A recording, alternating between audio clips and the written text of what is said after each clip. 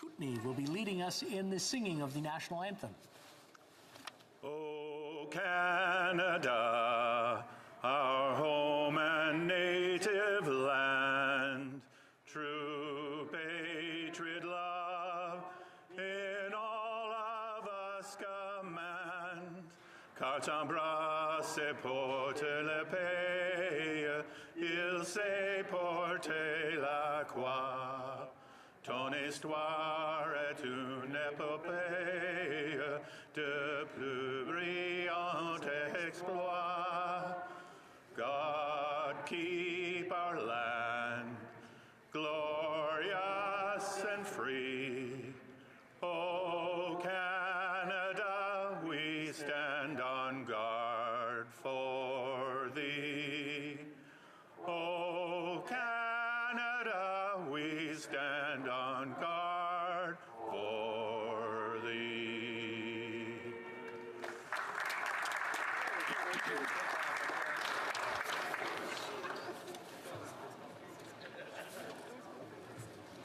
Statements by members. Déclaration de député. The Honourable Member for Etobicoke North. Mr. Speaker, I rise to say thank you to the wonderful people of Etobicoke North for putting their trust in me to serve them, to be there for them on the hard days, to celebrate with them, to fight for their issues, and to be their voice in Ottawa. I hear from our youth, women, men, families, and seniors. They are clear. They want to get through the COVID-19 pandemic, and they are doing their part to get through it because we are a caring community. We lift each other up. We are here for one another, and we fight for one another. I am so grateful to the people of Etobicoke North for all that we have shared over the last 13 years, from anniversaries to graduations and new jobs to remembrance. Our community and people matter. I look forward to the moments we will share and the future we will build together. The Honourable Member for Portneuf-Jacques-Cartier. Mr. Speaker, an exceptional project has become a reality thanks to the perseverance of an inspiring woman named Danielle Dussas-Blon. She has produced a book immortalizing 40 equally inspiring and active women in one of the 18 municipalities in the Portneuf area.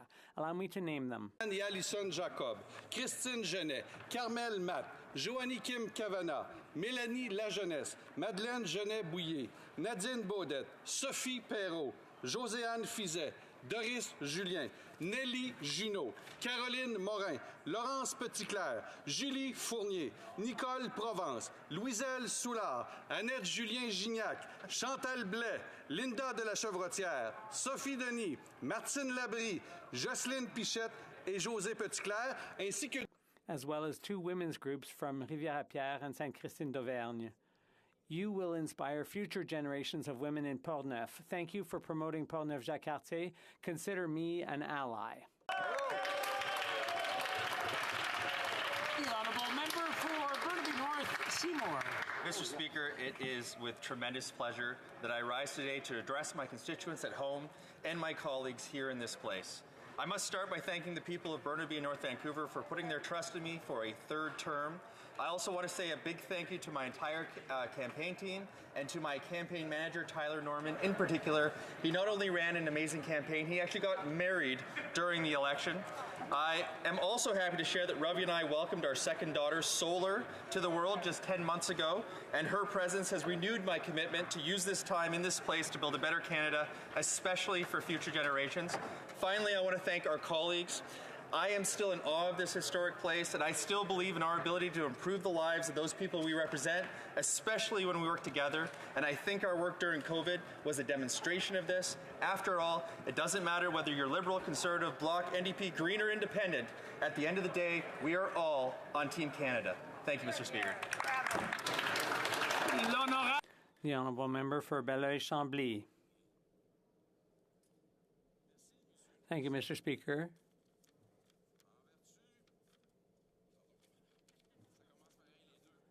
They both start the same way, sorry. Pursuant to the standing orders, you're not allowed to identify an MP other than by the name of their riding. You also encourage us to call other members honorable. But today, one of the most honorable is among us, a member who made all of Quebec his riding. Initially intimidated, because he is intimidating, I used to call him Mr. Duceppe. More recently, following his guidance, I've become friends with Mr. Duceppe, and I started calling him Gilles, finally. And that, Mr. Speaker, is a privilege. So I went from an admirer to a grateful person, and I'd like to warmly thank Gilles for he transmitted his energy and passion to our member for Lac-Saint-Jean, and he should at least share half of the credit with Yolande, and that also enabled me to find a great friend for Quebec, for the country, for friendship. Thank you, Right Honourable Gilles.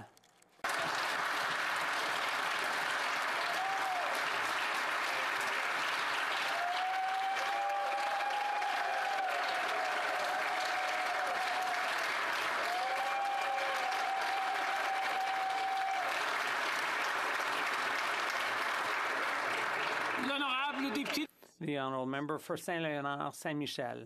Great pride and humility that I undertake my second mandate as MP for Saint-Léonard, Saint-Michel. I wish to express my sincere gratitude to my constituents, volunteers, friends, and family members for their continuous support and confidence in me. I'm ready to serve my constituents and Canadians with dedication and determination as we face challenging issues such as a marathon pandemic, the rising cost of living, pressing environmental concerns, and the increasing violence in our neighborhoods, just to name a few. I am proud to be part of a government that in the first 100 days of its mandate has kept its promise by introducing a bill that will allow 10 days of paid sick leave for all federally regulated workers. This new measure will ensure that none of them will have to choose between staying home when they are sick or having to pay their bills. As we move forward together with my colleagues, I will continue to devote my energies to seeking and implementing solutions that will allow Canadians to enjoy a stronger economy, a greener environment, and safer neighborhoods. Thank you. The Honourable Member for Barrie Springwater Oro-Medonte. Mr. Speaker, I'm rising to speak about an unfortunate incident that occurred in Barrie last week.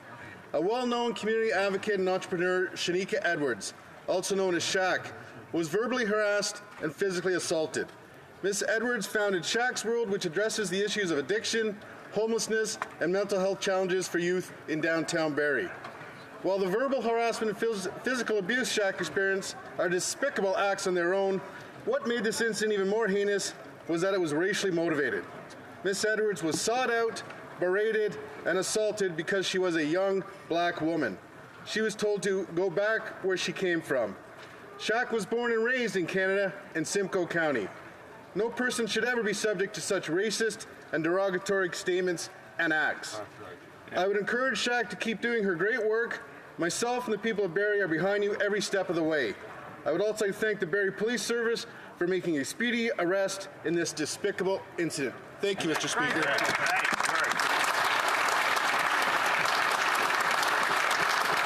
The Honourable Member for Kitchener-Conestoga. Thank you, Mr. Speaker. Mr. Speaker, I rise today in recognition of the incredible generosity of a family in Kitchener-Conestoga and their contribution to our local arts sector. During the pandemic, every stage across Canada went dark. And as we move forward, we're slowly opening. In Kitchener-Conestoga over the years, countless supporters have attended the St. Jacobs Country Playhouse. The landmark theatre still stands, but with a new name. Brad Carr and Susan Wagler of West Montrose have made a $500,000 donation to Drayton Entertainment, one of Canada's most successful professional theatre companies. The funding will go towards a new youth academy training facility to help support programming and operations. As audiences return to in-person attendances, they will notice as a show of gratitude, the St. Jacobs Country Playhouse will now be named the Carr Family Auditorium. So on behalf of our community, I want to thank Brad and Susan for their generosity. And in Kitchener-Conestoga, we're looking forward to live entertainment at our newly named Carr Family Auditorium. Thank you, Mr. Speaker. The Honourable Member for Sherbrooke. Thank you, Mr. Speaker. In Sherbrooke, players in the arts and culture community like Suzanne Marie Landry of the Granada Theatre and Mario Trépanier of the Cultural Centre have been able, with their energy and inventiveness, to renew themselves and present an impressive cultural offering. For example, for the very first time, the Granada Theatre will be presenting Sherbrooke's Grand Réveillon on December 30th and 31st, featuring well-known artists like Bleu Jeans Bleu, Les Trois Accords, Loud, and Sherbrooke's own Qualité Motel, who will put on shows that are sure to be crowd pleasers.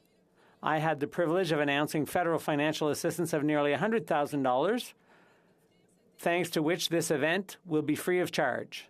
I invite the people of Sherbrooke to turn out in large numbers so we can celebrate together at Sherbrooke's Marché de la Gare this new year, which we hope will be a happy and healthy one. Thank you, Mr. Speaker. The Honourable Member for Lévis-Lotbinière. Mr. Speaker, it's an honour for me to mark the 150th anniversary of the founding of my hometown,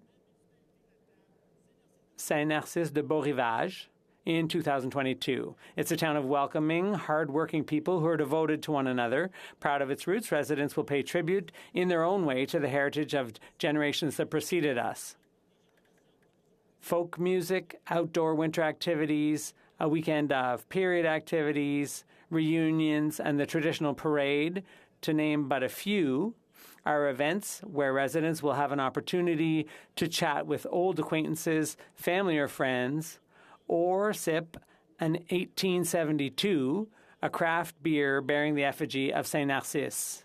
As Member of Parliament for Lévis-Lotbinière, and as a resident of Saint-Narcisse de Beau-Rivage, it's with great pleasure that I invite you to participate in one or another of our activities for the 150th anniversary of Saint-Narcisse de Beau-Rivage. Thank you, Mr. Speaker. The Honourable Member for Whitby.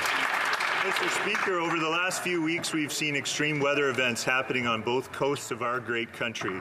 My heart goes out to the people of British Columbia, Newfoundland, and Labrador as we have watched the destruction occurring in their communities and the devastation that has caused people and families.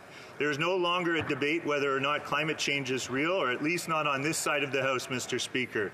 Canadians know we must act quickly and in a meaningful way to ensure a healthy planet for our children, and that means working closely with all our partners, including municipalities. That is why I'm so proud of the town of Whitby, who is showing leadership in the fight against climate change. From the town's green development standard to their ambitious plan to achieve net zero by 2045, to local projects like building a geothermal district energy grid and building a new Whitby Sports Complex, which will be the first municipally owned zero-carbon sports facility in Canada, and companies like GH Power that have developed unique green hydrogen technology. The town of Whitby is blazing a trail and demonstrating what's possible when we work together. I want to thank the Mayor, Town Council, and local innovators for working so closely with the federal government to build a sustainable future for generations to come. The Honourable Member for Kelowna Lake Country. Mr. Speaker, British Columbia has been devastated by unprecedented flooding, landslides, the washing out of highways, evacuation of whole communities, and the tragic loss of lives far too soon. In my riding of Kelowna Lake Country, we continue to do our part to assist those who have come seeking help and support. We have opened our doors to people and animals and offered food, clothing, and shelter to those in need. Many faith organizations, companies, and not-for-profits have initiated donation campaigns. This shows that the spirit of Kelowna Lake Country continues to shine brightly, just as it has during the COVID-19 pandemic and summer wildfires. We must continue to do all that we can for those most in need as we move forward from this tragedy. The rebuilding and reopening of our province will not be swift, and all levels of government must come together to ensure a robust recovery and to protect and adapt our communities from future weather events. My heart goes out to all those affected, and thank you to all who are doing their part to help. The Honourable Member for Bay of Quinte. Mr. Speaker, Omar, a 37-year-old Afghan, was contracted by coalition forces and deployed in his home country for three years as an interpreter, working with Canada through often deadly and dangerous missions. When the Taliban took over Afghanistan, Omar feared for his life and family. He fled alone, leaving his family behind to find refuge, walking for 7 days to Iran, getting shipwrecked on his way to Greece, and landing in refugee camps across Eastern Europe. It was Corporal Justin Bronson and his family, a former infantryman from the Royal Canadian Regiment and Bay of Quinte citizen and Canadian citizen, that took in Omar and reunited his family in Canada in mid-October. It was because of Corporal Bronson and his family that Omar and his family found refuge in Canada to avoid the terror, which is the Taliban in Afghanistan. Please join me in congratulating them. The Honourable Member for York Centre. Mr. Speaker, Friday marks the end of 16 days of activism against gender-based violence. It's an opportunity to come together to call out, speak up, and renew our commitment to end gender-based violence. The dangers women and trans people still face are all too real. In my riding of York Centre, the North York Women's Shelter does essential work empowering women and trans people to move forward into a life free from violence. As an anti-violence centre and shelter, for over 35 years it's provided safety and support for over 11,000 women and children. And recently they opened a brand new facility.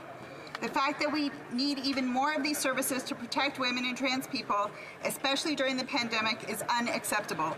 Regardless of your gender, as MPs and Canadians, we can and must do more to do better, to stand up, to speak out, and to take action in putting an end to gender-based violence. Bravo. The Honourable Member for Vancouver East. Food bank use in Canada climbed 20% with the pandemic and topped 1.3 million monthly visits. It's the largest increase since the 2008 recession. With the clawback of the GIS, the Canada Child Benefits, and the elimination of COVID emergency benefits, food banks face further increase in demand. Food banks alone don't solve hunger. They are the symptom of the root problem, poverty. And who are the faces of poverty? They are families, women, seniors, people with disabilities, and low-wage earners. They are our friends and our neighbors. Fixed income earners' buying power has been decimated, and we can do something about it. Former NDP leader Ed Broadbent received unanimous support for his motion in 1989 to eradicate child poverty by the year 2000. That was more than 3 decades ago. The Liberal government has a chance to address the affordability crisis with the fiscal update. A guaranteed livable basic income is the path forward. Better is possible. L'honorable député de Lac. The Honourable Member for Lac-Saint-Jean. Mr. Speaker, 31 years ago, Quebec lost one of its most illustrious cultural ambassadors, my grandfather, Jean Duceppe. A proud independentist, he passed on to our people a desire to emancipate themselves and decide their own destiny. His legacy and passion for Quebec still flow in my veins, as well as my father, Gilles Duceppe's. Gilles made his mark for over 20 years as Member of Parliament and leader of the official opposition. Many of us, including you and the Prime Minister, sat beside him and may have recognized him in the gallery with my daughter and mother. I want to reassure my honourable colleagues, Mr. Speaker, I will be the only Duceppe sitting in this place today. But tonight, the Bloc Québécois will celebrate his commitment to defending Quebec's interests in this Parliament by naming a room after him. It's a modest but well-deserved tribute to a man who has left such a mark on the imagination of Quebec and Canadian politics. We will continue to carry his dream through to the end. I love you, Dad. The Honourable Member for Fort McMurray, Cold Lake.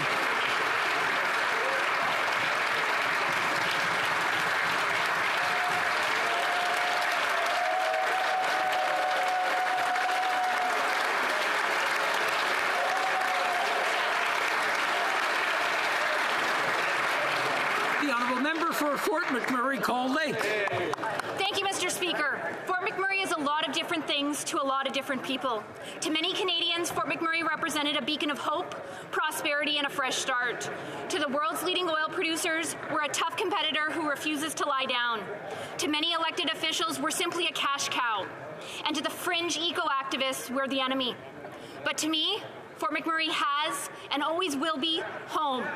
It's where I was born and raised, and Conservatives of every stripe have always had our back. They understand that when Fort McMurray works, Alberta works. works. And when Alberta works, Canada works. Only Conservatives are fighting for pipelines and energy corridors to secure the long-term viability of northeastern Alberta and to get Alberta energy to the world. I will not back down from the politicians in this chamber, like the Prime Minister and the Minister of the Environment, who seek to landlock and firewall our oil sands, leaving our workers without jobs. Canada and the world needs Alberta energy.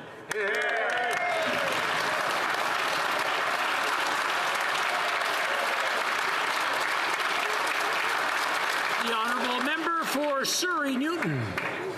Speaker, I rise to recognize the extraordinary community spirit from local media organizations in Surrey Newton and extraordinary generosity demonstrated by the people of British Columbia.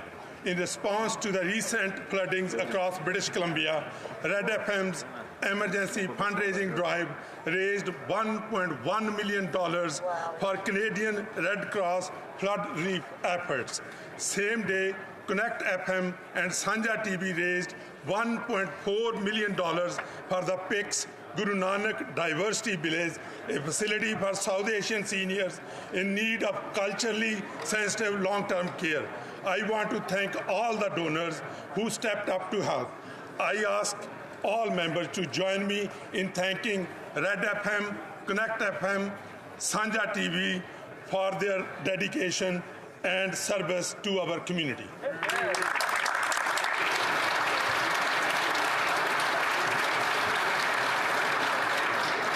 Question orale, oral questions. The Honourable Leader of the Opposition.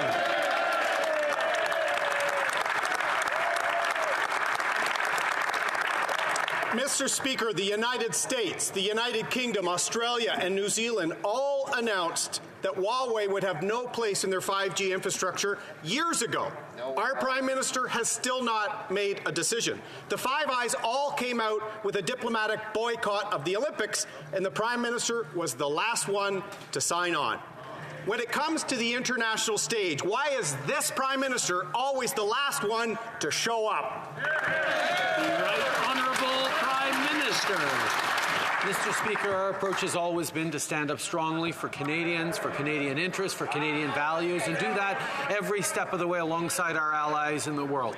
We have done that. We will continue to do that as we express deep concerns about the situation around human rights in China, as we continue to ensure protection for our security while we look at competitiveness for our domestic markets. These are things that we take seriously, that we will always do the right way for Canadians. The Leader of the Opposition. Mr. Speaker, more than a quarter of Canadians have mortgages with a variable rate. The number of high-leverage uninsured mortgages is more than 25%, according to the Bank of Canada. The bank suggested today that it will raise interest rates soon, and some experts predict 5 interest rate increases next year. How many thousands of families are at risk of losing their homes because this Prime Minister has ignored the inflation crisis? The Right Honourable Prime Minister. Mr. Speaker, we are extremely concerned with the rising costs of living faced by Canadians, which is why we have a concrete plan to take action on that, whether it's by investing in childcare, whether it's more support for Canadians, or it's putting forward the most ambitious plan on housing that this country has ever seen, which includes $4 billion for municipalities to help build more supply, while at the same time the Conservatives only had to offer tax breaks for Canada's wealthiest landlords in the last election campaign. Canadians need solutions. That's what we're delivering, not them. The Honourable Leader of the Opposition. Mr. Speaker, higher inflation means higher prices for families. 21% higher for apples, 22% higher for bacon, 33% higher for a house. The Prime Minister says he has a concrete plan, but this government has not committed to keeping the 2% inflation target as part of the bank's new mandate. Keeping the 2% inflation target, Mr. Speaker, is the bare minimum this Prime Minister could do to fight the cost of living crisis. So he talks about a plan, he talks about being there for Canadians. My question is simple.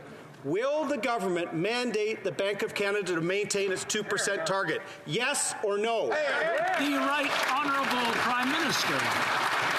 Mr. Speaker, Speaker, even though the Conservatives are offering the bare minimum, we are interested in offering much more to Canadians. Yes, we will renew the mandate of the Bank of Canada, but we will also continue to step up with record investments in housing and things like the rent-to-own program, in a municipal accelerator that's going to put more housing across the country, in more support for rural Canadians on housing. We have a concrete plan to invest in housing. The Conservatives only offered massive tax breaks to wealthy landlords as their solution to the housing crisis. That's not what Canadians need. Good answer. The Honourable Leader of the Opposition. Canadians should be worried when the Prime Minister and the Finance Minister won't answer a simple question about fighting inflation, keeping the 2% target. What are they going to do for Canadians who are struggling? He doesn't think about monetary policy. He doesn't think about interest rates. He thinks budgets will balance themselves. How bad does the cost of living crisis have to get before this Prime Minister gets a grip? The Right Honourable Prime Minister. Mr. Speaker, while the Conservative Party flails around and offers personal insults, we are focused on Canadians. We are focused on investing tangibly to counter the housing crisis, whether it's $4 billion for municipalities, whether it's investments in $10 a day childcare right across the country, whether it's support for seniors, support for young families. We are there. We will continue to be there for Canadians while the Conservatives play political games and throw mud. That's right. The Honourable Leader of the Opposition.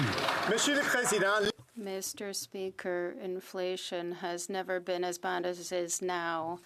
It is the increased cost of everything, fruits, meat, gas. The list is long and Canadians are concerned. This government has not given the mandate to the Bank of Canada to keep the inflation target at 2%. Will the government maintain the 2% target, yes or no? The Right Honourable Prime Minister. Mr. Speaker, the Leader of the Opposition knows full well that we will make an announcement very shortly on this. The reality is that we're focusing on the challenges that Canadians are facing. That is why we are investing massive amounts in housing and helping municipalities to create more housing. We are investing in more childcare spots across the country. We are investing to help seniors, young people. We are here to help Canadians. The Conservatives on housing are only offering tax credits for the richest Canadians so they can sell their real estate. That's not what Canadians need. We will continue to be there for Canadians. The Honourable Member for Bel-Air-Chambly.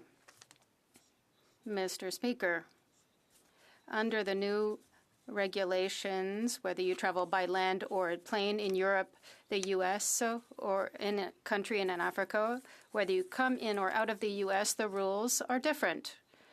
Travelers will face health procedures that will mean they will have to do things that even Asterix wouldn't have to do. Why does Canada not put in place reassuring rules and procedures that are clear, reciprocal, like the ones imposed in the U.S.? The Right Honourable Prime Minister.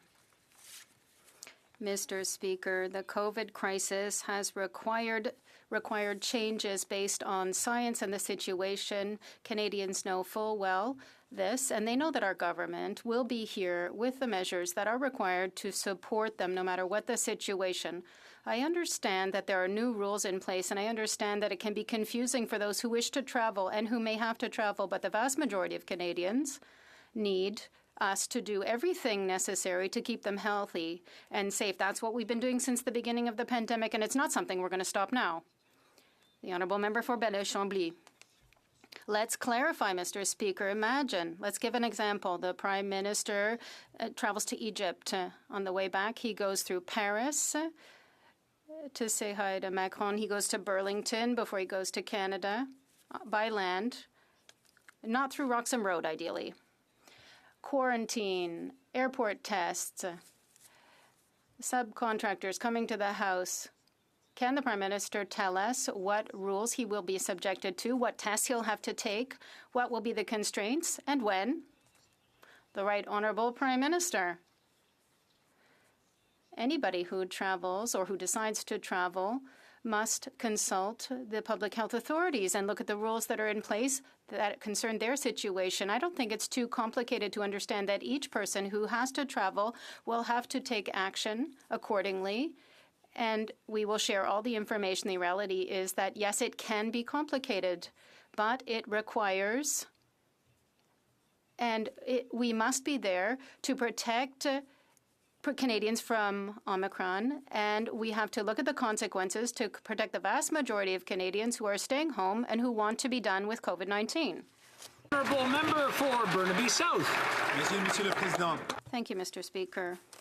A recent analysis in Montreal shows an increase of 21% in a house price over a year.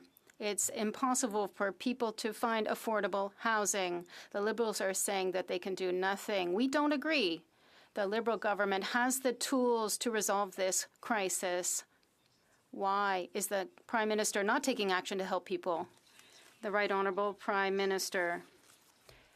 I think that the honourable leader of the NDP did not listen when we said that, yes, we have solutions and we can do things, and we are doing those things to fight against the housing crisis. We are investing billions of dollars with municipalities to accelerate access to housing. We are putting in place rapid initiatives. We are creating different programs and expanding others because we know how much we need to be there for Canadians. We will continue to be there for people, and that is what this government is doing. The Honourable Member for Burnaby South.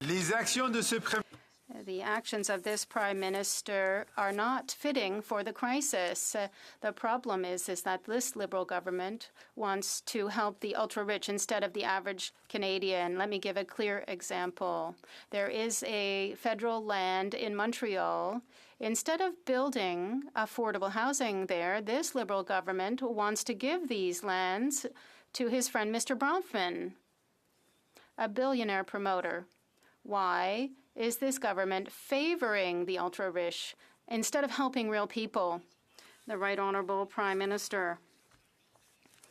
I expect personal attacks from the Conservatives. It's a bit disappointing to see that the NDP is now doing it. The reality is that we are here to work with the municipalities to ensure investments in housing. We're here to work to create more programs to ensure affordable housing. We're partners with Montreal, Quebec, and with investors who want to create housing for all. The Honourable Member for Bellechasse-les-Échemins-Lévis. Bellechasse-les-Échemins-Lévis. Thank you very much, Mr. Speaker. The Leader of the Opposition described the situation perfectly. Inflation is hitting Canadians hard. The Liberal government cannot deny it any longer. One of the mandates of the Bank of Canada is to keep inflation at 2%. Inflation is now almost 5% at present, Mr. Speaker, and everyone is suffering. If the Prime Minister does not maintain the 2% target, Canadian consumers will be the ones paying for his mismanagement. The question is quite simple. Yes or no, 2%? The Right Honourable Prime Minister. Mr. Speaker, the Conservatives know full well that the current mandate of the Bank of Canada is in place, and it's at 2%. There will be an announcement very shortly on the renewal of this mandate.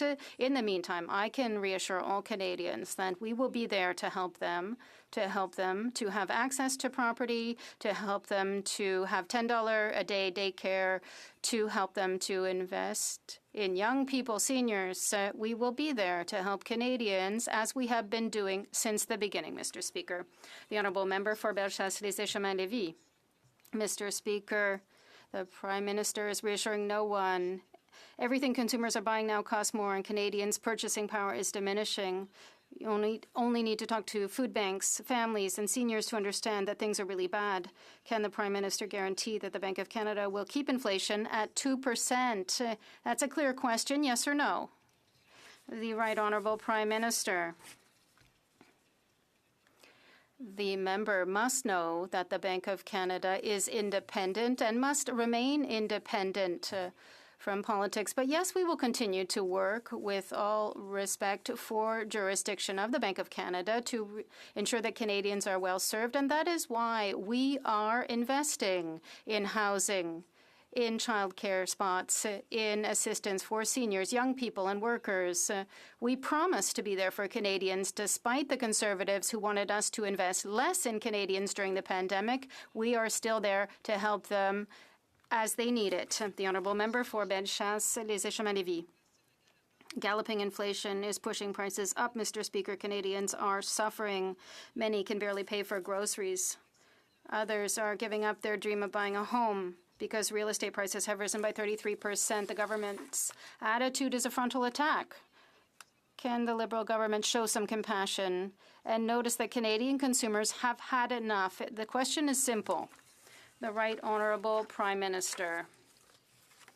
I think it's a bit surprising from a member who campaigned on a single promise on housing for the Conservative Party, that is to give massive tax credits to real estate owners. That's not going to help families buy a home. It's the Liberal Party instead that has and had a concrete plan to invest with municipalities to create housing, to ensure affordability and the access to housing for first-time home buyers. We're here to help Canadians. Every step of the way, the Conservatives want us to do less. We won't do less. We'll do more. The Honourable Member for Foothills. What did the Prime Minister's office when Bud the Spud from the Bright Red Mud rolled into Ottawa looking for help? They sent them to City Hall. Whoa. But it was Conservatives who brought the Spuds back to Parliament Hill so they couldn't be ignored. Yeah. But potato growers in Prince Edward Island are frustrated that they're hearing nothing from their Liberal MPs. Well, 300 million pounds of potatoes sit idle, hundreds of jobs have been lost, and dozens of family farms are at risk. So will the Prime Minister do the right thing? Will the Prime Minister end his self-imposed export ban on PEI potatoes before Christmas? Yes or no? The Right Honourable Prime Minister. Certain, Mr. Speaker, that I'm not hearing right. I don't think I am hearing the Conservatives propose that we allow the Americans to impose a ban on PEI potatoes, because that's what they are proposing right now. We move forward to make sure that we keep control over the situation. I had a meeting with Premier King the same week as I had a meeting with President Biden to highlight the issues we have right now. We will continue to be there to support PEIers and indeed the potato industry across this country. We will continue to be there to support Prince Edward Island potatoes in every way we can, as we've continued to support Canadians throughout these difficult years. The Honourable Member for Foothills. So what the Prime Minister has just admitted that they self-inflicted a wound before the United States did anything, and has admitted that this decision was based on politics, not science. In fact, the Agriculture Minister has said the same thing, and the Liberal Member of Parliament from Cardigan said absolutely there's no doubt politics is involved in this dispute with the United States. So will the Prime Minister end his half-baked ban? Will he expend some political capital, some political will, and end this dispute before Christmas? Right Honourable Prime Minister. I would highly recommend the Conservatives actually engage substantively on this issue, because we should all be a Team Canada approach and recognize that with the U.S. threatening to impose a ban on table potatoes from Prince Edward Island, we needed to act. We are continuing to work with the United States to put pressure on the United States so that we can move forward in a way that is safe for everyone and supports islanders. The Conservatives are busy throwing mud and don't actually understand the issue. He talks about rich red mud. He should respect that rich red mud and get the facts straight. The Honourable Member for Foothills. The Prime Minister would show that kind of fight when it's the United States, when some of our commodities are at risk. But the Prime Minister has failed when it comes to our trade relationship with the United States. He's failed on energy. He's failed on softwood lumber. He's failed on dairy, potatoes. And now the United States is threatening to instigate the mandatory country of origin labeling, which will devastate our livestock industry. The WTO has already said that cool violates international law. Will Canada's pork and beef industry be protected, or will the Prime Minister continue to outsource our trade agenda to the United States? The Right Honourable Prime Minister. What we saw over the past number of years was the Conservatives trying and recommending that we cave on standing up to the United States, and we did exactly the opposite. We stood up for steel. We stood up for aluminum workers. We stood up for people across the country. I'm going to have to stop the Prime Minister. I'm having a hard time hearing his answer. And I'm sure everybody wants to hear what he has to say. So I just want to ask everyone to just calm down. And if the Prime Minister can start from the beginning and just answer the whole thing. Mr. Speaker, time and time again, we have seen the Conservatives recommend that we cave on standing up to the Americans. That was their approach. When we brought in retaliatory tariffs to stand up for our steel workers and our aluminum workers, the Conservative leader called that dumb. Mr. Speaker, every step of the way, whether it was renegotiating NAFTA, whether it's standing up for steel and aluminum workers, whether it's standing up for our auto workers, whether it's standing up for agricultural workers, this government has been there. The Conservatives have been playing politics and losing the plot. The Honourable Member for Avignon, La Métis, Matane, Matapédia. Mr. Speaker, Greater Montreal is suffering from a wave of shootings and tragedies. The Prime Minister should be doing everything possible to fight against illegal guns, but that's not what he's doing with Bill C-5. With C-5, he's eliminating mandatory minimums for importing guns and for the use of these guns during the commission of an offense. The Prime Minister is even eliminating these mandatory minimums for repeat offenders guilty of possessing illegal firearms. How does C-5 help to reduce gun violence in Montreal? The Right Honourable Prime Minister. Mr. Speaker, we recognize the extent to which this is a huge challenge in Montreal and across the country. That's why we're taking this issue seriously with investments of $125 million to create a cross-border group to put an end to illegal gun trafficking, $250 million to support community programs against gangs, $327 million for police to have the tools they need to better detect and prevent crime, and at least $1 billion to help the provinces and territories like Quebec to ban handguns. We will be there. We will continue to be there to fight against violence, with gun violence. The Honourable Member for Rivière-du-Nord. Mr. Speaker, to fight violence in Greater Montreal, the Mayor of Montreal and the Quebec government are asking the federal government to take action against illegal firearms. However, the first real action the Prime Minister has taken since the election in the area of illegal guns is to table C-5 to abolish mandatory minimums. I quote the Minister of Public Safety for Quebec, who said it's important for the federal government to send the message that it's taking this seriously. Mr. Speaker, does the Prime Minister think that tabling C-5 in the middle of a wave of shootings is sending the message that it's actually taking this seriously? The Right Honourable Prime Minister. Mr. Speaker, we are taking concrete action to help to fight against this gun violence. There are many measures that can be taken. Yes, C-5 is one of them, but $125 million to create a cross-border group to put an end to illegal trafficking, money for community programs to fight gangs, give more money to the police to have the resources to better prevent gun crime. Yes, we will invest $1 billion to ensure that Quebec and other provinces can ban handguns. For Calgary Nose Hill. Mr. Speaker, the Bank of Canada is supposed to be focused solely on reducing the rising cost of living. But some people are saying that they should be focusing on all sorts of other things outside of that, particularly policy that is the sole responsibility of elected representatives. Right now, people are struggling with maxed out credit cards. They're trying to figure out how to buy Christmas presents. The Prime Minister hasn't answered the basic question, so I'm just going to ask him something very simple. Does he agree that the Bank of Canada should only be focused on reducing inflation and keeping it at 2%? Right Honourable Prime Minister. The member opposite well knows that the current mandate for the Bank of Canada is to keep the 2% target for inflation.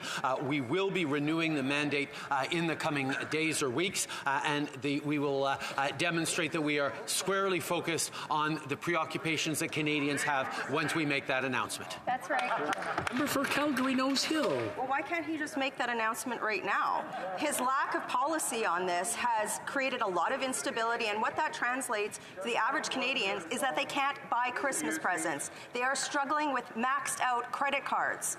And what we've got here is a Prime Minister who doesn't understand that it is his responsibility to set this policy. The Bank of Canada should be solely focused on keeping life affordable for Canadians. Well, he announced today, the Prime Minister, that he intends to renew this exact mandate. Right Honourable Prime Minister. Mr. Speaker, as members of this House well know, monetary policy and the work that the bank does is independent of the work that politicians do. There are very clear rules around how we create those mandates, how we renew those mandates. Those rules on this side of the House will be followed. I can reassure Canadians that the current mandate does have the target of 2%, and we will be renewing the mandate in the coming days. That's right. Honourable Member for Calgary Nose Hill. Except the Canadian economy has seen inflation blow way past that target, and the average Canadian knows that. The average Canadian right now can't buy Christmas presents. I know that the Prime Minister might not understand what it's like to be struggling with a maxed out credit card, but most Canadians do. And that means understanding that he should be telling the Bank of Canada to focus on keeping life affordable, not making economic or fiscal policy that's his job and the job of this place. So will he today, very basic, very simple, say that he will keep that target at 2% through the mandate? Right Honourable Prime Minister. We'll be making an announcement in the coming days and weeks. The reality is, Mr. Speaker, that Conservatives have been misrepresenting this inflation crisis for the past many weeks. It is a result of the disruption around COVID-19. It is a result of disrupted supply chains. And we are continuing to be there to support Canadians, whether it's with $10 a day childcare, whether it's historic investments in countering the housing crisis, whether it's supports for seniors, supports for young Canadians. We have made a promise that we would have Canadians' backs. Despite the Conservatives complaining that we've done that too much, we will continue to have people's backs. The Honourable Member for Calgary Nose Hill. Misrepresenting the inflation crisis, tell that to somebody in Kelowna today that's paying $1.67 a litre for gas. Tell that to the single mom who's trying to fill up her tank with gas, who's trying to buy her spouse a hockey jersey that's costing $100 more this year, or is paying $600 a month in interest on a credit card. The Prime Minister has misrepresented to Canadian his ability to manage a basic economic crisis, and what he could do today to reassure Canadians is tell them that he understands this. He's going to quell this crazy talk about the Bank of Canada wading into policy that he has responsibility for and keeping inflation at 2%. Right Honourable Prime Minister. Mr. Speaker, over the past weeks, what have we seen from the Conservatives? Telling Canadians that the problems they're facing with increased affordability, increased prices on everything, difficulty buying gas, difficulty buying computer. They've just shrugged and said, oh, it's just inflation. Well, it's not just inflation, Mr. Speaker. It is a focus that we have to have to continue to invest in Canadians. While they play word games, we are focused on delivering on housing, delivering on childcare, delivering on the support that Canadians need while they play cheap political games.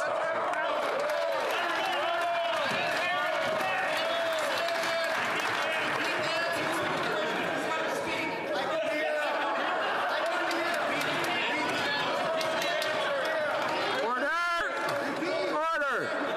The Honourable Member for Burnaby South. Mr. Speaker, a recent survey of young Canadians between 18 and 24 across major cities in Canada has found that the vast majority of them don't believe they'll ever be able to own their own home. I'm going to ask the Honourable Member for Burnaby South just to pause for a second. I'm having a hard time hearing him. Everybody wants to hear the question. Okay, the Honourable Member for Burnaby South from the top, please. Thank you, Mr. Speaker. A recent survey of young Canadians between 18 and 24-year-old across major urban centres in Canada has found that the vast majority of them believe that they'll never be able to own their own place.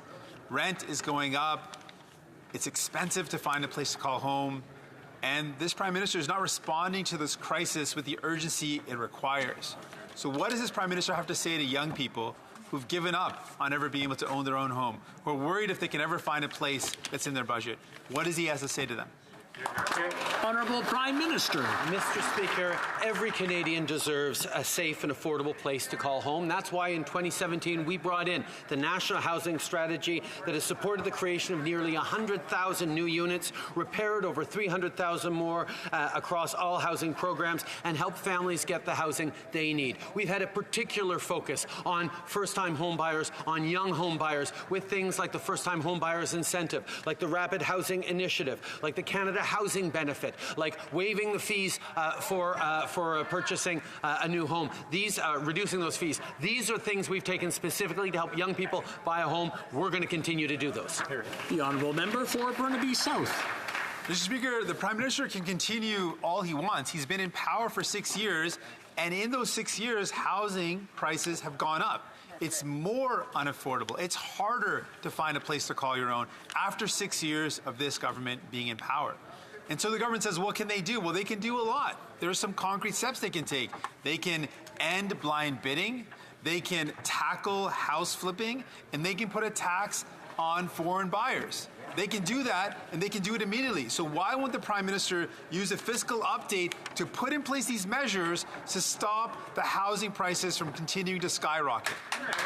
Right Honourable Prime Minister. I have to admit, I'm always open to hearing suggestions from the members opposite on how we can work together in this Parliament to deliver things. I was sort of pleased, though, to hear that the 3 initiatives he said were all 3 initiatives we proposed in our platform just a few months ago. We will continue to work with them and with all parliamentarians to deliver concrete solutions for home buyers. We will deliver aid to Canadians to help them through this housing crisis, because we need Canadians to be able to afford their new homes, to be able to get into safe, secure housing. That's exactly what we're going to do, Mr. Speaker. The honourable member for Newmarket, Aurora. Mr. Speaker, this government has had the backs of small businesses throughout the pandemic by helping them stay open and keep employees on the payroll. People and businesses in my riding of Newmarket, Aurora are concerned about the health and the economic impacts that the Omicron variant might bring. Can the Prime Minister please tell this House what this government is doing to support Canadian business through the COVID pandemic? Right Honourable Prime Minister. Mr. Speaker, I thank the honourable member for Newmarket, Aurora for his question and for his tireless advocacy for the people in his riding. We introduced legislation to provide targeted support to those who are financially affected by the pandemic, including caregivers and those with COVID-19, and ensure no one is left behind at this critical moment. The measures in this bill are essential in finishing the fight against COVID-19, making sure the hardest hit sectors are part of the recovery, and creating jobs. I urge all members in this House to support its speedy passage. Yes. The honourable member for Carleton. The Minister's response was just incredible. He said even after house prices increased by 1/3, he didn't think about monetary policy. Even after gas prices hit $1.60 in some places, he didn't think about monetary policy. Even as CPI hit a 2-decade high, he didn't think much about monetary policy because he only thinks about himself. Won't he admit that what it took for him to start thinking about inflation is when we put his name in the word? The Right Honourable Prime Minister. Speaker, from the very beginning, we have been focused on having Canadians back. Whether it was back in 2015 when we got elected on a promise to support the middle class and people working hard to join it after 10 years of Conservative mismanagement, we have actually delivered for Canadians, whether it's on a housing strategy, whether it's on support for seniors, whether it's on support for families. Through this COVID pandemic, we've been there for them. Even though the member of Carleton kept saying we were doing too much for Canadians, we continued to step up and have their backs. That's exactly what we're going to continue to do, because Canadians deserve our support. They don't deserve Conservative games. The honourable member for Carleton. Well, on October 28, 2020, the Finance Minister promised Canadians they would have deflation. For the Prime Minister's benefit, that means prices go down.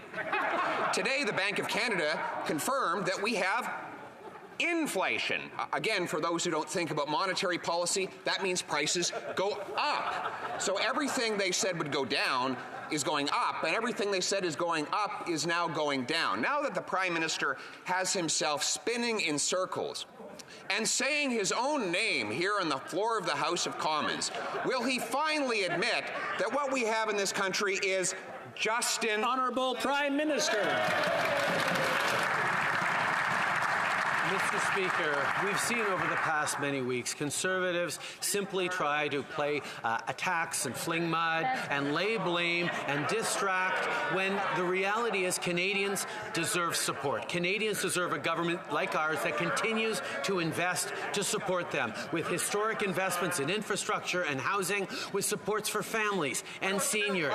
The Conservatives continue to complain that we were investing too much through the beginning of this pandemic to support Canadians, and what we've seen is our economic recovery is actually better than most of our peers because we were there for Canadians. The honourable member for Carleton. Well, the Prime Minister got confused when he was asked, what is this famous middle class he's always talking about? It turned out, he said, it's those people who live off their income instead of their assets. Except that inflation hits folks who live off income the hardest because their paycheck is worth less, while helping those people, like him, who live off of ancestral assets. Their assets appreciate and inflate in value. So maybe the reason he doesn't think about inflation is because he benefits from it. For example, can the Prime Minister tell us how much his mansion in the Laurentians has inflated in price since he took office? The Right Honourable Prime Minister. Again, Mr. Speaker, we see the Conservatives choosing to focus on me when they should be focused, like we are, on Canadians. We will continue to be there to invest in countering this housing crisis with real investments from municipalities, as opposed to the member from Carleton's suggestion that we give tax breaks to wealthy landlords to help them sell their buildings. That's not what's going to help Canadians afford their first homes or retire in safety. That is the kinds of thing the Conservatives propose when we propose concrete investments in helping Canadians through. We promise to have their backs, and despite what the Conservatives say, we will continue to have their backs.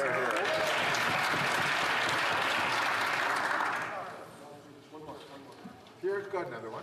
Is there another? Okay. The honourable member for Carleton.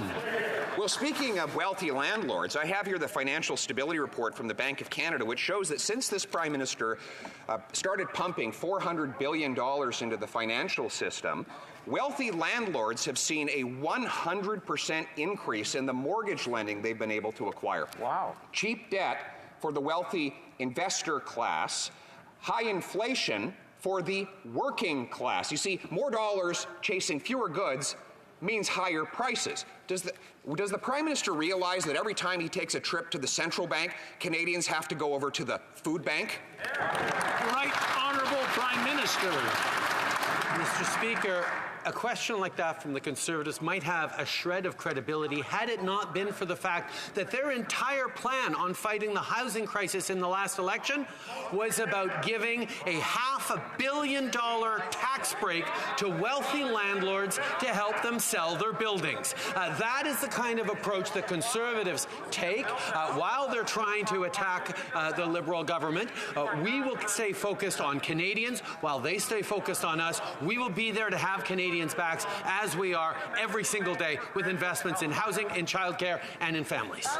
L'honorable député d'Avignon, la Métis Matane, Matapédia. Monsieur le Président, depuis...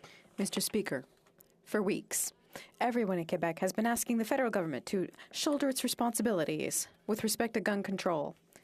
For weeks, we've been waiting for the first real step. But the first move was not to tighten the borders against illegal gun trafficking. It was not to take the lead in a collective effort by police. The first act was not to invest in border crossings. No. The first act was to introduce Bill C-5, which eliminates minimum sentences for illegal weapons. Does the Prime Minister think that the streets of Montreal will be safer after C-5 is passed? Premier Minister. The Right Honourable Prime Minister. Nous avançons le projet. Mr. Speaker, we've tabled C-5 because we know that it's going to work to help reduce violence. It will help police to arrest criminals, and it will also fight against systemic discrimination, which the Liberal Party has recognized, but the Bloc is so-so on recognizing.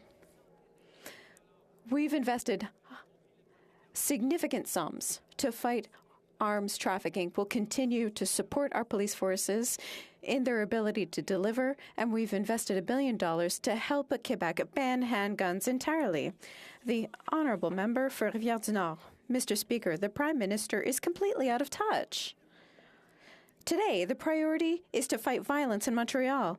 His priority should be to fight illegal gun trafficking at the borders. His priority must be to prevent weapons from reaching the streets. His priority must be to crack down on criminal groups. When he has taken responsibility for his areas of expertise, when he's done all that, then we can have a conversation about minimum sentences. When will he get his act together and put public safety first? The Right Honourable Prime Minister. Our priority was to vet $127 million to create a cross-border group in order to end trafficking in weapons, $250 million to support anti-gang programs in communities, $327 million to help police access the resources they need to detect and prevent crime, and $1 billion to help Quebec and other provinces who want it to completely prohibit handguns. Leader of the Opposition.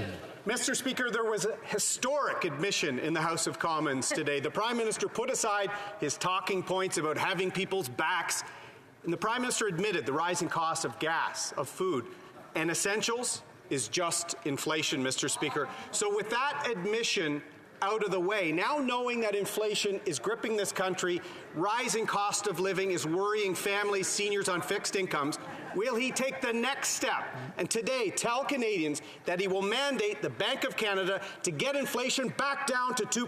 The Right Honourable Prime Minister.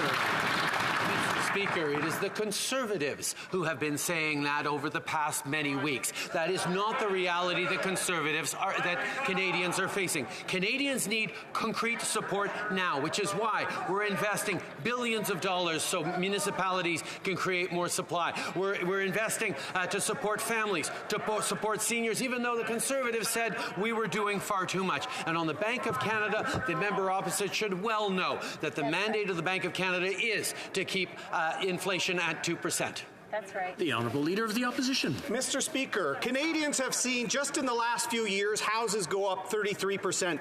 Rents in Victoria, BC in 1 year alone are up 20%.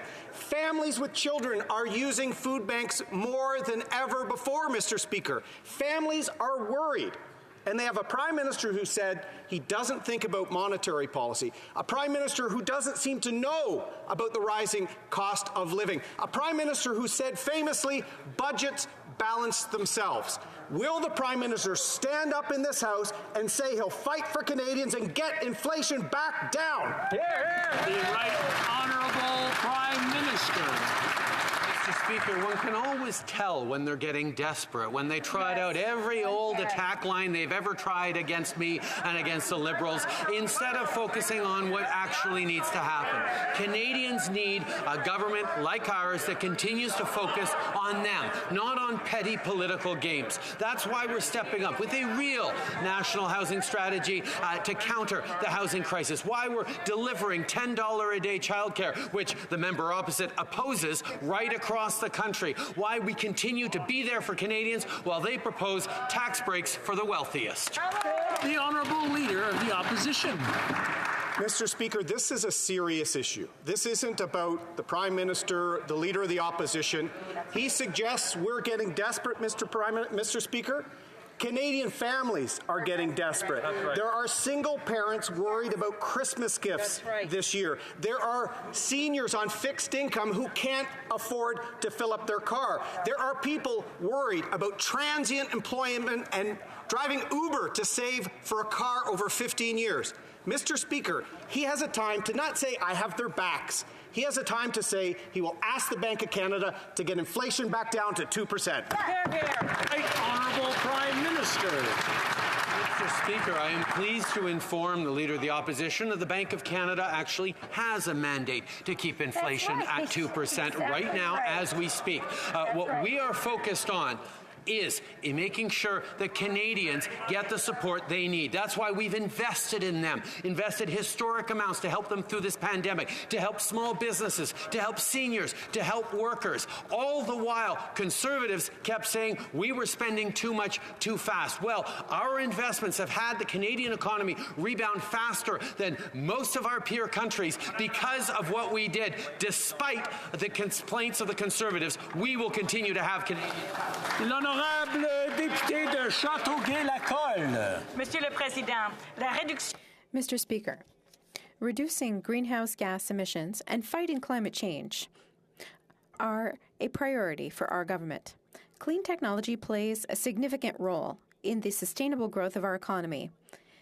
Can the Prime Minister provide an update to this House on our government's investments in the clean technology sector? The Right Honourable Prime Minister. Mr. Speaker, I would like to thank the member for Châteauguay-Lacolle for her question and her hard work. Our government has always been there to support investments in innovative projects when it comes to clean growth. For instance, zero-emissions vehicles. We're making them more affordable for Canadians. We're also supporting the development and production of aluminum without a carbon footprint, and we're investing in Atlantic provinces. We will continue to invest in clean technology to ensure that we have sustainable growth for our economy. The Honourable Member from Mégantic-l'Érable. How on earth did the Prime Minister allow his government to repeat the mistakes of the past? Canadian citizens have gone through hell and are still going through hell in quarantine hotels. No cleaning services, babies without milk, mothers without diapers for their babies, revolting meals. Does that remind the Prime Minister of anything? How can he accept such poor treatment of Canadians? The Right Honourable Prime Minister. Mr. Speaker, we will always be there to try and help Canadians who are caught in difficult situations. We're going to ensure that there's an understanding of rules at the border. However, our main priority is to keep Canadians safe, and we have to implement measures, even if they're difficult or complex, to ensure that the vast majority of Canadians who are staying in Canada can be protected from COVID-19. That's what we've been doing from the beginning. We encourage everyone to follow public health safety measures and for the Conservatives to get vaccinated. The Honourable Member from Mégantic-l'Érable. I remember the beginning of the pandemic, Mr. Speaker. The Liberals were slow to close the borders, slow to provide vaccines. The national N95 mask stockpile was expired. All of this greatly contributed to the first wave of closures and strict public health measures that everybody went through. And we remember the cases of sexual violence in the quarantine hotels. What did the Prime Minister learn from this? Absolutely nothing. The same mistakes are being repeated again, except this time, the ministers are announcing their failures in advance. Why is the Prime Minister abandoning Canadians yet again? The Right Honourable Prime Minister. Mr. Speaker, what Canadians remember is that during this pandemic, this government was there to support them. We were there when it came to vaccination. We were there to help businesses, to help families, to help replace paychecks for workers. We were there to support Canadians at every step of the way, and we will continue to do so. We have concerns about the Omicron variant, and that's why we're taking the necessary measures, and we will be there for Canadians who travel, but especially for Canadians who stay within our borders. The Honourable Member from Mégantic-l'Érable. The Prime Minister needs to quickly assemble his ministers to send a clear message to Canadians.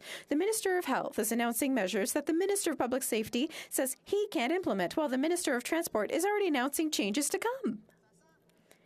It smacks of confusion and improvisation, and most importantly, Canadians are the ones paying the price. ArriveCAN, airport testing, mandatory quarantine. Absolutely nothing works. When will the Prime Minister call his ministers to order and work to help Canadians and not to harm them? The Right Honourable Prime Minister.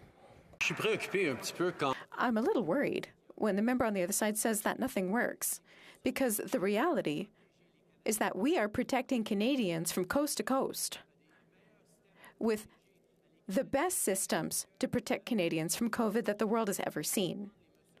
We are taking the necessary measures and we're listening to experts. Of course, that means adjustments, particularly with the Omicron variant. Of course, it means adjustments have to be made because COVID numbers are going up. But we will be there to make sure that everything is done to protect Canadians from coast to coast. Honorable Député de Sudbury. The Honourable Member for Sudbury. Speaker, seniors built the Canada we know and love today. Their retirement should be secure, and they should have the financial support that they need. GIS recipients are the most financially vulnerable seniors. Can the Prime Minister please update this House about what we are doing to help seniors make ends meet? The Right Honourable Prime Minister. I'd like to thank the member for Sudbury for this important question and all her hard work. One of the very first things we did when we came into office in 2015 was to increase the GIS for seniors by 10% for the most vulnerable, those who have more challenges making ends meet in their retirement years. Ever since, we've continued to be there to help seniors who need it most, especially through the challenging times of this pandemic. Mr. Speaker, we will continue to be there for seniors, and seniors know that this Liberal government can always be counted on. Absolutely. The Honourable Member for Burnaby South.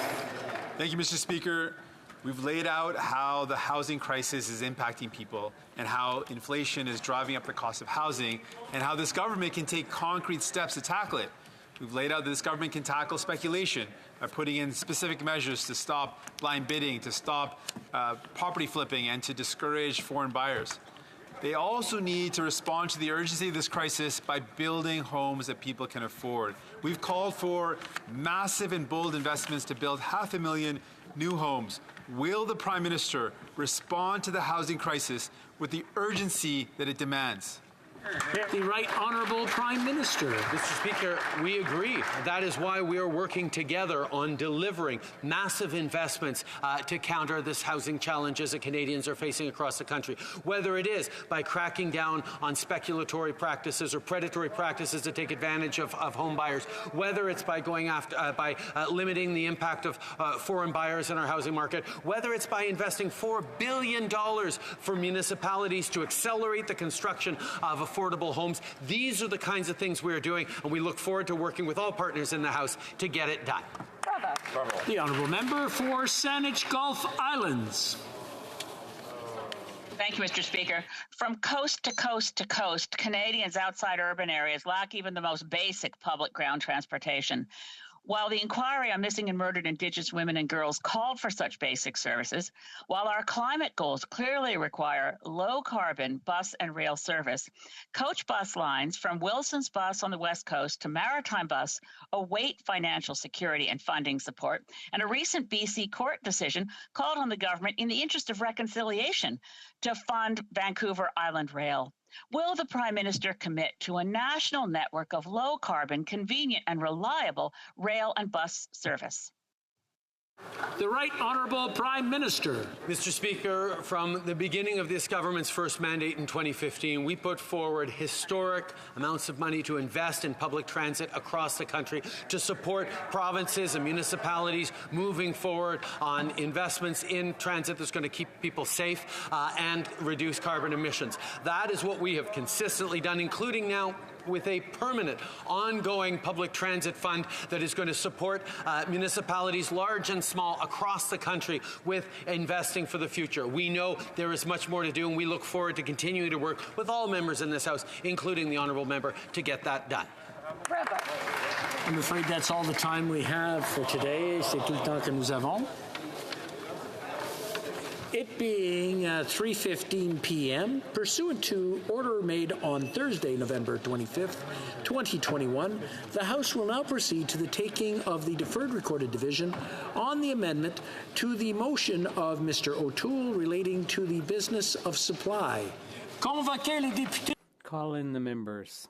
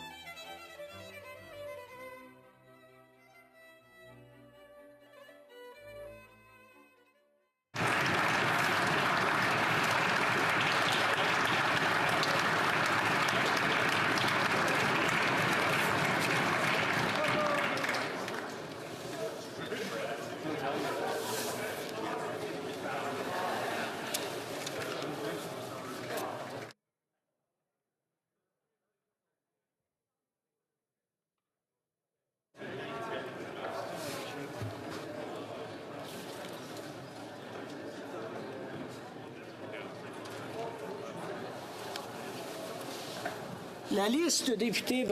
The list of members voting by video conference has now been established for use by the table. Following one. Mr. O'Toole, seconded by Mr. Ruft, moved que, étant donné que that, given that real-time parliamentary oversight was impossible, may I dispense? Thank you. All those in favor of the amendment and participating in person will please rise. Monsieur Blanchet. Monsieur Blanchet. Monsieur Sainte-Marie. Monsieur Sainte-Marie. Monsieur Terrien. Monsieur Terrien. Madame Normandin. Madame Normandin. Monsieur Simard. Monsieur Simard. Monsieur Bergeron. Monsieur Bergeron. Monsieur Garon. Monsieur Garon. Madame Gill. Madame Gill. Madame de Bellefeuille. Madame de Bellefeuille. Madame Michaud. Madame Michaud. Monsieur Fortin. Monsieur Fortin. Monsieur Brunel-Duceppe. Monsieur Brunel-Duceppe. Monsieur Villemur. Monsieur Villemur. Monsieur Thériault. Monsieur Thériault. Madame Gaudreau. Madame Gaudreau. Madame Larouche. Madame Larouche. Monsieur Perron. Monsieur Perron. Monsieur Barcelou-Duval. Monsieur Barcelou-Duval. Monsieur Plamondon. Monsieur Plamondon. Madame Vignola. Madame Vignola. Monsieur Savard-Tremblay. Monsieur Savard-Tremblay. Madame Posé. Madame Posé. Monsieur Champoux. Monsieur Champoux. Monsieur Beaulieu. Monsieur Beaulieu. Monsieur Lemire. Monsieur Lemire. Madame Sinclair-Degagné. Madame Sinclair-Degagné. Madame Chabot. Madame Chabot. Monsieur Trudel. Monsieur Trudel. Madame Desbiens. Madame Desbiens. Monsieur Blanchette-Jonca. Monsieur Blanchette-Jonca. Madame Bérubé. Madame Bérubé. Monsieur Désilé. Monsieur Désilé. Monsieur Trudeau. Monsieur Trudeau. Mr. Sajan. Mr. Sajan. Mr. Blair. Mr. Blair. Mr. O'Regan. Mr. O'Regan. Monsieur Duclos. Monsieur Duclos. Ms. Qualtrough. Ms. Qualtrough. Monsieur Rodriguez. Monsieur Rodriguez. Monsieur Leblanc. Monsieur Leblanc. Mr. Holland. Mr. Holland. Ms. Freeland. Ms. Freeland. Monsieur Champagne. Monsieur Champagne. Ms. Anand. Ms. Anand. Monsieur Lametti. Monsieur Lametti. Mr. Algabra. Mr. Algabra. Monsieur Guibault. Monsieur Guibault. Monsieur Wilkinson. Monsieur Wilkinson. Ms. Hutchins. Ms. Hutchins. Madame Petitpas-Taylor. Madame Petitpas-Taylor. Monsieur Boissonneau. Monsieur Boissonneau. Ms. Jazik. Ms. Jazik. Mr. Carr. Mr. Carr. Ms. Chagger. Ms. Chagger. Mr. McKay. Mr. McKay. Ms. Scrow. Ms. Scrow. Mr. Scarpaleggia. Mr. Scarpaleggia. Madame Saint-Onge. Madame Saint-Onge. Ms. Cara. Ms. Cara. Madame Fortier. Madame Fortier. Monsieur McKinnon-Gatineau. Mr. McKinnon-Gatineau. Ms. Ing. Ms. Ing. Ms. Yen. Ms. Yen. Ms. Haidu. Ms. Haidu. Monsieur Miller. Mr. Miller. Mr. Mendicino. Mr. Mendicino. Madame Le Boutillier. Madame Le Boutillier. Madame Bibeau. Madame Bibeau. Mr. Hussein. Mr. Hussein. Mr. Fraser. Mr. Fraser. Mr. Oliphant. Mr. Oliphant. Mr. Casey. Mr. Casey. Mr. Dhaliwal. Mr. Dhaliwal. Mr. Ananda Sangari. Mr. Ananda Sangari. Mr. Arya. Mr. Arya. Mr. Badaway. Mr. Badaway. Mr. Beach. Mr. Beach. Mr. Biddle. Mr. Biddle. Ms. DeMoff. Ms. DeMoff. Ms. Dillon. Ms. Dillon. Mr. Drouin. Mr. Drouin. Mr. Lamoureux. Mr. Lamoureux. Ms. Zarowitz. Ms. Zarowitz. Mr. Fergus. Mr. Fergus. Mr. Fisher. Mr. Fisher. Mr. Fonseca. Mr. Fonseca. Mr. Fragiscatos. Mr. Fragiscatos. Mr. Garrettson. Mr. Garrettson. Mr. Yakino. Mr. Yakino. Mr. Jahari. Mr. Jahari. Mr. Lozon. Mr. Lozon. Mr. Maloney. Mr. Maloney. Mr. May Cambridge. Mr. May Cambridge. Mr. McKinnon Coquitlam Port Coquitlam. Mr. McKinnon Coquitlam. Ms. O'Connell. Ms. O'Connell. Mrs. Romanado. Mrs. Romanado. Ms. Sahota. Ms. Sahota. Monsieur Sanson. Mr. Sanson. Mr. Sarai. Mr. Sarai. Monsieur Seri. Mr. Seri. Madame Shanahan. Madame Shanahan. Mr. Sheehan. Mr. Sheehan. Ms. Sidhu Brampton South. Ms. Sidhu Brampton South. Mr. Spengeman. Mr. Spengeman. Ms. Vandenbeld. Ms. Vandenbeld. Mr. Varani. Mr. Varani. Mrs. Zaid. Mrs. Zaid. Mr. Rogers. Mr. Rogers. Ms. Yip. Ms. Yip. Madame Bendayan. Madame Bendayan. Mr. Aldag. Mr. Aldag. Mr. Baker. Mr. Baker. Mr. Batiste. Mr. Batiste. Mr. Blois. Mr. Blois. Madame Briard. Madame Briard. Madame Lalonde. Madame Lalonde. Ms. Latanzio. Ms. Latanzio. Mr. Lewis Kitchener-Conestoga. Mr. Lewis Kitchener-Conestoga. Mr. Sidhu Brampton East. Mr. Sidhu Brampton East. Mr. Turnbull. Mr. Turnbull. Mr. Van Bynen. Mr. Van Bynen. Mr. Vancouverden. Mr. Vancouverden. Mr. Weiler. Mr. Weiler. Monsieur Zuberi. Mr. Zuberi. Madame Mendez. Madame Mendez. Ms. Sachs. Ms. Sachs. Ms. Bradford. Ms. Bradford. Madame Chatel. Madame Chatel. Mr. Chang. Mr. Chang. Mr. Cooper, Hamilton East, Stony Creek. Mr. Collins, Hamilton East, Stony Creek. Mr. Collins, Hamilton East, Stony Creek. Mr. Koto. Mr. Koto. Madame Diab. Madame Diab. Mr. Gahir. Mr. Gahir. Mr. Hanley. Mr. Hanley. Ms. Hefner. Ms. Hefner. Ms. Madame Lapointe. Madame Lapointe. Mr. McDonald Malpeck. Mr. McDonald Malpeck. Mr. Miao. Mr. Miao. Mr. Nakvi. Mr. Nakvi. Mr. Noor Mohammed. Mr. Noor Mohammed. Mrs. Suds. Mrs. Suds. Ms. Taylor Roy. Ms. Taylor Roy. Mrs. Valdez. Mrs. Valdez. Mr. O'Toole. Mr. O'Toole. Mr. Fast. Mr. Fast. Ms. Findley. Ms. Findlay. Mr. Paulus. Mr. Paulus. Mr. Berthold. Mr. Berthold. Mr. Scheer. Mr. Scheer. Mr. Barlow. Mr. Barlow. Mr. Chong. Mr. Chong. Ms. Rempel Garner. Ms. Rempel Garner. Mr. Reyes. Mr. Reyes. Mr. Deltel. Mr. Deltel. Ms. Bergen. Ms. Bergen. Mr. Albus. Mr. Albus. Mr. Moore. Mr. Moore. Mr. Hoback. Mr. Hoback. Mr. Macaulay Edmonton West. Mr. Macaulay Edmonton West. Mr. Schmale. Mr. Schmale. Mr. Vidal. Mr. Vidal. Mr. Baldinelli. Mr. Baldinelli. Mr. Lake. Mr. Lake. Mr. Lawrence. Mr. Lawrence. Mr. Lloyd. Mr. Lloyd. Mr. Martel. Mr. Martel. Mr. Jennis. Mr. Jennis. Mr. Generou. Mr. Generou. Mr. Nader. Mr. Nader. Mr. Duncan Stormont Dundas South Glengarry. Mr. Duncan Stormont Dundas South Glengarry. Mrs. Gray. Mrs. Gray. Mr. Bazan. Mr. Bazan. Mr. Barlow. Mr. Barlow. Mr. Richards. Mr. Barrett. Mr. Richards. Ms. Mr. Barrett. Oh, correction. Mr. Barrett. Barrett. Mr. Richards. Ms. Lantzman. Ms. Lantzman. Mr. Upal. Mr. Upal. Ms. Dancho. Ms. Dancho. Mrs. Kuzi. Mrs. Kuzi. Mr. Malillo. Mr. Malillo. Mr. Broussard. Mr. Broussard. Mr. Lobb. Mr. Lobb. Mr. Aitchison. Mr. Aitchison. Mr. Reed. Mr. Reed. Mrs. Gallant. Mrs. Gallant. Mr. Calkins. Mr. Calkins. Mr. Tucker. Mr. Tucker. Mr. Steinley. Mr. Steinley. Mr. Stewart. Mr. Stewart. Mr. Perkins. Mr. Perkins. Mr. Zimmer. Mr. Zimmer. Ms. Ferrari. Mr. Ferrari. Mr. Caputo. Mr. Caputo. Mr. Small. Mr. Small. Ms. Rude. Ms. Rude. Mrs. Vecchio. Mrs. Vecchio. Madame Vien. Madame Vien. Mrs. Goodridge. Mrs. Goodridge. Mrs. Cramp-Nyman. Mrs. Cramp-Nyman. Mr. Halan. Mr. Halan. Mr. Ellis. Mr. Ellis. Mrs. Block. Mrs. Block. Mr. McKenzie. Mr. McKenzie. Mr. Dreeshen. Mr. Dreeshen. Mr. Workington. Mr. Workington. Mr. Gould. Mr. Gould. Mr. Genereux. Mr. Genereux. Mr. Strahl. Mr. Strahl. Mr. Williamson. Mr. Williamson. Ms. Lewis Haldeman Norfolk. Ms. Lewis Haldeman Norfolk. Mr. McGuire. Mr. McGuire. Mr. Abu Taif. Mr. Abu Taif. Mr. Arnold. Mr. Arnold. Mr. Cooper. Mr. Cooper. Ms. Gladue. Ms. Gladue. Mr. Kelly. Mr. Kelly. Mr. Leipert. Mr. Leipert. Mr. Shields. Mr. Shields. Mrs. Stubbs. Mrs. Stubbs. Mr. Waugh. Mr. Waugh. Monsieur Godin. Mr. Godin. Monsieur Leroux. Mr. Leroux. Mr. Weber. Mr. Weber. Mr. Motz. Mr. Motz. Mr. Benson. Mr. Benson. Mrs. Thomas. Mrs. Thomas. Mr. Dalton. Mr. Dalton. Mr. Davidson. Mr. Davidson. Mr. Bragdon. Mr. Bragdon. Mr. Dowdle. Mr. Dowdle. Mr. Epp. Mr. Epp. Mr. Cram. Mr. Cram. Mr. Currick. Mr. Currick. Monsieur d'Entremont. Mr. D'Entremont. Mr. Lewis Essex. Mr. Lewis Essex. Mr. Mazer. Mr. Mazer. Mr. McLean. Mr. McLean. Mr. Morantz. Morant. Mr. Morrison. Mr. Morrison. Mr. Patzer. Mr. Patzer. Mr. Redicott. Mr. Redicott. Mr. Shipley. Mr. Shipley. Mr. Soroka. Mr. Soroka. Mr. Ruff. Mr. Ruff. Mr. Van Popta. Mr. Van Popta. Mr. Brock. Mr. Brock. Mr. Chambers. Mr. Chambers. Mr. Muse. Mr. Muse. Mrs. Roberts. Mrs. Roberts. Mr. Tolmie. Mr. Tolman. Mr. Williams. Mr. Williams. Mr. Singh. Mr. Singh. Mr. Julian. Mr. Julian. Ms. Kwan. Ms. Kwan. Mr. Cannings. Mr. Cannings. Ms. Blaney. Ms. Oh, correction. Mr. Garrettson. Mr. Garrettson. Ms. Blaney. Ms. Blaney. Ms. Idlout. Ms. Idlout. Mr. Cannings. Mr. Cannings. Mr. McGregor. Mr. McGregor. Ms. Gazan. Ms. Kazan. Ms. Barron. Ms. Barron. Madame Hughes. Madam Hughes. Ms. Zarillo. Ms. Zarillo. Monsieur Bouleris. Mr. Bouleris. Mr. Angus. Mr. Angus. Mr. Davies. Mr. Davies. Miss Matheson. Ms. Matheson. Mr. Desjarlais. Mr. Jarlett. Ms. McPherson. Ms. McPherson. Mr. Blakey. Mr. Blakey. Mr. Morris. Mr. Morris. Mr. Vong. Mr. Vong.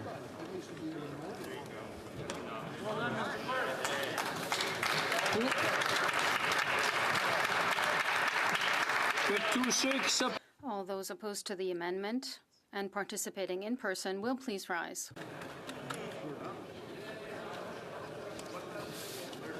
We will now call the members who are participating by video conference one by one in alphabetical order and by party based on a list at the table.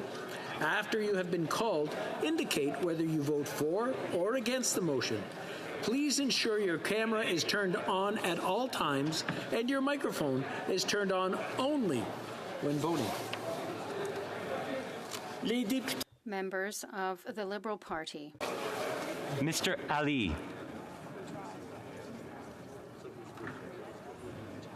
Yes. See your face. Mr. Ali. Can you hear me? Yay, pour. Monsieur Arsenault.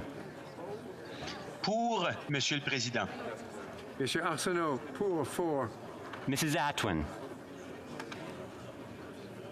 For. Mrs. Atwin, pour. Ms. Bennett. For. Miss Bennett, pour. Mr. Chahal. For.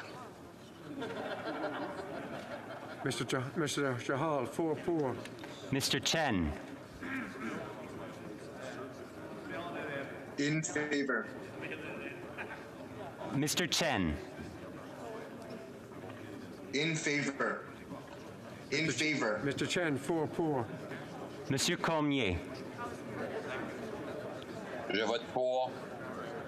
Monsieur Cormier, pour. Ms. de Brusen. Je vote pour. Mr. Brusen, pour. Mr. Dong. For. Mr. Dong, pour.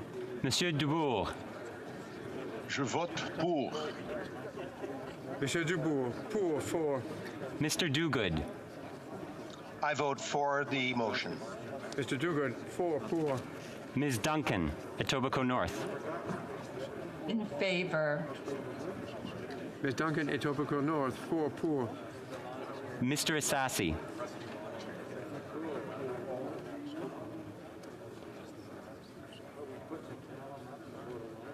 Mr. Assassi. Monsieur El Khoury. Pour. Monsieur El Khoury, pour. Mr. Erskine Smith. I vote in favor.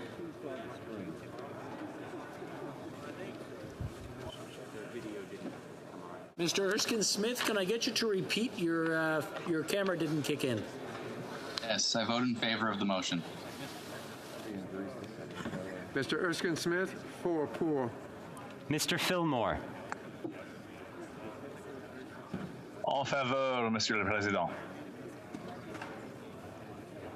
En faveur. Monsieur Fillmore, pour. Monsieur Garneau. Monsieur le Président, je vote en faveur. Monsieur Garneau, pour. Ms. Gould. Je vote pour la motion, Monsieur le Président. Ms. Gould, pour. Mr. Hardy. Mr. Speaker, I vote for the motion. Mr. Hardy, pour. Mr. Housefather. Je vote pour l'amendement. Mr. Housefather, pour. Madame Joly. Pour. Je suis en faveur. Madame Joly, pour. Ms. Jones. Mr. Speaker, I vote in favor of the motion. Ms. Jones, pour. Ms. Kayabaga. Monsieur le Président, je vote pour la motion. Ms. Kayabaga, pour. Mr. Kellaway. I vote in favor. Mr. Kellaway, pour. Ms. Khalid. I vote in favor of the motion. I vote in favor. Ms. Khalid, pour. Madame Koutrakis. Je vote pour la motion. Madame Koutrakis, pour. Mr. Kuzmayarchuk. Mr. Speaker, I vote in favor of the motion. Mr. Kuzmarchuk, pour. Madame Lambropoulos. Je vote en faveur de l'amendement. Je vote en faveur de l'amendement. Madame Lambropoulos, pour. Monsieur Lightbound. Je vote pour, Monsieur le Président. Monsieur Lightbound, pour. Mr. Long. In favor? Mr. Long, pour. Mr. Longfield.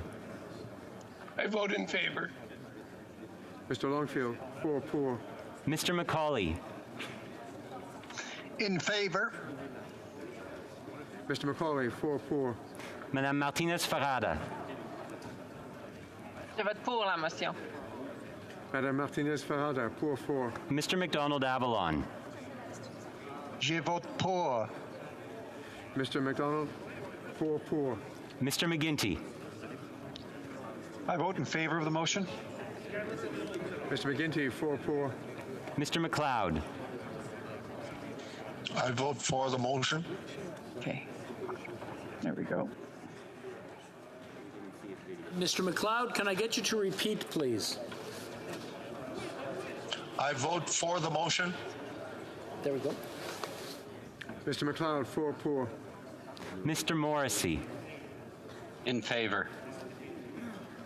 Mr. Morrissey, 4 pour. Ms. Murray. Je vote pour. Ms. Murray, 4 pour. Mr. Pulowski. I vote for the motion. Mr. Pulowski, 4 pour. Monsieur Robillard. Je vote pour la motion. Monsieur Robillard, pour 4. Monsieur Schiffke. En faveur, Monsieur le Président. Monsieur Schiffke, pour 4. Mr. Sobara. Je vote pour la motion, Monsieur le Président. Mr. Sobara, pour 4. Ms. Tassi. I vote in favor, Mr. Speaker. Ms. Tassi, 4 pour. Ms. Thompson. I vote in favor, Mr. Speaker. Ms. Thompson, 4 pour. Monsieur Vandal. Je suis en faveur de la motion. Mr. Vandal, pour 4. Mr. Allison. I vote in favor.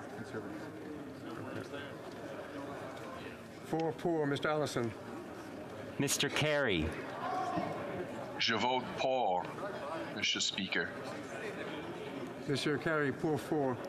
Mrs. Falk, Battleford Lloydminster. I vote for. Mrs. Falk, Battleford Lloydminster, 4 pour.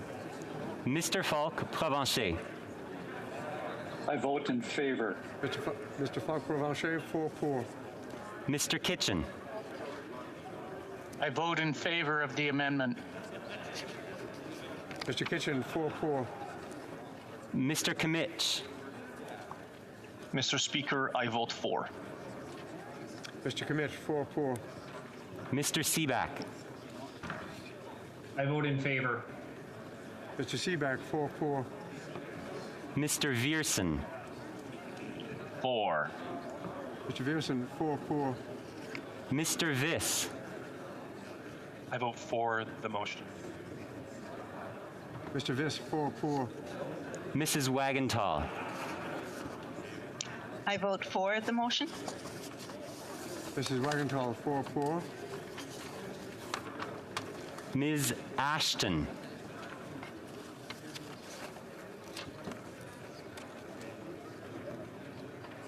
Ms. Ashton.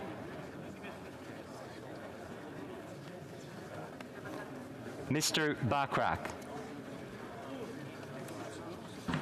I vote for the motion. Mr. Bachrach, 4 pour. Ms. Collins Victoria. I vote for. Ms. Collins Victoria, 4 pour. Mr. Johns. I vote for the motion. Mr. Johns, 4 pour. Mr. Massey. Mr. Massey.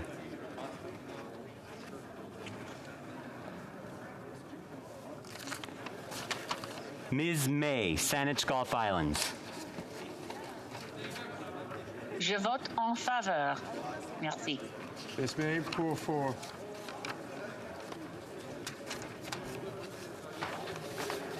Assuming that you did hear the question, if you wish to register your vote and weren't able to due to technical difficulties that are now resolved, use the raised hand function and the chair will recognize you. Mr. Isasi. I vote in favor. Mr. Isasi, 4 pour.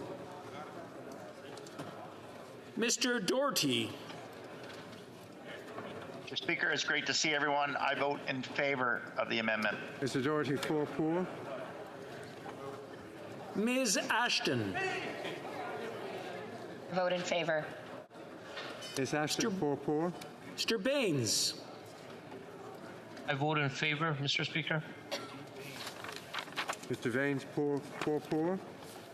Okay.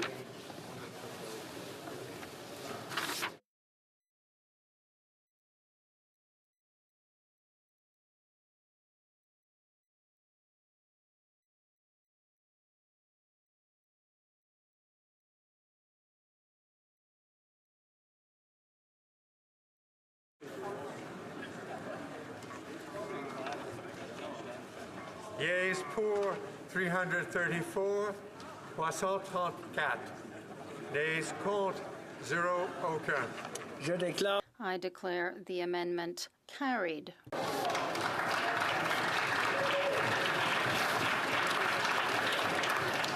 The next question is on the main motion as amended. The list of members voting by video conference has now been established for use by the table. The question is as follows. Mr. O'Toole, seconded by Mr. May I dispense? Thank you. All those in favor of the motion as amended and participating in person will please rise. Mr. O'Toole. Mr. Fast. Mr. Fast. Ms. Finley. Ms. Finley. Mr. Paulus. Mr. Paulus. Mr. Berthold. Mr. Berthold. Mr. Scheer. Mr. Scheer. Mr. Barlow. Mr. Barlow. Mr. Chong. Mr. Chong. Ms. Rempel-Garner. Mr. Rempel-Garner. Mr. Reyes. Mr. Reyes. Mr. Deltel. Mr. Deltel. Ms. Bergen. Ms. Bergen. Mr. Poliev. Mr. Poliev. Mr. Albus. Mr. Albus. Mr. Moore. Mr. Moore. Mr. Hoback. Mr. Hoback. Mr. Macaulay Edmonton West. Mr. Macaulay Edmonton West. Mr. Schmale. Mr. Mr. Vidal. Mr. Vidal. Mr. Baldinelli. Mr. Baldinelli. Mr. Lake. Mr. Lake. Mr. Lawrence. Mr. Lawrence. Mr. Lloyd. Mr. Lloyd. Mr. Martel. Mr. Martel. Mr. Jennis. Mr. Jennis. Mr. Generou. Mr. General. Mr. Nader. Mr. Nader. Mr. Duncan Stormont Dundas South Glengarry. Mr. Duncan Stormont Dundas South Glengarry. Mrs. Gray. Mrs. Gray. Mr. Bazan. Mr. Barrett. Mr. Richards. Mr. Richards. Ms. Landsman. Landsman. Mr. Upal. Mr. Upal. Ms. Dancho. Dancho. Mrs. Kuzi. Mrs. Kuzi. Mr. Malillo. Mr. Malillo. Mr. Broussard. Mr. Broussard. Mr. Lobb. Mr. Lobb. Mr. Aitchison. Mr. Aitchison.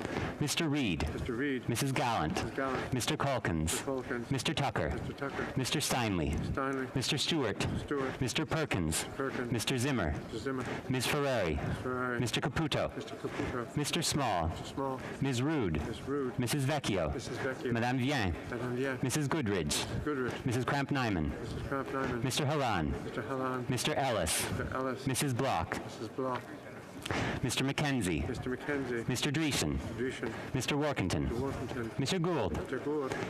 Monsieur Généreux. Mr. Généreux. Mr. Straw. Mr. Strong. Mr. Williamson. Mr. Williamson. Ms. Lewis Haldeman Norfolk. Ms. Lewis Haldeman Norfolk. Mr. McGuire. Mr. McGuire. Mr. Abu Tayyif. Mr. Abu Tayyip. Mr. Arnold. Mr. Arnold. Mr. Cooper. Mr. Cooper. Ms. Gladue. Mr. Gladue. Mr. Kelly. Mr. Kelly. Mr. Liepert. Mr. Liepert. Mr. Shields. Mr. Shields. Mrs. Stubbs. Mrs. Stubbs. Mr. Waugh. Mr. Waugh. Monsieur Godin. Mr. Godin. Mr. Leroux. Mr. Leroux. Mr. Weber. Mr. Weber. Mr. Motts. Mr. Mott. Mr. Benson. Mr. Benson. Mrs. Thomas. Mr. Thomas.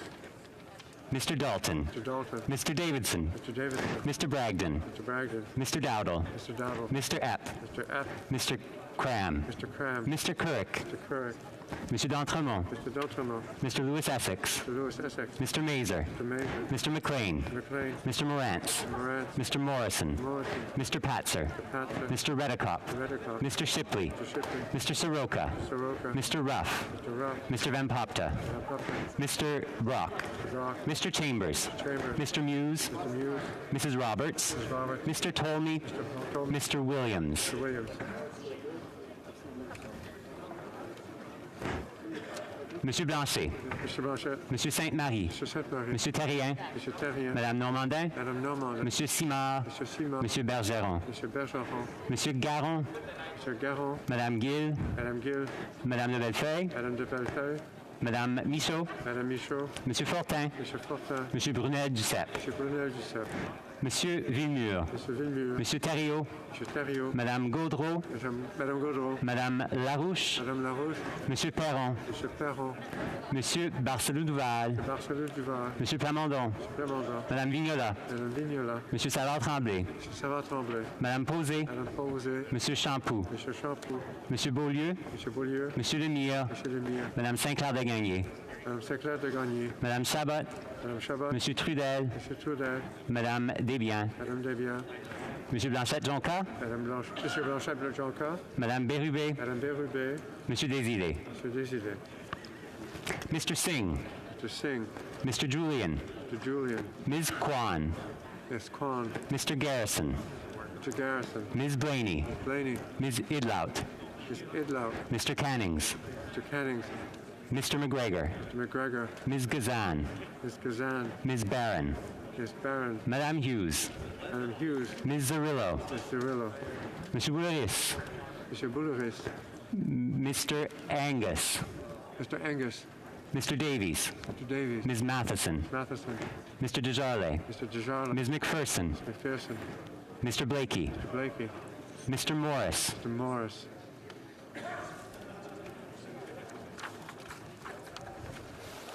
All those opposed to the motion as amended and participating in person will please rise. Monsieur Trudeau. Monsieur Trudeau. Mr. Sajan. Mr. Sajan. Mr. Blair. Mr. Blair. Mr. O'Regan. Mr. O'Regan. Monsieur Duclos. Monsieur Duclos. Ms. Qualtrough. Ms. Qualtrough. Monsieur Rodriguez. Mr. Rodriguez. Monsieur Leblanc. Monsieur Leblanc. Mr. Holland. Mr. Holland. Ms. Freeland. Ms. Freeland. Monsieur Champagne. Mr. Champagne. Ms. Anand. Mr. Anand. Monsieur Lametti. Mr. Lametti. Mr. Algabra. Mr. Algabra. Monsieur Guilbeault. Monsieur Guilbeault. Mr. Wilkinson. Mr. Wilkinson. Ms. Hutchins. Ms. Hutchins. Madame Petitpas-Taylor. Madame Petitpas-Taylor. Monsieur Boissonneau. Monsieur Boissonneau. Ms. Jazik. Ms. Jazik. Mr. Casey. Mr. Casey. Correction, Mr. Carr. Ms. Chagger. Ms. Chagger. Ms. Scrow. Ms. Scrow. Mr. Scarpaleggia. Mr. Scarpaleggia. Madame Saint-Onge. Madame Saint-Onge. Ms. Cara. Ms. Cara. Madame Fortier. Madame Fortier. Monsieur McKinnon-Gatineau. Mr. McKinnon-Gatineau. Ms. Ing. Ms. Ing. Ms. Ian. Ms. Ian. Ms. Haidu. Ms. Haidu. Monsieur Miller. Mr. Miller. Mr. Mendocino. Mr. Mendocino. Madame Le Boutillier. Madame Le Boutillier. Madame Bibeau. Madame Bibeau. Mr. Hussein. Mr. Hussein. Mr. Fraser. Mr. Fraser. Mr. Oliphant. Mr. Oliphant. Mr. Casey. Mr. Casey. Mr. Dhaliwal. Mr. Dhaliwal. Mr. Ananda Sangri. Mr. Ananda Sangri. Mr. Arya. Mr. Arya. Mr. Badaway. Mr. Badaway. Mr. Beach. Beach. Mr. Biddle. Mr. Biddle. Ms. DeMoff. Mr. Moff. Ms. Dillon. Ms. Dillon. Monsieur Drouin. Mr. Drouin. Mr. Lamoureux. Mr. Lamoureux. Ms. Zarevitz. Ms. Zarowitz. Monsieur Fergus. Mr. Fergus. Mr. Fisher. Mr. Fisher. Mr. Fonseca. Mr. Fonseca. Mr. Fragiscatos. Mr. Fagiscatos. Mr. Garrettson. Mr. Garrettson. Monsieur Yakano. Mr. Yakano. Mr. Jahauri. Mr. Jahari. Monsieur Lozon. Mr. Lozon. Mr. Maloney. Mr. Maloney. Mr. May Cambridge. Mr. May Cambridge. Mr. McKinnon Coquitlam for Coquitlam. Mr. McKinnon. Ms. O'Connell. Ms. O'Connell. Mrs. Romanado. Mrs. Romanado. Ms. Sahoda. Ms. Sahoda. Monsieur Sanson. Mr. Sanson. Mr. Sarai. Mr. Sarai. Monsieur Serret. Mr. Serret. Madame Shanahan. Madam Shanahan. Mr. Sheehan. Mr. Sheehan. Ms. Cedar Brampton South. Cedar Brampton South. Mr. Spangeman. Mr. Spangeman. Ms. Vandenbeld. Ms. Vandenberg. Mr. Varani. Mr. Varani. Mrs. Zaid. Mrs. Zaid. Mr. Rogers. Mr. Rogers. Ms. Yip. Ms. Yip. Madame Bendayan. Madam Bendayan. Mr. Aldag. Mr. Aldag. Mr. Baker. Mr. Baker. Mr. Baptiste. Mr. Baptiste. Mr. Blois. Mr. Blois. Madame Briard. Madame Brière. Madame Lalonde. Madame Lalonde. Ms. Latanzio. Ms. Latanzio. Mr. Lewis Kitchener-Conestoga. Mr. Lewis Kitchener-Conestoga. Mr. Cedar Brampton East. Mr. Cedar Brampton East. Mr. Turnbull. Mr. Turnbull. Mr. Van Bynen. Mr. Van Bynen. Mr. Vancouverden. Mr. Vancouverden. Mr. Weiler. Mr. Weiler. Monsieur Zuberi. Mr. Zuberi. Madame Mendez. Madame Mendez. Ms. Sachs. Sachs. Ms. Bradford. Ms. Bradford. Madame Chatel. Madame Chatel. Mr. Chang. Mr. Chang. Mr. Collins, Hamilton East Stony Creek. Mr. Collins, Hamilton East Stony Creek. Mr. Koto. Mr. Koto. Madame Diab. Madame Diab. Mr. Gahir. Mr. Gahir. Mr. Hanley. Mr. Hanley. Ms. Hefner. Ms. Hefner. Madame Lapointe. Madame Lapointe. Mr. McDonald Malpeck. Mr. McDonald Malpeck. Mr. Meow. Mr. Meow. Mr. Nakfi. Mr. Nakfi. Mr. Nur Mohammed. Mr. Nur Mohammed. Mrs. Suds. Suds. Ms. Taylor Roy. Ms. Taylor Roy. Mrs. Valdez. Mrs. Valdez. Mr. Vong. Mr. Vong.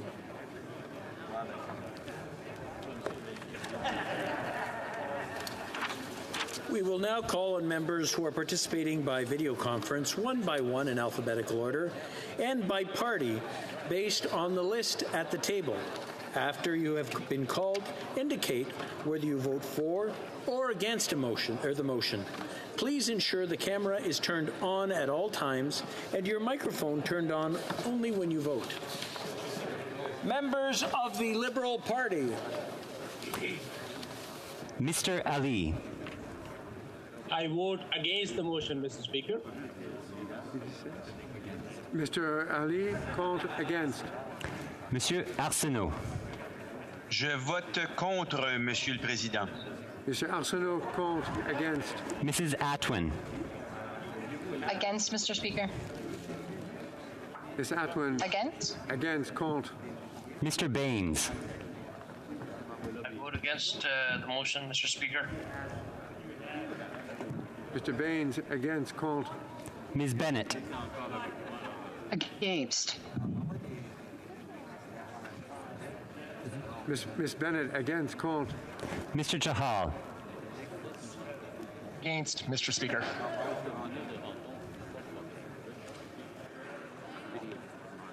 Mr. Chahal, can I get you to repeat your intentions? The camera didn't kick in. I vote against, Mr. Speaker. Mr. Chahal, against, contre. Mr. Chen. I vote against, Mr. Speaker. Mr. Chen, against, contre. Monsieur Cormier.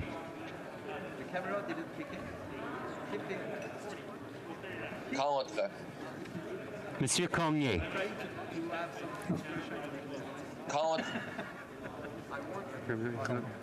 Mr. Cormier, against, contre. Ms. de Brussen. Je vote contre, Monsieur le Président. Mr. Brussen, against, contre. Mr. Dong. I vote against. Mr. Dong, against, contre.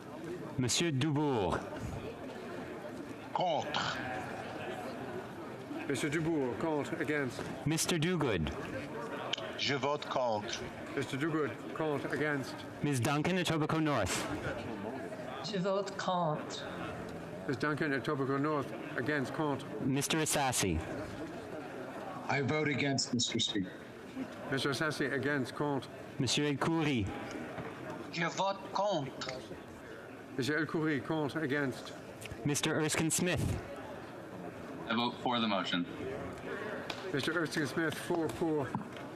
Mr. Fillmore. Je vote contre la motion, Monsieur le Président. Mr. Fillmore, contre, against. Monsieur Garneau. Monsieur le Président, je vote contre. Mr. Garneau, contre, against. Ms. Gould. Ms. Gould. Je vote contre la motion, Monsieur le Président. Je vote contre. Ms. Gould, contre, against. Mr. Hardy. Mr. Speaker, I vote against the motion. Mr. Hardy, against, contre. Mr. Housefather. Monsieur le Président, je vote contre la motion. Mr. Housefather, against, contre. Madame Joly. Je vote contre. Merci. Madame Joly, contre, against. Ms. Jones. Mr. Speaker, I vote against the motion. Ms. Jones, against, contre. Ms. Kayabaga. Monsieur le Président, je vote contre la motion. Ms. Kayabaga, contre, against. Mr. Kellaway. I vote against the motion, Mr. Speaker. Mr. Kellaway, against, contre. Ms. Khalid. I vote against the motion. Ms. Khalid, against, contre. Madame Koutrakis. Je vote contre la motion. Ms. Koutrakis, contre, against. Mr. Kuzmayarchuk. I vote against the motion, Mr. Speaker. Mr. Kuzmarchuk, against, contre. Madame Lambropoulos. Je vote contre la motion. Madame Lambropoulos, contre, against. Monsieur Lightbound. Je vote contre, Monsieur le Président. Mr. Lightbound, contre, against. Mr. Long. I vote against the motion. Mr. Long, against, contre. Mr. Longfield. I vote against the motion. Mr. Longfield, against, contre. Mr. Macaulay. against, Mr. Speaker. Mr. Macaulay against. Contre. Madame Martinez-Farada.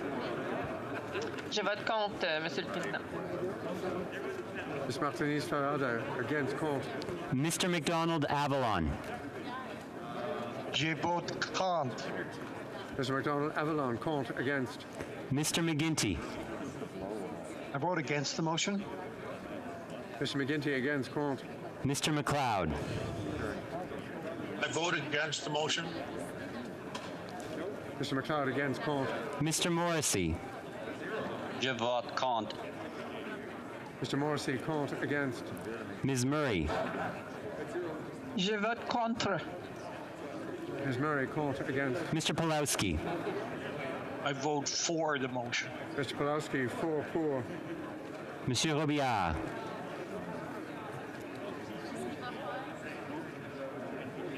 Monsieur Robillard.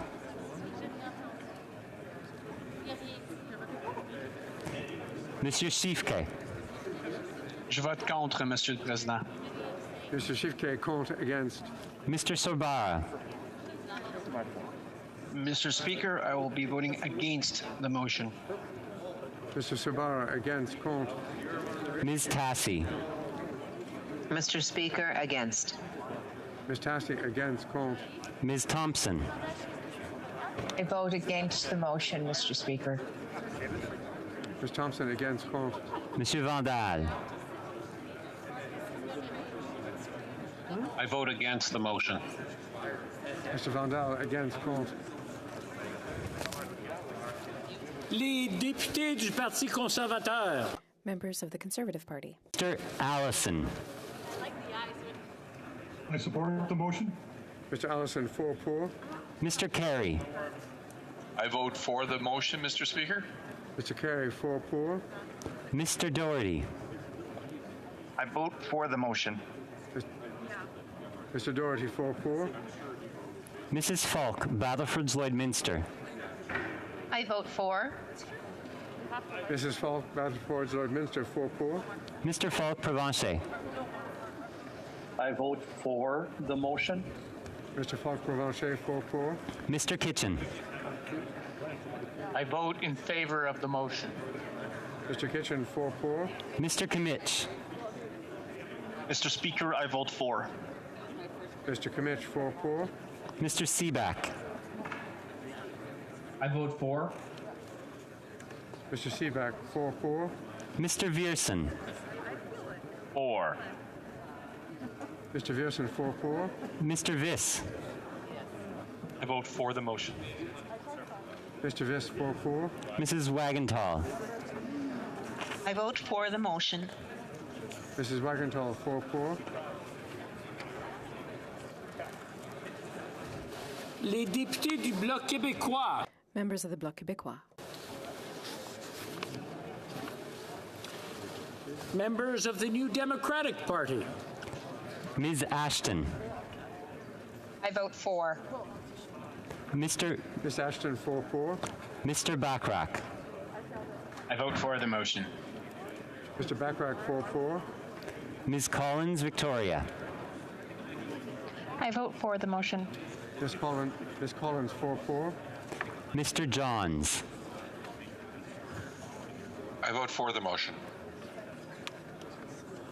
Mr. Johns. 4-4. Mr. Massey. I vote for the motion. Mr. Massey. 4-4. Members of the Green Party. Ms. May, Saanich Gulf Islands. I vote for the motion. Ms. May, Saanich Gulf Islands. 4-4. Assuming that you did hear the question, if you wish to register your vote and weren't able to, please, due to technical difficulties that are now resolved, use the raised hand function and the chair will recognize you. Monsieur Robillard. Je vote contre. Monsieur Robillard. Contre. Against. Ms. Fry.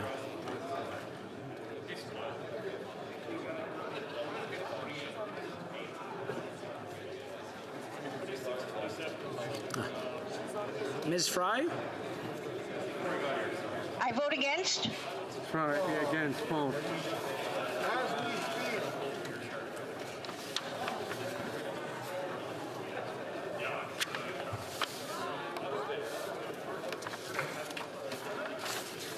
Yeas pour 179, 179. Nays contre 156, As amended, carried.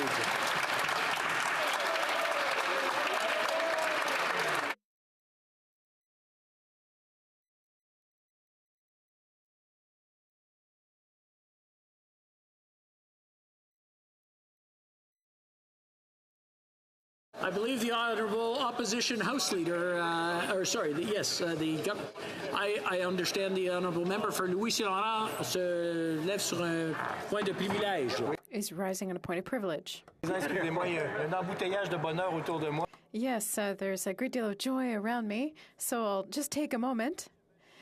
Mr. Speaker, I rise today to respond to my ministerial counterpart, the parliamentary leader in the House, who responded to our question of privilege that we raised a few days ago regarding the production of documents from the Canada Health Agency when it comes to the National Biology Laboratory in Winnipeg. Mr. Speaker, we read the government response very carefully. I'm going to interrupt the honourable member for just a moment. Everyone, order! Order! The Honourable Member for Louis-Saint-Laurent is presenting a point of privilege. We want to make sure that we all hear it. So I just want to ask everyone, if they're going to be speaking, please take it to the lobby and so that we can hear the Honourable Member for Louis-Saint-Laurent. L'Honourable Député de Louis-Saint-Laurent. The Honourable Member for Louis-Saint-Laurent, please continue. Thank you, Mr. Speaker. Thank you again. There was a great deal of joy around me, but there's also a great deal of noise in the House. Now, we carefully read the text tabled by the government House Leader. Efforts have been made, but the efforts to find an appropriate solution are months late. There were 2 votes under the Canada-China Committee and a vote in this House regarding our proposal to order the production of documents. The will of Parliament is clear, and that has not changed. And I believe that it would not change if there were a 5th vote. See the handling of the Afghan detainees document as an example that we could follow. And allow me to add a bit of a context. Another committee of parliamentarians was created as a solution forged by necessity, given by the 2009 Liberal opposition motion recklessly ordered the public release of some 40,000 pages in their original and uncensored form, despite the fact that it could have prejudiced Canada's and its NATO allies' interests, where our troops were at risk on the ground.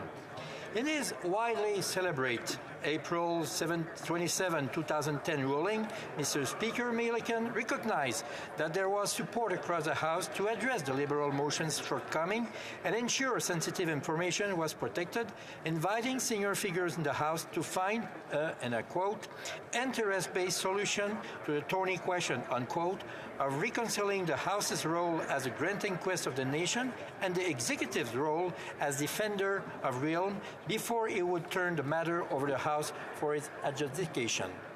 Those discussions yield the other committee, whose processes build upon the good faith efforts of the government of the day, began well ahead of any speaker's ruling to have a trusted, independent review at arm's length from the government, determine what information could safely be placed in the public domain. Monsieur le Président, Mr. Speaker, unlike the situation that prevailed in 2009 and 2010, the House now has much more power to protect sensitive information. And this represents 1.4% of the volume of documents on Afghan detainees. And This is as recognized in the Speaker's decision of June 16th. So the very basis for the government's argument here against our point of privilege is that the Conservatives, when they were in government, they applied the same solution that we're advocating in this case with respect to the Winnipeg lab. But, Mr. Speaker, it's apples and oranges. The situation in 2009-2010 had to do with the production of 40,000 pages with no censorship, no redaction, to be tabled publicly. What we're proposing is 546 pages, so not even the same quantity, and we want it analyzed by the Speaker's people to make sure that no sensitive information dangerous to Canadian security was disclosed. So it's a double standard here. It's apples and oranges. And the 2009-2010 situation, remember, had to do with Afghan detainees. We had soldiers in Afghanistan in uniform fighting the Taliban at that time. Their health and lives were endangered, whereas today it's a matter of having people study the work of officials, just a few people. So they're completely different situations, Mr. Speaker. So to that end, Mr. Speaker, you also have, it's also important to keep in mind that the majority of the House voted in favor of having the law clerks review this information at arm's length from the government. And to that end, Mr. Speaker, you indicated in your June decision, and I quote, that it's not for the Speaker to judge the scope of the measures taken, but simply to take note of them. And there was no need for any further opinion. Game for the government. Its approach this spring was not to accept the reasonable compromise set out in the motions, nor to negotiate workable amendments to those arrangements. Instead, it was to deny, then to deflect, and finally to litigate in an entirely shocking and unprecedented court application against the House of Commons. You will recall, Mr. Speaker, that I argued last month that also constitute a contempt against the House. Monsieur le Président, nous devons malheureusement... Mr. Speaker, unfortunately, this is the only time in Canadian history, to our knowledge, the only time in parliamentary history in the Commonwealth that the government has turned to the federal court to challenge the will of the House of Commons.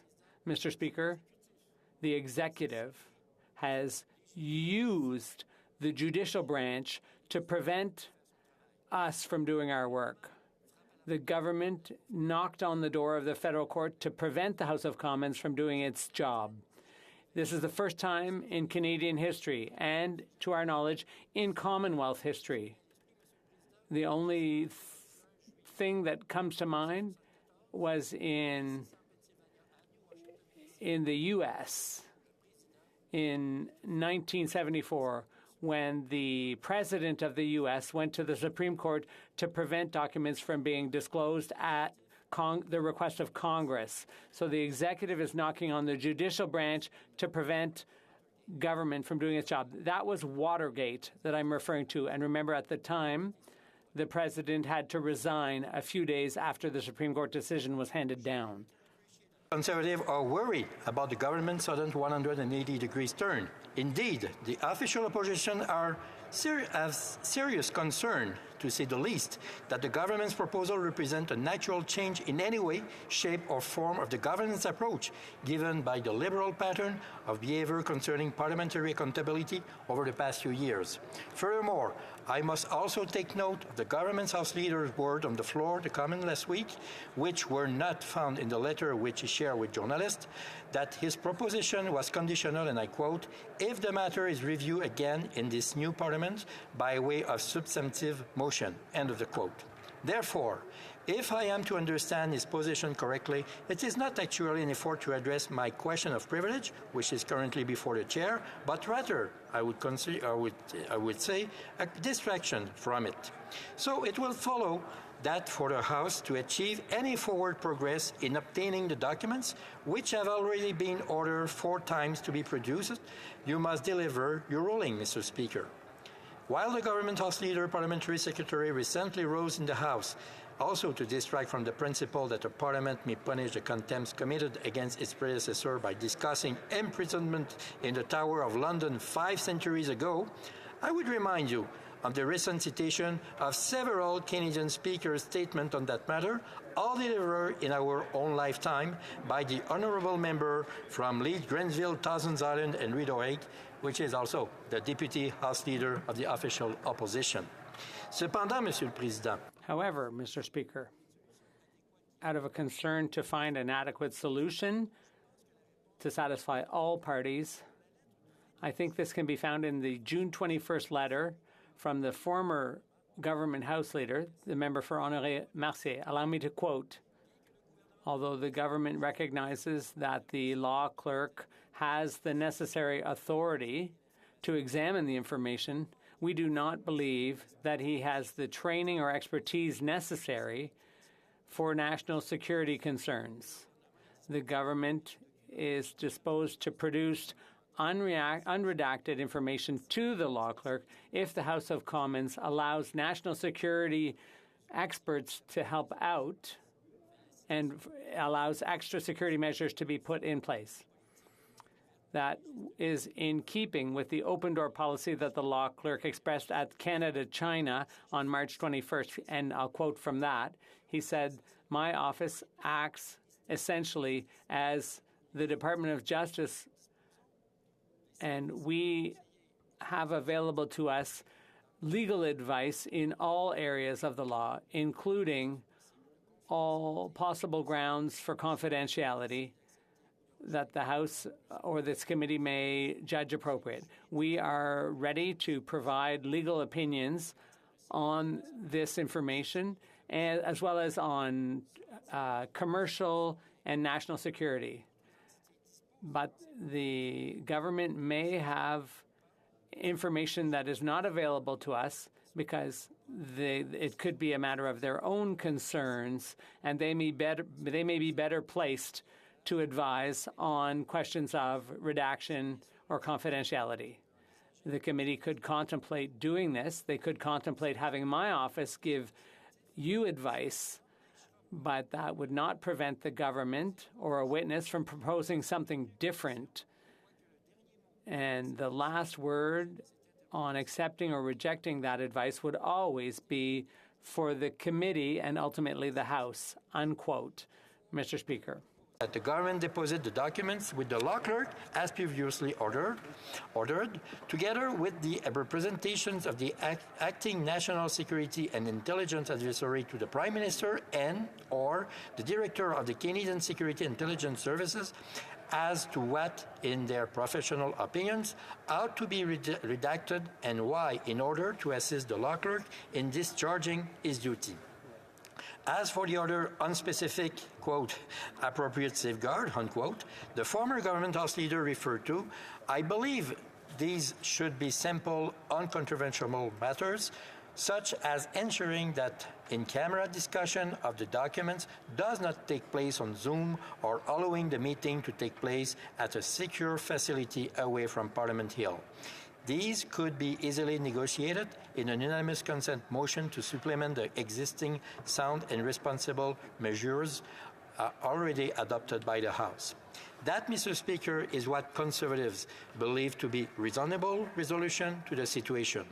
It allows the government's concern to be addressed while vindicating the authority of Parliament to order the production of documents. Hopefully, the Liberal government will voluntarily table the document so that we can get with the redaction process. Otherwise, you will have to make a ruling to allow the process to move forward. And if you find a prima facie contempt, I remain prepared to move an appropriate motion. Je vous remercie, Monsieur le Président. Thank you, Mr. Speaker. J'aimerais remercier. I'd like to thank the honourable member for Louis Saint Laurent, and I will take that under advisement and come back to the House as soon as possible.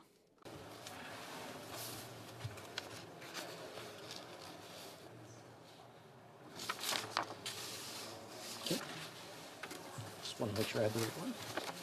Now, I wish to draw the attention of the House to the presence on the order paper of Bill S2, an act to amend the Parliament of Canada Act and to make consequential and related amendments to other acts, which the Senate adopted on December 7th and submitted to our attention the same day.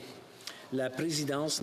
The chair is not in the habit of expressing its concerns on procedural matters in the House unless a point of order has been raised, except in very specific and particularly important cases. I thus wish to advise the House that, at first glance, Bill S2 seems to infringe upon the financial prerogative of the Crown. And, since it originates in the Senate, it could also infringe upon the privileges of the House with respect to the appropriation of public funds. The provisions set out in the bill are extremely complex, and the chair wishes to hear members' observations on this matter. Encourage members who wish to comment on the issue to do so as soon as possible. In the meantime, I will not allow the motion for first reading to be moved. I thank the honourable members for their attention.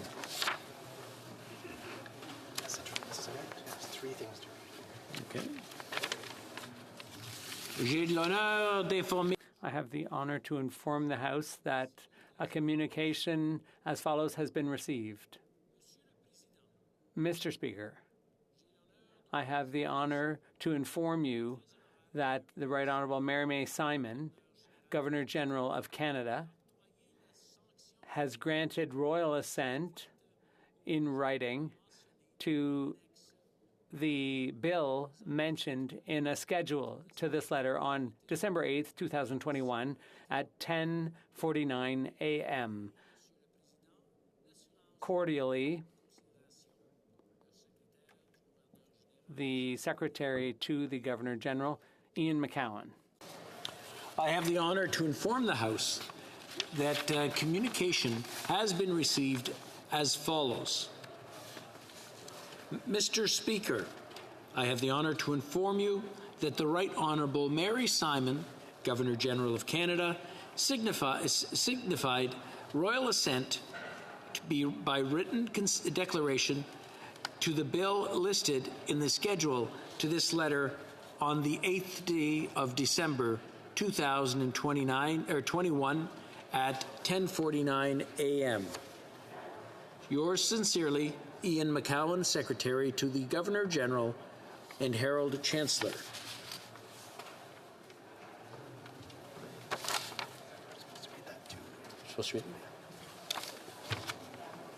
Wednesday, December 8th, 2021, Loi modifiant le code criminel. An act to amend the Criminal Code, Conversion Therapy, Bill C4.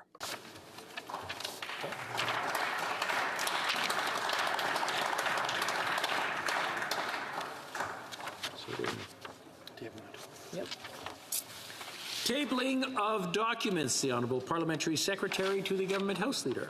Yes, thank you, Mr. Speaker. Pursuant to Standing Order 32(2) and the Access to Information and Privacy Acts, I have the pleasure to table in both official languages 2 copies of the 2021 Access to Information and Privacy Reports for the following: the Department of National Defence and Canadian Armed Forces, Ombudsman for the Department of National Defence and the Canadian Armed Forces, Military Grievances External Review Committee, Military Police Complaints Commission, Communications Security Establishment, and non-public property and staff of the non-public funds Canadian Forces. And I must say, Mr. Speaker, while I'm on my feet, I would move, seconded by the member from Kingston and the Islands, that the House do now proceed to orders of the day.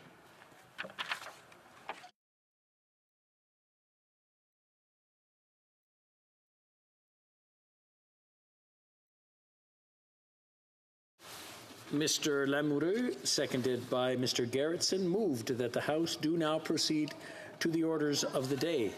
If a member of a recognized party present in the House wishes to request a recorded division or that the motion be adopted on division, I would invite them to rise and indicate it to the Chair. The Honourable Member for Banff Airdrie. Yeah, Mr. Speaker, I would request a recorded division. Okay, good.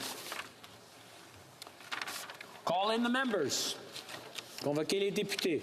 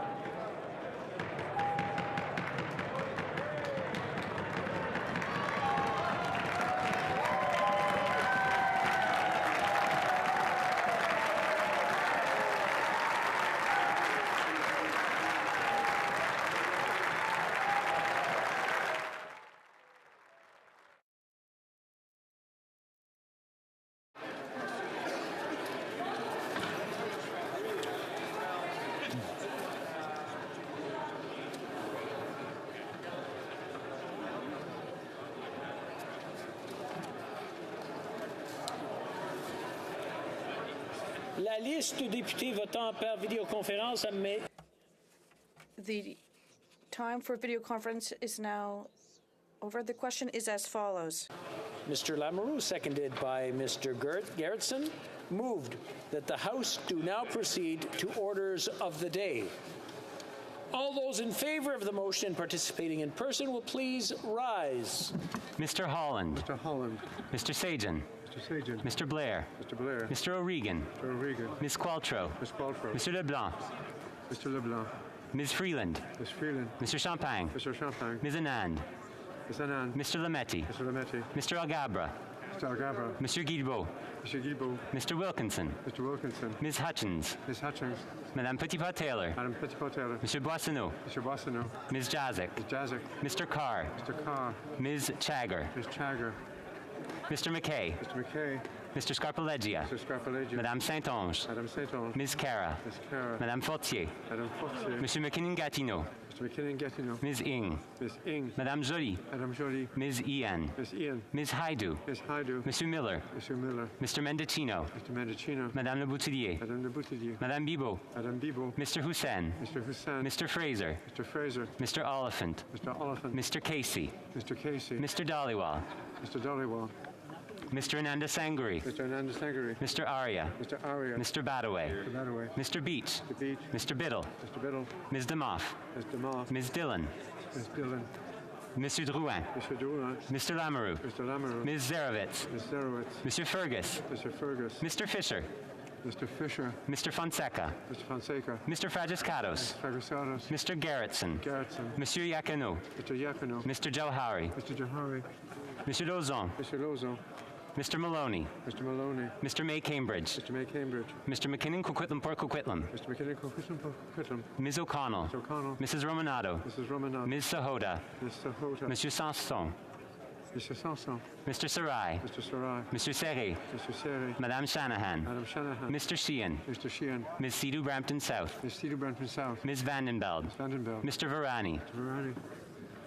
Mr. Rogers. Mr. Rogers. Ms. Yip. Ms. Yip. Madame Bendayan. Madame Bendayan. Mr. Aldag. Mr. Aldag. Mr. Baker. Mr. Baker. Mr. Baptiste. Mr. Baptiste. Mr. Blois. Mr. Blois. Madame Briard. Madame Briard. Madame Lalonde. Madame Lalonde. Ms. Latanzio. Ms. Latanzio. Mr. Lewis, Kitchener-Conestoga. Mr. Lewis, Kitchener-Conestoga. Mr. Sidhu Brampton East. Mr. Sidhu Brampton East. Mr. Turnbull. Mr. Turnbull. Mr. Van Bynen. Mr. Van Bynen. Mr. Vancouverden. Mr. Vancouverden. Mr. Weiler. Mr. Weiler. Mr. Zuberi. Mr. Zuberi. Madame Mendez. Madame Mendez. Ms. Sachs. Sachs. Ms. Bradford. Bradford. Madame Chatel. Madame Chatel. Mr. Chang. Mr. Chang. Mr. Collins, Hamilton East, Stony Creek. Mr. Collins, Hamilton East, Stony Creek. Mr. Koto. Mr. Koto. Madame Diab. Madame Diab. Mr. Gahir. Mr. Gahir. Mr. Hanley. Mr. Hanley. Ms. Hefner. Ms. Hefner. Madame Lapointe. Madame Lapointe. Mr. McDonald Malpeck. Mr. McDonald Malpeck. Mr. Meow. Mr. Meow. Mr. Nakfi. Mr. Nakfi. Mr. Noor Mohammed. Mr. Noor Mohammed. Mrs. Suds. Mrs. Suds. Ms. Taylor Roy. Ms. Taylor Roy. Mrs. Valdez. Mrs. Valdez. Mr. Singh. Mr. Singh. Mr. Julian. Mr. Julian. Mr. Garrison. Mr. Garrison. Ms. Blaney. Ms. Blaney. Ms. Idlout. Ms. Idlout. Mr. Cannings. Mr. Cannings. Mr. McGregor. Mr. McGregor. Ms. Gazan. Ms. Gazan. Ms. Barron. Ms. Barron. Madame Hughes. Madame Hughes. Ms. Zarillo. Ms. Cirillo. Monsieur Bouleris. Mr. Bouleris. Mr. Angus. Mr. Angus. Mr. Davies. Mr. Davies. Ms. Matheson. Ms. Matheson. Mr. Desjardins. Mr. Desjardins. Mr. Blakey. Mr. Blakey. Mr. Morris. Mr. Morris. Mr. Vong. Mr. Vong.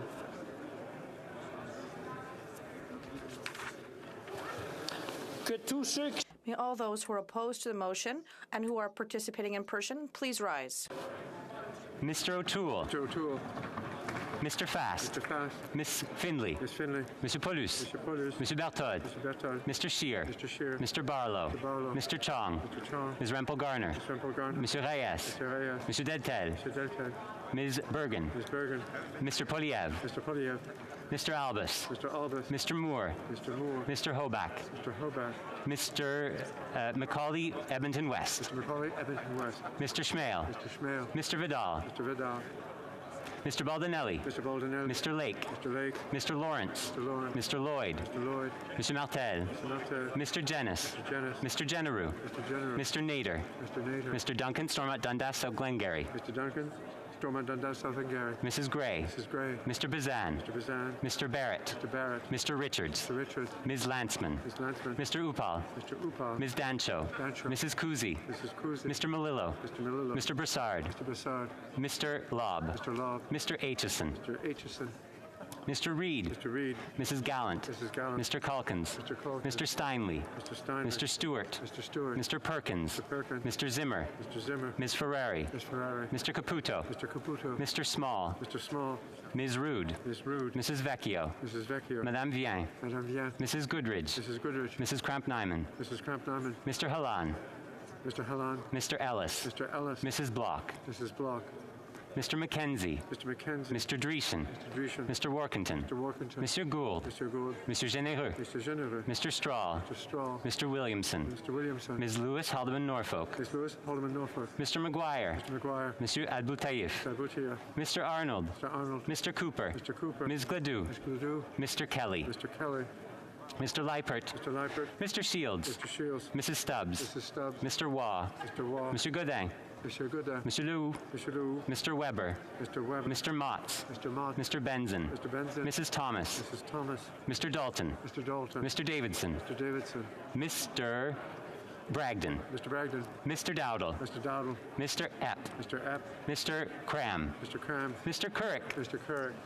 Monsieur d'Entremont. Mr. D'Entremont. Mr. Lewis Essex. Mr. Lewis Essex. Mr. Mazer. Mr. Mazer. Mr. McLean. Mr. McLean. Mr. Morantz. Mr. Morant. Mr. Morrison. Mr. Morrison. Mr. Patzer. Mr. Patson. Mr. Redicop. Mr. Redicott. Mr. Shipley. Mr. Shipley. Mr. Soroka. Mr. Soroka. Mr. Ruff. Mr. Ruff.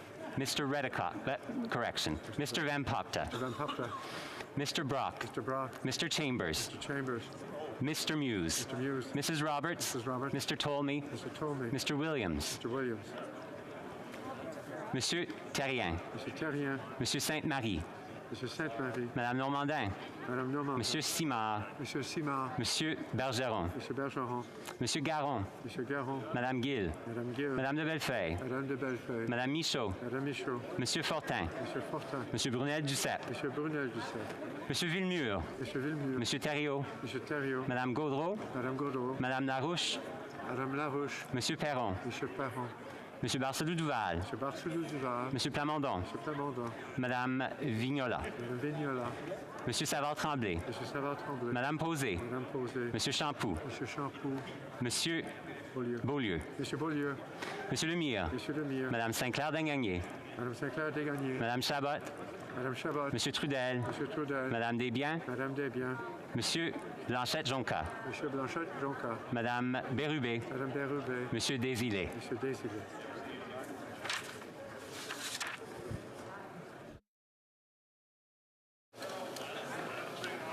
We will now call members who are participating by video conference, one by one in alphabetical order and by party, based on the list at the table. After you have been called, indicate whether you vote for or against the motion. Please ensure that your camera is turned on at all times and that your microphone is turned on only when voting. I also want to remind the honourable members that the dress code that exists in the chamber also exists for all those who are voting online. Members of the Liberal Party. Mr. Ali. I vote for the motion, Mr. Speaker. Mr. Ali, pour. Monsieur Arsenault. Je vote pour, Monsieur le Président. Monsieur Arsenault, pour. When did you get in? Mrs. Atwin. Je vote pour la motion. Mrs. Atwin, pour. Mr. Baines. I vote for, Mr. Speaker. Mr. Baines, pour. Ms. Bennett. I vote for the motion. Ms. Bennett, pour. Mr. Chahal. I vote for the motion, Mr. Speaker. Mr. Chahal, pour. Mr. Chen. Mr. Speaker, I vote for. Mr. Chen, pour. Monsieur Cormier.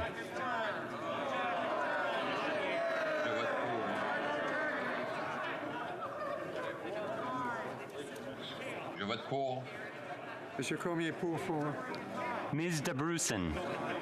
Je vote pour. Mr. Bruson, pour. Monsieur Dubourg. Je vote pour la motion. Mr. Dubourg, pour. Monsieur Duclos. Je vote pour. Mr. Duclos, pour. Mr. Duguid. I vote for the motion, Mr. Speaker. Mr. Duguid, pour. Ms. Duncan, Etobicoke North.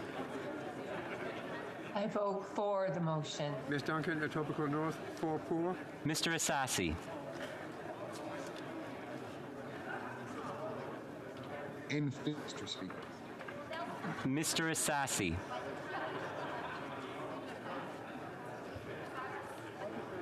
I vote in favor, Mr. Speaker. Mr. Assassi, pour. Monsieur El Khoury. Je vote pour.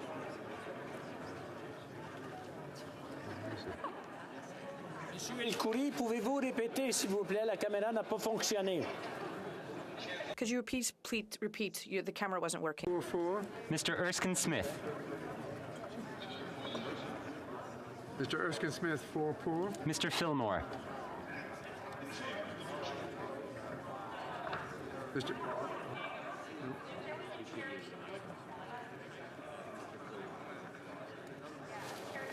Mr. Fillmore, can I get you to repeat? Your camera did not kick in. Mr. Speaker. There we go. Mr. Fillmore, pour. Ms. Fry. Je vote pour la motion. Ms. Fry, pour. Monsieur Garneau. Monsieur le Président, je vote pour la motion. Monsieur Garneau, pour. Ms. Gould. Mr. Speaker, I vote for the motion. Ms. Gould, pour. Mr. Hardy. Mr. Speaker, I vote in favor of the motion. Mr. Hardy, pour. Mr. Housefather. Mr. Speaker, I vote in favor of the motion. Mr. Housefather, pour. Ms. Jones. Mr. Speaker, I vote in favor of the motion. Ms. Jones, pour. Ms. Kayabaga.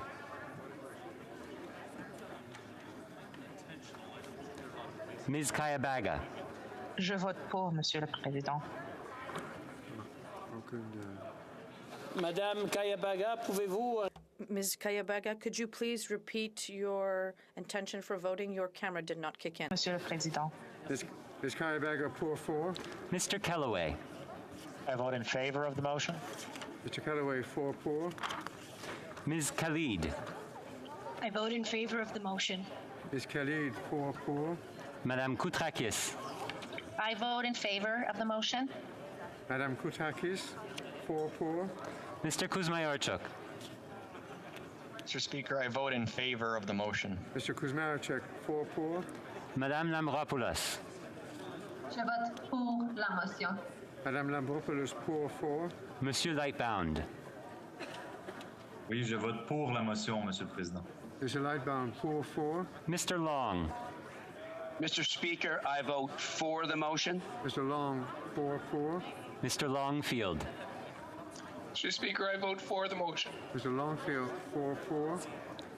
Mr. Macaulay, Cardigan. In favor, Mr. Speaker. Mr. Cawley, pour. Madame Martinez Farada. Je vote pour la motion. Madame Martinez Farada, pour. Mr. McDonald Avalon. I am in favor of the motion, Mr. Speaker. Mr. McDonald Avalon, pour.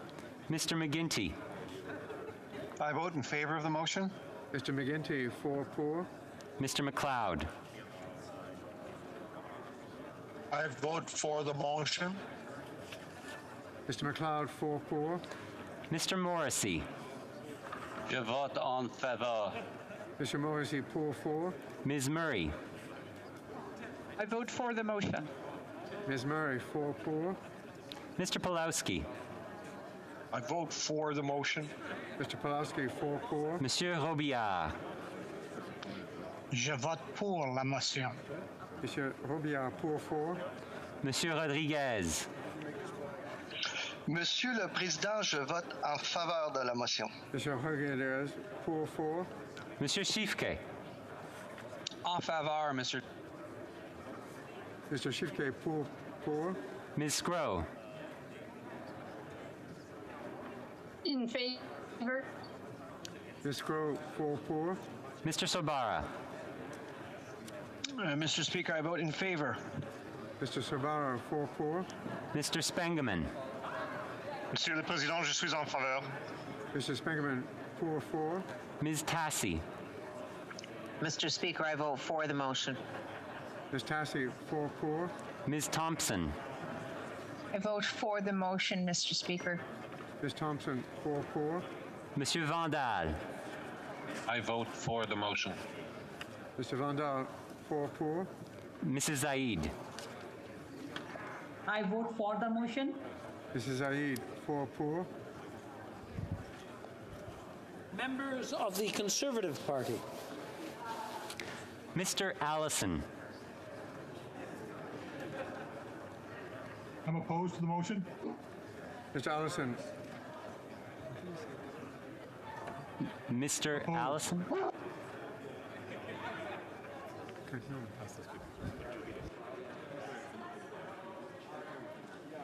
I'm going to ask the honourable member, Mr. Allison, can you repeat, please? And I just want to remind all the honourable members who are joining us virtually, please use the headset. It just makes it that much easier for us to understand which way you're voting. Mr. Allison. I'm opposed to the motion. Mr. Allison, against, contre. Mr. Carey. I vote against the motion. Mr. Carey, against, contre. Mrs. Falk, Battlefords Lloydminster.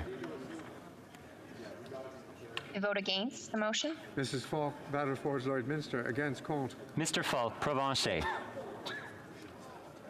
I vote nay. Mr. Falk, can I get you to repeat? Your video did not kick in. I vote nay. We're not having any luck with that. Maybe shout or talk a little bit louder. It's not often I ask members to shout in the chamber. No, not often. I vote nay. Thank you, Mr. Speaker. Video's turned off. It's showing up. Crazy thing doesn't work.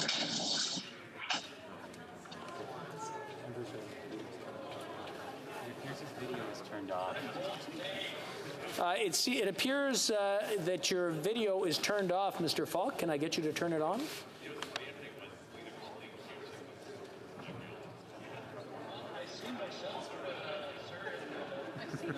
Okay, but I vote nay. There we go. Mr. Falk. Mr. Kitchen. I vote against the motion. Mr. Kitchen, against, contre. Mr. Kimmich. Oh.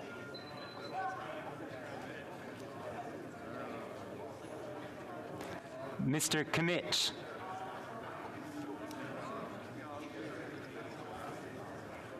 Mr. Viersen. Against.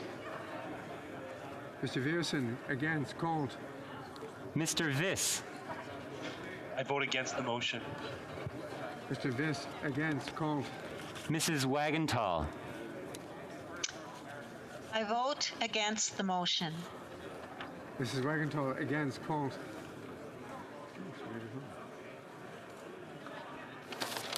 Les députés du Bloc québécois. Members of the Bloc Québécois. Members of the Green Party. Or sorry, members of the New Democratic Party. Ms. Ashton. I vote for the motion.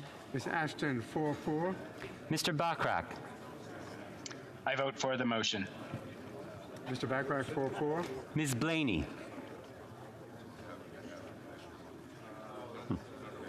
Ms. Blaney. Ms. Collins Victoria. Je vote pour. Ms. Collins, 4-4. Mr. Johns. I vote for the motion. Mr. Johns, 4-4. Ms. Kwan.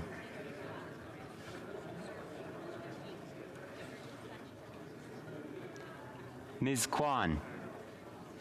I vote for the motion. Ms. Kwan, 4-4. Ms. McPherson. I vote for the motion, Mr. Speaker. Ms. McPherson, 4. Members of the Green Party. Ms. May, Saanich Gulf Islands. I vote against the motion. Ms. May, contre, nay.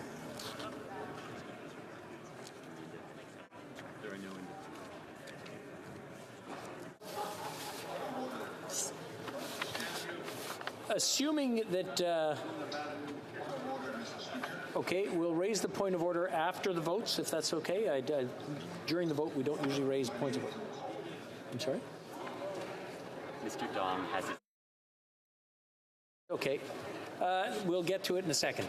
Assuming that you did hear the question, if you wish to register your vote and weren't able to do so due to technical difficulties that are now resolved, please use the raised hand function and the chair will recognize you. And I also want to point out, if by chance you voted without the proper attire, I would ask that you raise your hand and vote with the proper attire. Mr. Dong. Thank you, Mr. Speaker. I would like to vote for the motion. Mr. Dong, 4 pour. Very good. Mr. Seaback. Mr. Speaker, as you were starting to read the question, I was disconnected and reconnected when the vote started. I would like to vote, but understand that I may not be able to.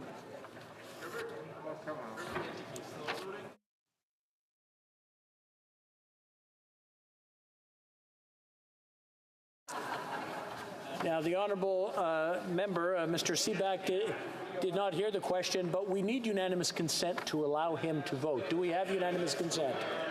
Yes, we have unanimous consent. Mr. Seaback. Thank you, colleagues. Thank you, Mr. Speaker. I vote no. Mr. Seaback, against, contre. Okay, before continuing.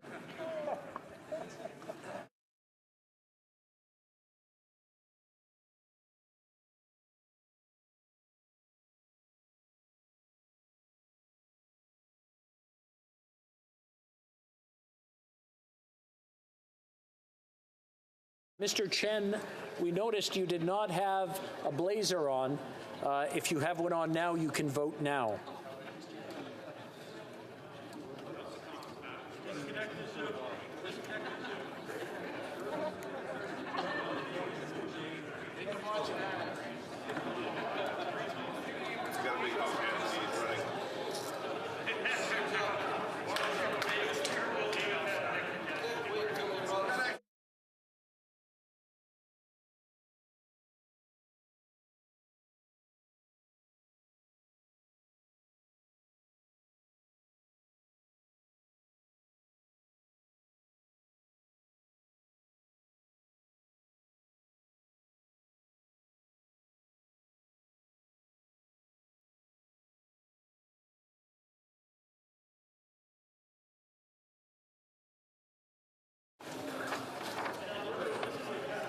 Order. Mr. Chen, if you can hear us, you have a second opportunity to vote if you have a blazer on.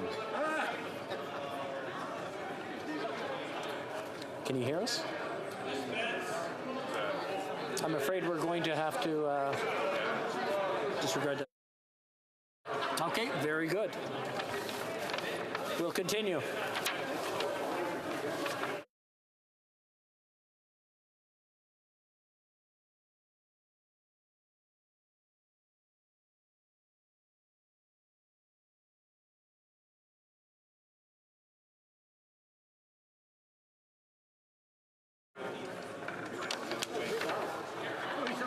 Yeas pour 181, 181.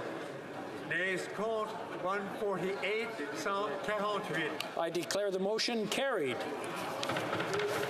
The Honourable Government House Leader has a point of order. Thank you very much, Mr. Speaker. Mr. Speaker, I move, seconded by the Minister for Intergovernmental, that in relation to Bill C3, an act to amend the Criminal Code and the Canada Labour Code. Not more than one further sitting day shall be allotted to the consideration at second reading of the stage of this bill. And, Mr. Speaker, that 15 minutes before the expiry of the time provided for government orders of the day allotted to the consideration at second reading stage. I'm going to interrupt the honourable member. I believe that we don't have any translation. Il nous manque la traduction. We're not getting the interpretation. L'honorable. The honourable member for. Yes, Ms. Yes, Mr. Speaker, we weren't getting the interpretation from the beginning of the House Leader's speech. I apologize, I can't hear anything. The honourable member. My name is Sainte Marie. Moi, j'ai pas dit ça, Gabriel. Allez-y. Merci. C'est simplement. Yes, I just wanted to tell you that when the government House Leader was standing up to read the motion, the microphone wasn't on, and the interpretation couldn't interpret the motion into French. So I would ask if the House Leader could start over from the beginning. Okay, we're going to start over again. Orders of the day, and I believe the Honourable Government House Leader is rising on a point of order. Thank you very much, Mr. Speaker. And Mr. Speaker, I always welcome the opportunity to talk again about the Minister of Intergovernmental Affairs and Infrastructure, who is going to be seconding this motion, Mr. Speaker, that in relation to Bill C3, an act to amend the Criminal Code and Canada Labour Code, not more than one further sitting day shall be allotted to the consideration at second reading stage of the bill. And, Mr. Speaker, that 15 minutes before the expiry of the time provided for government orders on the day allotted to the consideration at second reading stage of the said bill, any proceedings before the House shall be interrupted if required for the purposes of this order, and in turn, every question necessary for the disposal of said stage of the bill shall be put forthwith and successively without further debate or amendment. That's perfect. Okay.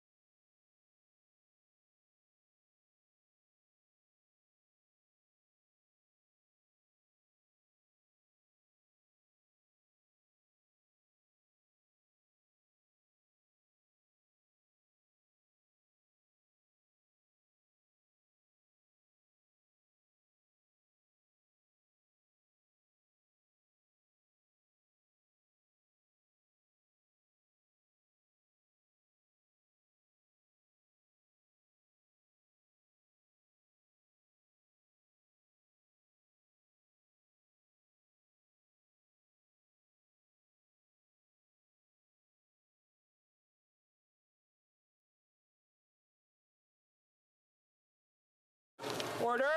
À l'ordre.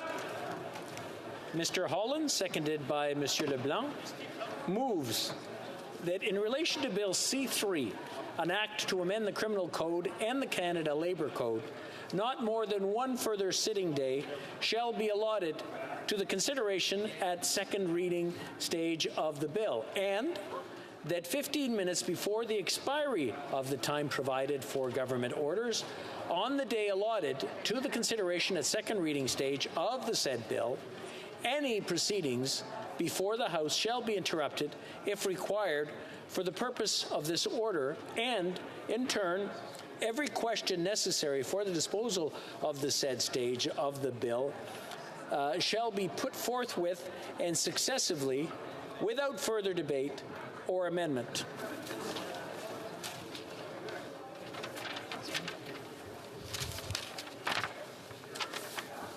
Pursuant to Standing Order 67.1 du règlement, il y aura maintenant. There will now be a period of questions lasting 30 minutes. I would invite honourable members who wish to ask questions to stand or raise their hand so the Speaker has an idea of how many people wish to participate in this question period. It's going to be popular, okay?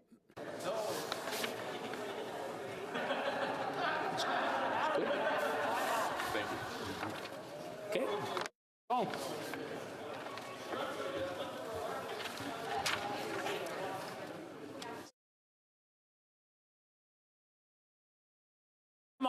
Questions and comments. L'honorable député de... The honourable member for Saint Laurent. Louis Saint Laurent.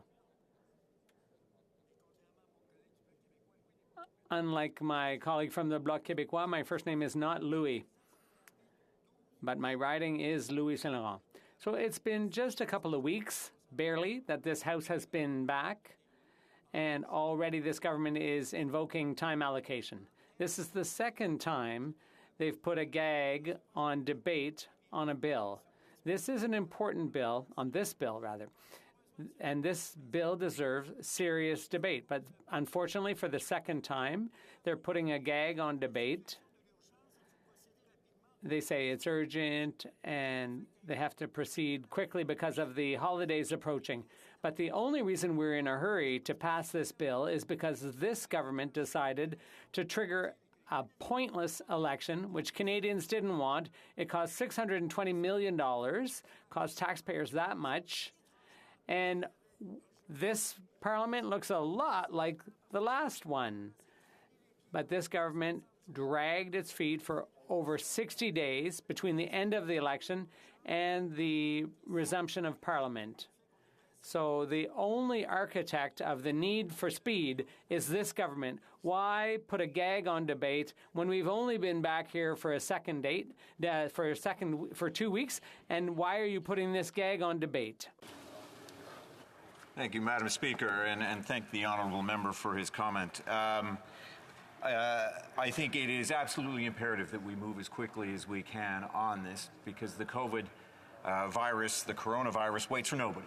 And it is important that we allow an opportunity for our healthcare workers to make sure that they feel safe. It is important, too, that we ensure that our frontline workers, and in fact workers as a whole, know and feel that they no longer have to choose between the groceries that they buy, the rent that they pay, and their ability to stay home if they don't feel well. This is one of many things that we have learned from the pandemic, a pandemic that we are still not through, a pandemic that we are still fighting our way out of. And it is important that we move quickly, that we learn from our past lessons, that we learn from previous, perhaps in some cases, errors, that we know and understand what we need to do next. This is important, Madam Speaker. Questions and comments. The honourable member for La Prairie. Thank you, Madam Speaker. A government that pushed us into an election, and I would repeat the comments of my colleague from Louis Saint Laurent. It was a needless election, $600 million. We waited 2 months before we came back to the House when things were going well. Things were under control. The government was in no rush, and then all of a sudden, oops, there's an emergency. There was very little time to debate this subject. There are Bloc Québécois members who were prepared to continue to speak on this bill. And we don't understand the urgency. I haven't seen anybody in Quebec beat the buses so they go faster. I don't understand the urgency. They have convinced no one of the urgency of this situation. So we have to respect the House. When there is an emergency, perhaps they can put in a gag order, but there's no urgency here. Why do it so quickly without having the time to talk about it? The Honourable Minister of Labour. Madam Speaker, la pandémie nous a... Madam Speaker, the pandemic has shown us that many workers don't have access to paid sick leave. We're proposing amendments to the Canada Labour Code in order to ensure that all federally regulated workers can have 10 days of paid sick leave. We are working in cooperation with the provinces and territories and other stakeholders to develop an action plan in order to legislate on sick leave across the country. Speaker, that time is indeed of the essence.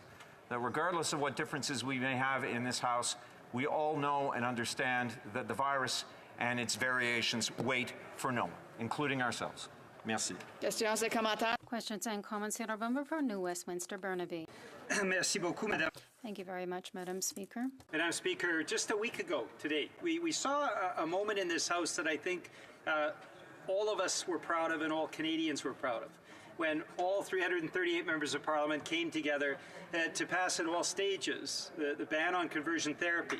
That was an important moment in this House. And now we have other important legislation that is before us. Of course, the member for Burnaby South has been the foremost proponent of this, raising this dozens of times in the House. The NDP caucus has strongly pushed the government to put in place 10 days of paid sick leave. And during this pandemic, Madam Speaker, all members of Parliament have become aware of how important it is to have these provisions for paid sick leave put into place.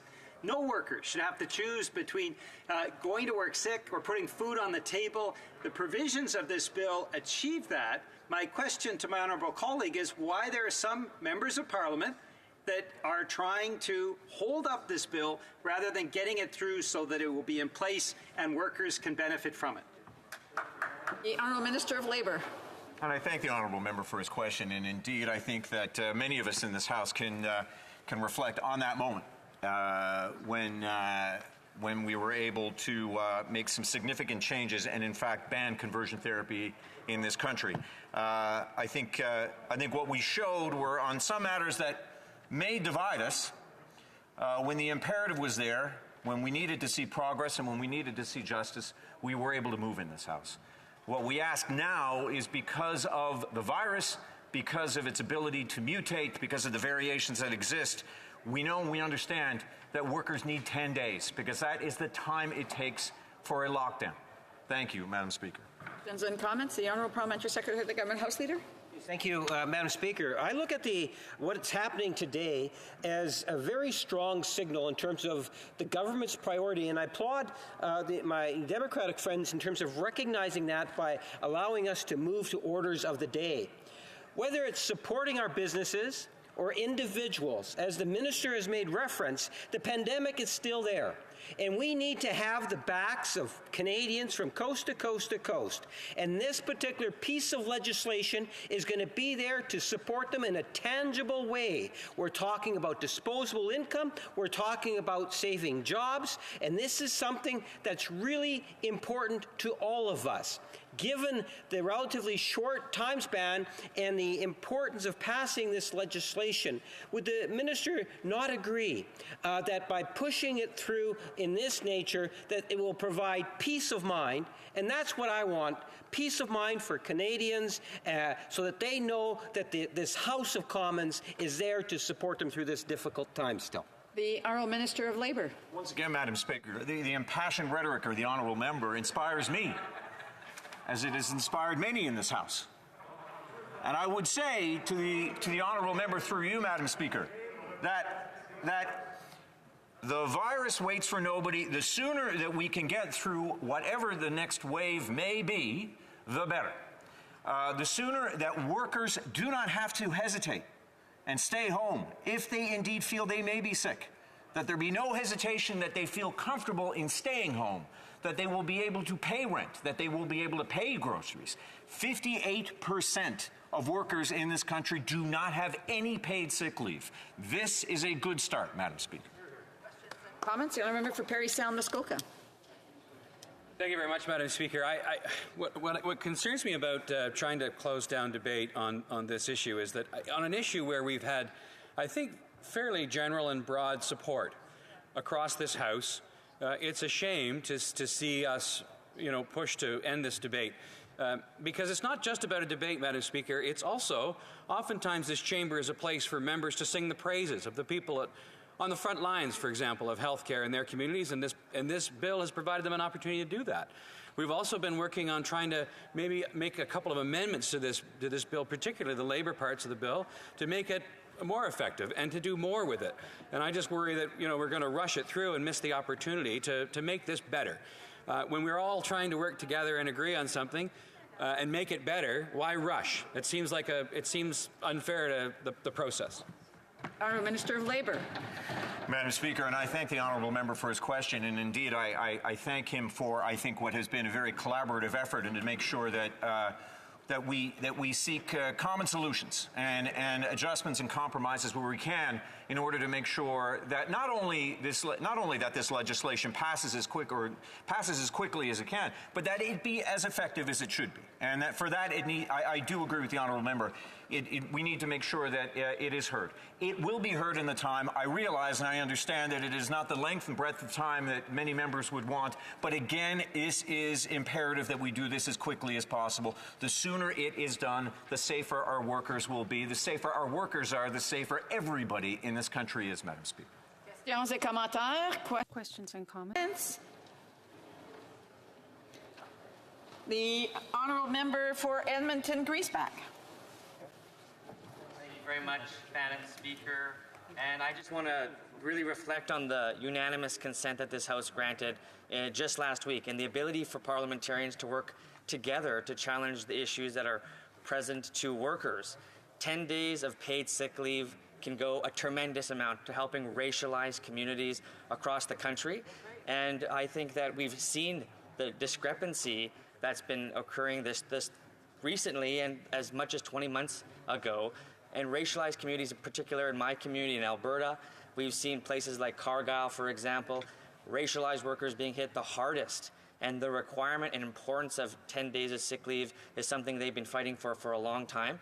Would the government agree that this bill is long overdue and that it's now now we must do this because the workers can't wait any longer? Thank you very much, Madam Speaker. The Honourable Minister of Labour. Thank you, Madam Speaker, and I thank the honourable member for his comment, for his question. I think that there are a tremendous number of Canadians who remain vulnerable, who still remain in a position where if they feel they are sick, they are not entirely sure if they can afford to stay home. And while I understand with all humility that federally regulated jurisdiction really only occupies about 6% of the workforce, it is a big place to start. It occupies some of the biggest companies in this country, many of whom have already shown tremendous leadership in providing paid sick days for their employees. But there are many who have not. And this is a good place to start. After that, we will begin our consultations with provinces and territories who occupy the vast majority of the workplace and governing those workplaces. But this is a good place to start, Madam Speaker. Questions and comments? The Honourable Parliamentary Secretary to the Government House Leader. Thank you very much, Madam Speaker. And, addressing the other point from the paid sick days on this particular piece of legislation is talking about, the protection of individuals who are trying to access hospitals, individuals that are trying to, in my riding of Kingston and the Islands, we saw protests and harassing comments and things thrown at people coming to and from a cancer clinic in Kingston General Hospital, of all places. I wonder if the minister can comment on how important it is that this legislation get through as quickly as possible so that people are not put in, don't have to worry about this form of intimidation when they're trying to access a hospital, for example. Great question, Mark. The Honourable Minister.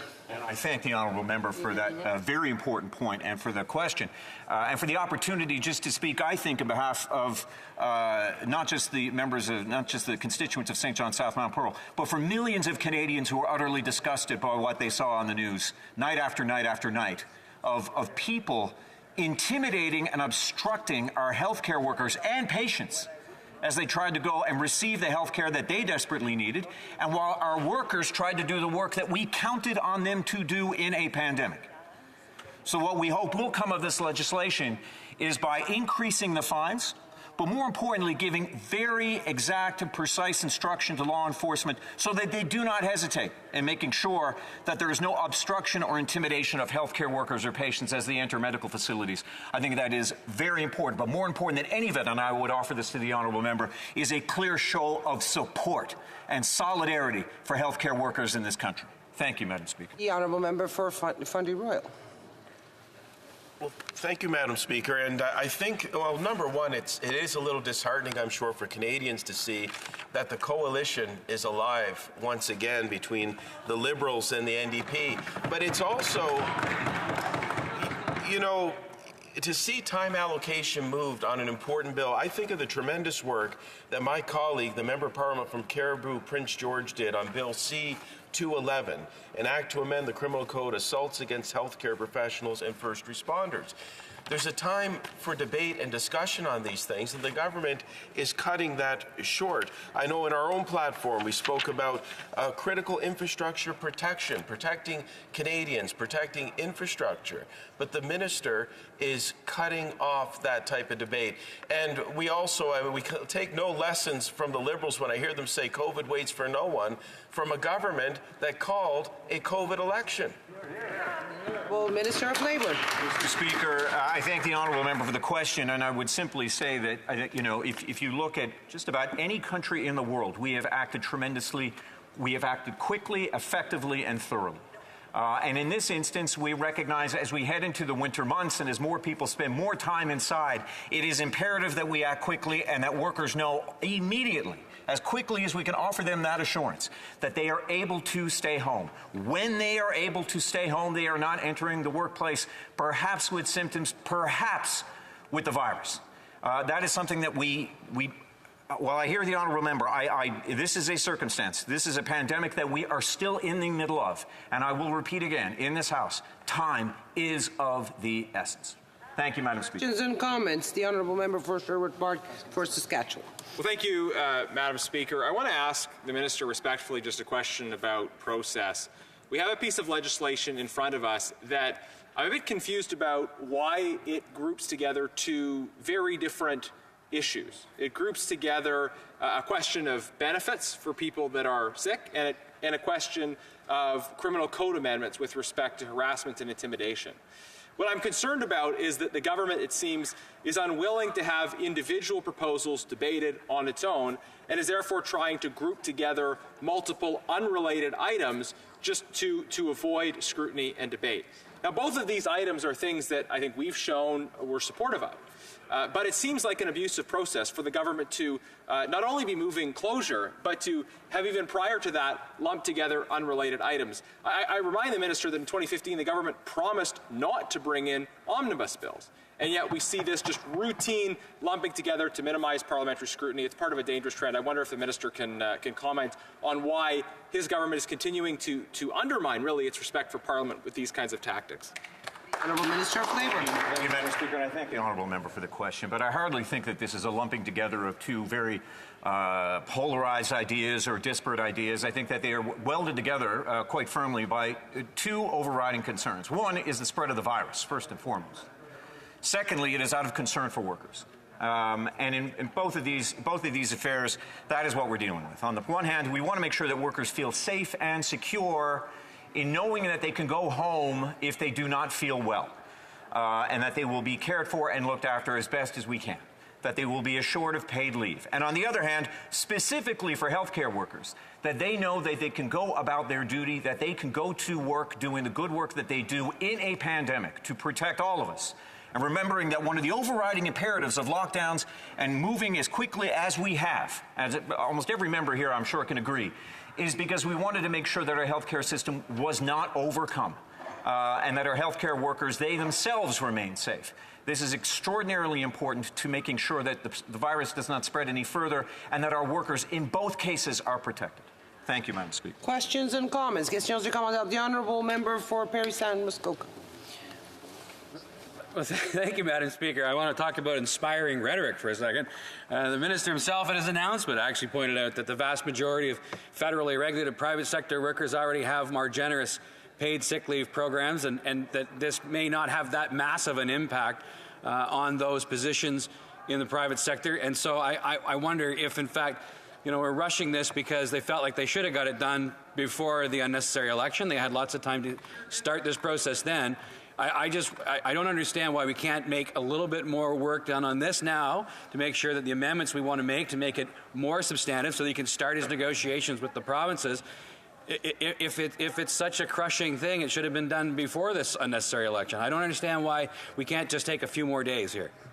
The Honourable Minister of Labour. Madam Speaker, and once again I thank the honourable member for his question, and I would simply say that it's not 10 days. So while there are some people within federally regulated industries and within the jurisdiction that have some paid sick leave, they do not have 10 days. And the reason why 10 days is so important is because that is roughly 2 weeks 2 weeks. And we all know what 2 weeks is. That is the time it takes to lock down to make sure that people are safe. That we know that if they have to quarantine, that is the amount of time that they will that will inhibit the spread of the virus. If we are looking at 2 weeks, that is roughly 10 working days. And that is why we landed on 10 days. So 6 days is not enough, 7 days is not enough. 10 is the magic number. And that is a number that we need to start moving on now. The sooner we do that, the better. We start with those in federal jurisdiction. We move on to talking to the provinces and territories, again, on an accelerated basis. Thank you, Madam Speaker. Questions of the honourable member for Winnipeg Centre. Madam Speaker. I'd like to ask my honourable colleague, certainly we know that, and we've seen during the pandemic, many healthcare workers being harassed just trying to do their jobs, and we certainly have seen that for decades and decades and decades for women that are trying to access safe abortions. How is this legislation that is being put forward, how is it going to protect, for example, healthcare workers providing vaccinations, but also healthcare workers that provide proper reproductive health care for women? Honourable Minister of Labour. Madam Speaker, we cannot allow the intimidation or obstruction of duty of healthcare workers that we have asked to, simply do their jobs. And this is something that, again, so many of us saw on the news night after night, healthcare workers who were intimidated and obstructed.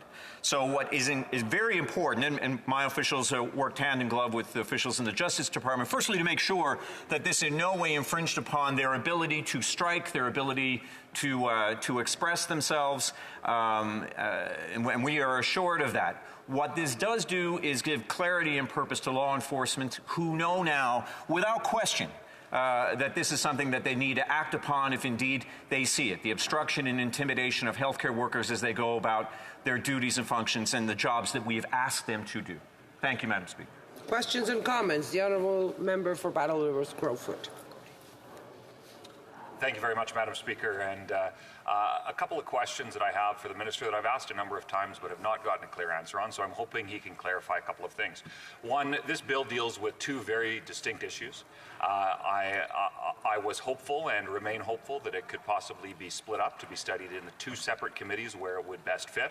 So that's question number one, if he would be willing to proceed in that matter and take leadership on that. And then specifically regarding the paid sick leave, I've asked a number of times exactly how many workers this affects. Is it talking, a number of thousand? Many workers within federally regulated sectors already have extensive sick leave provisions, either under union contracts or whatever the case may be. So how many workers does this actually affect, and to what extent does it affect? Does it affect a contractor that is contracted to work for a sector that may be under a federally regulated sector? There's a lot of questions that surround this that certainly I haven't got answers for yet, and I'm hoping the Minister can clarify some of those things. Honourable Minister of Labour. No, and I thank the honourable member for his question, and particularly the last. I would say I will get you the exact number of how many federal workers it does affect. I will say that it is in the hundreds of thousands. It is quite sizable, and that's why I insist that this is a good place to start. I will disagree humbly with the honourable member, just to say that while I understand that we're looking at two, I wouldn't say distinct issues, but two issues contained within this bill. They are very much, what they have in common very much, is first of all our fight against this pandemic. And while that may seem fairly broad, it is not broad when we talk about our imperative to move quickly on it. And our ability to act fast, our ability to ensure workers in this country that they can stay home and should stay home, they must stay home, if indeed there is any suspicion or question that they may have it. And then secondly, for particularly healthcare workers in this country, that they too know that they can go to work knowing that they have the support of this House, that they have the support of Canadians in doing the duties that we need them to perform as we continue to fight this pandemic through this winter. Thank you, Madam Speaker. Honourable member for Cloverdale, Langley City. Thank you, Madam Speaker. So I'd like to thank the Minister for his comments. As some in this House may know, I have a spouse who works in healthcare. And I know many members in this House have family and friends who work in the healthcare system. We've seen how the pandemic has really pushed the hospital system, our healthcare system, to the point of breaking many times.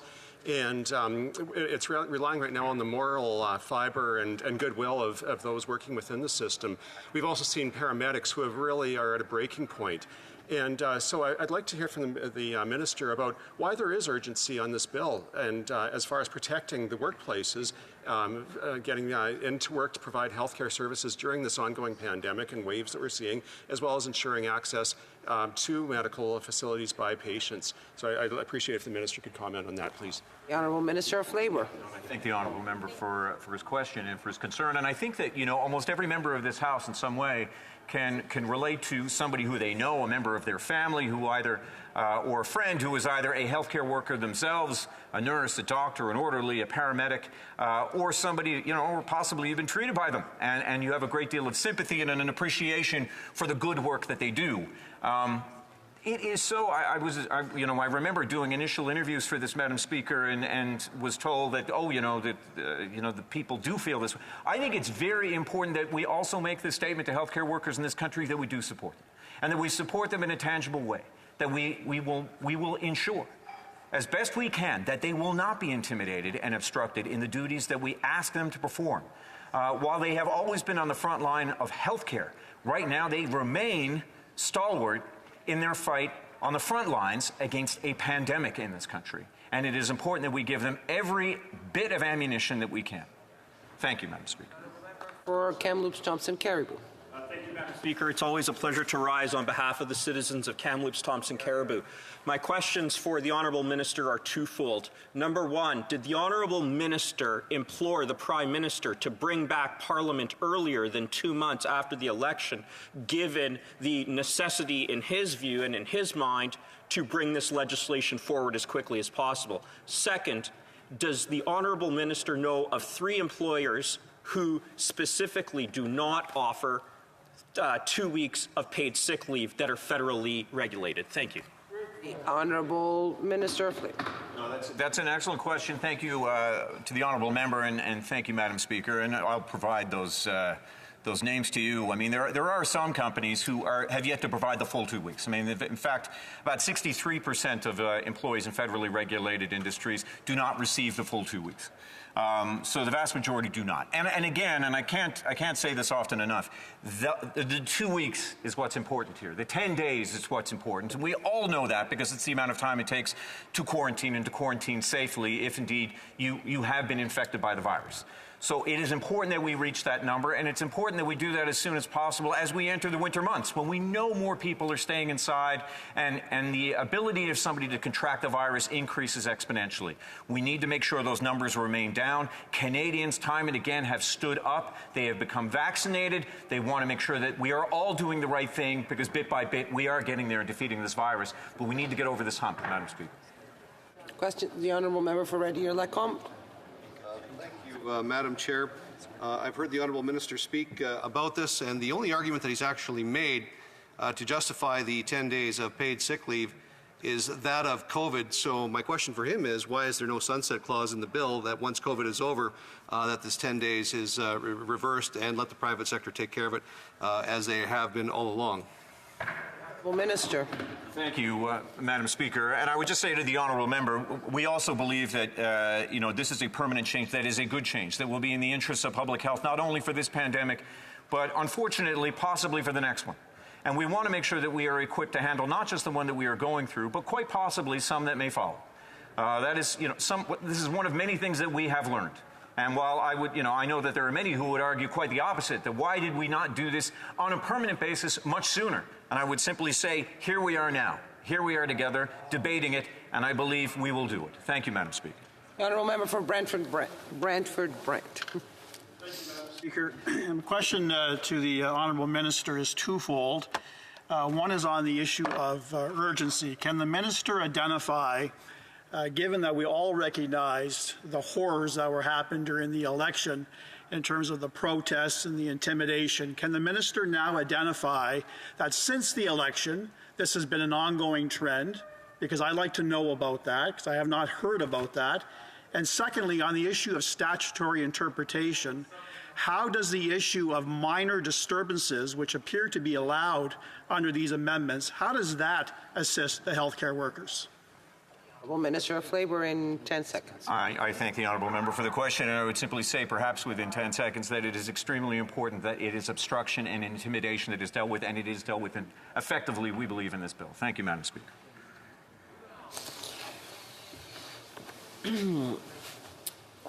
I would like to inform the House that because of the deferred votes, government orders will be extended by 40 minutes. It is my duty to interrupt the proceedings at this time and put forthwith the question on the motion now before the House. The question is as follows. Mr. Holland, seconded by Mr. LeBlanc, moved that in relation to Bill C-3, an act to amend the Criminal Code and the Canada Labour Code, not more than one further sitting day shall be allotted to the consideration at second reading stage of the said bill, and que 15 minutes avant la fin de la... That 15 minutes before the minutes set out for government orders, that at second reading of this bill, that all deliberations at the House be interrupted at the end of this order, and then all necessary questions to dispose of this step be immediately voted on successively without any more ample debate or amendment. Recognized party present in the House wishes to request a recorded division or that the motion be adopted on division, I would invite them to rise and indicate it to the chair. Yes, the Honourable Member for Banff-Airdrie. Yes, Madam Speaker, we request a recorded division.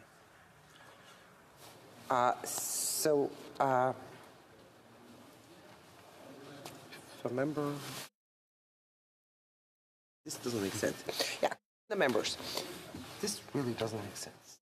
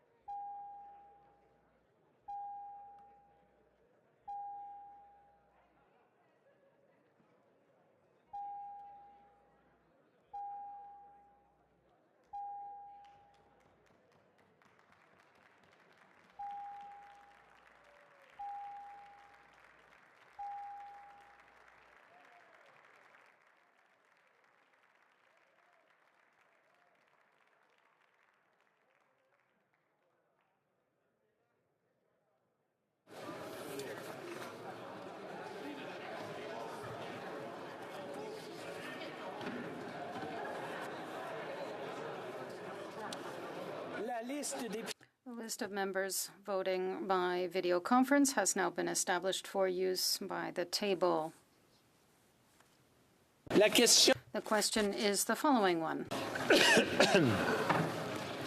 Mr. Holland, seconded by Mr. LeBlanc, moved that in relation to Bill C-3, an act to amend the Criminal Code and the Canada Labour Code, not more than one further sitting day shall be allotted to the consideration at second reading stage of the said bill, and that. Yes. May I dispense? Yes. Thank you.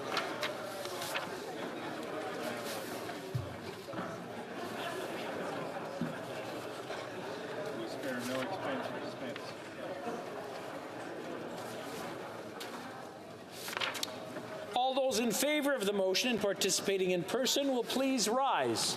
Mr. Holland. Mr. Holland. Mr. Sajan. Mr. Sajan. Mr. Blair. Mr. Blair. Mr. O'Regan. Mr. O'Regan. Ms. Qualtrough. Ms. Qualtrough. Ms. Freeland. Ms. Freeland. Mr. Champagne. Mr. Champagne. Mr. Lametti. Mr. Lametti. Mr. Algabra. Mr. Algabra. Monsieur Guilbeault. Mr. Guilbeault. Mr. Wilkinson. Mr. Wilkinson. Ms. Hutchings. Ms. Hutchings. Madame Petitpas-Taylor. Madame Petitpas-Taylor. Monsieur Boissonneau. Mr. Boissonneau. Ms. Jazik. Ms. Jazik. Mr. Carr. Mr. Carr. Ms. Chagger. Ms. Chagger.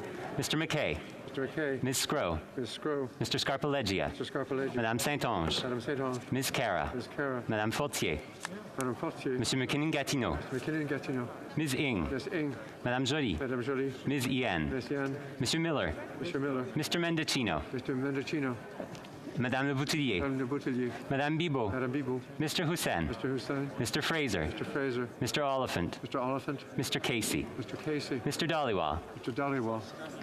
Mr. Ananda Sanguri. Mr. Ananda Sanguri. Mr. Arya. Mr. Arya. Mr. Badaway. Mr. Badaway. Mr. Beach. Mr. Beach. Mr. Biddle. Mr. Biddle. Ms. Demoff. Mr. Moff. Ms. Dillon. Ms. Dillon. Monsieur Drouin. Mr. Drouin. Mr. Lamoureux. Mr. Lamoureux. Ms. Zarowitz. Ms. Zarowitz. Mr. Fergus. Mr. Fergus. Mr. Fisher. Mr. Fisher. Mr. Fonseca. Mr. Fonseca. Mr. Fragiscatos. Mr. Fragiscatos. Mr. Garrettson. Mr. Garrettson. Monsieur Yakano. Mr. Yakano. Mr. Jauhari. Mr. Jahari. Mr. Maloney. Mr. Maloney. Mr. May Cambridge. Mr. May Cambridge. Mr. McKinnon Coquitlam for Coquitlam. Mr. McKinnon for Coquitlam. Ms. O'Connell. Ms. O'Connell. Mrs. Romanado. Mrs. Romanado. Ms. Sahota. Ms. Sahota. Monsieur Sanson. Mr. Sanson. Mr. Sarai. Mr. Sarai. Mr. Serry. Mr. Serry. Madame Shanahan. Madame Shanahan. Mr. Sheehan. Mr. Sheehan. Ms. Cedar Brampton South. Ms. Cedar Brampton South. Ms. Vandenbeld. Ms. Vandenbeld. Mr. Varani. Mr. Varani. Madame Lambropoulos. Madame Lambropoulos. Mr. Rogers. Mr. Rogers. Ms. Yip. Ms. Yip. Madame Bendayan. Madame Bendayan. Mr. Aldag. Mr. Aldag. Mr. Baker. Mr. Baker. Mr. Baptiste. Mr. Baptiste. Mr. Blois. Mr. Blois. Madame Briard. Madame Briard. Madame Lalonde. Madame Lalonde. Ms. Latanzio. Ms. Latanzio. Mr. Lewis Kitchener-Conestoga. Mr. Lewis Kitchener-Conestoga. Mr. Sidhu Brampton East. Mr. Sidhu Brampton East. Mr. Turnbull. Mr. Turnbull. Mr. Van Bynen. Mr. Van Bynen. Mr. Vancouverden. Mr. Vancouverden. Mr. Weiler. Mr. Weiler. Monsieur Zuberi. Mr. Zuberi. Madame Mendez. Madame Mendez. Ms. Sachs. Ms. Sachs. Madame Chatel. Madame Chatel. Mr. Chang. Mr. Chang. Mr. Collins, Hamilton East, Stony Creek. Mr. Collins, Hamilton East, Stony Creek. Mr. Koto. Mr. Koto. Madame Diab. Madame Diab. Mr. Gahir. Mr. Gahir. Mr. Hanley. Mr. Hanley. Ms. Hefner. Ms. Hefner. Madame Lapointe. Madame Lapointe. Mr. McDonald Malpeck. Mr. McDonald Malpeck. Mr. Meow. Mr. Meow. Mr. Nakvi. Mr. Nakvi. Mr. Nur Mohammed. Mr. Nur Mohammed. Mrs. Suds. Mrs. Suds. Ms. Taylor Roy. Ms. Taylor Roy. Mrs. Valdez. Mrs. Valdez. Mr. Julian. Mr. Julian. Mr. Garrison. Mr. Garrison. Ms. Blaney. Ms. Blaney. Ms. Idlout. Ms. Idlout. Mr. Cannings. Mr. Cannings. Mr. McGregor. Mr. McGregor. Ms. Gazan. Ms. Gazan. Ms. Barron. Ms. Barron. Madame Hughes. Madame Hughes. Ms. Zarillo. Ms. Zarillo. Monsieur Bouleris. Monsieur Bouleris. Mr. Angus. Mr. Angus. Mr. Davies. Mr. Davies. Ms. Matheson. Matheson. Mr. Desjardins. Mr. Jarley. Ms. McPherson. McPherson. Mr. Blakey. Mr. Blakey. Mr. Morris. Mr. Morris. Mr. Vong. Mr. Vong.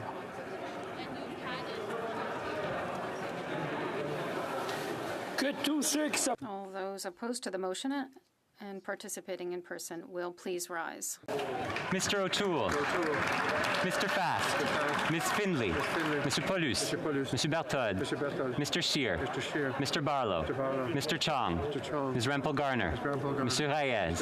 Mr. Deltel. Mr. Poliver. Mr. Albus. Mr. Moore. Mr. Hoback. Mr. Macaulay Edmonton West. Mr. Schmale. Mr. Vidal. Mr. Baldinelli. Mr. Lake. Mr. Lawrence. Mr. Lloyd. Mr. Martel. Mr. Jennis. Mr. Generou. Mr. Nader. Mr. Duncan, Stormont Dundas, South Glengarry. Mr. Duncan, Stormont Dundas, South Glengarry. Mrs. Gray. Mr. Bazan. Mr. Richards. Ms. Lantzman. Mr. Upal. Ms. Dancho. Mrs. Kuzi. Mr. Melillo. Mr. Broussard. Mr. Lobb. Mr. Aitchison. Mrs. Gallant. Mr. Calkins. Mr. Steinley. Mr. Stewart. Mr. Perkins. Mr. Zimmer. Ms. Ferrari. Mr. Caputo. Mr. Small. Ms. Rude. Mrs. Vecchio. Madame Vien. Mrs. Goodridge. Mrs. Cramp-Nyman. Mr. Halan. Mr. Ellis. Mrs. Block. Mr. McKenzie. Mr. Dreesen. Mr. Workington. Mr. Gould. Mr. Généreux. Mr. Straw. Mr. Williamson. Ms. Lewis, Haldeman Norfolk. Mr. McGuire. Mr. Abu Taif. Mr. Arnold. Mr. Cooper. Ms. Gladue. Mr. Kelly. Mr. Leipert. Mr. Shields. Mrs. Stubbs. Mr. Waugh. Mr. Godin. Mr. Leroux. Mr. Weber. Mr. Mott. Mr. Benson. Mrs. Thomas. Mr. Dalton. Mr. Davidson. Mr. Bragdon. Mr. Dowdle. Mr. Epp. Mr. Cram. Mr. Currick. Mr. D'Entremont. Mr. Lewis Essex. Mr. Mazer. Mr. McLean. Mr. Morantz. Mr. Morrison. Mr. Patzer. Mr. Redikoff. Mr. Shipley. Mr. Soroka. Mr. Ruff. Mr. Van Popta. Mr. Brock. Mr. Chambers. Mr. Muse. Mrs. Roberts. Mr. Tolmie. Mr. Williams. Monsieur Terrien. Monsieur Sainte-Marie. Madame Normandin. Monsieur Simard. Monsieur Bergeron. Monsieur Garon. Madame Gill. Madame de Bellefeuille. Madame Michaud. Monsieur Fortin. Monsieur Brunel-Duceppe. Monsieur Villemur. Monsieur Thériault. Madame Gaudreau. Madame Larouche. Monsieur Perron. Monsieur Barcelou-Duval. Monsieur Plamondon. Madame Vignola. Monsieur Savard-Tremblay. Madame Posé. Monsieur Champoux. Monsieur Beaulieu. Monsieur Lemire. Madame Chabot. Monsieur Trudel. Madame Desbiens. Monsieur Blanchette-Jonca. Madame Bérubé. Monsieur Désilé.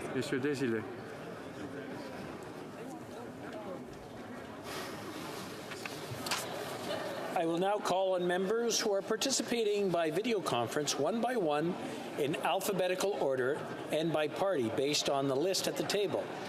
After you have been called, indicate whether you vote for or against the motion. Please ensure your camera is turned on at all times and your microphone is turned on when voting. And again, I want to remind the honourable members that the dress code that exists in the chamber also exists for those voting online. Members of the Liberal Party. Mr. Ali. I vote for the motion, Mr. Speaker. Could you hear? Couldn't hear his vote. Mr. Ali, can I get you to repeat? We didn't hear your vote. Motion, Mr. Speaker. Mr. Ali, pour. Ms. Anand. Je vote en faveur. Merci. Madame Anand, pour. Monsieur Arsenault. Je vote pour, Monsieur le Président. Monsieur Arsenault, pour. Mrs. Atwin. For, Mr. Speaker. Mrs. Atwin, for. Mr. Baines. I vote for, Mr. Speaker. Mr. Baines, for. Ms. Bennett. For. Ms. Bennett. For the motion. Ms. Bennett, for. Mr. Chahal. I vote for the motion, Mr. Speaker. Mr. Chahal, for. Mr. Chen. In favor. I vote in favor. Mr. Chen, for. Monsieur Cormier. Je vote pour. Mr. Cormier, pour. Ms. DeBrusen.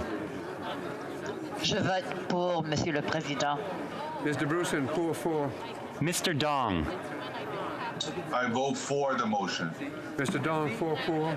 Monsieur Dubourg. Je vote pour la motion. Monsieur Dubourg, for. Mr. Duguid. I vote for the motion, Mr. Speaker. Mr. Duguid, for. Ms. Duncan, Etobicoke North. In favor. Ms. Duncan, Etobicoke North, for. Mr. Assassi. I vote in favor. Mr. Assassi, for. Monsieur El Khoury. En faveur, Monsieur le Président. Monsieur El Khoury, for. Mr. Erskine Smith. I vote for the motion. Mr. Erskine Smith, for. Mr. Fillmore. I vote in favor of the motion, Mr. Speaker. Mr. Fillmore, for. Ms. Fry. I vote in favor of the motion. Ms. Fry, for. Monsieur Garneau. Monsieur le Président, je vote en faveur. Monsieur Garneau, for. Ms. Gould. Mr. Speaker, I vote for the motion. Ms. Gould, for. Ms. Haidu. Vote for the motion, Mr. Speaker. Ms. Haidu, for. Mr. Hardy. Mr. Speaker, I vote in favor of the motion. Mr. Hardy, for. Mr. Housefather. Je vote pour la motion. Mr. Housefather, for. Ms. Jones. Mr. Speaker, I vote in favor of the motion. Ms. Jones, for. Ms. Kayabaga. Président, je vote pour la motion. Ms. Kayabaga, for. Mr. Kellaway. I vote in favor of the motion. Let me see.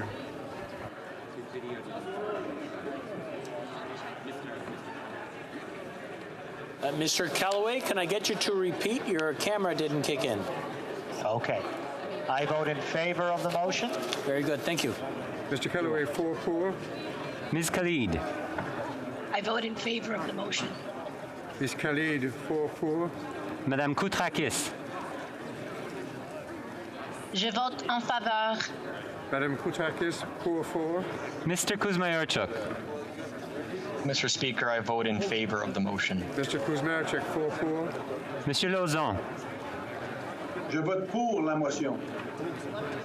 Monsieur Lauzon, for. Monsieur Leblanc. Monsieur le Président, je vote en faveur de la motion. Monsieur Leblanc, for. Monsieur Lightbound. Je vote pour la motion, Monsieur le Président. Monsieur Lightbound, for. Mr. Long. Mr. Speaker, I vote for the motion. Mr. Long, for. Mr. Longfield. Mr. Speaker, I vote in favor. Mr. Longfield, for. Mr. Macaulay Cardigan. In favor, Mr. Speaker. Mr. Macaulay Cardigan, for. Madame Martinez Farada. Je vote pour, Monsieur le Président. Madame Martinez Farada, for. Mr. McDonald Avalon. Je suis en faveur.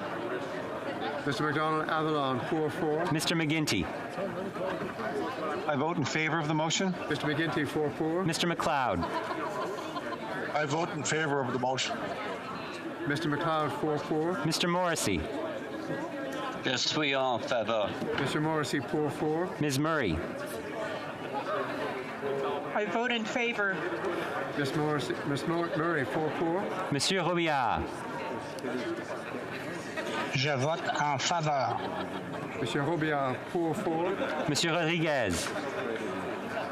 Mr. Speaker, I vote in favor of the motion. Mr. Rodriguez, 4-4. Monsieur Chiefke. Je vote en faveur, Monsieur le Président. Mr. Chiefke, 4-4. Mr. Sobara.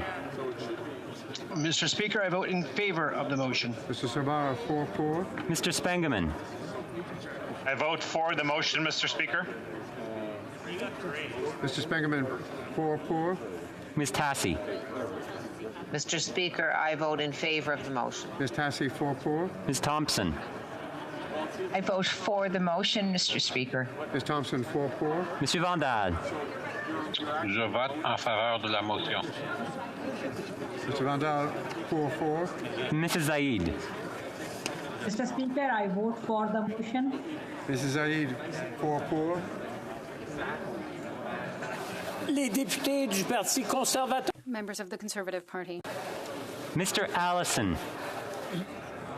I vote against the motion. Mr. Allison, against Comte. Mr. Carey. I vote against the motion.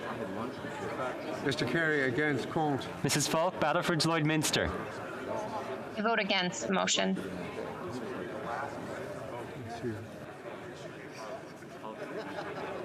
Okay, Ms. Hughes? Battleford Lloydminster.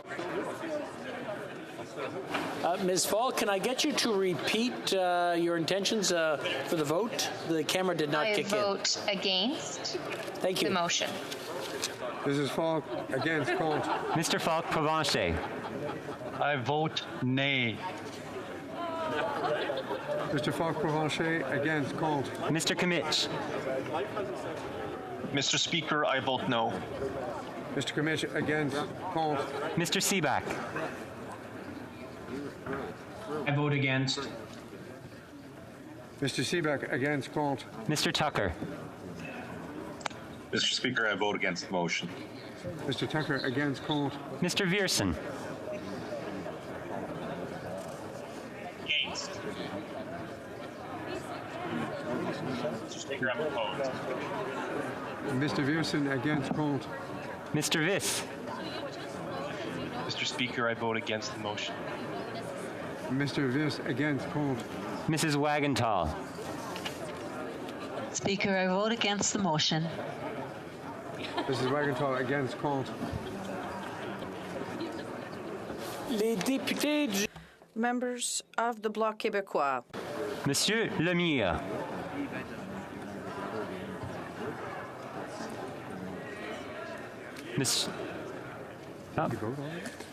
Monsieur Le... Ah, d'accord.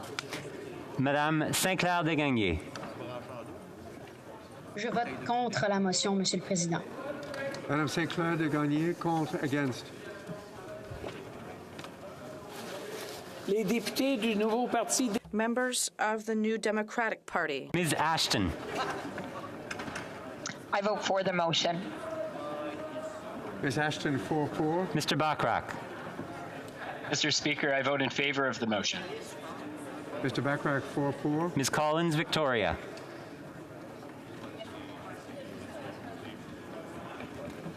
Ms. Collins Victoria. I vote for the motion. Ms. Collins Victoria, 4-4. Mr. Johns. Vote for the motion. Mr. Johns, 4-4. Ms. Kwan.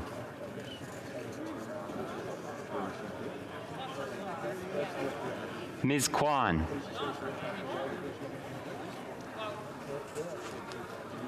Mr. Massey. I vote yes. Mr. Massey, 4-4. I vote for the motion. That was Ms. Kwan? I vote for the motion. No. Ms. Kwan, 4-4. Les députés du Parti... Members of the Green Party. Ms. May, Saanich Gulf Islands. I vote for the motion. Ms. May, 4-4. Assuming that you did hear the question, if you wish to register your vote and weren't able to due to technical difficulties that are now resolved, use the raise hand function and the chair will recognize you.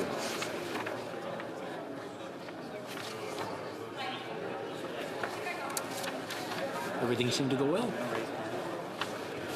Looks good. Thank you. Good job. Thank you.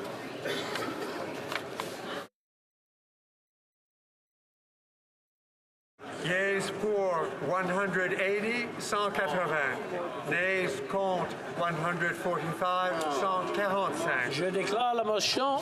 I declared the motion carried. Thank you.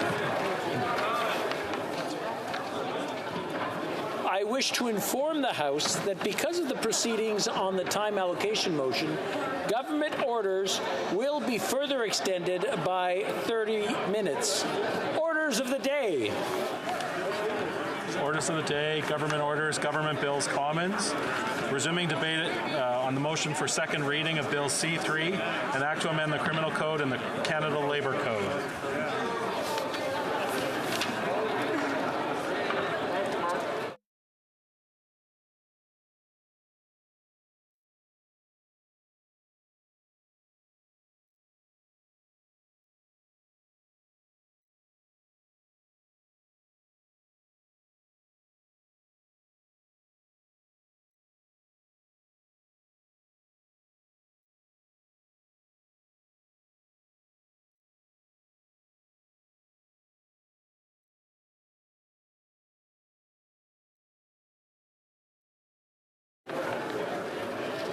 Mr. Aldag is there and ready to speak.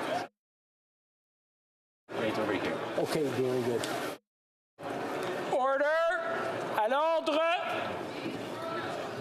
Resuming debate. The honourable member for Cloverdale, Langley City. Great. Thank you, Mr. Speaker. Mr. Speaker, Bill C3 will protect healthcare workers, Canadians seeking health services, and Canadians who work in federally regulated sectors, deciding between their well-being and paying bills. Delivering protections for healthcare workers and 10 days paid sick leave were top priorities for our government. It is why I stand here today, just weeks into the 44th Parliament, speaking in favour of Bill C3, so we can ensure Canadians receive the protections they deserve as quickly as possible. Throughout this pandemic, Madam Speaker, we've commended our healthcare workers through efforts such as the nightly banging of pots and honking. Can we have some order in the House, please? There's a member doing a speech. Order!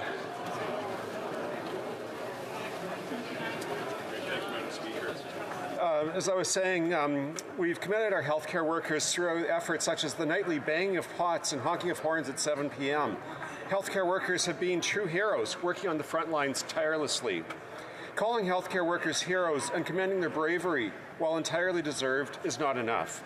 We need to provide real protections to them. The amendments to the Criminal Code in this bill will afford healthcare workers security against obstructions from accessing their workplaces safely. Unfortunately, we've seen terrible incidents where doctors and nurses and other healthcare practitioners have been intimidated, threatened, and in some cases spit on or otherwise threatened with violence, all because they're saving the lives of COVID-19 patients. Madam Speaker, I'd like to take a moment to give you my very personal perspective on this bill. My wife is a doctor at a hospital that was declared a COVID hospital at the outset of the pandemic. During the first week of the pandemic, we updated our wills, not knowing what dangers we faced. We slept on different floors and took extra precautions to sanitize when we could actually find disinfectant materials. Some doctors moved out of their private homes to protect their families and moved into private accommodations. Many extra precautions were taken to launder clothes to make sure the viruses did not come into our personal homes. Challenges continued, wave after wave. Then throw in a heat dome and another wave, and we have a healthcare crisis and a system that is stretched to the breaking point, relying on the goodwill and moral fiber of the people who work in the system. I'd like to thank my wife and her hospitalist colleagues at Surrey Memorial Hospital and other hospitals across the country, the specialists and technicians, the nurses and the aides, the cleaning staff and the food services, and everyone else in patient care, all who worked to keep the rest of us safe. And now protesters are trying to threaten these workers from accessing their places of work and to prevent them from accessing their places of work. I feel especially for the emergency room doctors, but and also the paramedics who are understaffed, underfunded, and need to shepherd their patients past rabid anti-vaxxer protesters. Our healthcare workers are facing moral distress, Madam Speaker. And no one should feel unsafe at their workplace. And this legislation will provide healthcare workers the confidence and legal protections that are needed to safely access their workplaces. We know that intimidation can manifest itself through online forums as well, not just in person. We're protecting healthcare workers here as well. In the age of social media and digital technology, we know that online threats can be just as real and devastating as those faced in front of a workplace. No individual should be able to use fear to stop a healthcare worker or those who assist them from performing their duties. Our legislation will not only protect healthcare workers, but those accessing healthcare as well. In many cases, those accessing healthcare are the most vulnerable, particularly during this pandemic. This summer, an individual went to Toronto from Prince Edward Island to wait for a lung transplant. They were leaving their hospital after a physiotherapy session. They had to be escorted by police to protect them from an unmasked group blocking access to and from the hospital. And we've heard story after story of this kind of behavior across the country. We cannot accept this behavior, Madam Speaker, which is placing our most vulnerable at risk. This legislation clearly ensures Canadians have the freedom to voice their concerns and protest in a safe and peaceful manner. It also ensures workers' freedom to take labour action, including picketing. These will be respected by these proposed changes to Canada's criminal law. The COVID-19 pandemic has highlighted a number of issues facing Canadians in their workplaces. Too many healthcare workers, those who assist them, and Canadians seeking medical attention or medical care have experienced or feared intimidation while attempting to provide or access health services. In normal times, this type of harassment and intimidation is disagreeable. But during a worldwide pandemic, Madam Speaker, this type of behavior is abhorrent, and this is why legislation is needed. I'll now shift my focus to another aspect of this bill. Too many Canadians have been forced to choose between staying home when they are sick or being able to afford rent or groceries. This legislation's other change, which is the provision of 10 days of paid sick leave, will protect the well-being of Canadians, support them economically, and avoid pressures on our healthcare system.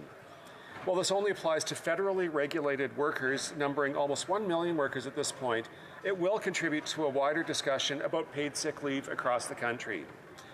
Madam Speaker, the pandemic has demonstrated the effect that illness can have on our economy and the cost for individuals and families. With isolations and quarantines lasting up to 2 weeks, workers need to know if they contract COVID-19, they can take the necessary time off work without risking losses to their income and without exposing others to the risks of COVID. Not only will this ensure workers do not need to choose between their income and their well-being, but this will also avoid spreading COVID-19 or other contagious illnesses in the workplace. There have been too many stories of outbreaks in workplaces that happened because individuals felt they had to come into work because they could not afford to take unpaid time off. This often results in negative economic effects for companies as well. Not only will this legislation help workers, but it will be a preventive measure for our healthcare system. We have all experienced lockdowns throughout the last 20 months to avoid our hospitals from being overwhelmed by COVID-19 cases. This is another measure to prevent outbreaks at workplaces from driving up case numbers, putting our healthcare system at risk now and in the future. For Canadians not employed in a federally regulated industry, our government will be engaging in consultations with federally regulated employers and workers towards the implementation of this legislation. Additionally, the government will convene provinces, territories, and other interested stakeholders to develop a national action plan to legislate paid sick leave across the country while respecting provincial and territorial jurisdiction and clearly recognizing the unique needs of small business owners.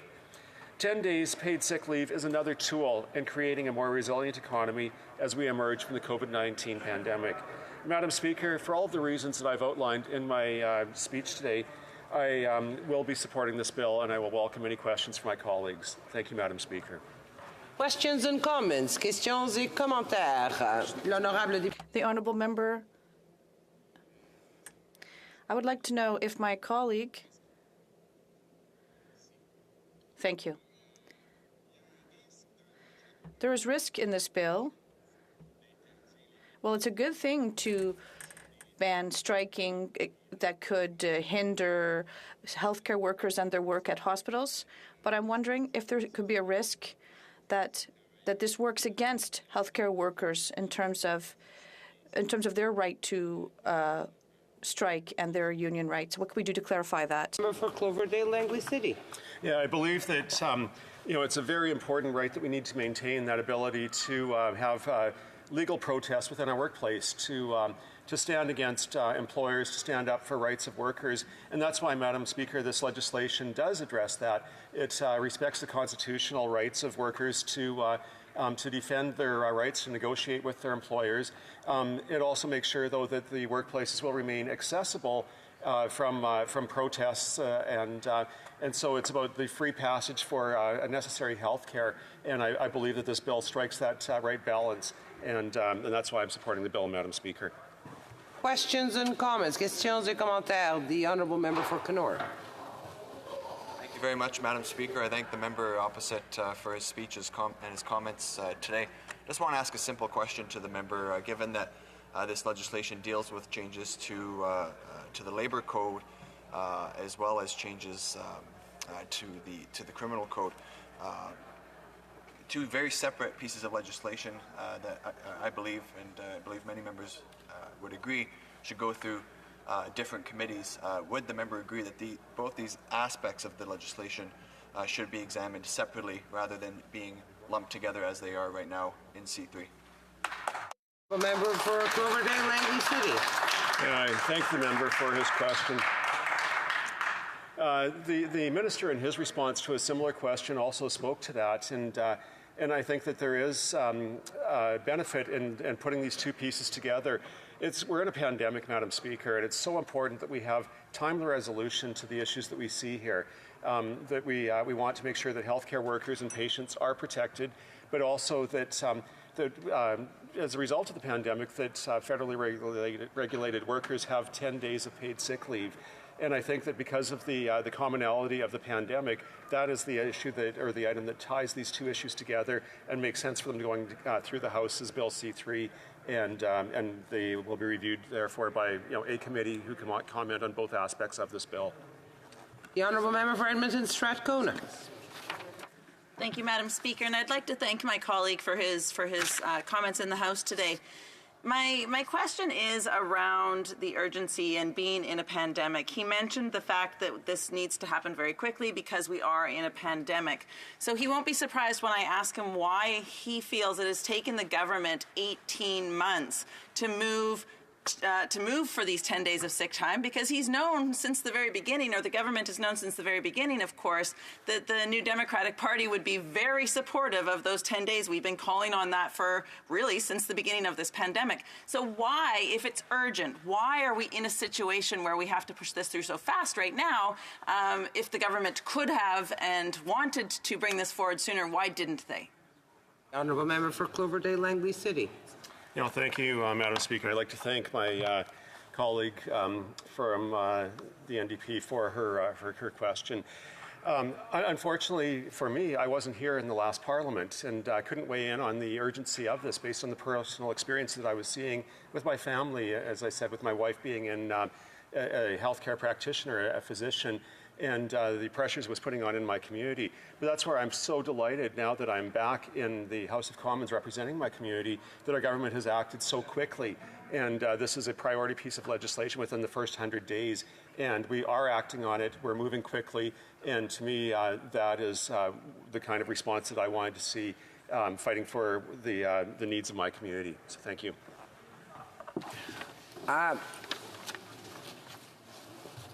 I have the honour to inform the House that messages have been received from the Senate informing this House that the Senate has passed the following bills to which the concurrence of the House is desired. Bill S-202, an act to amend the Parliament of Canada Act, Parliamentary Visual Artist Laureate. 206, an act to amend the Criminal Code, disclosure of information by jurors. Reprise du débat, l'honorable. Resuming debate, the honourable member for Berthier-Masquinongé. Thank you very much, Madam Speaker. It's a pleasure to speak today to this bill, C3, a bill that is somewhat strange because there are two completely different things that it's dealing with. It's also going to modify the criminal code. So there are two totally different issues here. First, we have to amend the criminal code to increase the criminal offenses and so that we can prevent people from intimidating healthcare workers or preventing work access to hospitals. We can't be against that, of course. So that's relatively easy to be in favor of that part of the legislation. The second part forces federal employees to have 10 paid sick days. As I just said, we can't be against the virtue of that either, so we're also in favor of that section.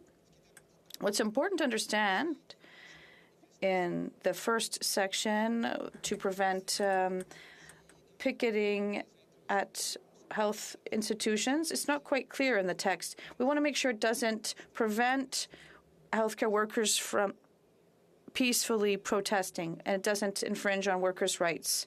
We would like clarifications to be made to that, Madam Speaker, to make sure that the bloc will work rigorously like it usually does, to question, validate, verify, and potentially propose amendments that will be necessary to protect this fundamental right. At the bloc, we are always in favor of defending workers' rights, and there's one of our fundamental values and important values. We give it great importance. In Quebec, in particular, workers' rights, when there is a conflict, are very protected. There's an anti-scab legislation as well. So we have to be careful to that aspect of the legislation. Now I'm looking at the sick days. It is a win for workers in Quebec under federal jurisdiction. There aren't too many of them, but there are some. And it is also a gain for a group of workers that historically, well, it's a gain for all workers. It brings impetus and lifts the situation. It's always positive, even if it targets only a restricted group of people. So we're obviously in favor of that. Through this legislation, we will allow the Attorney General to have more power to pursue people who will be intimidating or getting in the way of access to hospitals. And in this context, during the election campaign, there were anti-vaxxers protesting and trying to prevent access to healthcare institutions. And this is really what spurred the creation of this legislation. But aside from that, we've also seen this historically as well, when patients tried to access abortion clinics.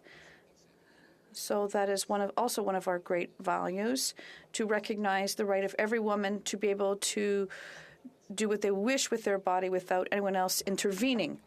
So there is also positive aspects of that as well. We want to guarantee that people will not be hindered because they want to have access to health care. And this part of the Act is very important because it establishes the distinction between freedom of speech and aggression. And unfortunately, Madam Speaker, in our society, far too often there are people who will confuse the two notions. I'm allowed to speak, they say, so I can stop someone from doing something. No, that should never be tolerated. This is fundamental, it's very important, and as parliamentarians, it is our duty to protect Canadians from all forms of aggression, which is what we did. Well, we started doing so in the previous parliament before we started a useless election, as like everyone knows, with Bill C-205 with regards to agriculture. That stopped. Vegan activists from entering slaughterhouses, for example,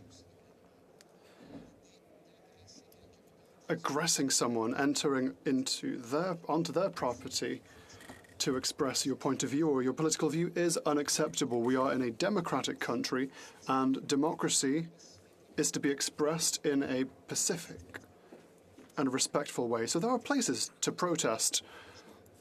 The second we start violating people's rights, we have to act. I've already said this because I'm not following my speech as usual. It also hampers bullying and intimidation. When people travel, you turn up and there's a group of threatening people. Sometimes, if you see threatening people, then you divert and you go elsewhere. Now, we're not judging anyone's opinion here this evening. I'm not saying that one person is right, one person is wrong, but our duty as parliamentarians, in order to put an end to this crisis, is to foster vaccinations and encourage vaccinations. We have to allow people to express themselves without them being able to stop people from getting vaccinated. Expression is not equal to aggression. That is important. And intimidation is something against which I fought when I was a high school teacher. It was fundamental for me to fight intimidation and bullying. And as a parliamentarian now, I can continue to do so because our civil society should not accept this kind of behavior. The Act provides for imprisonment up to 10 years based on what kind of accusation is selected. 10 years or 2 years minus 1 day is quite an effective way to change people's minds before they decide to aggress someone. With regards to the rest, the bill also provides for the liberation of certain people, as standard in a bill like this. A very important element in the Act that I would like to highlight with parliamentarians is that with this bill here,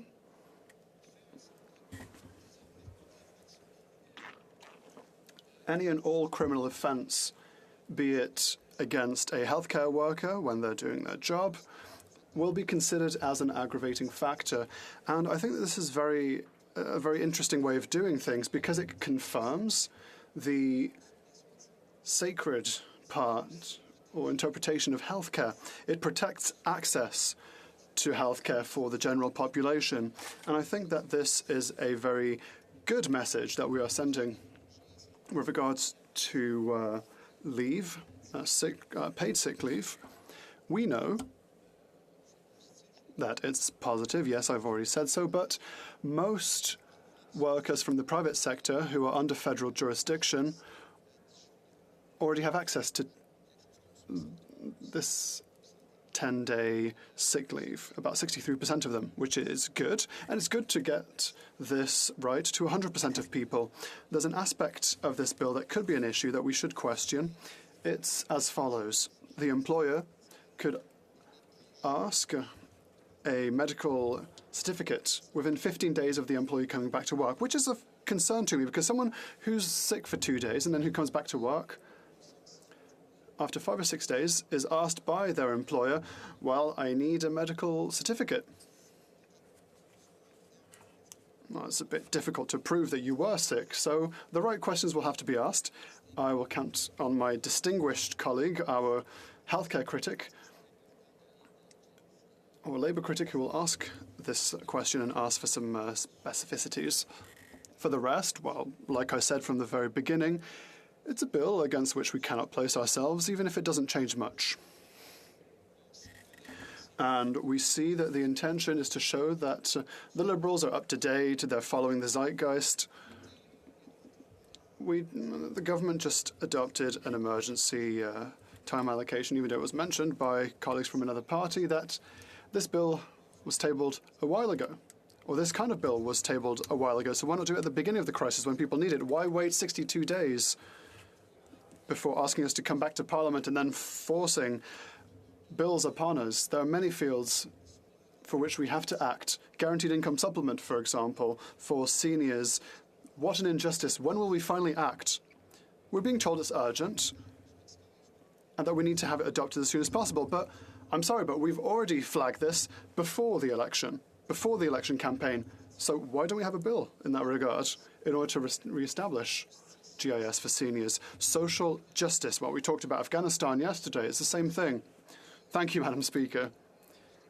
The honourable member will be able to continue during questions and answers. Parliamentary Secretary to the Leader of the Government in the House. Madam Speaker, you know, one of the things that we recognize that Canadians have afforded the House of Commons is a minority government, which means that the government does and has and will continue to work with opposition parties to the best we can in order to be able to speed up legislation. It does require the support of another party. Sometimes it's, in the past, it's been New Democrats. Sometimes it's been members of the Bloc, and we've even had support from the Conservatives. And so if you now have a majority of members of Parliament that are saying that we should proceed quickly on a piece of legislation for whatever reasons, would he not agree? Based on that, just like at some point I would hope and trust the Bloc will identify important pieces of legislation, that in itself says a lot in terms of the urgency of getting this bill for our healthcare workers and for workers, because it's in both of their best interest. The honourable member for Berthier-Masquinongé. Thank you, Madam Speaker. I would like to thank my colleague for his question and his openness. Yes, that's what we're here for. And I'm going to do some quick maths. To say, well, the MP recognises, Madam Speaker, I should be going through you, of course. The MP recognises that we re-elected a minority parliament. So, quick maths. If you add Liberal MPs and Blockist MPs, well, it becomes a majority. And what we're proposing is many things throughout the week. We are an intelligent and constructive opposition. I just talked about guaranteed income supplement, for example. We made proposals for Afghanistan as well. We adopted a motion, and I hope that we will be able to repatriate people as rapidly as possible and offer humanitarian aid over there. We've been making proposals with regards to temporary foreign workers. We've been told, well, reforms are on their way. Well, we are waiting for them. We're here for them. There are many things to do, and we're here for the people. It must be good for Quebec. It's always the same principle. Thank you. Questions and comments. The honourable member for Shefford. Well, thank you, Madam Speaker. I would like to talk about an aspect that my colleague mentioned in his speech as critic for the status of women. Because I've already had the opportunity to ask questions on C3 and with regards to sick leave, well, we can't be against motherhood and apple pie. But I would like to come back to the right to protest and to speak, and I would like to give you examples. 2 examples that are close to me as critic for status of women. Protest in front of abortion clinics. Protests which can seriously harm a woman who's already in a delicate situation. Protests can lead to more wrongs than rights in this case. As an MP for rural ridings, I've been told about people that have harmed protesting. So we need a balance between the right to protest whilst keeping in mind the fact that protests can lead to more harm than good. The honourable member from Berthier-Masquinongé. Yes, thank you, Madam Speaker. I'd like to thank my most esteemed colleague and neighbour here, my favourite bench member, and neighbour for her superb question. Yes, it is fundamental. And thank you to her for having given me more time to talk about this. When one is at a crossroads, I had discussions last week with people saying, well, I'm scared. And I will take an example, vaccination. People are saying, I don't want to be vaccinated, I'm afraid, and they're thinking about it, and they say, okay, great, I'm going to go. But then if they turn up and there's a blockade, well, perhaps they're going to turn right back home. Imagine, Madam Speaker, if it's a young woman who was assaulted, or if it's a young woman who's been thinking for many days about her situation, about her unplanned pregnancy, a pregnancy that has been for her a great turmoil. We have to respect people's access to care. First and foremost, access to care. And so we have to protect Canadians, and that's what we're here to do. Thank you. A very brief question. Member for Winnipeg Centre, a very short question.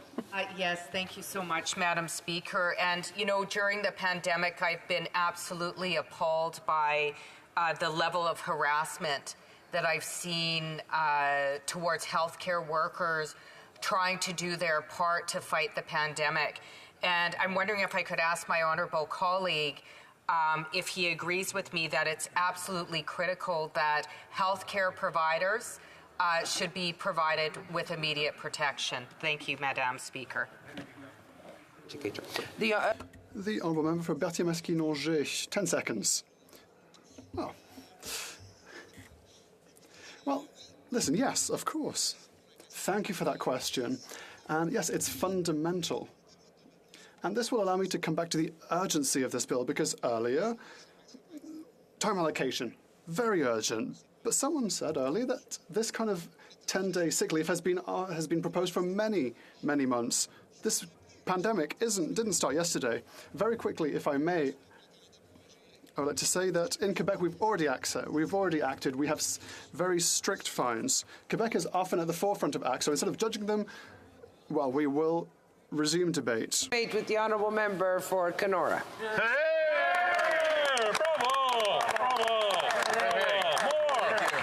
you very much, Madam Speaker, and thank you to my colleagues for the warm welcome here this evening. It's a pleasure to join the debate on C3, Madam Speaker, and although this is not my first opportunity to rise here in this place in the 44th Parliament and give a speech, this is my first opportunity, not just in this Parliament, Madam Speaker, but since I've been elected in 2019 to deliver a speech with my fiancée Danica watching live. I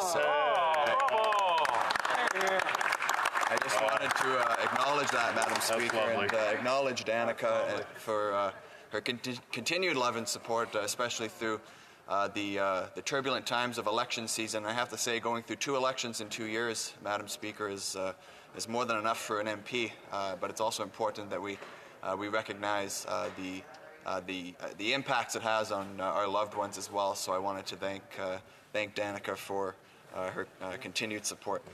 But to the bill, to C3, thank you. To C3, Madam Speaker, this is 2 very important aspects of this bill. This bill really is 2 bills in one, Madam Speaker, with amendments to the criminal code as well as the labor code. And it's very important that we talk about both of these things separately, considering how different they are. And I will, time permitting, Mr. Speaker, have the opportunity to touch on both of those aspects. But I also want to acknowledge the tremendous work of our shadow ministers on this file. The member from Fundy Royal has done a great job. He has. Incredible job representing our position and working with our colleagues to move forward on this, and as well the member from Parry Sound Muskoka on the Labour side, ensuring that our party is well represented. Now, when it comes to the criminal code, of course, C3 would make it an offence to intimidate health providers or impede individuals, Mr. Speaker, from obtaining health service. And this is something that I don't think anyone in this chamber would take issue with. I think we would all support that and support the idea of that. And we know healthcare workers face incredible hardships at the best of times, especially in northwestern Ontario, Mr. Speaker, with limited staff, limited resources, and frankly, policies that don't adequately account for our unique needs in rural and remote Northern Ontario. These are challenges that I've heard firsthand from constituents across the riding. And of course, this has all been exacerbated by COVID-19 and the pandemic that we're continuing to fight through and hopefully at the tail end of, Mr. Speaker. But I think we saw more clearly than ever before how important our frontline workers are. Our doctors, our nurses, and those that went to work every day risking their own safety to to ensure that that all Canadians can remain safe and have the service that they need. And that's why so many people I know in my riding, in the Kenora riding, across Northern Ontario and across this great country were outraged by the news they saw, the protests, the harassment of healthcare workers throughout the course of this pandemic. Now, there's a couple, Mr. Speaker, I wish I could sit here and name everybody, but there's a couple healthcare workers in particular I'd like to make note of, and one of which is Dr. Sean Moore in Kenora at the Lake of the Woods District Hospital. And now Dr. Moore has been a champion for our region throughout the course of this pandemic. He helped organize and arrange really all of the COVID protocols and the COVID response at the Lake of the Woods District Hospital, and with many concerns around the availability of beds, shortages of PPE. He remained steadfast in his commitment to ensuring everyone had the support that they need, and continued to also keep me up to date on what was happening on the ground, and offered advice to me to pass on to the government and to my colleagues on how we can be best moving forward through the pandemic. I would say as well his consistent public advocacy on best practices, on ways to keep ourselves and our loved ones safe, and that's something that he's continuing to do, has just been incredibly beneficial for everyone across our region. And if I could, Mr. Speaker, I want to make a quick mention as well to a healthcare provider that's very important to me, and that is my mother, Charlene. My mother is a nurse at the Lake of the Woods District Hospital, and I know firsthand from her of the challenges, as I said, during the best of times at the hospital and delivering healthcare service in the Kenora riding. But of course, having to deal with the additional protocols and the challenges that COVID-19 brought on, I know it was difficult for her and for her colleagues, and not once did any of the healthcare workers in my riding or across the country hesitate. They were always there to continue to serve and continue to work for everyone, for everyone's safety. So I'm happy to be able to share that here today. But there's another side of it as well from the healthcare side. It's not just the healthcare providers, it's not just the doctors and nurses. It has also been a very difficult time to be a patient. I know many people who have had to bring their children into the hospital with only one parent that is able to actually be there, be with their child or with their loved one.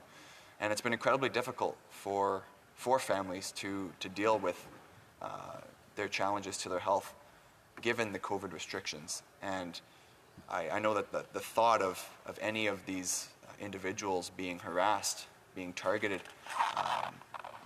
in a protest that could be happening outside of a hospital is something that would not sit well with anybody in this chamber.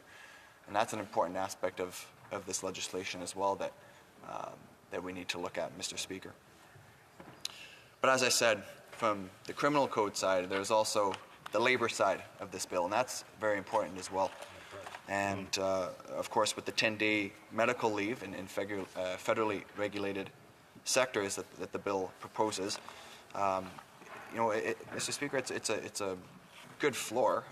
Frankly, many companies are already going above and beyond that, as many members of this House have noted. I believe the Minister of Labour has actually noted that the change that he believes that this bill would make would be minimal. So it's important to note that in many ways this could be seen as a symbol. It could be seen symbolically, but I do think it's an important floor to work towards. And but we can't take away from the important work the great work that so many companies are already undertaking. But given that it's viewed as a minimal change, I don't think that that's something that we should accept without proper scrutiny. Of course, Mr. Speaker, we all know that there are huge labor shortages across the country. We see that in my riding at the Lake of the Woods Brewing Company, for example. They haven't been able to stay open all the days of the week. There's been many restaurants in particular that have been forced to close or only open for short periods because they can't find staff. So when we're talking about changes to the labor code, it's also very important that we have a wholesome examination of it, Mr. Speaker, so that we can understand all the potential impacts that this legislation could have. So that is why I want to see this bill get to committee. I want to see it, both sections of this bill get to the appropriate committee, because of course they are quite different with the criminal code side versus the labor side, Mr. Speaker. So I'm hoping that we will see that from the government, that we will see both of these pieces examined separately and thoroughly, and that is part of the concern also I have with the time allocation motion that was just voted on, Mr. Speaker. We have two very important pieces of legislation that need to be discussed, need to be examined, and the government is unfortunately deciding that they would rather not have those discussions. So, Mr. Speaker, I know my time is running low. I'm looking forward to any questions or comments that my colleagues may have, but I appreciate the opportunity to share some thoughts about Bill C-3 this evening, and I once again just want to reiterate, these are two very important pieces. We need to examine them. Let's get them to committee. Wonderful. Question et commentaire. The honourable member for Winnipeg North. Yes, thank you, Mr. Speaker. And I know, the feedback that I have received on the legislation, it has been very encouraging, whether it's from, healthcare stakeholders recognizing that Ottawa parliamentarians see and understand what it is that they've had to go through and the protests. It's really encouraging. During the debate, I found out that the province of British Columbia is also now bringing forward paid sick leave, and I believe it's 5 days, because the federal legislation covers a much smaller percentage of the workforce, and that's where my question is to the member. Would he not agree by the national government providing action on, in particular, let's say the sick day leave, that we could see provincial jurisdiction following suit? And to that, again, workers across Canada will benefit. And if he can just provide his thoughts on that sort of leadership role that Ottawa can play on progressive legislation such as this. Honourable member for Kenora. Thank you very much, Mr. Speaker, and I thank the member from Winnipeg North for his comments. And I just want to say we all appreciate his thoughtfulness and his willingness to engage so often in this chamber and share his thoughts on a number of topics. So he definitely has a great respect for this institution. And Mr. Speaker, it's a good question. It's a bit hypothetical, but I suppose the quick answer is yes. It's definitely could be something that provinces look towards and are encouraged by. But the point again that I made in my speech is that there are many sectors that are already above and beyond this, and that in some sense, at a federal point of view, the 10 sick days could be looked at as a bit of a floor rather than a ceiling. Thank you. Question et commentaire. L'honorable député de Thérèse de Blainville. The honourable member for Thérèse de Blainville. Thank you, Mr. Speaker. I appreciated my colleague's speech when it comes to his compassion and empathy for health and social services workers. And that's just why we need to protect them. Now here, the idea is to amend the criminal code. Wouldn't it have been better to act more urgently to support health workers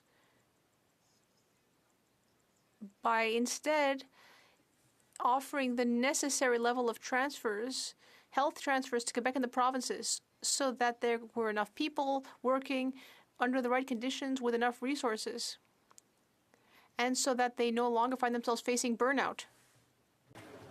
Thank you, Mr. Speaker. I thank my colleague for the important question, and absolutely, that's something that we were calling for and continue to call for is the increased health transfers to the provinces. Again, as I mentioned in Northern Ontario, and I'm sure in northern and rural Quebec, it's a similar situation where there is underfunding, there is not appropriate resources, considering the distances people have to travel, considering the unique situations that northern and rural regions have, and having more support available to the provinces will certainly help to fix that situation.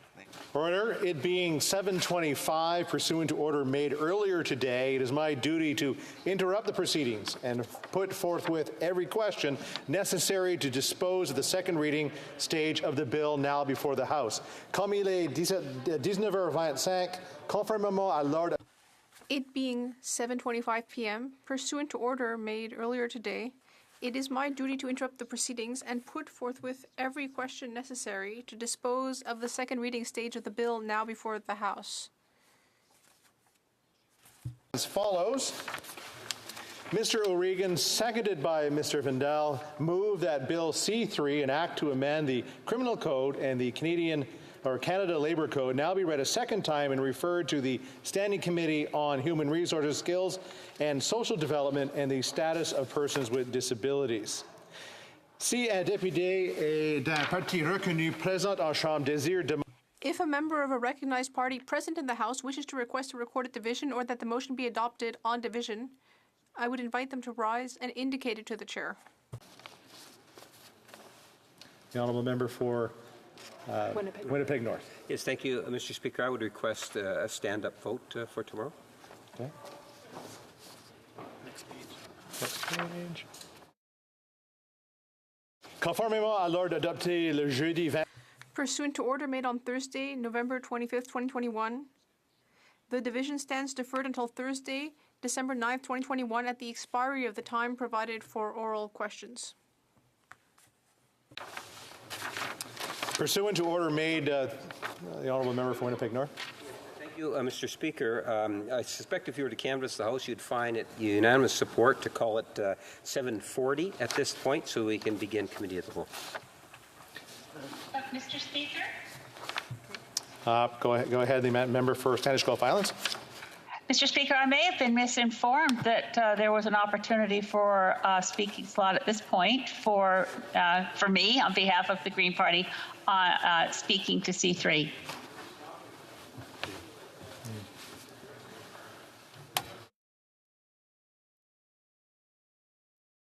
To the member, we did run out of time and then interrupt to move on to the next order of business.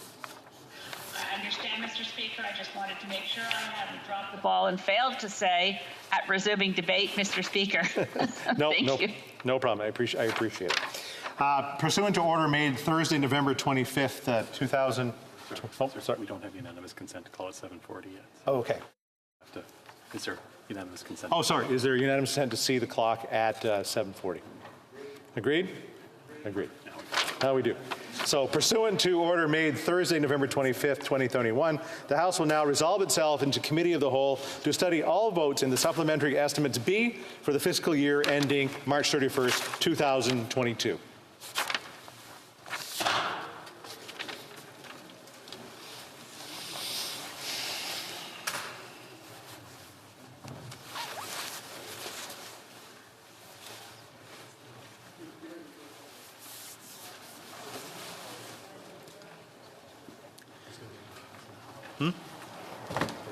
Yep. I'll sit down.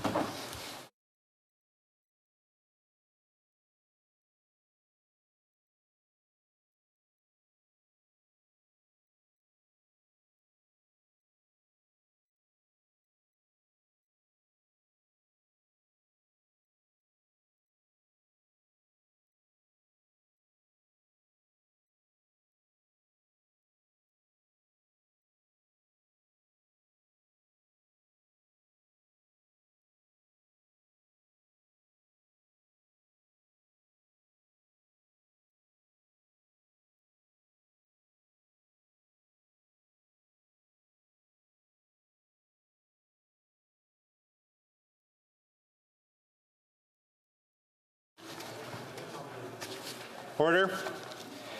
Today's debate is a general one on all votes tabled before the House on Friday, November 26, 2021, pursuant to orders made Thursday, November 25, 2021. The committee will now resume the debate. L'ordre adopté le jeudi 25 novembre. Pursuant to order made Thursday, November 25th, 2021, each member will be allocated 15 minutes at a time, which may be used for both debate and for posing questions.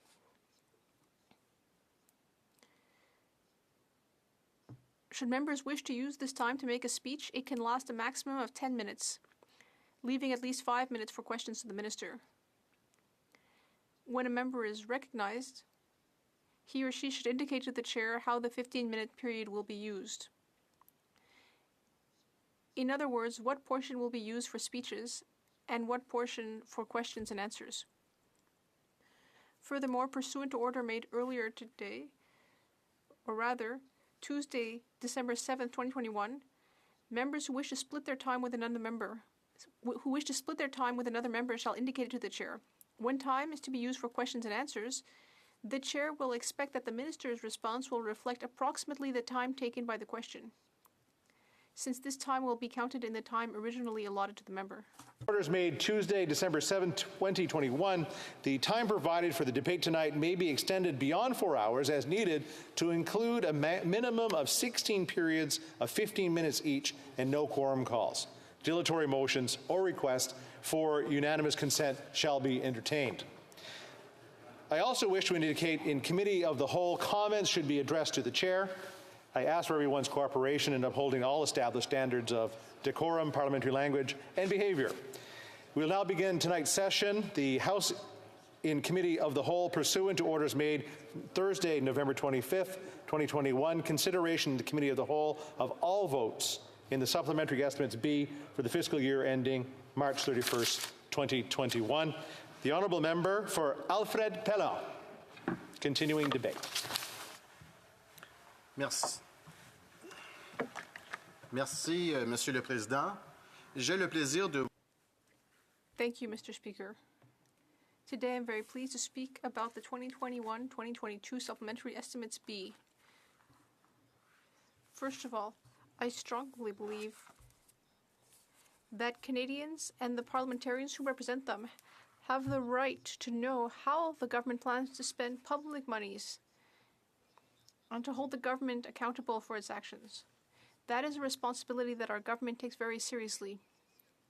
That is why this discussion about the supplementary estimates is so important, especially as we are recovering from the COVID-19 pandemic. Today, I am very pleased to be able to talk about the supplementary estimates B for 2021-22 before the Committee of the Whole. As honourable members know, every year the government tables up to 3 supplementary estimates which supplements the financial planning laid out in the main budget. And indeed, in this case, the President of the Treasury Board tabled supplementary estimates B before the House of Commons. This budget includes an overview of the government's additional financial needs and also is an overview of the main funding needs and horizontal initiatives. Overall, these supplementary estimates include $8.7 billion.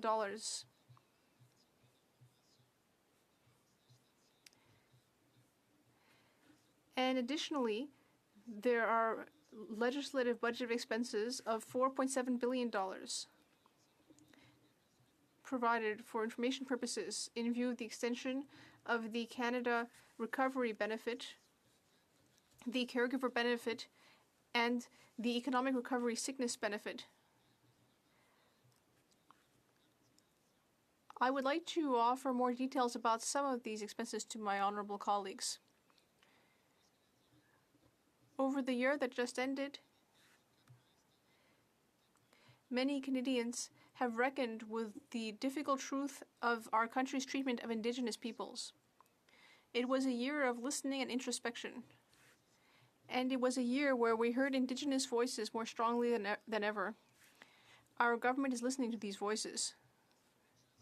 That is why the supplementary estimates B have earmarked $1 billion for the Department of Crown Indigenous Relations and Northern Affairs. and $2.1 billion for the Indigenous Services Department. $725.2 million for essential infrastructure needs such as housing, schools, health establishments, drinking water, and wastewater. These funds will also support infrastructure transfers to Indigenous-led organizations and will fund maintenance and operational fees for Indigenous-held infrastructure. There is also $412.2 million for the Specific Claims Settlement Fund. This is a matter of claims by indigenous nations against the federal government having to do with administering Indigenous territories or respecting historic treaties or other agreements. The fund is used to offer compensation to First Nations under negotiated agreements. We have also earmarked $361.3 million to protection and prevention services to promote the safety and well-being of children and families in First Nations families on reserve.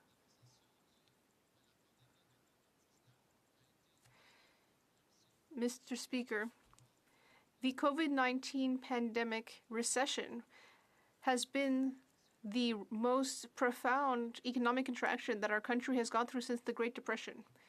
The repercussions of this on all Canadians have been significant, but we can now see the light at the end of the tunnel. More than 85% of Canadians over 12 are now fully vaccinated. Businesses and travel have resumed throughout the country, and we have now started vaccinating children between 5 and 11. Major programs like the Canada Recovery Benefit, the Canada Emergency Benefit helped millions of Canadians throughout the most difficult periods of the pandemic. And this only happened thanks to the very hard work of our public servants. The government appreciates its public servants and completely respects its obligations to them. That is why the supplementary estimates have earmarked $1.5 billion for the Treasury Board Secretariat for salary adjustments under recently negotiated collective agreements, as well as changes to working conditions. There are also some additional funds in this supplementary estimates.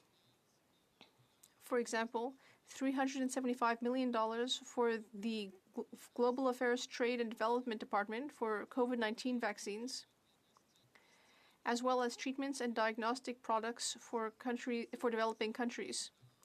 $327.7 million to the Department of National Defense to finance an increase in the remuneration of the Canadian Forces. $253.4 million to the Department of National Defense and the Department of Veterans Affairs for the Hyder and Beatty class action settlement. Mr. Speaker, these supplementary estimates show our government's constant commitment to improving results for all Canadians, including those who live in Indigenous communities, and our government's commitment to continuing to contribute to the global effort to respond to COVID-19. I will be clear. The drafting process for this budget has been guided by principles of transparency, openness, and accountability. We have taken numerous measures to ensure that the process is fully transparent. For example, ministers regularly report their expenses through quarterly financial reports. Finance Canada offers monthly updates on the government's financial situation. In addition, Mr. Speaker, due to the exceptional circumstances and conditions caused by the pandemic, the government has provided additional reports, including spending authorization having to do with the government's response to the world COVID-19 pandemic in the supplementary estimates, as well as expense authorization and expenses for each measure taken against the COVID-19 pandemic. through GC Infobase and the Open Government portal. These reporting tools enable Canadians to easily be able to see spending approved by Parliament, as well as the money spent to enable the government to respond to the pandemic.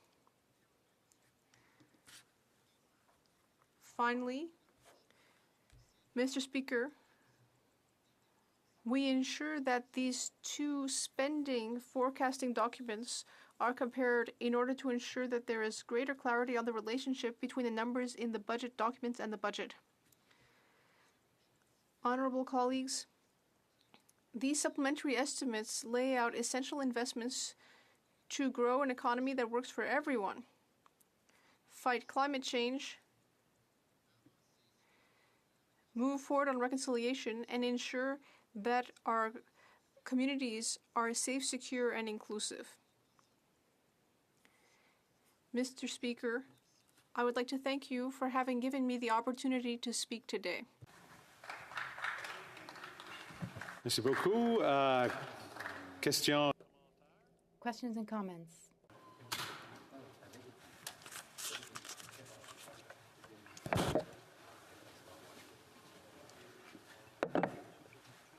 Thank you, Mr. Chair. And it is a privilege to rise today to participate in this Committee of the Whole. I want to start by thanking the Honourable Ministers for being here this evening and for outlining some of the steps that our government has taken to protect the health and safety of Canadians and also support our critical industries.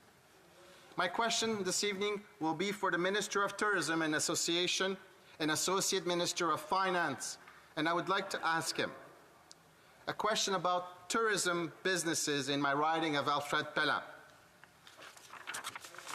Mr. Chair, as you may know, tourism business in my riding, just like in many others, have suffered greatly from the pandemic.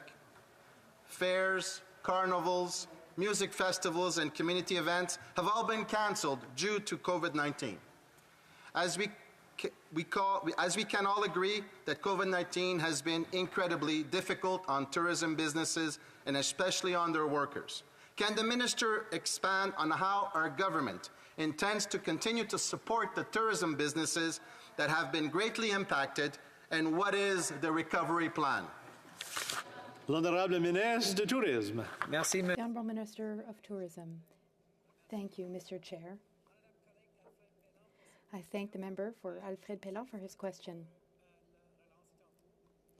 The recovery is underway and going well, but not equal for all, as my colleague knows. And my colleague mentioned the cultural industry, and this includes technicians, cameramen, camera people, directors, actors, musicians. They're all behind the scenes and on the scenes, and they help us with our culture. Our government must support the workers and businesses in the cultural industry. During the election campaign, we clearly committed to helping them, and that's exactly what we are doing, Mr. Speaker, Mr. Chair. Work and the commitment that we have to the cultural sectors coming out of this pandemic, we made sure that there was $200 million provided to festivals.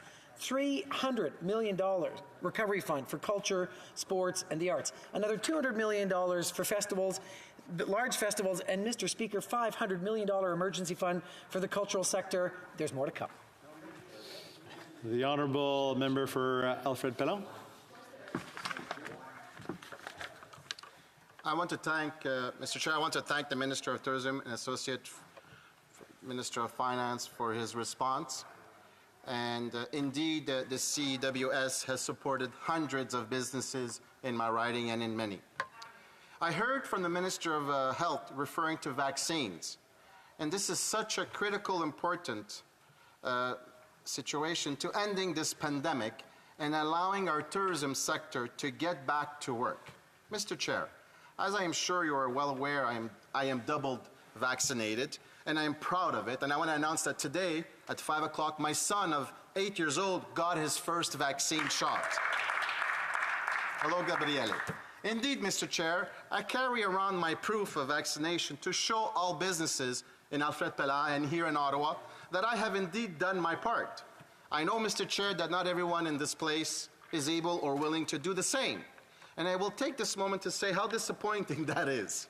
But I would like to give the Minister an opportunity to expand on his point about vaccination and what our government is doing to help businesses as well as provincial and territorial partners delivering vaccines and provide Canadians with the assurances that they are safe to visit local attractions.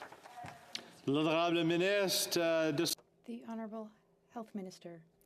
Thank you, Mr. Chair. First, I'd like to congratulate the member for Alfred Pellan's son. I'm sure he was a real champion about it. That's great, and he's setting an example for many Canadians and maybe even people in the House of Commons. In Canada, 80% of people have received at least one dose, 76% 2 doses. And yet there are some members of this House who haven't received one of the many millions of doses administered since the beginning of the COVID-19 pandemic. The Honourable Member for Alfred Pellan. About a minute remaining. Thank you, Mr. Chair.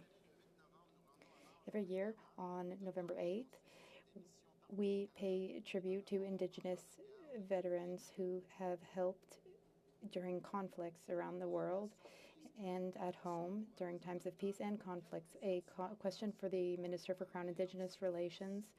What measures have been put in place to honor their sacrifice? How are we ensuring that Indigenous veterans have access to culturally adapted and appropriate support? The Honourable Minister for Crown Indigenous Relations in 30 seconds or less. Well, this is very important, Mr. Chair. Indigenous military members who served their country were not served by their country when they returned. That's why the 8th of November, along with the 11th of November, are used to celebrate them. And of course, we need culturally appropriate services. Carleton. Thank you. My question is for the Minister of Middle Class Prosperity, who is a member of Parliament here in Ottawa. What is the average cost for a home in the city of Ottawa? The Honourable Minister. Mr. Speaker, my title is the Minister of Tourism and Associate Minister of Finance. I'm sure my honourable colleague across the way knows that. But let me say, Mr. Speaker, 156,000 jobs. The Honourable Member for Carleton. The Minister of Treasury Board can help by telling us the average cost of a house in the nation's capital. The Honourable Minister. Mr. Speaker, I want to say 106% of jobs have been recovered since the lowest point of the pandemic. Member for Carleton. What is the average increase in house prices since this government took office in 2015? The Honourable Minister. Mr. Speaker, Canada's economy contracted by 17% between February and April 2020, the largest and most sudden contraction in real GDP since the Great Depression, and we're already back. Honourable Member for Carleton. Just the average house price.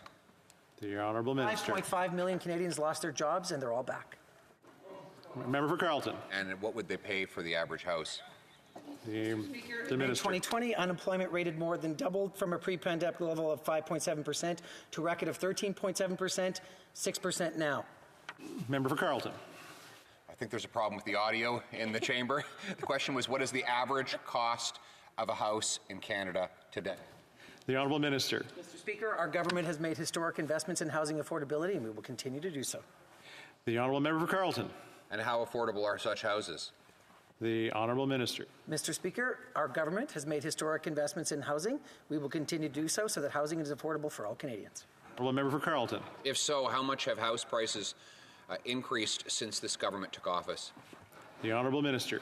Mr. Speaker, let's talk about how it is possible for people to afford their houses with good employment, and that's why employment income fell by an unprecedented $28 billion during the pandemic. Honourable Member for Carleton. One last time, in dollars, how much have house prices risen since this government took office? The Honourable Minister. Mr. Speaker, consumer confidence is back. People are back to work. 106% of jobs have been recovered since the lowest point in the pandemic. The Honourable Member for Carleton. How much? Minister. From a steep decline in profits, we're back 66% since the bottom of the pandemic. Carleton. How much? Minister. Mr. Speaker, the economy is recovering. Member for Carleton. Does the minister have any idea what it costs for the average person to buy a house in Canada? Does he have any idea, or does he even care? Mr. Speaker, the Minister. City helped more than 213,000 businesses stay afloat. Well, I think that the average Canadian can see how much this government knows and cares about the cost of buying a home in this country, which is their level of care is zero. I'm going to give him one last chance. Can he tell us what it costs the average Canadian to buy the average house in Canada today? How much? The Honourable Minister. Mr. Speaker, the CERB helped nearly 9 million Canadians who lost their jobs when COVID hit, making housing affordable for them. We will continue to do so. The Honourable Member for Carleton. Mr. Speaker, how much new debt per Canadian has this government added? How much? The Honourable Minister. Mr. Speaker, in April 2020, labour force participation of Canadians aged 15 to 64 fell to a 3-decade low. How much debt per man, woman, and child has this government added? How much? The Honourable Minister. Mr. Speaker, as of the third quarter of 2021, the income that fell across the country rebounded 7%. How much? The Honourable Minister. 106% of jobs recovered, Mr. Speaker. Member for Carleton. How much new debt per man, woman, and child? How much? The Honourable Minister. Mr. Speaker, we took the steps necessary to protect Canadians. Honourable Member for Carleton. How much new debt per person? The Minister. Speaker, 154,000 jobs announced just last week. Member for Carleton. How much debt? Mr. Speaker, 106% of jobs recovered. Member for Carleton. 106% increase in debt? Mr. Speaker, Minister. the member heard me. 106% of jobs recovered since the lowest point in the Member for Carleton. Question was about debt. How big is Canada's national debt today? Member for Carleton. 154,000 jobs. 154,000 jobs recovered. Is there a minister involved in finance that can answer questions? Minister. Mr. Speaker, 106% des emplois. 106% of jobs have been recovered since the worst of the pandemic. Provide briefing notes. Minister. Mr. Speaker, wage subsidy, 450,000 employers Member for supported. Carleton. Does the finance department brief associate ministers on matters related to finance? Minister. Mr. Speaker, the economy is in full recovery. The Conservatives don't like it. We're happy the Canadians are back to work. Member for Carleton. All right. Mr. Speaker, the member bragged about the CERB. According to the Financial Transactions and Reports Analysis Centre of Canada, reporting entities indicated that clients have applied for and received CERB despite not living in Canada and appear to be residing in a jurisdiction of concern. How many people not living in Canada got the CERB? How many? Minister. Mr. Speaker, I'm happy that the honourable colleague wants to talk something of substance, and so let's talk about the CEBA that helped over 898,000 small businesses survive. Think of the families, think of the people that helped to afford housing and to make their ends meet, Mr. Speaker. Member for Carleton. I'm glad to know that he doesn't think housing or debt are matters of substance. Back to the CERB fraud. How many people not in Canada got the CERB? How many? Minister. Mr. Speaker, the wage subsidy helped over 450,000 employers keep more than 5.3 million employees on the payroll. That's our track record. The question was about the CERB, not the wage subsidy. How many people not in Canada got the CERB? How many? Minister. Mr. Speaker, I'm not sure the honourable member heard me that when we're talking of substance, we're talking about Canadians that were supported. Member for 9 Carleton. million through the CERB. I think the problem is he's not hearing me. The question was about the CERB. FinTrack says people who don't even live in Canada were getting the CERB. How many of them got it? How many? Minister. The data that I have shows very clearly 9 million Canadians who lost their jobs were supported by the CERB when the COVID hit. Member for Carleton. Did you just say 9 million people not living in Canada got the CERB? Minister. Mr. Speaker, I did not say that. Member for Carleton. So how many? Mr. Speaker, 9 million Canadians living in Canada were supported by the CERB. Think about that. Transformative. Member for Carleton. Who will pay for the fraudulent CERB recipients? Minister. Mr. Speaker, the rent subsidy helped more than 230,000 Member for businesses Carleton. survive. Fraudulent CERB recipients was the question. How many? Minister. 9 million Canadians supported by CERB. Member for Carleton.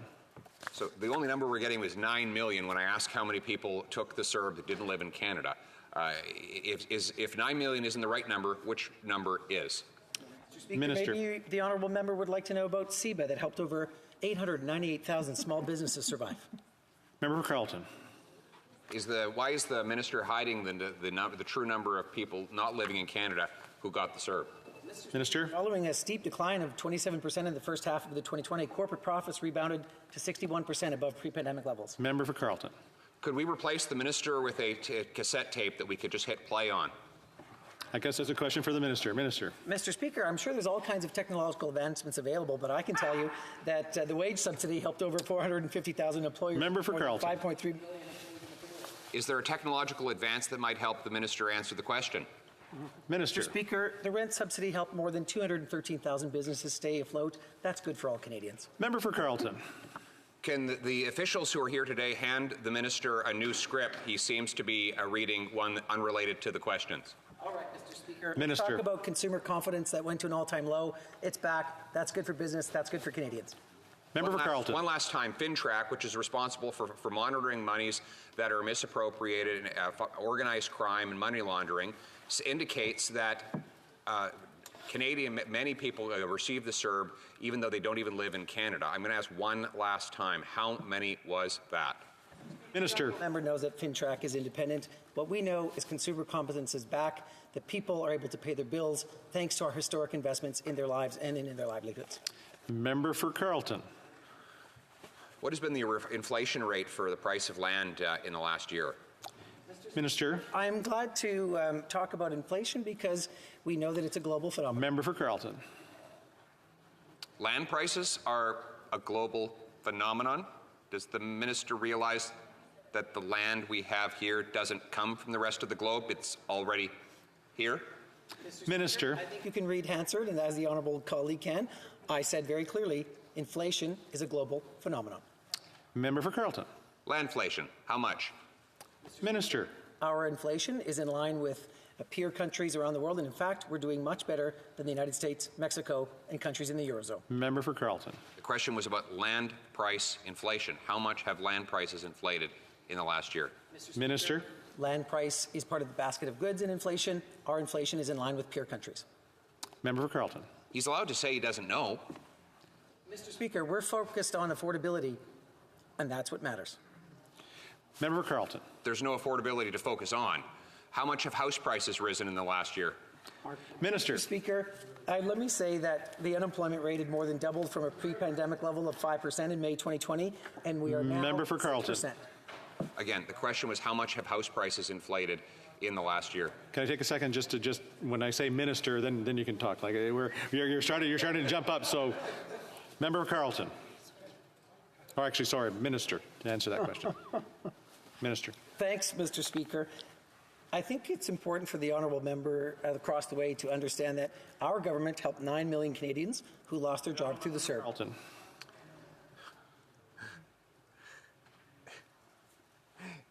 They hand him a speech that they wrote for him, a bureaucrat wrote for him, and he just stays glued to it.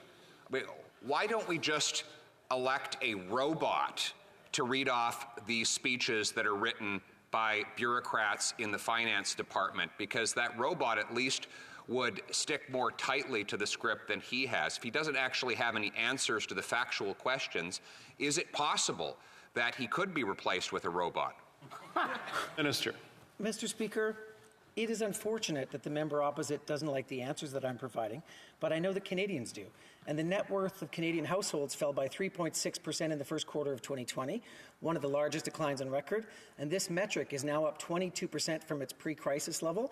And consumer confidence is back on the rise. 156,000 jobs announced last week, 106% of jobs back.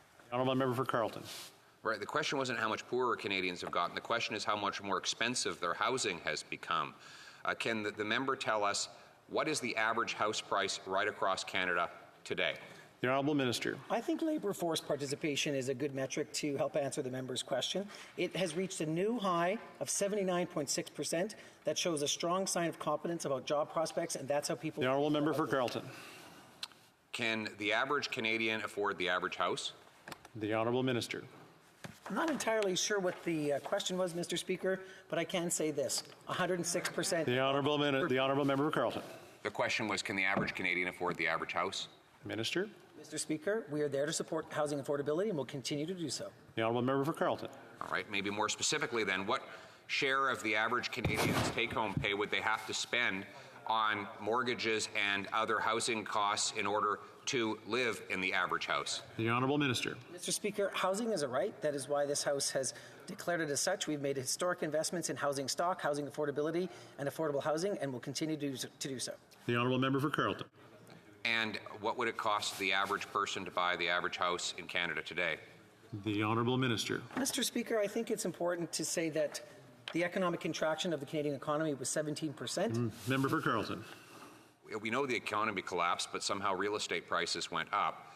The question was how much how much would it cost the average family to afford the average house today? The Honourable Minister. Mr. Speaker, GDP has rebounded to almost 99% of its pre-pandemic level. 106% of jobs have been recovered. 156,000 announced just last week. The Honourable Member for Carleton. What is the average rent cost for the average Canadian today? The Honourable Minister. Mr. Speaker, over the first half of 2020, employment income fell by an unprecedented $28 billion. Member for Carleton. All right. How many barrels of oil does Canada import from foreign producers every year? Minister. Mr. Speaker, we support the energy sector and will continue to do so. Member for Carleton. How many from Saudi Arabia? Minister. Mr. Speaker, our government has been committed to getting TMX built. Member for Carleton. How many from the United States? Minister. I'm a proponent of TMX and will continue to be. Member Carleton.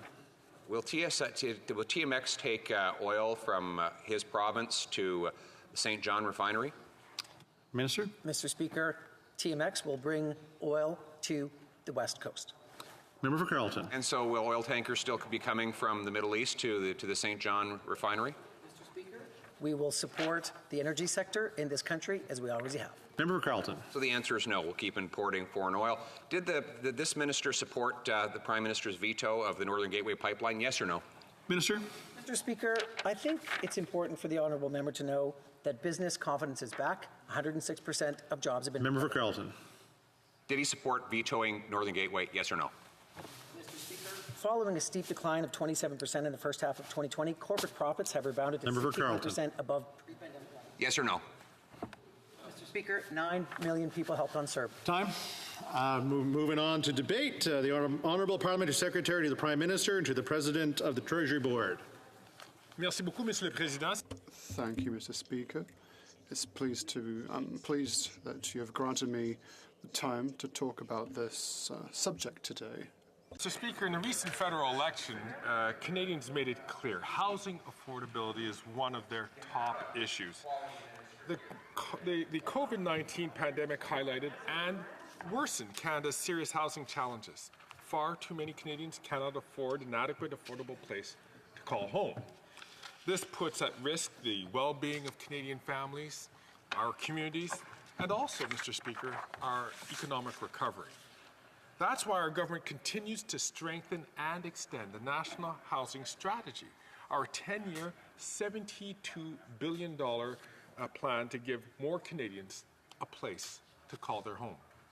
Today, I'm pleased to have the opportunity to demonstrate how investments in two important programs under the National Housing Strategy will benefit Canadians. I'll discuss these programs and how, with additional funding, they will ensure more Canadians have an affordable home where they can safely get through this pandemic and plan for a better future. Our program provides much-needed rental housing for middle-income Canadians in cities with some of the most expensive rents. We all know them. The other serves more vulnerable Canadians, ensuring they have safe, well-maintained housing with subsidies to help them make ends meet at the end of every month. Let's start with the Rental Construction Financing Initiative. This program has seen incredible uptake since it was launched 5 years ago, and it's making a real difference for middle-income Canadians, and Mr. Speaker, I have to say, also people in my riding of Hull-Elmer.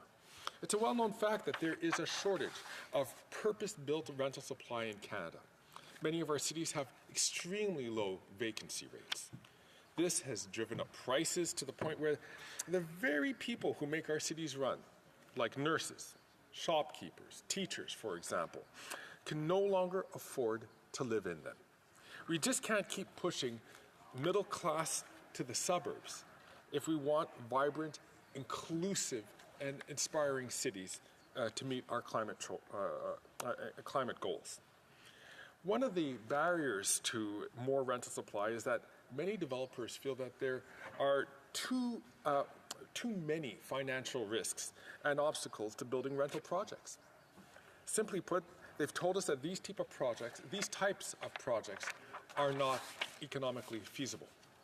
The Rental Construction Financing Initiative, delivered by the Canadian Mortgage and Housing Corporation, CMHC, addresses this problem. It gives developers low-cost loans during the most risky phases of construction.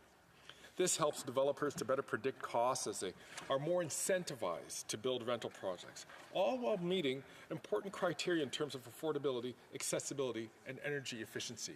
Mr. Speaker, I had the privilege of taking part in two announcements in Hull Elmer, one at the Zibi Island development and the other in the village of Elmer with the British Square, where precisely we were looking to incentivize builders to build affordable rental housing as part of their larger rental stock.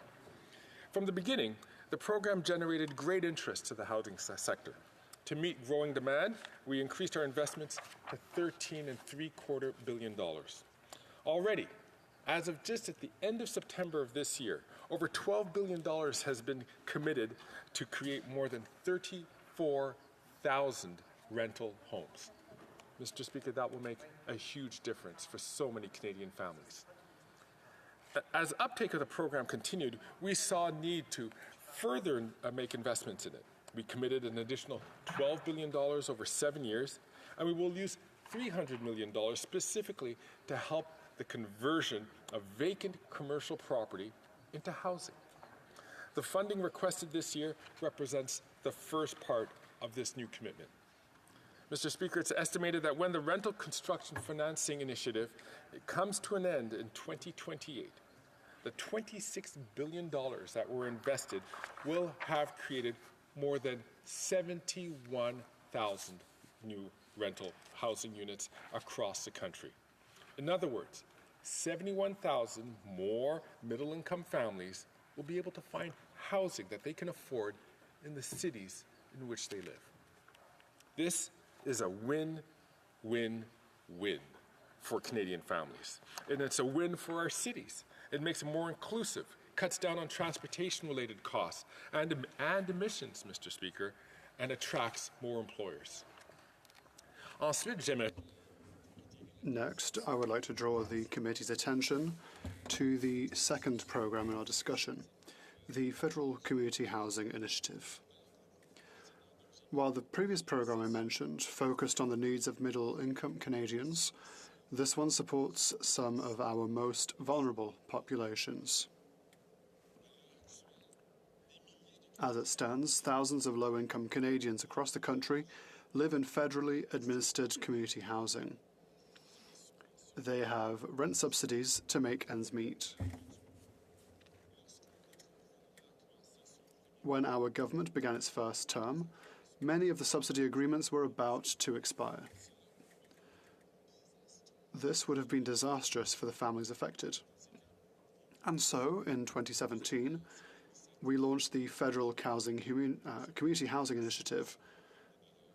This 10-year, $500 million program protects tenants and stabilizes the operations of more than 55,000 units in federally administered community housing projects. In the first phase of the initiative, we provided community housing providers with a 2-year funding extension. This so that they could continue to provide much-needed subsidies to their tenants. Mr. Speaker, I hope that you will let me know how long I have left because I don't want to go overboard. This phase ended in September 2020, but not before supporting over 26,700 households with a total investment of over $42 million. We are now in phase 2 of the program, which provides rental assistance to community housing providers for their tenants. As of September 2021, we have already provided over $29 million in rental assistance to nearly 6,000 low-income households for over 27,000 units throughout Canada. 27,000, Mr. Speaker. The additional funding requested for 2021 is part of a $105 million 7-year top-up proposed in the 2021 budget. This top-up funding will help community housing providers support an additional 2,700 low-income units. Once again, Mr. Speaker, we are having a very significant impact on Canadian lives. Mr. Speaker, it is clear that the COVID-19 pandemic has had a disproportionate impact on our most vulnerable families. Mr. Speaker, I would like to say that in amongst the most vulnerable of these families are families from minority communities in Canada. Those who are the most vulnerable when it comes to intersectionality. They need access to affordable housing more than ever. This is how they will get through this pandemic safely. And it is essential to being part of an economic recovery where everyone in Canada has the chance to both thrive and prosper. At the same time, as home ownership costs skyrocket, we must also provide affordable rental options for middle-income Canadians.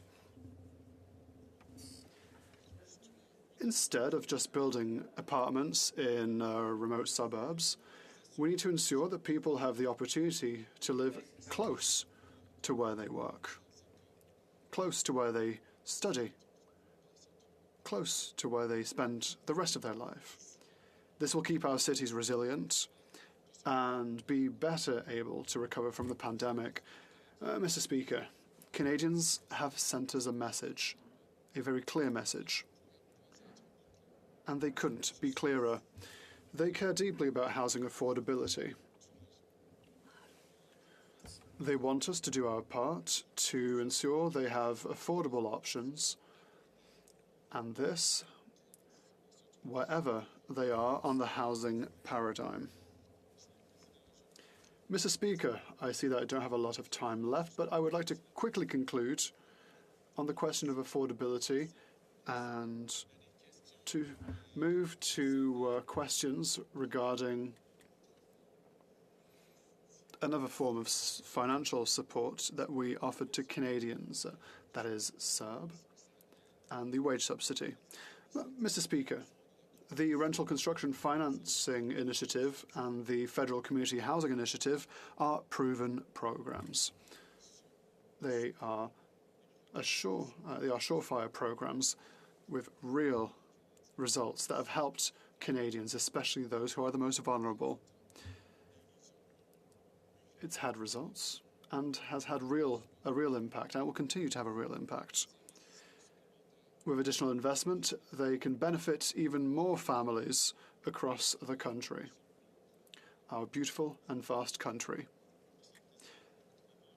Mr. Speaker, or rather Mr. Chair, before I move on to a question I would like to ask to our Tourism Minister, because I think it's very important to mention, Mr. Chair, I would like to say that during this pandemic, it was extraordinary to note all the variety of support that we created to support Canadians throughout the pandemic. The Minister mentioned in his latest exchange with an opposition MP the importance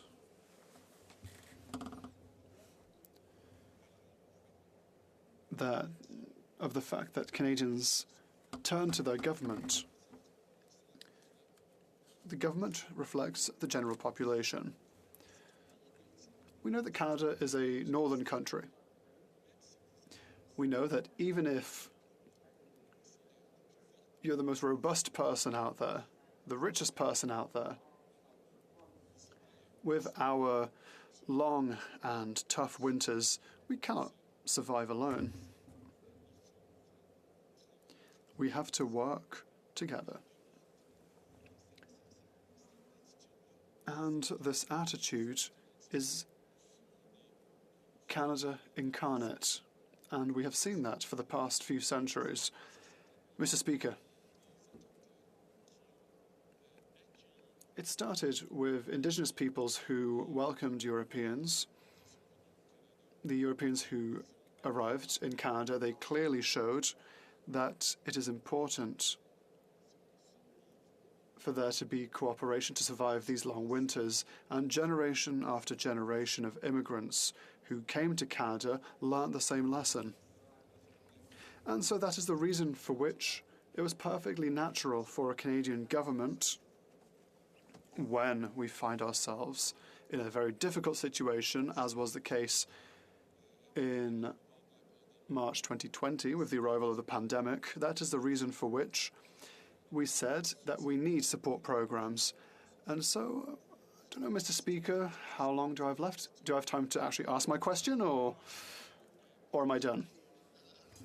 You have about 80 seconds, so if you ask a question but as quickly as possible, please. So my question to the Minister. Mr. Speaker, let me get it correct. I think it's important in my riding of Hull-Aylmer, it was very clear that to making sure that businesses were able to keep their doors open, that the governments had their back, we said that we would do anything and we would do anything that it would be necessary for us to do that. And opposition members have said that they would not have supported Canadians through this pandemic.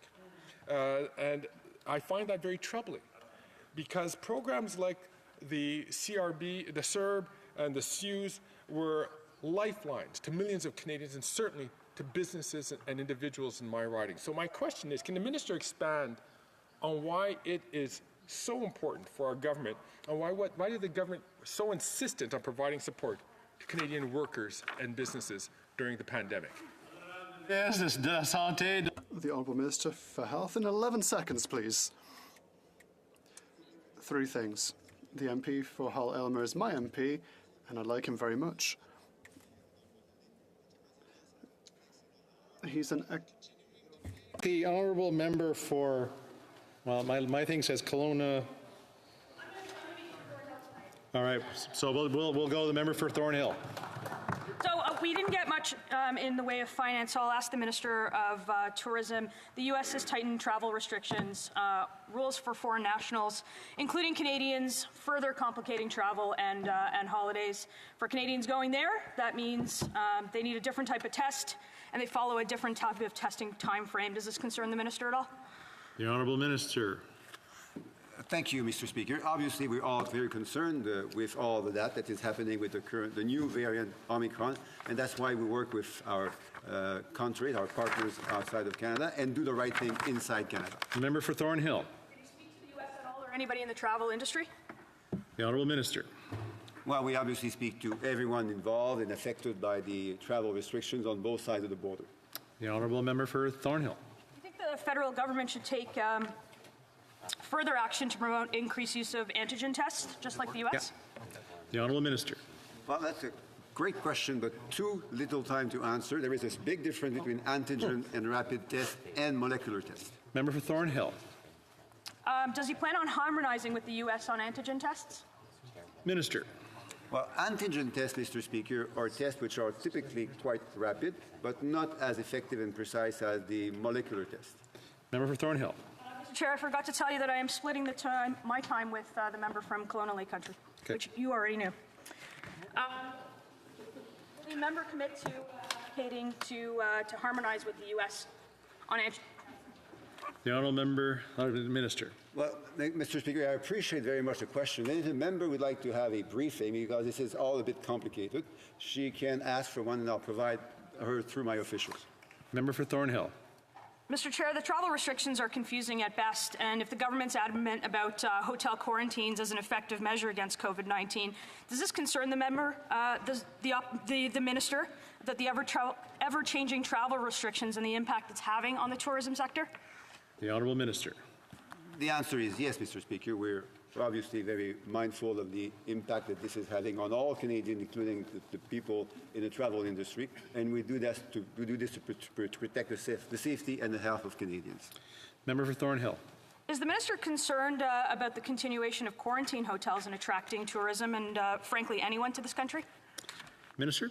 Canadians have learned through the history of COVID-19 that the situation evolves, and they expect the government also to change its measures to protect their health and safety. Member for Thornhill. I'll tell the minister that the CBSA identified 46,000 people from April to June of this year who landed in a U.S. border airport and immediately crossed the border into Canada by land. First, is the minister aware that there are two different rules for entry? Honourable Minister. With some regret, but with respect, I will say that there's something we know, that the members of the other side asked just a few days ago that we should remove all tests and all quarantine measures. That would not have been the right thing to do. Honourable Member for Thornhill. With due respect, Minister, we asked you if you were going to harmonize the tests with the U.S. I just did that right now. So is there a plan on harmonizing tests with the U.S.? Honourable Minister.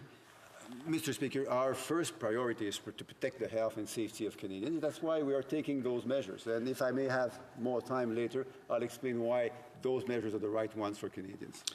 Member for Thornhill. Minister, I'll try to talk about the independent Canadian travel advisors, 12,000 of them, most of them women, some of them in the LGBT community. Has the Minister of Tourism heard from them at all? Minister of Tourism. Mr. Speaker, we went to the wall for independent travel advisors during the pandemic, and we will continue to represent their interests. Member for Thornhill. Wow. Mr. Chair, is the minister aware that they have not been captured under any of the government's programs over the last 20 months? Minister of Tourism. Mr. Speaker, I am in discussion with members of the Independent Travel Agency. We have heard their concerns, and we are working on them. Member for Thornhill. Mr. Chair, will he commit to correcting this tonight at committee? Minister. Mr. Speaker, officials are working on this matter. We're in constant contact with members of the Independent Travel Agency, and we will work on this matter. Member for Thornhill. Mr. Chair, he has an opportunity to correct this at committee. Yes or no, will you correct this tonight? Minister. Mr. Speaker, we will work on this matter, as I have said. Member for Thornhill. Mr. Chair, the independent Canadian travel advisors have come to this government. They have been quite vocal. They are not included in any of the programs that the government has put forward for Canadians. Will he commit to correcting that tonight, yes or no? Minister of Tourism. Mr. Speaker, we worked with independent travel agents in the negotiations with the airlines in the LEAF funding. We are in constant conversation with this sector of the economy. We will continue to work with these very important entrepreneurs. Member for Thornhill. Mr. Speaker, I'm going to ask the Minister of Tourism, is he concerned about the ever-changing travel restrictions and the impact that it's having on the industry in Canada? Honourable Minister of Health. I've already answered that question, Mr. Speaker. What I didn't say, however, is that we're going to do the right things for Canadians, as we've done for the last 20 months. This is absolutely important. There is no risk to take when it comes to protecting the safety and health of Canadians. Member for Thornhill. I think in typical fashion, Canadians will know that the government hastily held a press conference on November 30th to announce mandatory arrivals testing. I'm going to start with a simple question. When will 100% of arrivals be tested in Canada? The Minister of Health. That's a great and fair question. As I've said repeatedly over the last few days, this is ramping up quickly. Just last Friday, we had increased the testing capacity by 60%, and we'll soon reach the 100% target that we have announced. Member for Thornhill. We're starting to understand more about this from the industry and from the media, who are getting used to the Liberals not knowing what they're doing on this file. Can the minister confirm that to the House that if take-home tests were used for fully vaccinated arrivals and not from the 10 countries, that we might be over the 70% today? The Honourable Minister of Health. Well, indeed, the member is correct. We're using a range of either home tests or on-site testing as the facilities permit. The Honourable Member for Thornhill. Take-home tests have been used throughout COVID. It's the same test whether you take it at home or at the facility. Why is the government slowing the pace of 100% testing when the solutions are right in front of them? Honourable Minister of Health. Thank you, Mr. Speaker. Again, thank you to the member. There are different types of take-home tests. There is the molecular type, which is the most precise one, which travelers into Canada need to take, and there are the rapid test home kits that people can also use. Honourable member for Thornhill, you're got time for a short one. I will absolutely take it. Mr. Speaker, can I?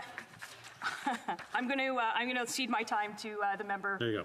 From continuing debate, the honourable member for Kelowna Lake Country. Thank you, Mr. Chair. I'll be questioning the President of the Treasury Board. Can the Minister tell us the percentage increase in payroll taxes over the time period 2020 to 2022, which small businesses are facing? Président du Conseil Trésor. Thank you, Mr. Speaker, and I want to thank my honourable colleague for being here this evening. I would love to answer her after I have a chance to speak with my official, as I don't have that data with me this evening. Kelowna Lake Country. Well, I'll give the minister the answer. It's 18%, and it's right on the government's website. What is the maximum dollar value increase from this year to next year a business will have to pay in CPP employer contributions? L'honorable président du Conseil Trésor. Again, I want to thank my honourable colleague for her question. As we know, we are currently doing regulatory review, and we will continue to make sure the businesses don't have too much burden on their... The member for Kelowna Lake Country. I was referring to CPP increases, and so back to the minister. What is the dollar value that businesses will pay for the CPP maximum employer contributions per employee? The honourable minister. Mr. Speaker, the CPP increase is there to make sure that the system is in place for future generations, and it is an agreed upon framework over the next 10 years. The honourable member for Kelowna Lake Country. On Friday, when I asked the government about CPP premium increases that businesses are facing in 2022, the Minister of Innovation, Science and Industry said, quote, "This is not an increase," unquote. Can the minister confirm today that the CPP premiums are not going up for businesses in 2022? Minister, the Honourable Minister of Health. Mr. Speaker, is that because of this historic change in the CPP that we made quickly in 2016, there is going to be a decrease of 25% in poverty among seniors over the next years. The member for Kelowna Lake Country.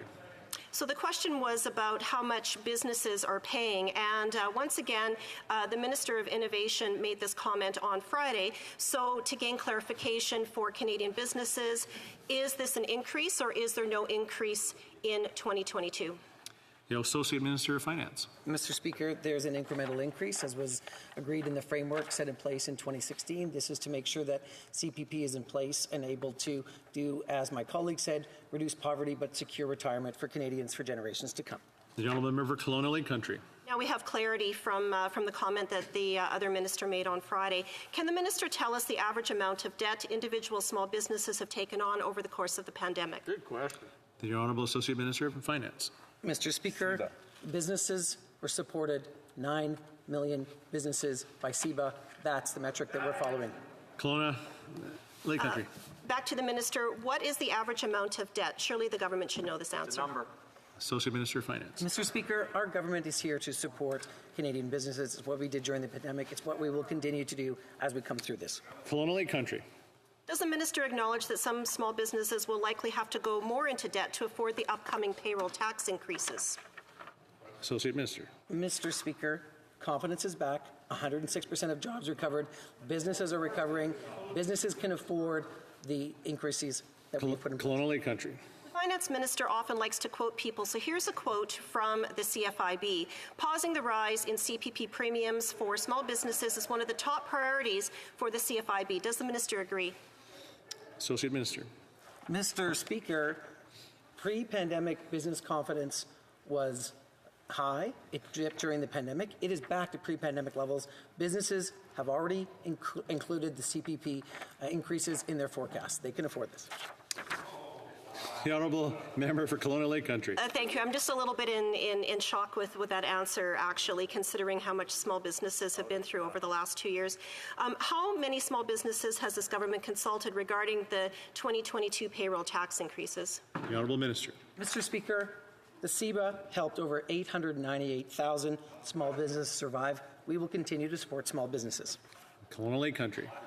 I wasn't referring to the CEBA. I was talking about CPP tax, payroll tax increases. How many business groups has the government consulted on these increases? Honourable Minister. Monsieur le Président, le RPC aborde les défis. Mr. Speaker, young Canadians are having trouble saving for their retirement. Will the minister commit to freezing the payroll tax hikes for 2022? Honourable Minister. Monsieur le Président, le RPC renforce l'un de nos programmes. Mr. Speaker, the program strengthens one of our most successful social programs. This is an unprecedented, difficult time for entrepreneurs. Will the government freeze payroll tax hikes for 2022? Honourable Minister. Mr. Speaker, we've invested billions of dollars in small businesses, and we will continue to see them through the end of this pandemic. Kelowna Lake Country, 2 minutes. Being in this House most of today, listening to a lot of debate, there was a lot of comments from the government side about the fact that we're still in a pandemic and it's a really difficult time. So based on that, will the government commit now to not increasing the payroll taxes for 2022? Honourable Minister. The Conservatives continue to undermine the CPP. They try to block the progress our government has made. What is it that they have against future generations having a good retirement and making sure Kelowna that Lake seniors Country. aren't... The Finance Minister's office said they will review EI contribution rates. When is this review going to be completed? Honourable Minister. Mr. Speaker, that is a reasonable question, and the EI rate is under review. Kelowna Lake Country. Back to the Minister. When do you expect the review to be completed? Honourable Minister. In due course. Kelowna Lake Country. So does that mean January, February, March, April, 3 years from now, 10 years from now? Give us an estimate. Honourable Minister. It means in due course. Kelowna Lake Country. Well, that's not overly reassuring. Minister, how many small businesses has this government consulted so far regarding the review of the EI contribution rates? The Honourable Associate Minister of Finance. Mr. Speaker, the government consults with businesses on a full range of matters, and I'm happy to get that number from my honourable colleague from officials. The Honourable Member for Kelowna Lake Country. To the Minister, how many people were on CRB in September? The Honourable Minister. Mr. Speaker, the CRB helped 9 million Canadians who lost their jobs. I'm happy to get the September numbers. Kelowna Lake Country. I've actually got them here, but obviously the Minister doesn't know. Approximately how many job vacancies were there in September? The Honourable Minister. Mr. Speaker, let me reiterate that the CRB helped nearly 9 million Canadians who lost their jobs when COVID hit. Kelowna Lake Country, 25 seconds. Well, you know, it's really amazing that we have 5 ministers here, and apparently the minister that knows the most is answering the question, and we've had no answers here. Last question then to the minister. Can the minister list the top 3 ways their government is addressing the labour crisis? Honourable Minister. Mr. Speaker, let me just say that the government is working with the sector, with our colleagues across government, to ensure that we have plenty of workers to meet the demand of businesses from coast to coast to coast. Order. Continuing debate, the Honourable Parliamentary Secretary to the Minister of Seniors. Thank you very much, Mr. Speaker, and it's wonderful to see you, my fellow Nova Scotian, up there in the chair tonight. I don't know if you're the chair or if you're the Speaker in Committee of the Whole, you're the chair this evening. Well, I'll try to say Mr. Chair this evening instead of saying Mr. Speaker. So, Mr. Chair, I want to thank you very much for the opportunity to speak before this Committee of the Whole. Last night, the Government of Canada outlined some of the many measures the health portfolio has been leading to protect Canadians during the COVID-19 pandemic. These measures are a critical part of our response to the pandemic, and while we all wish that we could put this pandemic behind us, we know that it is not quite over yet. Maybe we see a light at the end of the tunnel, but it's not over yet. With Omicron variant now circulating in Canada and other countries, we must continue to be vigilant. As we've seen, the parameters of the pandemic can change quickly, and we have to be ready to respond with measures that are both effective and appropriate. The budgetary needs reflect, in my opinion, Mr. Chair, a flexible approach. Last night, the Government of Canada provided us with a financial overview for 2021-2022. Through the Supplementary Estimates B, the Government of Canada is seeking $185.7 million on behalf of the health portfolio, which includes Health Canada, Public Health Agency of Canada, and the Canadian Institutes of Health Research. This increase over the 2021-2022 main estimates and the Supplementary Estimates A will complement work already underway in a number of important ways, and it will address gaps in our healthcare system. Even as the response to COVID-19 has dominated the work of the health portfolio over the past 22 months, Health Canada has also continued to perform their core mission: to protect and promote the health of Canadians. We are seeing how the ongoing management of the COVID-19 pandemic has affected the coping capacity of Canada's healthcare systems. It has exposed a number of long-standing gaps that need to be addressed, including strained public health and healthcare systems, a long-term care system in need of reform, social and economic inequalities, and of course increasing rates of mental illness and substance use. Mr. Chair, as difficult as it has been, the pandemic has served as a catalyst in finding solutions to many of these pre-existing challenges. For example, the Government of Canada has made progress toward providing accessible digital tools and virtual health care to the people across Canada. Through bilateral agreements with provinces and territories worth approximately $150 million, the Government of Canada is providing support to expand virtual health care services across the country. This has been especially beneficial for Canadians in northern, rural, and remote communities. In addition, our government is committed to up to $1 billion through the Safe Long-Term Care Fund to help provinces and territories to improve infection prevention and control in long-term care. But through this fund, Mr. Chair, provinces and territories can receive support to hire additional staff, top up their wages. They can also invest in new or renovated infrastructure, including ventilation and readiness assessments. Early in the pandemic, the Government of Canada recognized that enormous mental health needs were going unmet. And so last year, Health Canada launched a new online portal for mental health and substance use support. Wellness Together Canada provides free 24/7 services and resources to people in need across the country, including one-on-one counseling. As of November 29th, more than 1.9 million people have accessed this portal. This means that on a weekly basis, anywhere between 20,000 and 30,000 people in Canada turn to Wellness Together for mental health and substance use support. The pandemic has also had an impact on the opioid overdose crisis, which continues to devastate families and communities across the country. We are focusing on providing communities with the support that they need to save lives and improve quality of life for people who use drugs. Last summer, Mr. Chair, Health Canada invested an additional $116 million through the Substance Use and Addictions Program to build up successful community-based programs that prevent, treat, or reduce the harms associated with substance use. Government is also working with experts in provinces and territories on developing national standards for access to both mental health and substance use services so that Canadians can get the support that they need. Just this fall, we appointed Canada's very first Federal Minister of Mental Health and Addictions. The creation of this new role shows how committed our government is to giving mental health and substance use the attention they deserve.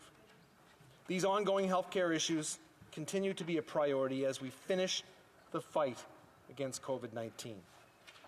Now, the supplementary estimates B will see that the Public Health Agency of Canada transfers $12.4 million to the Canada Border Services Agency for the ArriveCan digital service.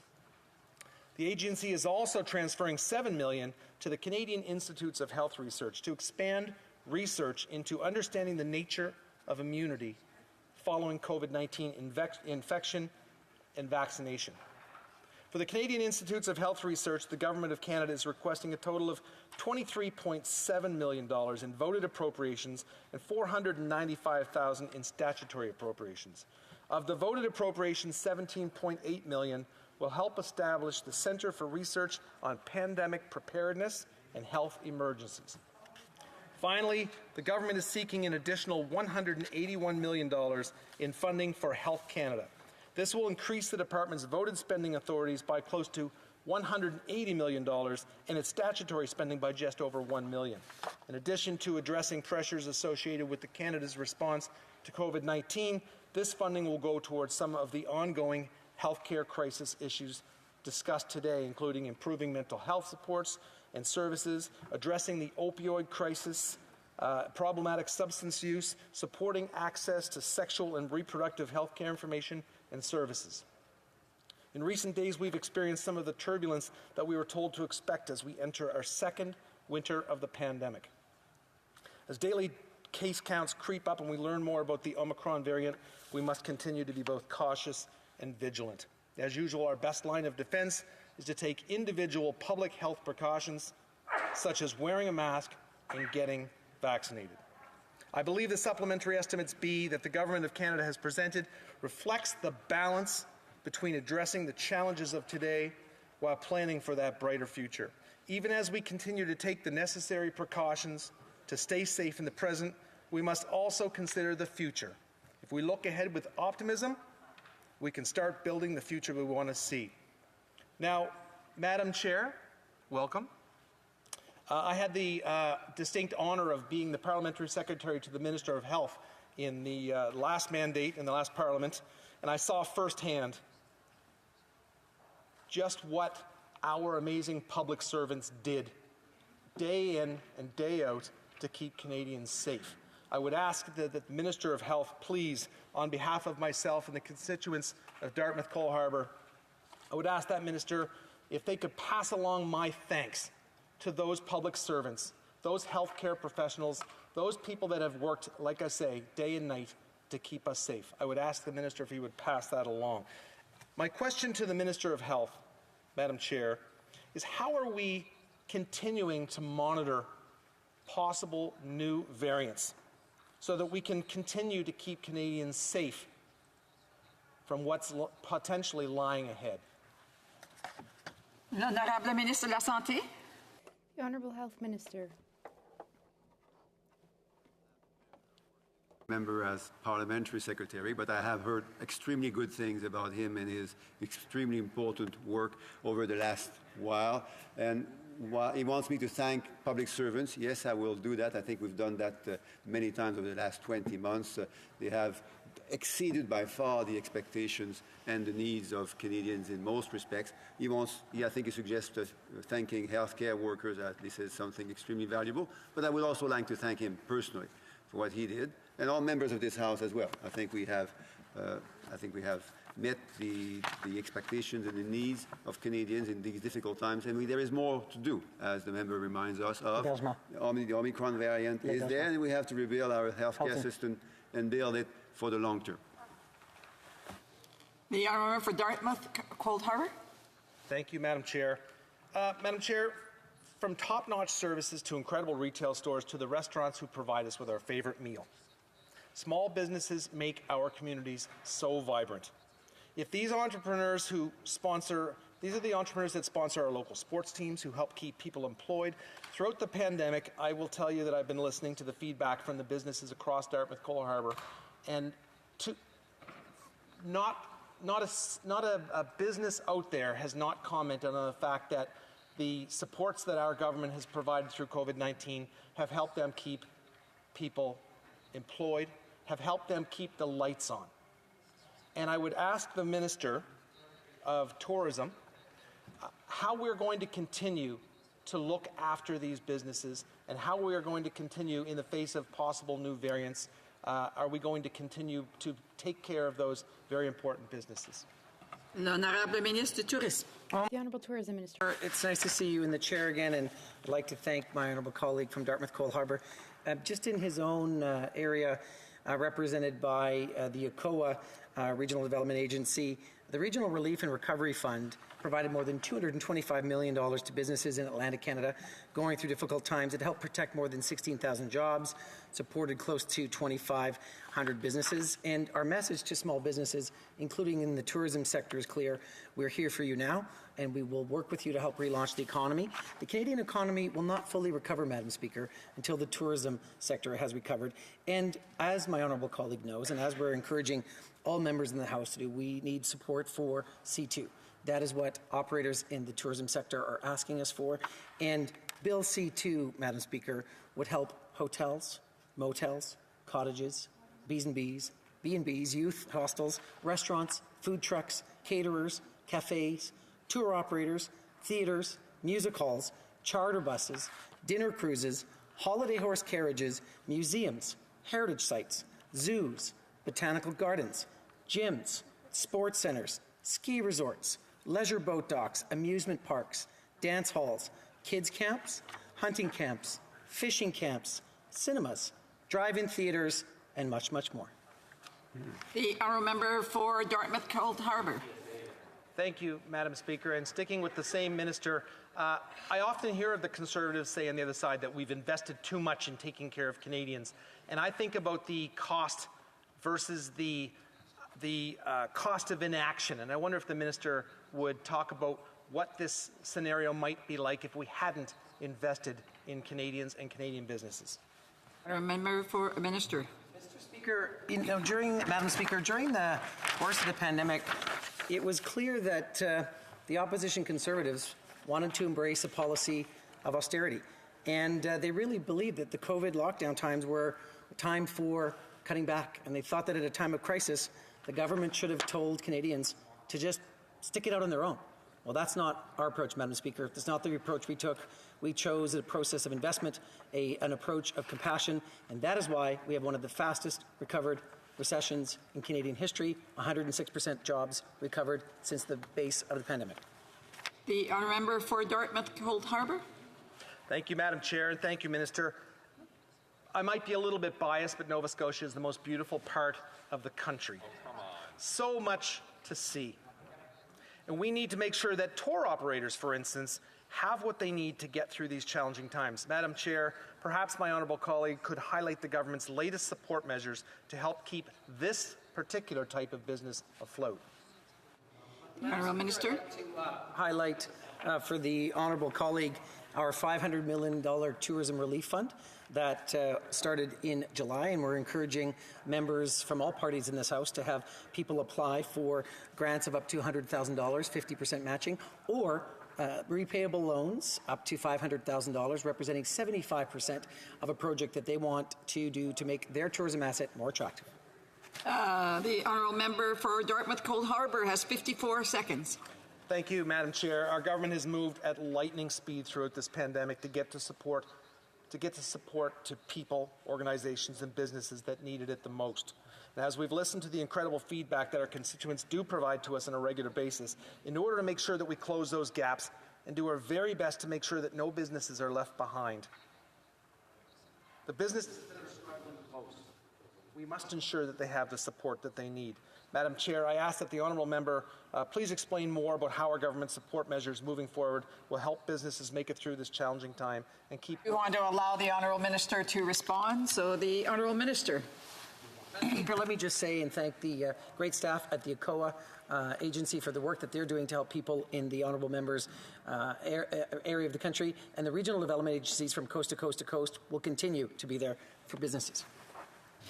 Resuming debate, the honourable member for Edmonton Riverbend.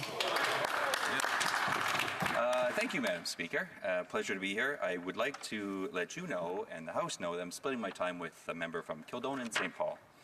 So to the Minister, would like to ask him, how does this government intend to increase housing supply in Canada? L'Honorable Ministre de la Santé. The Honourable Health Minister. Thank you, Madam Chair. And I'll first mention the National Housing Strategy, which is the first ever housing strategy in Canada, which we implemented in 2017, which led to other measures.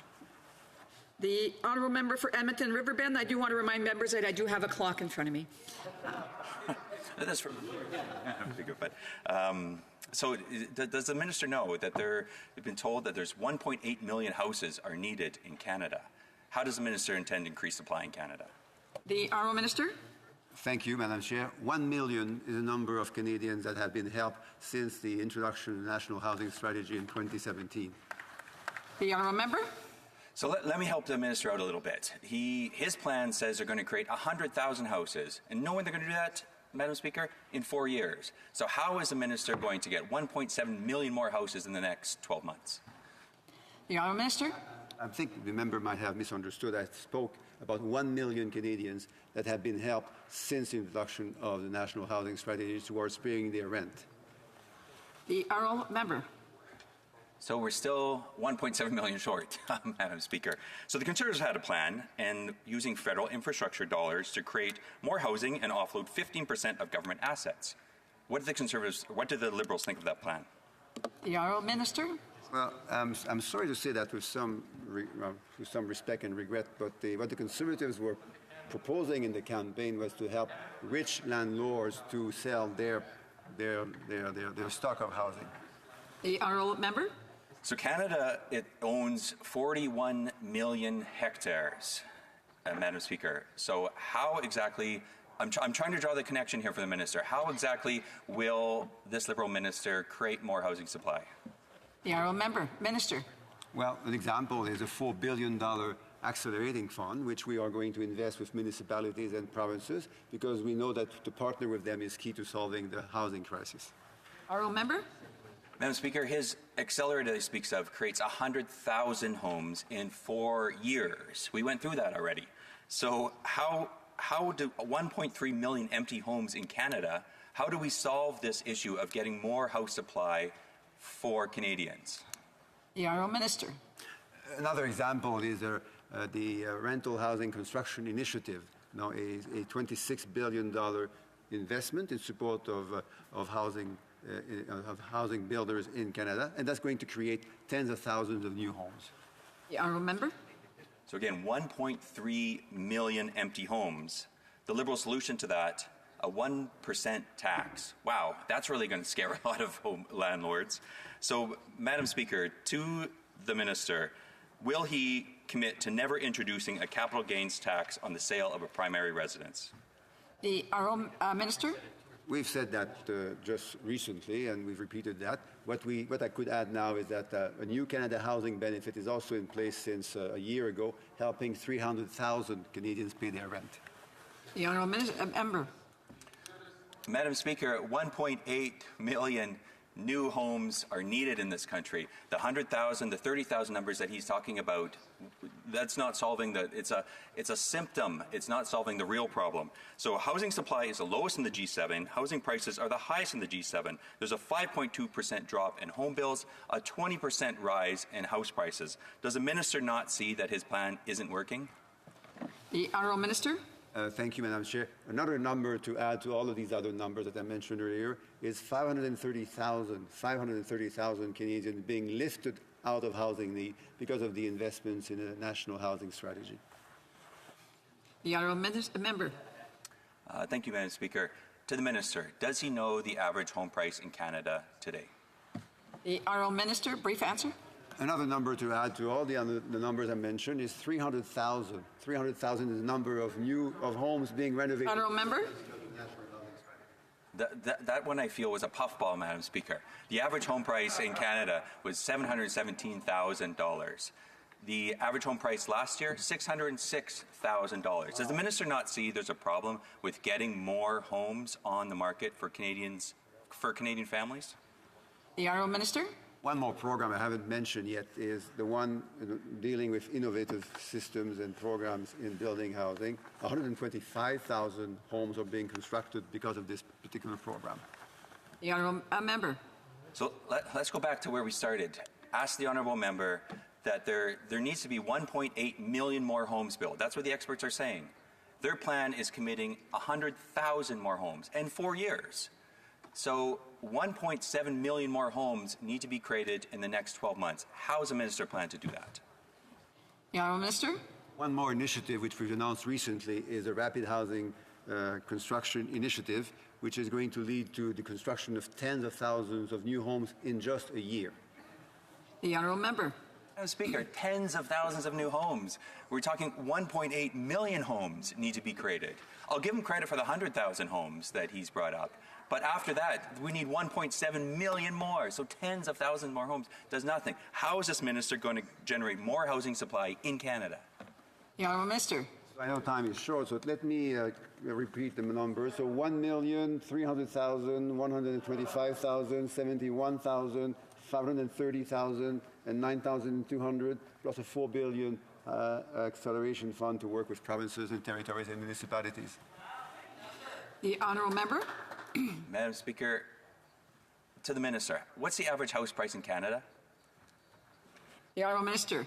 Well, this is interesting. We had those questions from the minister, from the member from Carleton, and my colleague said that to This is a test. It was a test, Madam Speaker. $717,000. Last year, it was $606,000, 18.2% increase. Something needs to be done. The minister just received his binder from the back room. Hopefully it'll help him. But we need to create more housing supply in Canada. So again, to the minister, does he not see that we need to create 1.7 million more homes in Canada? I do have to allow the Honourable Minister to respond this last time. Indeed, I have a binder because I'm being told that I forget many other measures which are going to create many more homes. Resuming debate, the Honourable Member for Kildonan St. Paul. Thank you, Madam Speaker. I'd like to hear from the Health Minister regarding the Public Health Agency of Canada spending $1 billion on the funding for border and travel measures and isolation. How much was spent on providing nutritious meals to Canadians? The Honourable Minister of Health. She's correct to mention that we have had to look after Canadians both inside the country and when they came back to Canada with all the important health and safety measures we put into place. The Honourable Member. Thank you, Madam Speaker. The reason I ask is because we're seeing a lot of significant events happening at quarantine hotels. A celiac woman from Edmonton went 40 hours without food. Does the minister believe the money was well spent on this nutritious food for those with extreme dietary needs? The Honourable Minister. She's correct. No, people who come to these places need to be treated with respect and care, and that's what the Public Health Agency has to do in collaboration with the providers of the service. The Honourable Member. Chair, thank you. Can the minister say how much was spent on providing Canadians with clothing since they didn't have their luggage? Honourable Minister. Well, I'm sorry to say that I don't know the exact number. What I do know, however, is that again we need to look after all those people that come into Canada and treat them. Honourable Member. The reason I ask is because Andrew from Ottawa, he was on the news. He spent 5 days in quarantine, Madam Chair, and he didn't have a change of clothes. He had also 3 negative COVID tests. Is that acceptable? The Honourable Minister. Madam Speaker, that's not acceptable. What wouldn't be acceptable either is to follow the proposal of the Conservative MPs. Just a few days ago, they asked for the removal of all test and quarantine measures. Honourable Member. Madam Speaker, the minister is incorrect. The Conservatives have long supported expert advice on our borders. And we also we're interested to see the expert advisory panel of this government saying that the guiding principles of all health decisions should be to minimize unintended harm. Does the minister feel he's fulfilled that with quarantine hotels? The Honourable Minister. That's right, to minimize harm is exactly what we should be doing. And that's what we've done throughout the crisis by putting strict measures at the borders to protect everyone, including those inside Canada. Madam Chair, I would beg to differ. There's a woman, her name is Dr. Gotterham. She is a physician and a vaccine advocate in Peterborough. She has a wait list of over 1 year for critical medical appointments. She's been stuck in quarantine, and she's having to reschedule so many appointments of patients in critical needs. So does the minister believe that unintended consequences in this regard aren't important? The Honourable Minister. Well, I'm going to smile because she mentioned a vaccine advocate. I think there should be more vaccine advocates on the other side of the House, and let us know how many Conservative MPs have not yet received 1 dose out of the 62 million doses administered to Canadians. The Honourable Member. Speaker, Dr. Gotterham is a dermatologist. Skin care and skin cancer diagnosis can't wait. She's very concerned that a number of her patients cannot wait, and yet they're having to because this minister has kept her in a quarantine hotel despite having a negative COVID test for 3 days. So can the minister explain why this is acceptable? The Honourable Minister. Et je vais à nouveau le répéter en français cette fois-ci. I'll repeat myself in French this time. There have been strict border measures at the borders since the beginning of the pandemic, and they are to protect the health and safety of all. How is the minister protecting public safety when he's not allowing a pro-vaccine advocate in her community, an important doctor in her community, to access patients that have been waiting a year? Honourable Minister.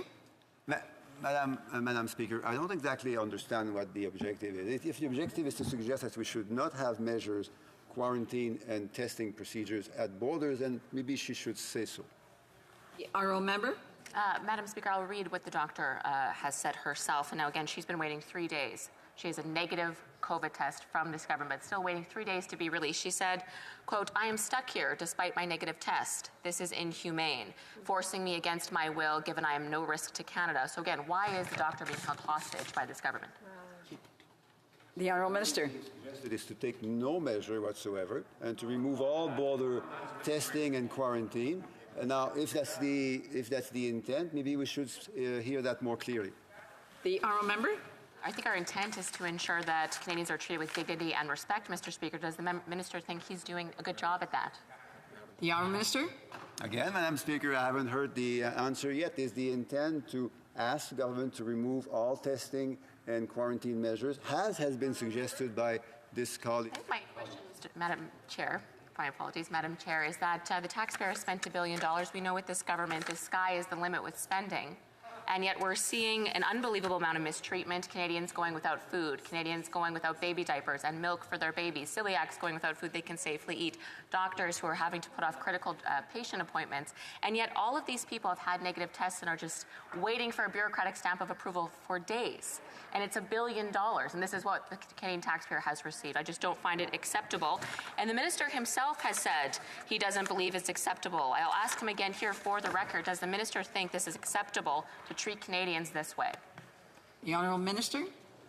What would be acceptable, Madam Chair, is to hear the views of the opposition members of Parliament. Do they believe that we should really take away all measures at the frontiers, including quarantine and testing measures?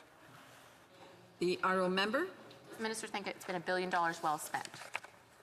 The Honourable Minister.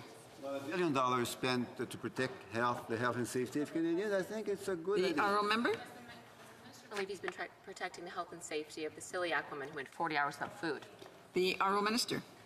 Again, Madam Speaker, we don't know what the alternative is. Are they proposing that we should remove all testing and the Honourable Member?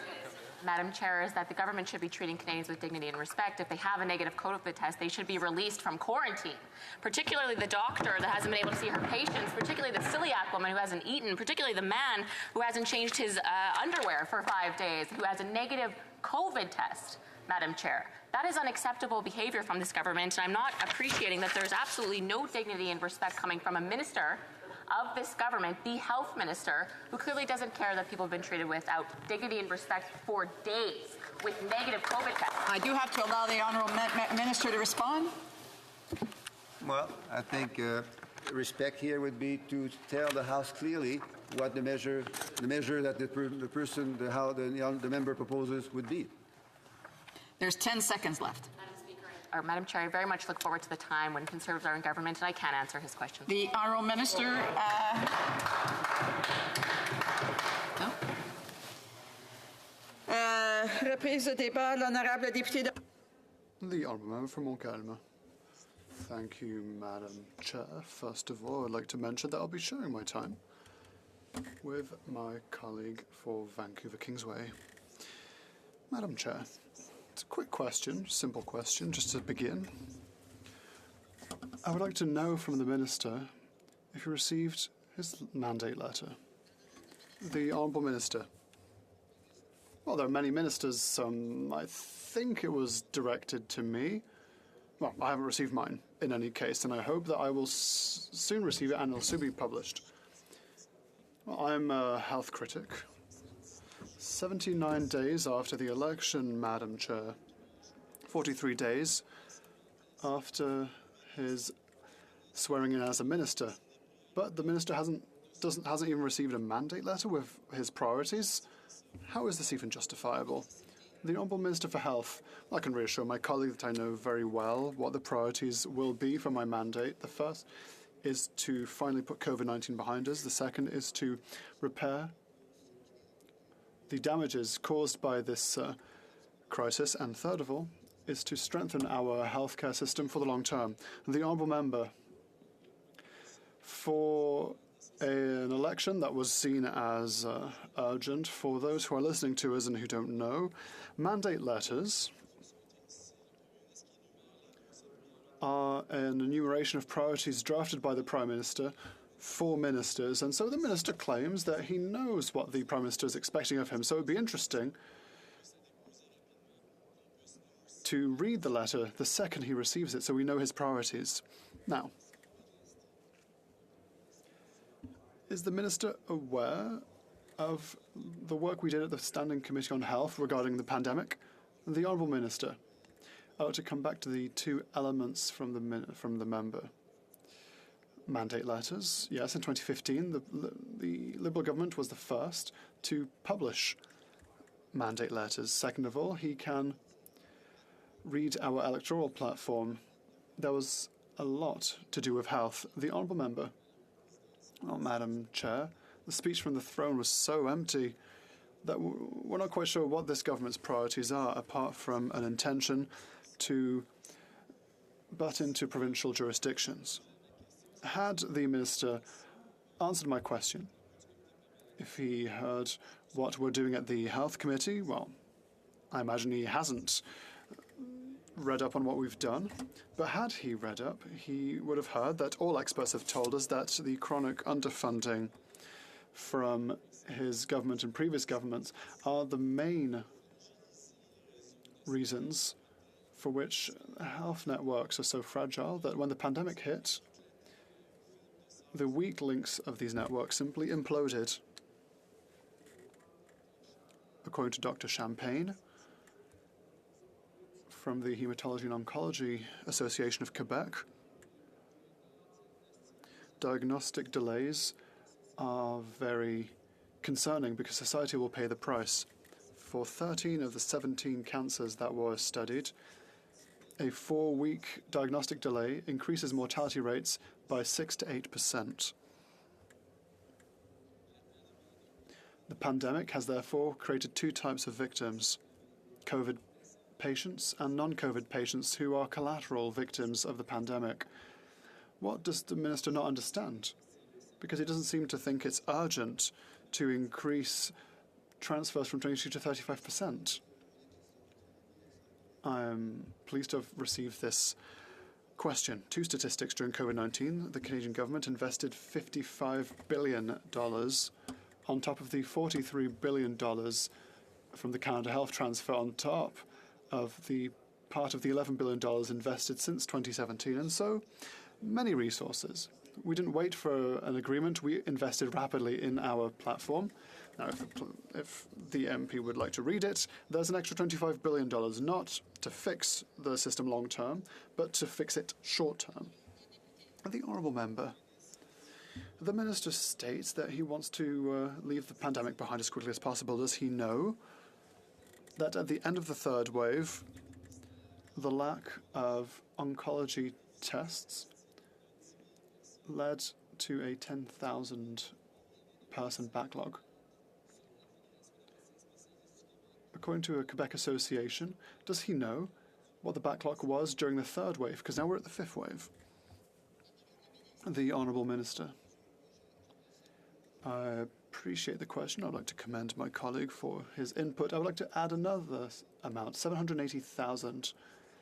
That is the estimated number of delays in surgeries over the past few months because of COVID. And that's why our extraordinary partnership between governments will also be important in the short term to empty or to fulfill these backlogs. Once again, the Minister is avoiding the question. The Minister wants to impose standards, but he doesn't know how to answer simple questions about what's happening in the field in Quebec.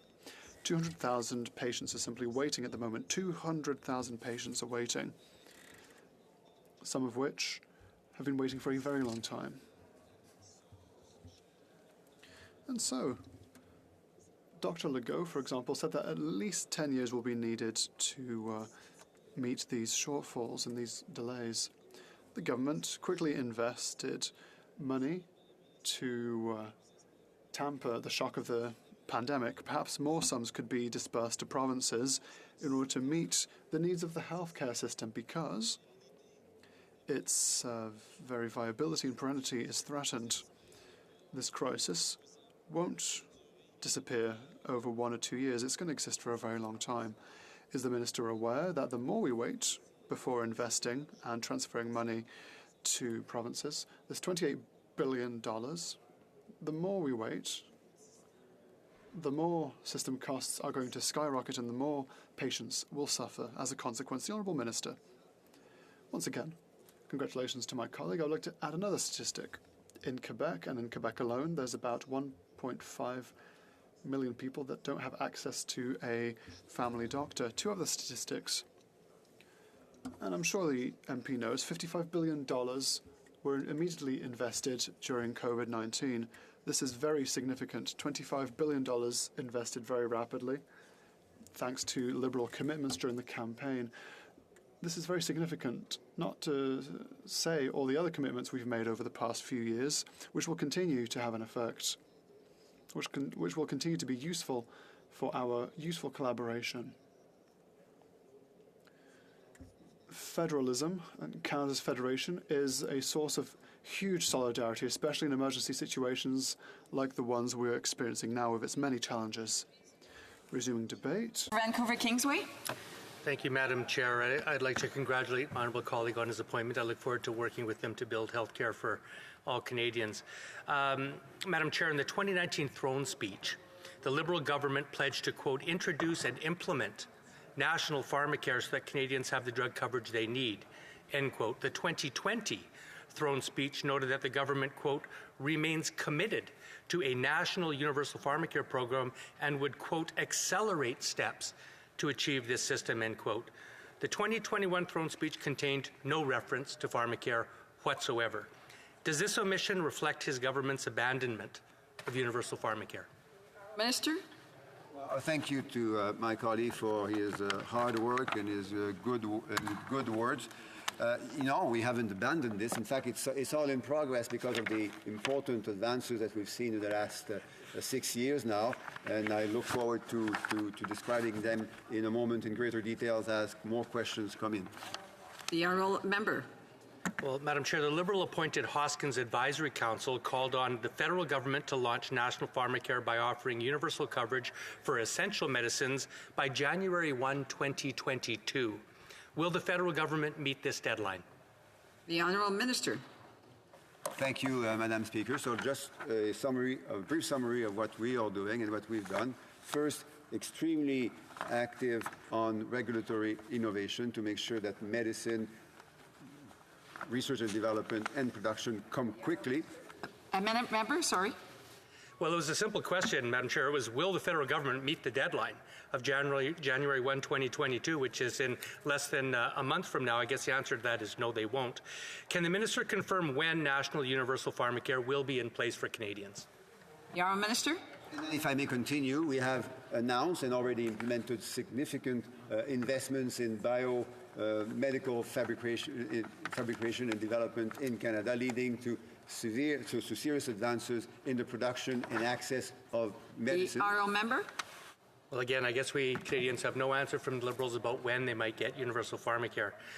Madam Chair, Canada had the highest proportion of COVID deaths in long-term care of any country in the OECD.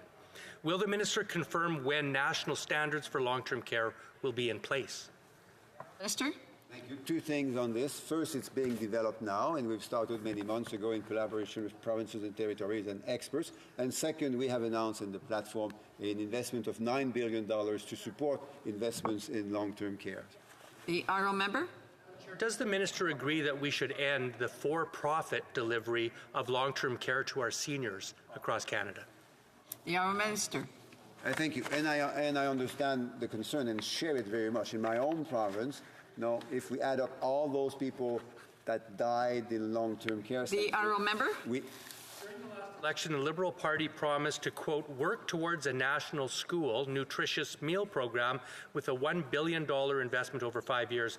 Can the minister confirm if this investment will be put in place during the fall economic statement? The honourable minister. I'm glad that the member has an eye on the fall economic statement. Our colleague, Minister of Finance, is going to produce and to share a great statement.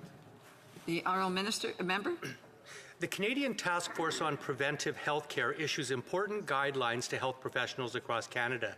Yet the task force lacks members with subject matter expertise. This can and has resulted in questionable, inaccurate, and dangerous guidelines being issued. For example, using outdated studies and ignoring relevant data to recommend against life-saving breast screening for Canadian women in their 40s. Multiple other specialties are similarly affected, like urology, psychiatry, and gastroenterology. During the election, the Liberal Party committed to reviewing the task force. When will this happen? The Honourable Minister. That's a great example of something extremely important, and we look forward to doing this as quickly as possible, and we know we can count on the members' input to make that possible. The Honourable Member. Thank you. This government has allowed PHAC to use the Pacific Gateway Hotel in British Columbia as a federal quarantine hotel since March 2020. Over 140 workers, mostly women with decades on the job, were terminated by that employer using the pandemic as a cover. Workers have now been on strike for 7 months. This week it was reported that travelers are finding, quote, wretched conditions at Pacific Gateway and other quarantine hotels run by PHAC. Will this government commit to move out of the Pacific Gateway Hotel and cancel its arrangement with them? Young Minister. Thank you, Madam Chair, and obviously to care for people in such facilities is absolutely essential. These people need and require appropriate treatment, and we expect all of these service providers to meet and to abide by all appropriate labor and health laws. The Honourable Member. Thank you. In May 2021, the City of Vancouver submitted its final proposal to Health Canada requesting an exemption from the Controlled Drugs and Substances Act to decriminalize the simple possession of illicit drugs. It's now a half year later, and the federal government has yet to render a decision. Given that the catastrophic death toll from Canada's drug poisoning crisis is growing every single day, does the Minister believe this is an acceptable delay? The Honourable Member. Minister. Thank you, Madam Chair. Again, my thanks to my colleagues who is really well informed and mindful of important challenges to deal with. Section 56 exemptions are being considered in that particular context. We're working obviously very closely with the City of Vancouver and the Government of BC in that regard. The Honourable Member. Canada's premiers are calling for the federal share of health care spending to rise from the current 22% of total cost to 35%. Given that the federal government initially agreed to cover half the cost of Medicare when it was first established, does the Minister agree that 22% is an unreasonable share for the federal government to assume? The Honourable Minister. Thank you. 4 key statistics here. First, the 41 billion plus Canada Health transfers. Second, the 11 billion investment that we put into place in 2017 on home care and mental health care. Third, the $55 billion investment we've made during COVID-19. And fourth, the $25 billion promise we made. The Honourable Member. Every year, 6.5 million Canadians avoid going to the dentist because they can't afford it, and 1 in 3 Canadians lack dental insurance. The Liberal government's 2019 throne speech called universal dental care an idea worth exploring. Can the Minister outline what steps the government has taken to address this major public health deficiency? The Honourable Minister. That's indeed an important area to consider, along with home care, mental health care, long-term care, virtual care, and primary care, and many other sorts of care which Canadians not only need but deserve. Reprise de débat. L'honorable député. The Honourable Member. Thank you, Madam Chair. My first question for the Minister for Tourism. Hasn't spoken for a while, so now's the time. In Bill C3, what amount will be invested to help tourism? The Honourable Minister for Tourism. Madam Chair, we were clear that our bill will help Canadians and the tourism sector, and we encourage members from the other side to vote for this bill. The Honourable Member, I'd like to repeat my question. What is the amount? The Honourable Minister. Madam Chair, we were clear. The Honourable Member. Madam Chair, I asked a very simple question. What is the amount that the Tourism Minister will put forward with his government to help tourism in Canada and help the hotel industry? The Honourable Minister, well, I was very clear, $500 million. The Honourable Member, well, what I read in the bill is that there was $7 billion. So I'm going to turn to someone who hasn't spoken much. The Minister. I forgot your portfolio. You're speaking so little. Treasury Board, okay. Where will the $7 billion come from to help tourism and to help the hotel industry? The Honourable Minister for Tourism. Madam Chair, in our bill it's very clear we are here to help all of the sector and the hotel industry, restaurants, all the sectors that have been struck by the pandemic. It's a bill that we encourage the other side to support. The Honourable Member. Madam Chair. Now, I don't want to insist, but I have to. We're $7 billion in the bill. The Minister for Tourism can't even say the amount, and the Minister for the Treasury Board can't even tell us where the money's coming from. So, what's colleague for Carlton asked questions at the Finance Committee, asked where the money was going to come from. We're told where it might be spent, but where's the money coming from in the first place? The Honourable Minister for Tourism. Madam Chair, the bill will help hotels, motels, cottages, chalets, B&Bs, youth hostels, restaurants, food trucks, tour operators, theatres, and music venues. The Honourable Member, Madam Chair, I forgot to say at the beginning that I'll be sharing my time with the member for Richmond Athabasca. I forgot the name. I haven't forgotten the name of his riding. Thank you, but I'm going to re-ask my question once again. Listen. Bills are being put forward. They want us to support them, but we're not being told where the money's going to come from. I just want to know, is it borrowed money, or do you already have that money? The Honourable Minister. Madam Speaker, we are bringing forward this bill to help gyms, sports centres, ski centres, amusement parks, youth camps, fishing camps. We will help people in the sector, Madam Speaker. The Honourable Member. Well, I will try to make my question even more clear. $7 billion that this government is planning to spend to help people in the tourism industry with everything that the Minister just mentioned. $7 billion. And yet the President of the Treasury Board can't tell me where that money comes from. Where is the money from? Where is this $7 billion coming from? The Honourable President of the Treasury Board.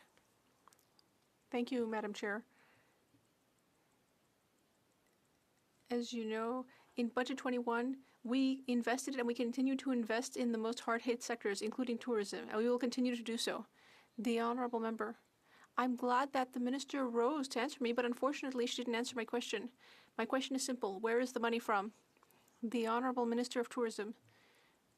Madam Speaker, my question for the other side is, will they support the tourism sector, or do they want it to die at the end of the pandemic? The Honourable Member, I repeat my question. Will they split the bill into two parts in order to be able to help the tourism sector as quickly as possible, instead of stuffing all sorts of things into the bill? The Honourable Minister. Madam Speaker, we have indicated a list of sectors that we will be helping with the billions of dollars that we're spending. That's what the sector asked us for. The Honourable Member. Perhaps the Minister of Health will be able to answer my next question. Like me, he will soon be a senior, so I don't want to put words in his mouth, but that's where we're at. This government is planning to increase old age security. Can the government tell us how much it will increase by in 2022? The Honourable Minister. I'm very pleased to answer the question. I don't know my colleague's exact age, but he looks very youthful and in shape, so I wish him a long, happy life, but perhaps not within the Conservative Party. I think he'd be happier in the Liberal Party. It's up to him. But when it comes to seniors, the Honourable Member, well, I didn't get an answer. It's hard to understand why I never get an answer, and yet the question is simple. I asked how much old age security will increase in 2022. The Honourable Minister. Well, I don't think my colleague will get it because he's not old enough, but if he were, he would already have got his $500. The Honourable Member. Well, I'm not quite there, but I'm getting there. But once again, I didn't get an answer to my question. I'm not talking about the $500 they handed out before the election. I'm asking how much pensions will increase, how much old age security will increase, as they promised before the election campaign. The Honourable Minister, Yes, I know that my colleague is looking forward to getting his documents, but he will have to wait a little bit. But once he's old enough, he will get the 10% increase that we've promised for 75-year-olds and older. The honourable member. Well, you can't imagine how much I'm looking forward to being on the other side there and giving these kinds of ridiculous answers. Well, so just so my colleague knows, I'm going to be 60 next year, and I want to know how much the increase will be, and I also want to know what inflation is at this very moment. The Honourable Minister. Well, I see my colleague is getting ready for his golden years. Now, it's indexed in two ways. First of all, there's the indexing that's been there for 50 years, or the increase, rather, the cost of living increase. And then the second increase is the one that was promised during the election campaign. 12 seconds. Does that mean that the increase will be at least 4.7%? The Honourable Minister. That means that the increase will be indexed to the cost of living. The Honourable Member for Richmond North Basca. Thank you, Madam Speaker. Thank you. I'm very pleased to be here to ask about the budget. One of my questions, and perhaps the President of the Treasury Board will answer, does this government know that right now in Canada there is a housing bubble? The Honourable Minister of Health. Well, Madam Speaker, I will not ask this colleague for his age because I see that he doesn't like sharing his sensitive information. But what I can say is that the Honourable Member, I will repeat my question. It's a simple question. I want to know whether this government is aware that there is a housing bubble in the country, yes or no. The Honourable Minister of Health. Yes, we are facing a housing crisis, and we have been for several years in Canada. That's why in 2017, the Honourable Member, is the government aware that at this very moment, we're in the middle of an increase in inflation and the cost of living has increased for everyone? Seniors, families, and less wealthy Canadians, yes or no? The Honourable Minister of Tourism. Madam Speaker, it is clear that inflation is a global phenomenon, including in Canada, where it is 4.7%, and in the US it's 6.2%. The Honourable Member, I'll ask my next question to the Minister for Tourism, because for some reason he answered my question about inflation. What will this government do to fight inflation that is hitting Canadians hard? The Honourable Minister of Tourism. Madam Speaker, inflation hit 6.2% in Mexico. If the opposition really wants to say that our government isn't responsible for inflation, the Honourable Member, my question is simple. I'm asking this government what it will do to help families fight inflation and the cost of living increase. I don't want to know what's happening in Mexico. I want to know what this government is going to do as a government to help Canadian families. The Honourable Minister. Madam Speaker, we will invest $30 billion in childcare in order to make life more affordable for people. That's what we're going to do. The Honourable Member, I would invite the Minister to visit Quebec. It took 25 years for the childcare system to build buildings, hire people to work in the childcare system. But people need help today. So I'm asking the Minister what will be done today to diminish the cost of living for Quebec and Canadian families. The Honourable Minister of Health. Two quick examples. The Canada Child Benefit, which is continuing to rise in line with the cost of living, which every month is helping 400,000 children to get out of poverty, as well as the increase in old age security, even though he may be less interested than the colleague that was just asking. For families, less wealthy Canadians, seniors, all of whom are suffering from the increase in the cost of gas and groceries. And we're seeing inflation spiral upwards as we've rarely seen for decades in this country, which is in great part driven by government decisions. I want to know what is going to be different in the budget that's coming up. With the $17.4 billion on the table, what is this government doing to reduce the cost of living for families? The Honourable Minister of Tourism. Madam Speaker, an example. A single mother with 2 children will receive $13,600 for the childcare benefit. And the average family in Saskatchewan will receive $1,000 for the carbon tax reimbursement. Madam Speaker, those measures were already there, but right now the cost of living is skyrocketing. And that has been generated by all of this government spending. What will this government do today to change things and improve the cost of living for the entire Canadian population? The Honourable Minister, Madam Speaker, we have committed to making the cost of life more affordable, and we will do so. Seniors receive $500 additional dollars this summer, and students will benefit from our plan to eliminate federal interest on student loans. The Honourable Member, seniors listening then will understand that they got $500 before the election to try to buy their vote, and now they don't have any problems left. Is that it? The Honourable Minister, Madam Speaker, it is very clear that we care about seniors. We increased the guaranteed income supplement. We sent them the $500 check. We will help seniors. The Honourable Member, it would be nice if any of these ministers could tell us from what age onward do they think that someone is a senior. The Honourable Minister of Health.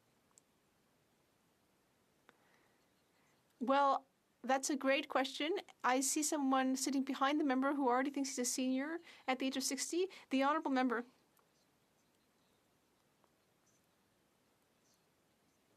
I would like to ask the member at what age this government considers that someone is a senior for tax purposes.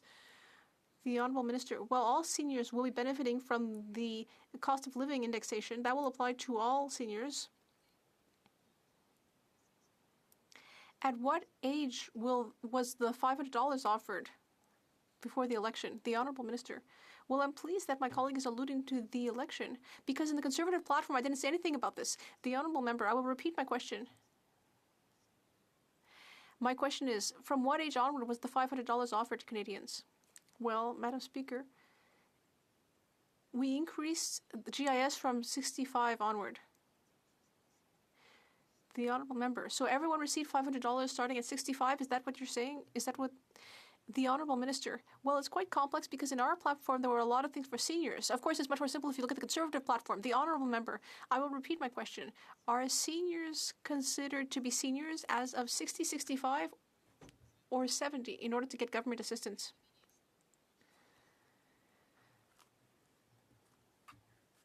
Well, my colleague Seatmeat was saying earlier that you're already a senior when you're 60. The Honourable Member, I'd like to repeat my question.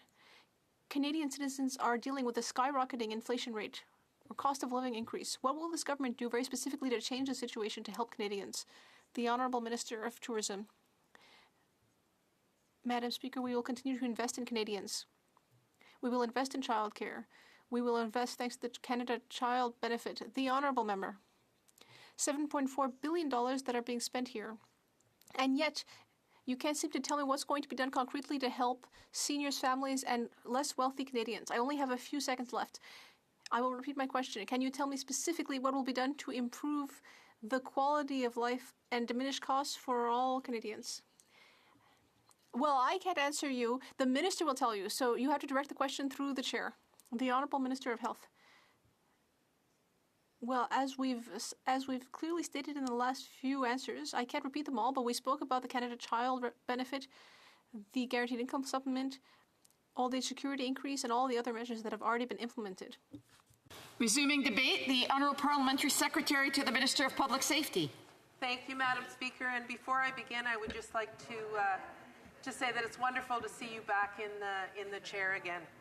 I want to first acknowledge that I'm speaking from the unceded territory of the Algonquin people. I'll be speaking on the topic of residential schools. Many Indigenous peoples in this country either went to or had family attend a residential school. It is essential to listen to Indigenous peoples' experiences from all over the country. We must move away from paternalistic and discriminatory practices. With the knowledge and wisdom of elders, families, and Indigenous leaders across the country advising and guiding us, my hope is that we are on the right path. The recognition of the duty to honour Indigenous rights will keep steadily flowing through Canada, bringing out a more fair and equitable society for us all. The school's legacy haunts the present.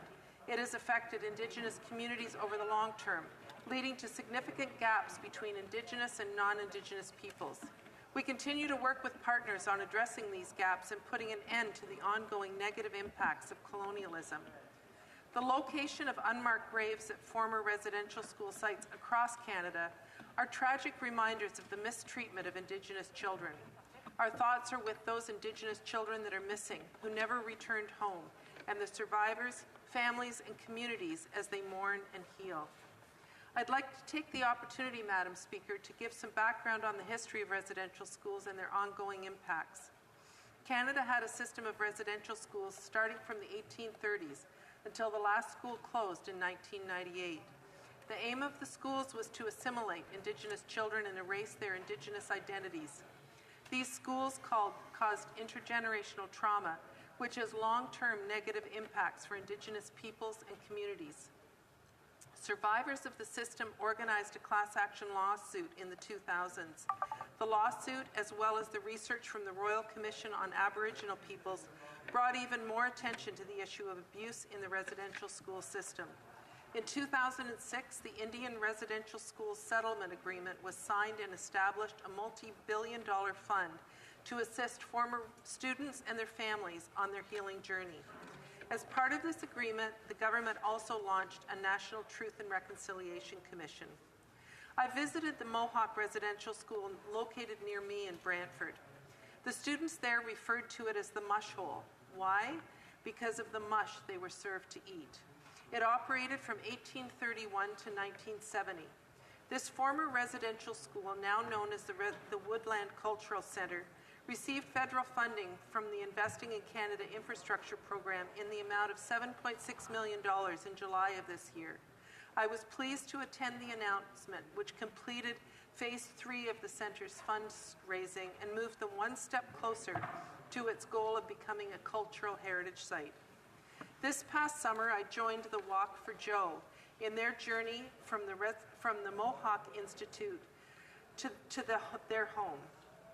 Joe and Rocky Commanda were removed from their home in the mid-1960s and taken to the Mohawk Institute. The brothers ran away twice in an attempt to get home. On their second attempt, they got separated. On September 13, 1968, Joe, only 13 at the time, was struck and killed by a train in Oakville, Ontario.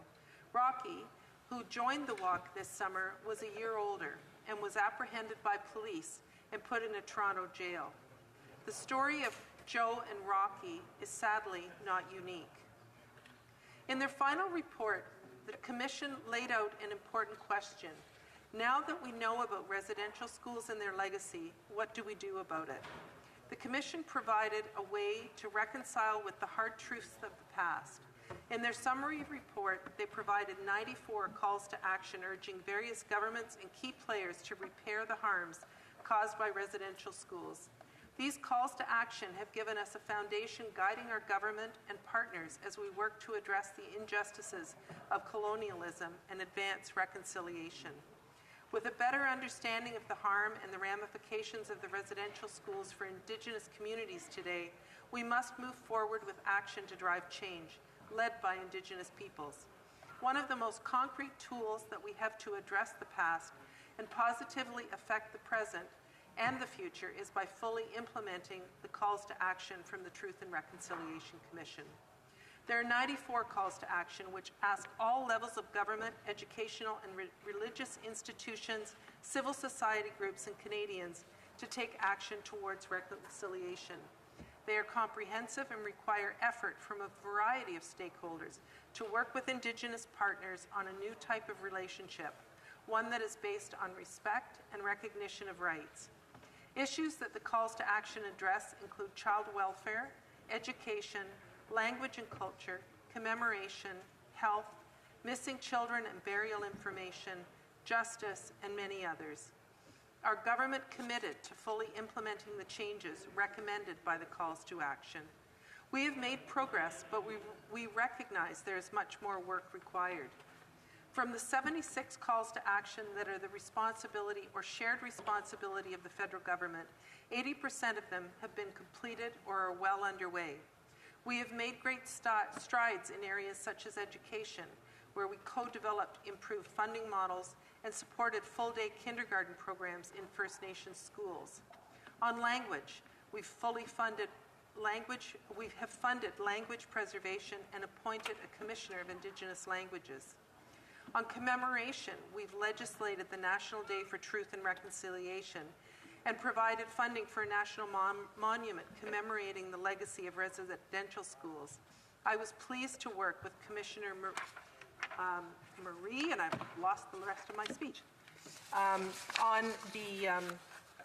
the work on that monument. There were many other things that we have done, Madam Speaker, but I do have questions for the Minister of Crown and Indigenous Relations. This year was the 6th anniversary of the release of the Truth and Reconciliation Commission's calls to action, which called on government, educational and religious institutions, civil society, and all Canadians to take action on the 94 calls to action laid out in the Truth and Reconciliation report. In September, on Orange Shirt Day, many Canadians made personal commitments to the calls to action. In the 6 years since the release of the final report, what progress has the federal government made on the calls to action that fall under the purview of the Government of Canada? Could the Minister please provide an update on the status of the government's actions to date to implement the Truth and Reconciliation calls to action? Minister of Crown and Indigenous Relations. Thank you, Madam Speaker, and I just want to take the opportunity to thank the member for her incredible work that she has done as my parliamentary secretary and wish her all the best in her new role for the parliamentary secretary for public security. I think most notably in light of what we have all seen over the last 4 months, the devastating discoveries and rediscoveries of unmarked graves with more to come, is the sobering realization about the pace of this progress. As a part of that reaction, our government has committed $320 million to accelerate the pace, particularly with calls to action 72 through 76, which is getting to the truth of this and continuing to get to the truth of this, because it does in fact come before reconciliation, working with communities to support them in their quest for truth at their pace and on their conditions. And with those sums, I'm happy to report that there are over a couple dozen projects that have been funded, with many more to come. In that light, I think Canadians do need to brace themselves for the discovery of more findings and more reckoning, obviously with the triggering and traumatization that has had ripple effect in all Indigenous communities. But it is something that we have to walk with communities in respect and at their pace. Thank you, Madam Speaker. The Honourable Parliamentary Secretary. Thank you, Madam Speaker. Since the springtime discovery of the remains of 215 children on the grounds of the Kamloops Residential School, and then several other discoveries, including at Cowessess First Nation, we've heard about the emotional reaction of residential school survivors and how discoveries and searches across the country have been deeply traumatic for survivors, their families, and Indigenous communities. Many communities across the country have expressed a desire to also search for and commemorate lost children. How will the government support this? And furthermore, how will this government support the mental health and well-being of communities during the process? The Honourable Minister of Crown and Indigenous Relations. And building on my previous answer, I had the opportunity over the course of the summer, over the last few weeks, to visit over a half a dozen sites, each with their own unique, devastating story, and none of them is unique. But throughout that, we've heard the cry from Indigenous communities, from survivors, those that are courageously speaking out, but also those that are courageously still suffering in silence, of the mental health supports in communities. It's had a ripple effect over in every single community in Canada. A part of that $320 million that was announced by the Prime Minister in June comprises a portion of about $100 million for mental health supports in communities. We'll continue to be there with communities, again, at their pace to support them through this difficult time. Honourable Parliamentary Secretary. Thank you, Madam Speaker. This week is the midpoint for the 16 days of activism against gender-based violence, and it concludes on Friday, December 10th, International Human Rights Day. I'm thinking today about the crisis of violence against Indigenous women and girls in Canada and the underlying social, economic, cultural, and colonial causes of the crisis. Could the Minister please update the House on the National Action Plan and federal pathway on missing and murdered Indigenous women and girls to take action, reduce violence, and increase safety for Indigenous women and girls? Honourable Minister. Thank you, Madam Speaker. Earlier today, I had the chance to have a partner meeting with the Minister of Women and Gender Equality that focused largely on Indigenous issues, and particularly the federal pathway and the response that all partners must have, including provincial and territorial partners, in eradicating the threat to women, particularly Indigenous women and girls. As part of the federal pathway that was announced in June, we also announced $2.2 billion to work and to continue to work on this, as Indigenous women are disproportionately affected by this, even more so by the pandemic. This is a difficult path, but we'll walk with partners. The Honourable Parliamentary Secretary. Thank you, Madam Speaker. In January 2020, the Act respecting First Nations, Inuit, and Métis children, youth, and families came into effect in order to affirm the jurisdiction of Indigenous communities over child and family services, in order to support the well-being of Indigenous children and families, and provide culturally relevant care to children. I had the great privilege of working with the Minister when I was his Parliamentary Secretary to start to establish this Act in communities. So far, there's only been one community that has completed an agreement, Cowessess First Nation. Could the Minister provide an update on the implementation of the Act? Are there more communities developing coordination agreements and moving towards this new system? And is there funding to support communities through this process?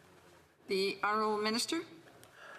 The answer is yes, absolutely, Madam Speaker, and it's important to remember how this piece of legislation that was passed just before the election prior to this past one is built on a spirit of self-determination and lifting up First Nations laws, doing what we all take for granted, which is ensuring that First Nations have control and custody over their own and immersed in their own culture.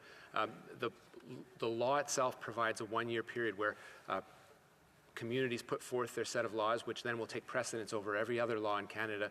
This is a difficult process with coordination with provinces so children don't fall through the cracks. Obviously, Cowessess was the first to adopt it. There have been many others. We are in the process of coordination agreements with provinces and very hopeful, but it will be an extended process. Obviously, we want to have the children at the heart of this, and the most important feature of that law is ensuring there are minimum standards, and those came into effect last year on January 1st. The Honourable Parliamentary Secretary. Thank you, Madam Speaker.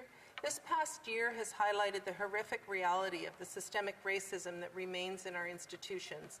As we know, tragedies like the experiences Joyce Echaquan endured are not isolated incidents. Indigenous peoples across the country experience apprehension and reluctance to seek health care due to the fear of facing at times fatal discrimination.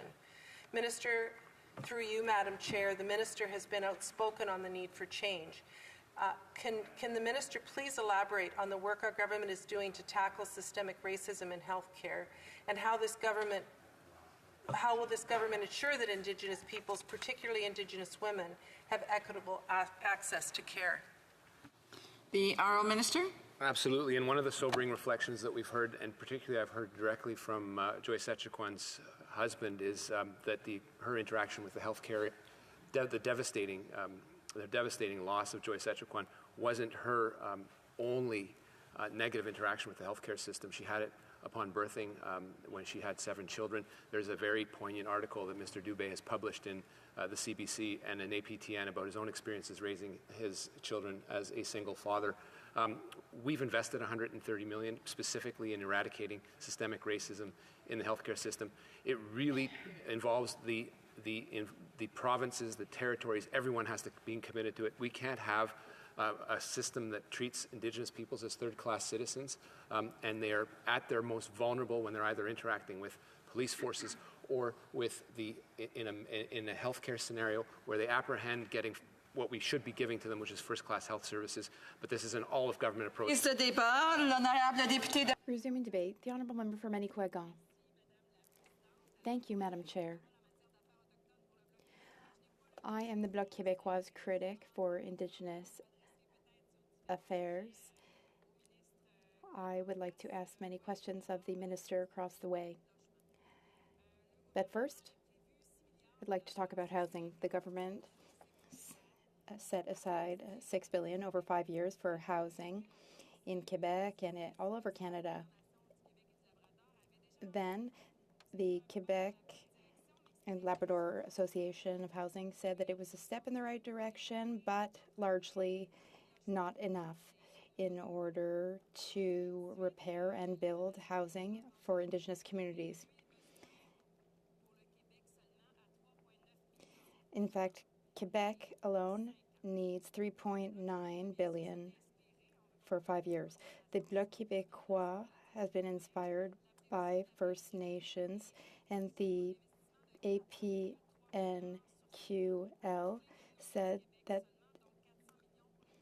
$400 million is needed for over 5 years for Inuit communities for housing.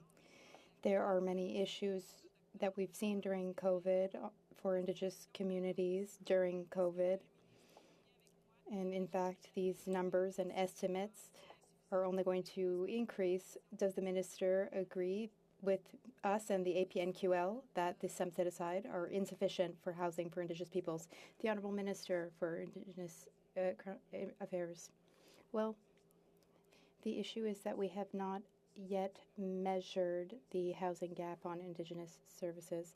This is part of the mandate for the Minister for Indigenous Services over this year. We have funding set aside to look into this and measure this. I do agree with the minister across the way and the member across the way. And in fact, the Royal Commission on Indigenous Peoples recommended that we split the departments. The Honourable Member for Manicouagan. I do agree with the minister. I can't split myself into 2 or 3 different portfolios. There's just me as critic for these several portfolios.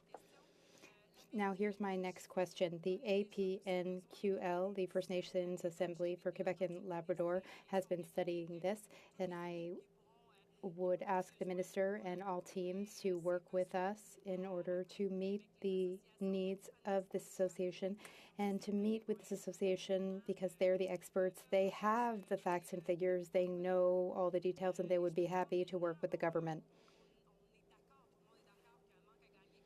Now, there's a massive gap. We are not going to meet needs with what's been set aside for 5 years. We can all agree on that. Now, 5 years, it's a very short time. There will probably be an election between now and then. So how does the government plan to deal with all the gaps and lack of housing? The Honourable Minister for Crown Indigenous Relations. Thank you, Madam Chair. Chef Picard and the First Nations Quebec Labrador Assembly would say that they are not necessarily rights holders. We have to consult with those communities to understand their needs. We have to get numbers, and my minister colleague will do that. We will absolutely do our best to fix everything by 2030. We won't be able to do this in the next 5 years, especially the communities that are very, very far away. The construction season is short for temperature-related reasons. We will continue to work as hard as we can. Many departments are involved in this effort. It's not just my department and Indigenous Services, it's also housing, the housing minister, the infrastructure minister. There are about 5 departments which have to work on this file. The Honourable Member for Manicouagan. Yes, this is complicated. That's why pro-independence people feel that it's best to separate so that there are less levels of government and there's less confusion. I feel that the First Nations Assembly of Quebec and Labrador have an excellent understanding of what the needs are in their communities. They are a good spokesperson. Now, is there not chronic underfunding? Isn't the government just punting spending down the road? As for communities in the north, now, yes, of course, there are construction issues in the north, be it in Naskapi communities or Inuit communities. But Indigenous communities are very young communities with many families, many children. They need housing, and they don't always have it. It's a demographic issue as much as it is a geographic or location issue. And the main issue isn't weather and temperature. No, the main issue, Madam Chair, is lack of funding, dire lack of funding. Does the minister feel that the problem is being created by underfunding? which will, in the future, lead to bigger funding needs for Indigenous housing. The Honourable Minister. Yes, absolutely. And we have learned this during the pandemic. We've learned that housing needs aren't just the need to have a roof over one's head, because there are other issues for Indigenous communities like tuberculosis, and we need to deal with overcrowded housing. So we are aware of important needs. The Honourable Member for Manicouagan. Thank you, Madam Chair. I'm very happy to hear the Minister mention the pandemic and pandemic-related issues, which have highlighted in so many issues the problems that people had, and now a light has been, their spotlight on these issues. Now, the Vian Commission report said that there have been many issues for Inuit nations and Indigenous nations in Quebec, and when I have met with Indigenous leaders and chiefs who represent their communities, well, they've told me that one of the biggest problems they face is housing issues. And housing issues lead to other problems and crises. A question for the government. Is housing a priority for you, if not the number one priority? The Honourable Minister. Yes, absolutely. It is a priority. I thank the former Treasury Board President for helping us get out $6 billion just before the elections in order to help us deal with housing issues in the next 5 years. The Honourable Member. Thank you, Madam Chair. I'm glad $6 billion have been invested, but that's for the whole of Canada. As I said earlier, $4 billion alone is needed for Quebec for 5 years. $6 billion, that's all well and good, but actually only 2.8 of that has been rolled out in Quebec. We need $4 billion. Imagine what the sums needed would be for all of Canada for 5 years. It's just insufficient. It's not enough. It's important to mention that. Madam Chair, I'd like to bring up other issues. Let it be known that housing is a major priority for Indigenous peoples. That's been the case for almost everyone I've met with. It is a key to their well-being.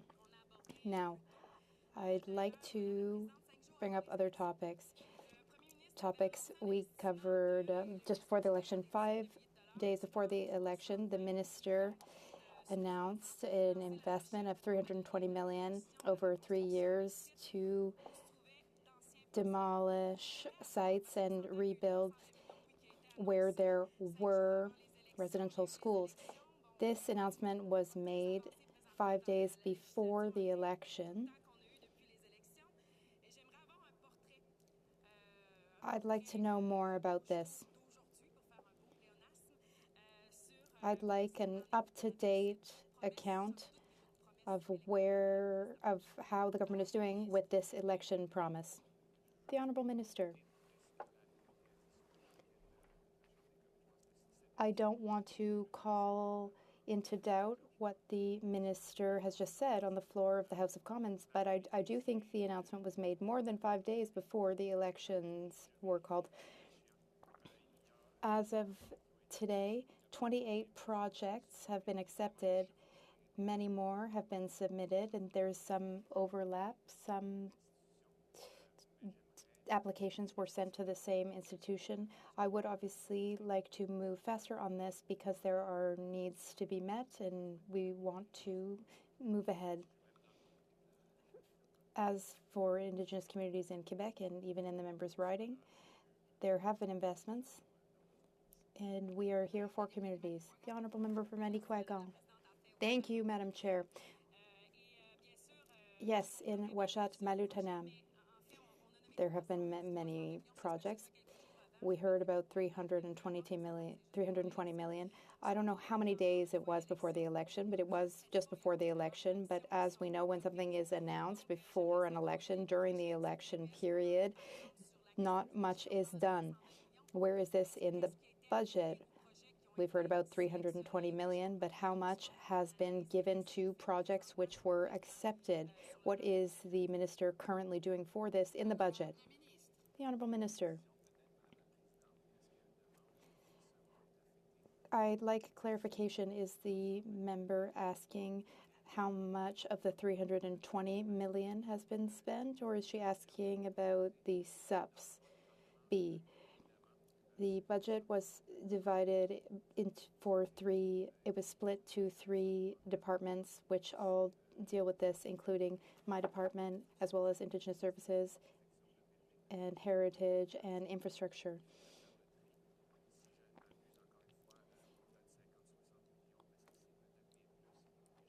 It's, I think, more than 50 or 60 million, and I'm looking to my colleague here to perhaps help with figures. I rose a bit too early, my apologies. Can the minister let me know with the amounts required by the government in the supplementary estimates B for the same cause? The Honourable Minister. If I remember, when it comes to supplementary estimates B,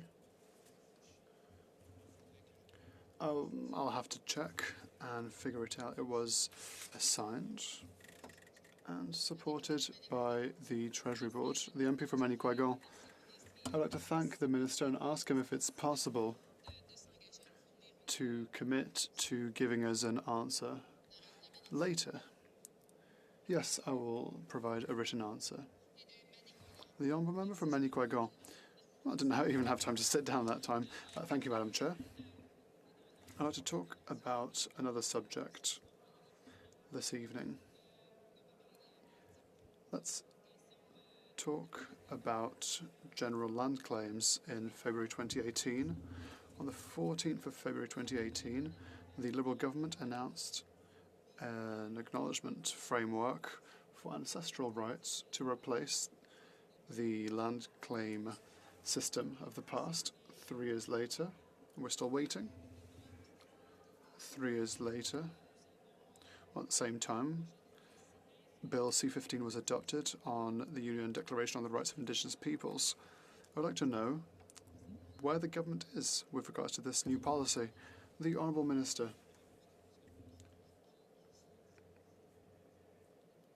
I've got an answer that would take too much time this evening. It's a very long-term process to remove the colonial policies of the past. Now, the framework already exists, but it's just a question of recognizing rights and recognizing the needs of various communities. Progress has been made, and the program is happening through respect to various communities, and that's what we'll continue to do. The Honourable Member from Manicouagan, thank you. People speak about colonialism and the past, but colonialism still exists today, Madam Chair. What I heard was not a clear answer with regards to where we are now. Yes, there has been progress, but what has the government concretely done since 2018 with regards to revising the general land claim policy? The Honourable Minister. We clearly heard from Indigenous communities that this should not be done top-down from Ottawa. The policy change has to happen, but some clauses are no longer being used, like extinction clauses, that are being removed. It's a good thing to be unsure on our end, because it's the Indigenous peoples that should be dictating what's going on. The House of Commons. Thank you very much, Madam Speaker, and it's an honour for me to rise today to speak and ask some questions about the estimates. I'm going to use my time today to speak for about 4 or 5 minutes, and then I'll have some questions in particular for the Minister of Health and the President of the Treasury Board. You know, The topics that I want to bring up with them today, Madam Speaker, specifically relate to, in terms of health and for the President of the Treasury Board, our public service. In terms of health, I really want to understand where we are with vaccines in this country right now, but most importantly, what we're doing to fight some of that misinformation that is out there in terms of vaccines. You know, what we know is that unfortunately there are a lot of people that are vaccine hesitant out there to receive their vaccine because of a lot of misinformation. And we've seen this starting well before vaccines were even introduced and brought into the country and widely available. And we've seen that continue through. We've seen that not just from fringe groups, but indeed from some people that in my opinion, you wouldn't expect to see that kind of rhetoric coming from.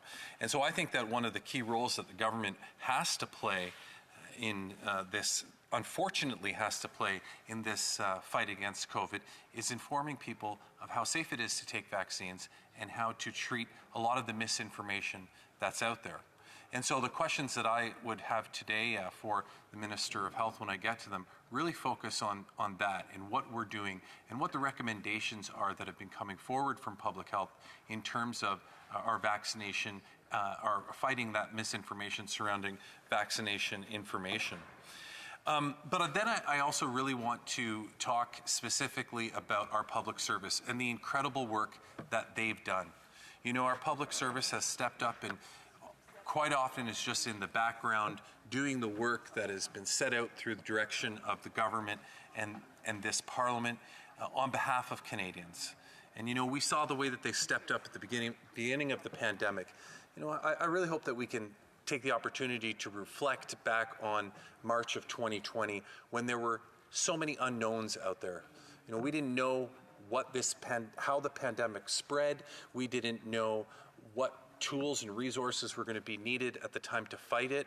But our public service went above and beyond at the time, Madam Speaker, to make sure that they did everything they possibly could to support Canadians throughout the pandemic, both obviously from the various different financial programs that were put into place and that were made available, but also through the reassurances that their government had their back, that the government was going to be there to make sure that vaccines were available, despite some of the, quite frankly, misinformation that was being spread from the other side of the House.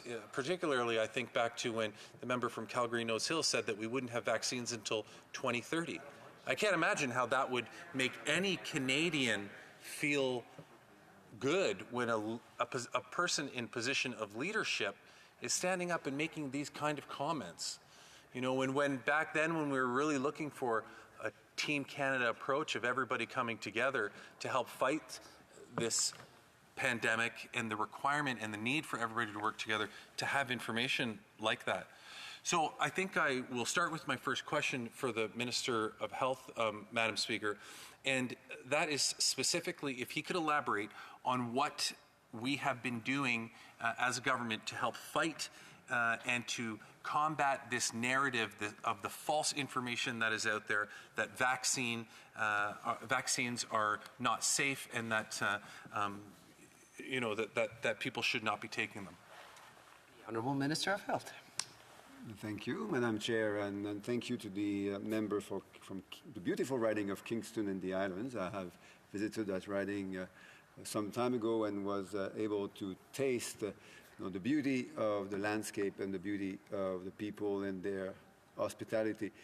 He is right. No, I think Canadians have been informed, but also misinformed over the crisis, informed by the incredible input of experts and scientists. Many of them were not even known, well, very, very little known prior to the crisis. And now not only do we know them, but we appreciate their work and their guidance.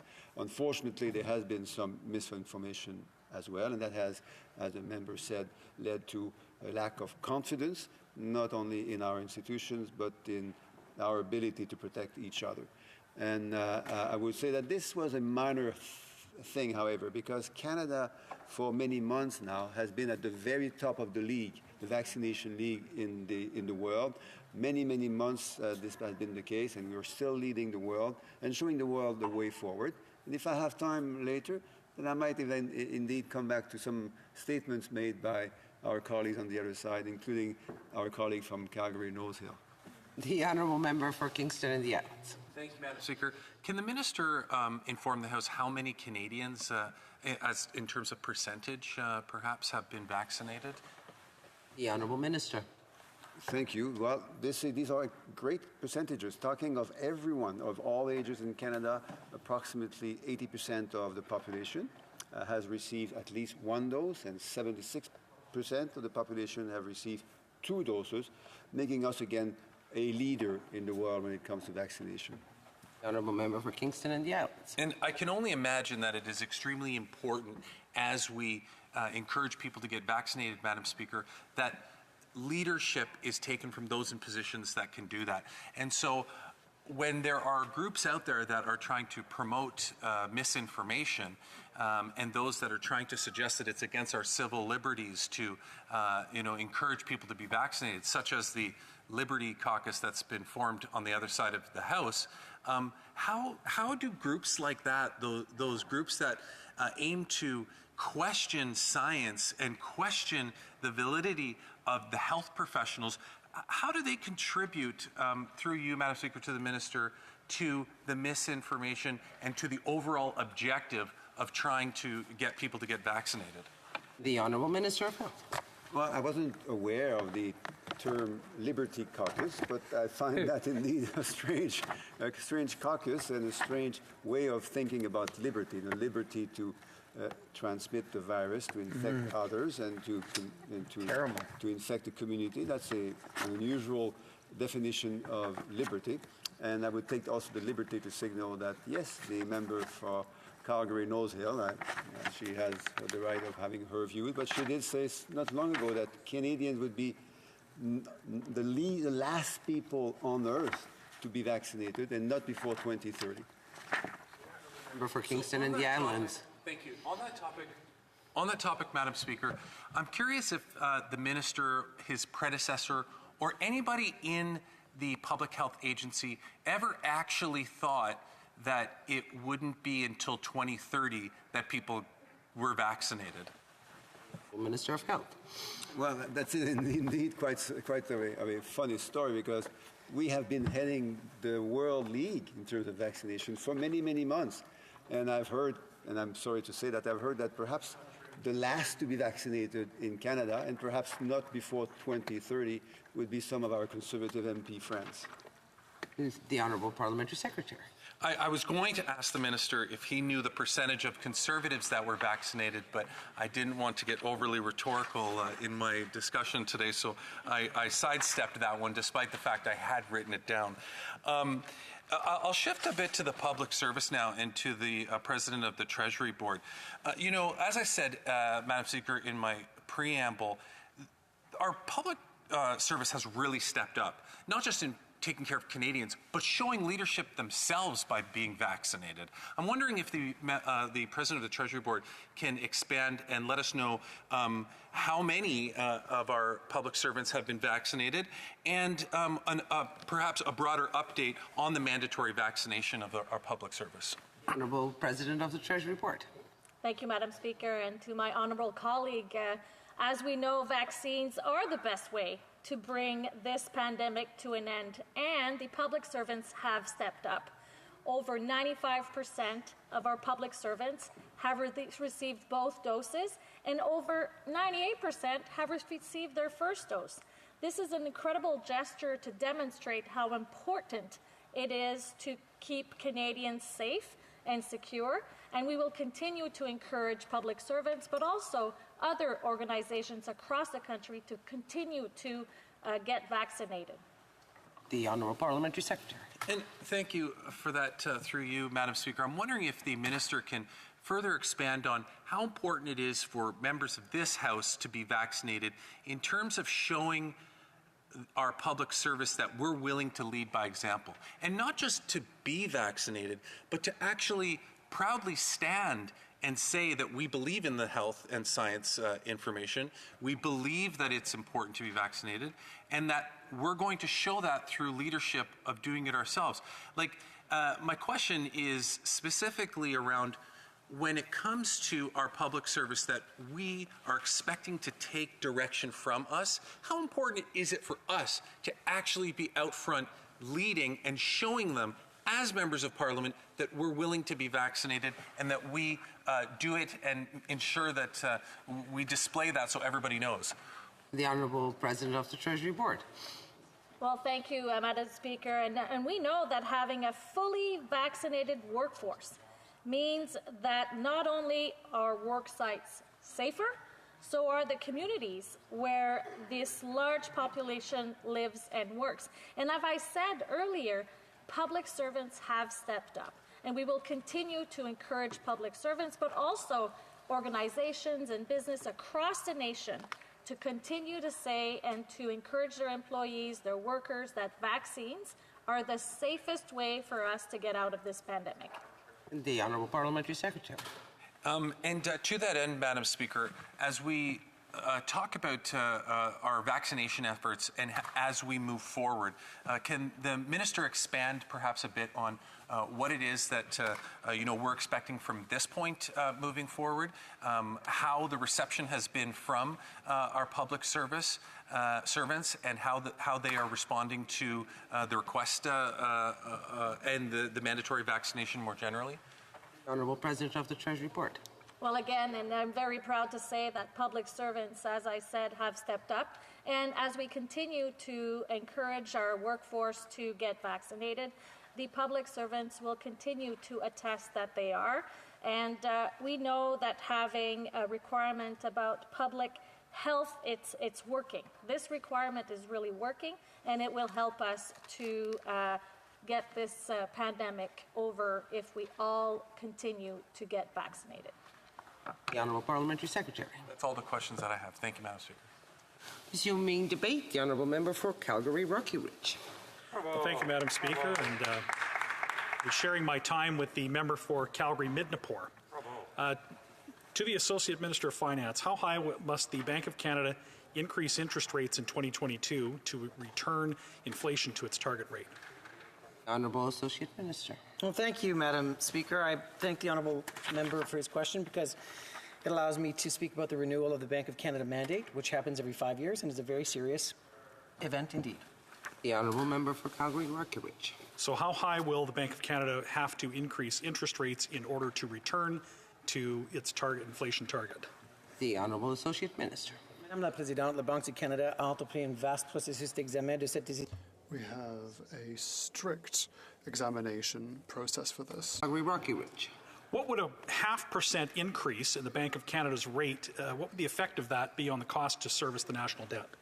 The Honourable Associate Minister. Madam Speaker, monetary policy decisions about the interest rates and the money supply are the province of the Bank of Canada, which of course is independent. The Honourable Member for Calgary Rocky Ridge. Right, that was actually a question about fiscal policy. If the interest rate increases, what would the effect be on the cost to service the national debt? The Honourable Associate Minister. Madam Speaker, the process to determine the mandate for the Bank of Canada is underway, and announcements will be made on that in the coming days and weeks.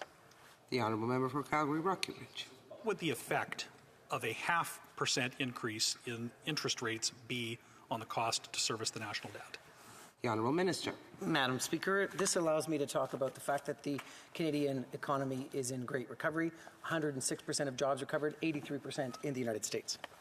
Honourable Member for Calgary Rocky Ridge. But what would a 0.5% rate increase do to the cost of servicing the national debt? The Honourable Minister. Madam Speaker, if the Conservatives want to help Canadians get through this pandemic and have an affordable future, they can support C2 and get people back on their feet. Honourable Member for Calgary Rocky Ridge. If this member would like to help Canadians, he could do his job by answering questions. This is Committee of the Whole, not question period. There's a fine contingent of public servants here with full of binders and briefcases. I'm sure they could help this member answer a question like, what would the effect of a 0.5% rate increase be on the cost to service the national debt? The Honourable Minister. Madam Speaker, there's partisan posturing taking place here. Let's have the facts. Moody's and S&P have reaffirmed Canada's AAA credit rating, and that is something that we can hang our hats on. Honourable member for Calgary Rocky Ridge. What about a 1% rate increase? What would that do to the cost of servicing the national debt? The Honourable Minister. Madame la Présidente, et je sais. Madam Chair, important support measures provided by the federal government, especially to companies affected by the pandemic, allowed us to recover. Yeah, if there was a 0.5% increase in interest rates, what would that do to the cost of consumer debt? The Honourable Minister. I quote Moody's once again, Canada's sovereign debt profile is supported by its very high economic and institutional strength, which underpins its resilience to economic shocks. The Honourable Member for Calgary Rocky Ridge. A 1% rate increase, what would that do to Canadian households that are suffering under the inflation tax and the likelihood of a rate increase to come? The Honourable Minister. Madam Speaker, our government is taking steps every day to make life more affordable, including the Canada Child Benefit and our $30 billion investment in childcare from coast to coast to coast. Honourable Member for Calgary Rocky Ridge. On what date will the budget be balanced? The Honourable Minister. Again, from Moody's, they expect Canada's credit profile to be resilient over the medium term for growth. We are going to continue to reduce spending as an anchor of GDP, debt to GDP ratio. The Honourable Member for Calgary Rocky Ridge. Would the Minister like to check with officials and answer the question? The Honourable Minister. Madam Speaker, I think I was clear, as has been the Finance Minister. We are going to reduce spending as the debt to GDP ratio and will continue to bring that ratio down. Honourable Member for Calgary Rocky Ridge. How much credibility does this government expect to have on this when they have blown through every single marker of debt to GDP and every other measurement of public debt since they've come to office? The Honourable Minister. Madame la Présidente, Moody's s'attend que le profit. Madam Speaker, Moody's predicts that there will be long-term medium growth. How many applications into the first-time homebuyer initiative have funded in 2021? Honourable Minister. Madame la Présidente, nous allons continuer à investir. Madam Speaker, we will continue to invest in Canadians through the Canada Child Benefit, as well as $30 billion in childcare. Honourable Member for Calgary Rocky Ridge. Madam Speaker, the Prime Minister several times in the last 2 weeks has touted that program as part of its housing solution. In July of 2021, they had only funded 9,000 out of the 100,000 expected. So could you give us an update on that program and how many mortgages have funded under the first-time homebuyer initiative? The Honourable Minister. Thank you, Madam Speaker, and I'm very pleased that I'm asked a question about housing. There is too little time to describe the loads of measures that we have put into place that have helped in many respects 1 million Canadians since the start of the National Housing Strategy in 2017. One member for Calgary Rocky Ridge. Does he think 9 out of 100,000 target is an acceptable metric or an acceptable mark of success for a program that they described as a transformational program on the eve of the 2019 election? The Honourable Minister. I mentioned 1 million Canadians, 530,000 Canadians lifted out of housing need because of the measures that we are putting into place, 300,000 homes being renovated, 150,000 new homes to be constructed just with one of those programs, and many more things to come. Honourable Member for Calgary Rocky Ridge. What's the median price of a single detached home in the city of Edmonton? The Honourable Minister. Madam President, the opposite party ran on a platform proposing a debt spending $168 billion. That's way more than we ever put in the paper. For Calgary Rocky Ridge. Is it possible that this minister doesn't know the answer to that question? I refer to his own city. Perhaps he knows the answer to the question, what is the median house price in the city of Edmonton? The Honourable Minister. Well, the example of Edmonton is a very good one, and I thank the member for that. It gives me the opportunity to talk about the $4 billion Housing Accelerator Fund, dollars investment that we look forward to investing with municipalities to help them build new homes. Member for Calgary Rocky Ridge. How much federal land has this government released for residential development? The Honourable Minister. Madam Speaker, our government is committed to making housing affordable from coast to coast to coast. Tens of billions of dollars invested in that, and we will continue to do that. Member for Calgary Rocky Ridge. Do these estimates contemplate carbon pricing on energy imports? The Honourable Minister. Madam Speaker, my question to the member opposite is, does he believe in climate change? Member for Calgary Rocky Ridge. Yes, and this minister will have a chance to ask questions when he gets over to this side of the House, although I doubt he would make it. I think. Come on back, Dave's coming.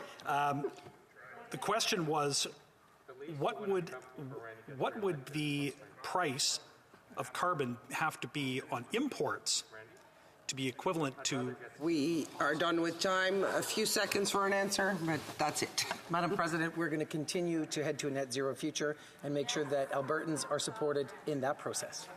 Honourable Member for Calgary-Midnapore. Thank you, Madam Speaker. Madam Speaker, salaries are rising at a rate of 2.5%, but yet the Consumer Price Index is rising at 4.1%. That's a delta of 1.6%. What is the government doing so that wages are keeping pace with inflation? The Honourable Minister. Thank you. Thank you, Madam Chair. Well, I'm pleased to be able to answer this question on childcare investments in the Canada Child Benefit. Very important support to families through the housing investments. Member for Calgary-Midnapore. Speaker, year-over-year increases of the CPI are approaching 5% annually, and it's supposed to be a target of 2% annually. So again, I ask, what is the government doing so that wages are keeping pace with inflation? The Honourable Minister. So I just spoke about families, and maybe I speak briefly about seniors. Increases in the OAS, increases in the GIS, along with the indexation of those pensions, these benefits. The Honourable Member for Calgary-Midnapore. Madam Speaker, in a tight labour market where we are statistically at full employment, where employers are struggling to find employees, what is the government doing to avoid wage inflation? The Honourable Minister. So 150,000 jobs created just a few days ago. Now 106% of jobs back to our country following COVID-19. For Calgary-Midnapore. The jobless rate plunged from 6.7% to 6% in November, putting us in a labour shortage crisis. What is this government doing to end the labour shortage crisis? Honourable Minister. The answer is $30 billion investments in daycare. Now, this is great for gender equality. This is great for job creation. This is great for child development. This is great for poverty reduction. Member for Calgary-Midnapore. Madam Speaker, the government is proposing solutions such as formal hiring processes, holistic packages, but this is only shifting the players on the board. We need new workers. What is this government doing to find new workers to end the labour shortage? The Honourable Minister. Just an example from my province, a $6 billion transfer to Quebec, which has had a great daycare system, not perfect, and therefore going to lead to an additional 38,000 spaces for our children, and therefore 38,000 more parents available for a job. Honourable Member for Calgary-Midnapore. Madam Speaker, I'll give the government an easier one. They're also proposing automation, which I actually think is a good idea. What is the government doing to promote automation in industry, again, to end the labour shortage here in Canada? Honourable Minister. Madam Speaker, we have a $1.4 billion digitalization program coming through Innovation, Science and Economic Development. I encourage the member opposite to have people in her riding apply for the fund. Honourable Member for Calgary-Midnapore. Madam Speaker, employers are experiencing delays of up to a year for receiving their labour market impact assessments. What is the government doing to expedite the LMIA process in an effort to address the labour shortage? The Honourable Minister. That's an excellent point, Madam Speaker. We also need, in fact, to have more people come into our great country. We need to have more support to those who want to retrain themselves and get the skills they need for the new economy. We need more women in the workforce, including greater access to childcare. Member for Calgary-Midnapore. Madam Speaker, up to 55% of entrepreneurs can't find enough workers, and this is limiting growth, which we need desperately at this time, and is forcing businesses to delay or refuse new orders. What is the government doing to help these small and medium-sized businesses find employees? Honourable Minister. I remind the colleague opposite that C2 would extend Canada Recovering Hire Program till May 7, 2022, and that would allow employers to hire people back at a discounted rate of 50%. That's one of the solutions to help the labour shortage. Calgary-Midnapore. I hope that the government can answer this question. Industries such as hospitality and tourism have been amongst the hardest in the pandemic, but are now struggling to come back because they can't find enough workers. So again, I ask, what is the government doing to help these industries which are struggling the most in an effort to find employees? Honourable Minister. Madam Speaker, the best thing that this House can do to address labour shortages for the hardest hit sector, including tourism, is vote for C2, pass it, and help these businesses get back on their feet and get the workers they need. Honourable Member for Calgary-Midnapore. Madam Speaker, data shows that 8.9 million Canadians claimed CERB checks, yet the actual number of new unemployed peaked at 1.5 million in May of 2020. Clearly, there was some type of fraud going on. So what is the government doing to hold these fraudsters to account and to get that money back into the public purse? Honourable Minister.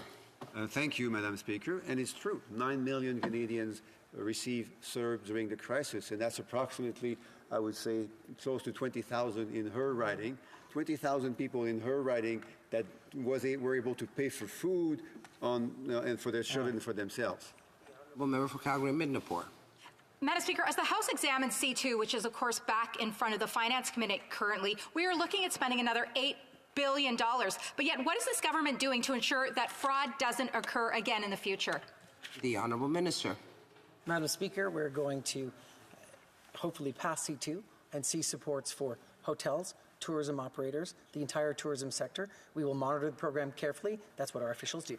The Honourable Member for Calgary-Midnapore. Madam Speaker, as reported today in the Toronto Star, the benefits are actually going to organized crime, including human trafficking, prostitution, and illegal firearms.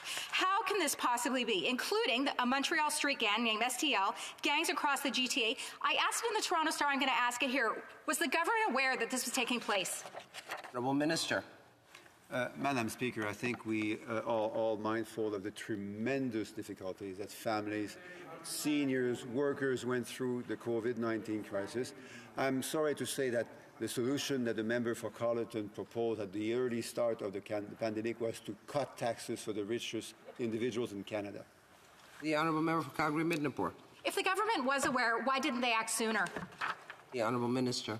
Well, as we just said, we not only did we act very quickly, but we did not do what the member for Carleton suggested, which was to cut taxes for the wealthiest Canadians. Midnapore. Honourable Member for Calgary-Midnapore. Had we followed the advice, we would have ended not in a recession, but in a depression. For Calgary-Midnapore. Will those implicated be prosecuted? The Honourable Minister. And therefore, we would not have ended up where we are now with more jobs than we had prior to COVID-19 and with more jobs relative to many other countries, including our southern neighbour. For Calgary-Midnapore. Madam Speaker, for thousands of low-income seniors, the guaranteed income supplement had significantly declined because they received the Canada Emergency Response Benefit. What is the Minister going to do to actively fix these issues for affected Canadians? The Honourable Minister. And I know the member is really well-intentioned, and I commend her for her goodwill and her concerns. This being said, as I mentioned earlier, the advice we got from her colleague, the member from Carleton, was very different than the one we did follow when it came to helping seniors during the COVID-19 crisis. Very brief question from the Honourable Member for Calgary-Midnapore. Thank you, Madam Speaker. This government is also turning their back on Canadians with disabilities. Those eligibility for CERB and CRB had to make $5,000 or more in the year prior. This could be from various sources, including parental EI programs. However, the government chose not to consider the CP. To give the Minister an opportunity to have a brief answer. The Honourable Minister. And she's right. There was indeed very important support for Canadians with disabilities. We know they were adversely affected by the crisis. Resuming debate, the Honourable Member for Surrey Centre. Thank you, Madam Chair. I'm pleased to rise in Committee of the Whole. This evening I will speak to Global Affairs International Assistance and the estimates as they relate to the international development portfolio before taking questions. The international development landscape has evolved significantly in the last 2 years. The pandemic has highlighted and exacerbated inequalities and reversed decades of development gains. Meanwhile, the global community has also faces serious conflicts and humanitarian crises in Afghanistan, Ethiopia, Haiti, and elsewhere. These crises demand our immediate attention. At the same time, climate change is having alarming impacts on least developed countries and small island developing states. We're seeing increases in drought, flooding, heat waves, crop failure, and biodiversity loss. As we near the pandemic's 2-year mark, we must keep these challenges in mind and look ahead to shaping a more sustainable, green, and prosperous recovery. Globally, there have now been more than 260 million cases of COVID-19 and 5 million deaths. New and worrying variants continue to emerge. The pandemic has had many wide-ranging socio-economic impacts, greater social inequality, disproportionate economic vulnerabilities, and burdens, strained health systems. Many of these impacts are expected to be long-lasting worldwide, but especially in developing countries. While 76% of Canadians are now fully vaccinated against COVID-19, vaccination rates in lower-income countries are severely lagging, Across the African continent, only 7.5% of the population are fully vaccinated. We are already seeing how vaccine inequality increases overall inequalities. It is reversing development gains, particularly for women, girls, and marginalized populations. After 5 million deaths worldwide, there's growing recognition that stronger preparedness and response is critical to countering future pandemics. This calls for the highest level of political engagement with a strong focus on accountability, transparency, and equity. Canada is acting on the findings and recommendations of the COVID-19 review bodies. We are part of a multi-sectoral, multi-stakeholder discussions on how to strengthen the global health ecosystem. Even before the pandemic, humanitarian needs had been increasing. Driven by protracted conflict and the effects of climate change, the number of forcefully displaced people had reached over 82 million worldwide by the end of 2020. It's a number that has not been seen since World War II. This world also saw the single largest increase in global hunger ever recorded, with an estimated 41 million people on the brink of famine. In recent years, we've seen a widespread rollback in respect for human rights and democratic freedoms. This poses a serious obstacle to sustainable development. The pandemic has laid bare long-standing governance challenges in all regions of the world, but particularly in developing countries, that lack of the public sector capacity to deliver services sustainably and equitably. Canada is committed to improving the effectiveness of its international assistance to address these challenges. We will work with a diverse range of partners to take a whole-of-society approach that leaves no one behind. Since February 2020, Canada has committed more than $2.6 billion in international assistance response to COVID-19. More than $1.3 billion of these funds went to the Access to COVID-19 Tools Accelerator, more commonly known as the ACT Accelerator, to facilitate equitable access to COVID-19 medical countermeasures. We are strongly committed to the ACT Accelerator and its pillars, including the COVAX facility and its advanced market commitment. Canada will donate the equivalent of at least 200 million COVID-19 vaccine doses to the COVAX facility by the end of 2022. Canada supports global efforts to stabilize developing economies and to bring about pandemic recovery. Through Prime Minister Trudeau's collaboration with the Prime Minister of Jamaica and the Secretary General of the United Nations, Canada is working with the international community to develop practical responses to the pandemic's socioeconomic and financial impacts. This work builds on Canadian leadership in financing the Sustainable Development Goals over the last decade. Canada is also committed to doubling its global climate finance contribution to $5.3 billion over the next 5 years. We will continue to explore ways to use these funds to mobilize additional financial resources to tackle the climate crisis. Canada recognizes the pandemic's disproportionate impact on women. We're leading the call for greater attention to the matter of paid and unpaid casework.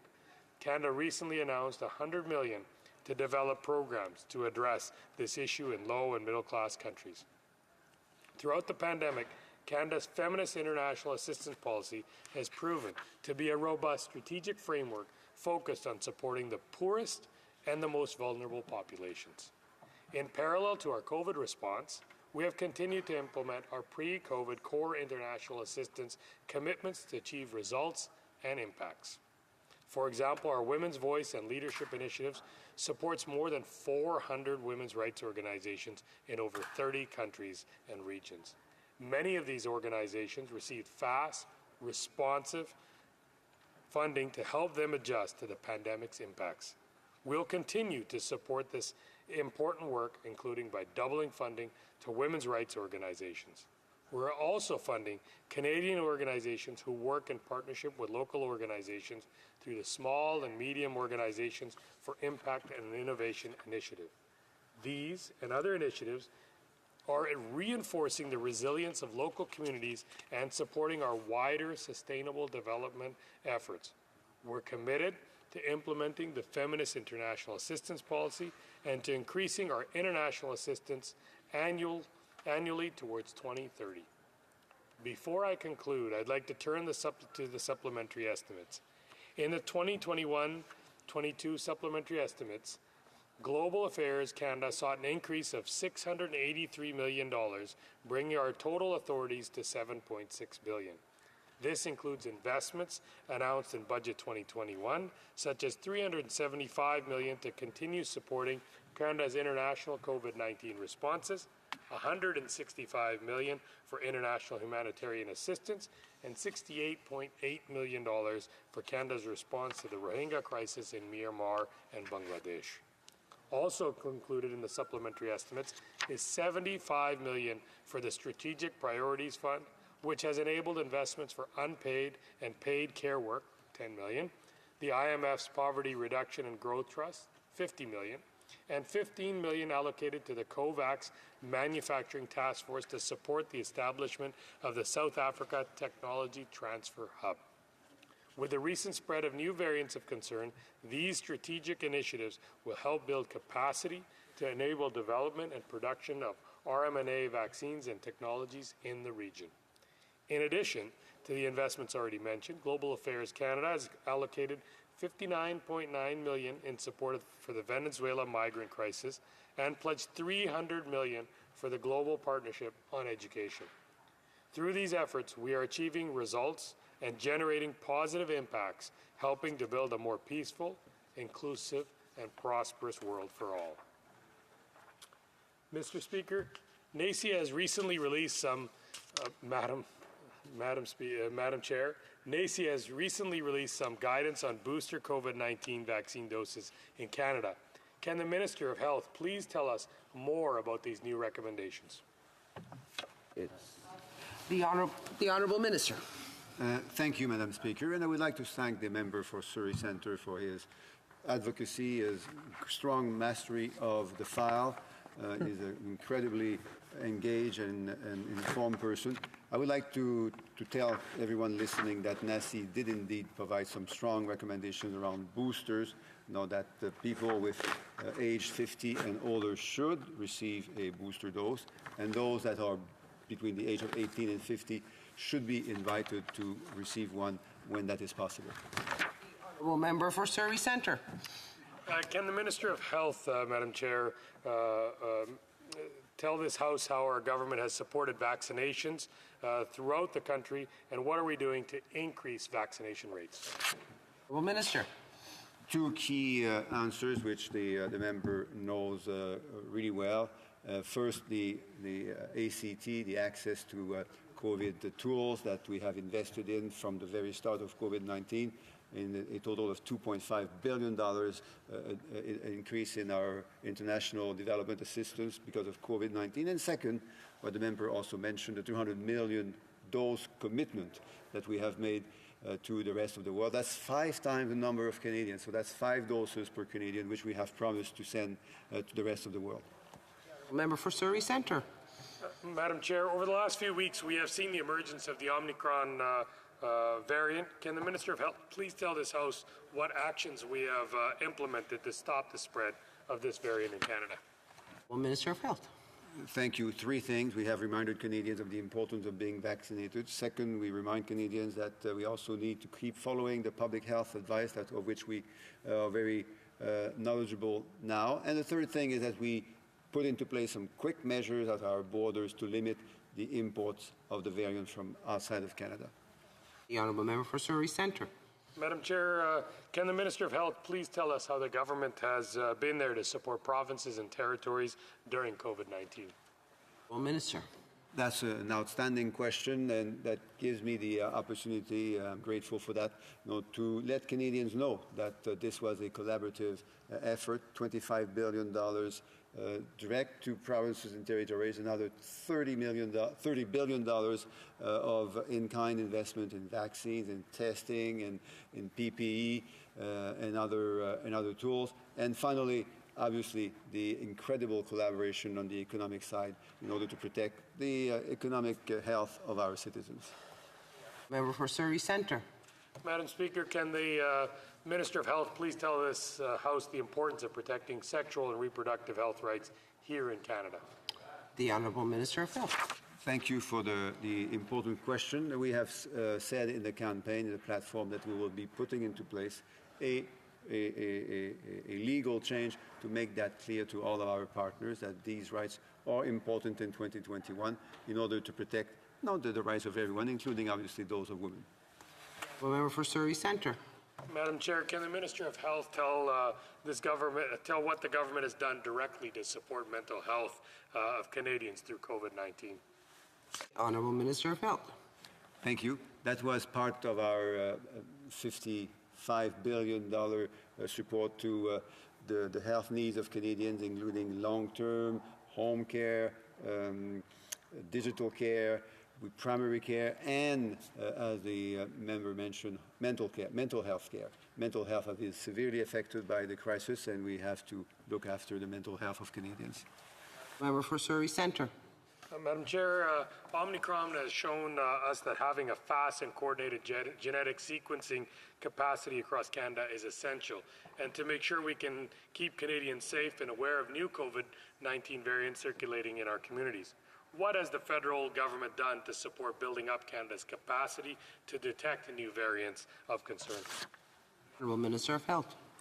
We have an immensely great center called the National Microbiology Lab in Winnipeg. I'm not from Winnipeg, but I know how proud people from Manitoba and all Canadians are of that particular lab, and they've been extremely forthcoming, often ahead of other nations when it came to designing tests and procedures to protect Canadians from COVID-19. So we can be very proud of the work they did with many other scientists across Canada.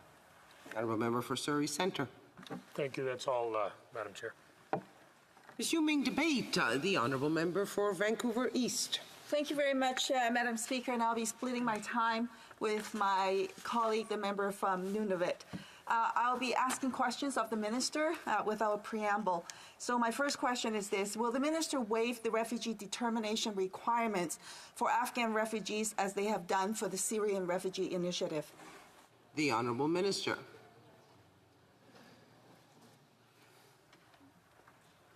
Thank you, Madam President, and I would, if possible, ask my honourable colleague to repeat her question as I missed the fundamental of her question. Thank you. The Honourable Member for Vancouver East. I hope that doesn't take the time out from my allocation. Okay, yeah, will the Minister waive the refugee determination requirements for Afghan refugees as they have done for the Syrian Refugee Initiative? The Honourable Minister. Madam Speaker, as you know, our government is committed to bring the 40,000 refugees as we campaigned and also as we are determined to bring them to our country. And the officials and the government is working very hard to bring these 40,000. The Honourable Member from Vancouver East. It wasn't the question. It was about refugee determination, and I know that the Minister did not answer the question either. She doesn't know the answer or she's refusing to answer it. My next question is this. If they're not able to obtain refugee determination from the UNHCR, they will not be able to seek refugee status from Canada. How can they then get to safety? The Honourable Minister. And again, Madam Speaker, we are committed to bring the Afghan refugees and different communities here in Canada. We will continue to work hard to bring the refugees to Canada. The Honourable Member for Vancouver East. And again, the Minister did not answer the question. Many Afghan interpreters and their families, human rights activists, women and girls are in a dire situation as they're not able to secure visas or renew passports or other travel documents. So will the Canadian government provide temporary travel documents to these individuals, including ATRP? The Honourable Minister. Madame la Présidente, vous savez... Madam Chair, in August 2021, the Taliban took control of Afghanistan. Canada is very worried about the deterioration of the humanitarian situation and the security situation in Afghanistan. We will continue to evacuate the 40,000 Afghanis we have committed to bringing to our country. Vancouver East. On this track where the minister is refusing to answer or even touch on any of the issues that I'm asking of her, has the cabinet approved the 40,000 Afghan refugee targets announced by the Prime Minister? The Honourable Minister. Madame la Présidente, Madam Chair, since the beginning, our government has been working very hard to coordinate efforts in order to ensure that the 40,000 Afghans we committed to bringing to the country come to the country and safely. Thus far, 3,800 Afghans have arrived in Canada. East. That's not even 1/10 of what the government said they would bring in. My question is, has Cabinet approved the 40,000 target that has been announced? The Honourable Minister. encore une fois, Once again, Madam Chair, I'd like to state that we are working very hard to meet our target. The Minister for Immigration said yesterday that 2 planes are coming and over 500 Afghans are arriving today in Canada. Refugee admissions been met this year? The Honourable Minister. nous avons des objectifs. We have very clear goals. We will continue to work hard to meet our targets. These are fairly straight up questions to the minister. I don't know why she's avoiding in answering any of them. Can the minister tell us the current immigration levels accommodate the 40,000 Afghan refugee targets? The Honourable Minister. Madame la Présidente. Madam Chair, as I have said, we have a goal. I said that we have brought 3,800 Afghans to Canada. 500 Afghans have arrived in the past 24 hours. We are working with our partners and allies to continue to pursue our repatriation efforts. Well, the minister's not answering any of my questions. She keeps on reciting the message box, but not answering any of the questions. Now, Canadians are extremely generous, even during these difficult times. Many want to privately sponsor refugees to Canada. So will the government increase the number of sponsorship agreement holders? The Honourable Minister. The Honourable Minister. Indeed, Madam Speaker, Madam Chair, we must thank Canadians who are taking part in our efforts to welcome Afghans to Canada. We will continue to do everything that we can to bring these individuals to Canada as soon as possible. Will the government increase the number of sponsorship agreement holders? The Honourable Minister. We are continuing to find different ways to bring the 40,000 Afghans that we committed to bringing to Canada. We made this commitment and we've confirmed it. November is usually when the new immigration levels plan is released. This year, no immigration levels plan has been made public. When will the immigration levels plan be made available? The Honourable Minister. The Honourable Minister. As you know, the multi-year immigration plan for 2021 through 2023 was tabled in October 2020. We will continue to follow that plan. The Minister for Immigration will, of course, East. As the minister knows, normally a new immigration levels plan is tabled every November, and there isn't one this year. There is a huge backlog in the immigration system with every stream. So when does the minister anticipate that we'll get back to pre-pandemic levels? L'Honorable Ministre. The Honourable Minister. Madam Chair, the pandemic has added a lot of pressures, but we are continuing our efforts to welcome and resettle immigrants here in Canada. The Minister for Immigration has said in this place that we will put forward targets. Waiting 2 to 3 years for their application to be processed. At the rate in which things are going, it is going to take 3 years to process and get us back to pre-pandemic levels to clear the backlog. A number of caregivers who have passed Canadian nursing exams and met all licensing requirements to practice, but are unable to do so because their employer-specific work permit. This is a waste of talent, especially at a time when we have a nursing shortage. Will the minister expedite their PR applications or provide them with a bridging open work permit so that they are able to work in the healthcare system? The Honourable Minister, 15 seconds. Once again, Madam Chair, I thank my honourable colleague for her questions. It is very important to be able to welcome immigrants with different professional expertise. This helps us meet workforce shortage demands, and healthcare labor is a priority for us. That I did give her 30 seconds more. The Honourable Member for Nunavut. It's about that. I have appreciated the minister's responses and their willingness to work together. I'll be asking my questions to the Indigenous Services Minister. I understand and acknowledge that they've been willing to work together. In my line of questioning, I will ask responses to be provided with timelines and amounts. My first question is regarding housing in Nunavut. Can the minister please advise how the federal government is investing in new housing for Nunavut in this fiscal year?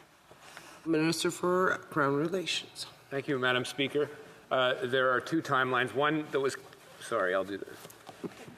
Too eager to answer the question, Madam Speaker. For the interpreters. There are two timelines I think that was important to bear in mind for people. One, the $500 million in infrastructure that we committed has gone through the Treasury Board. That is intended for shovel-ready projects in Inuit Nunangat over the next 3 to 5 years.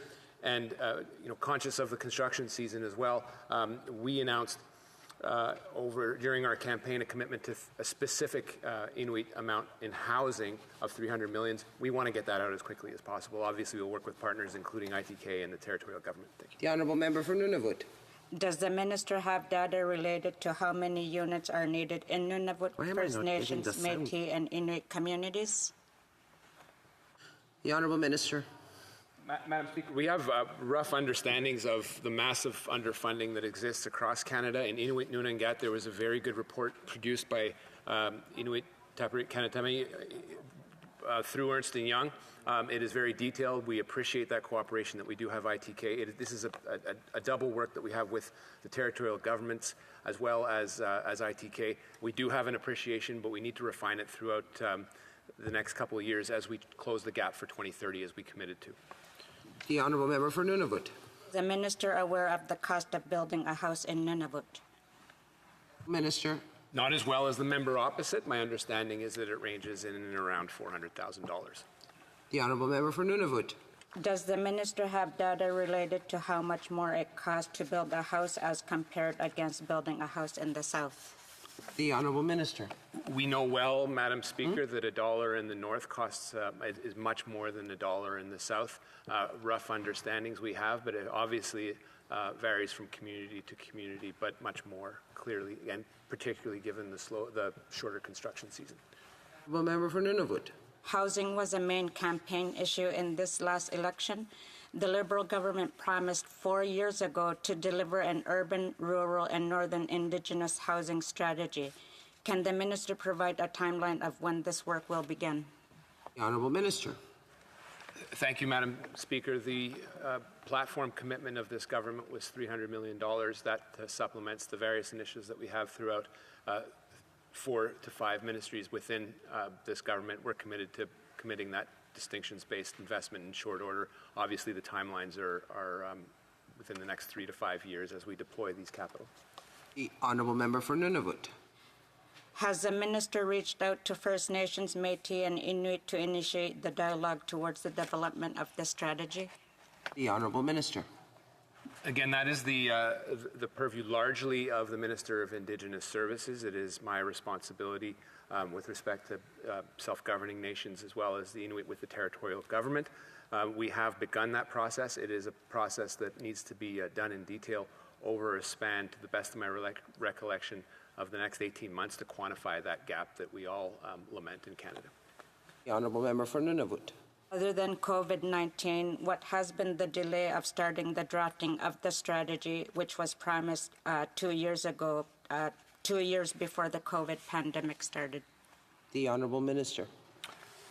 I would say, one, there's no excuse. Two, it has largely been due to COVID.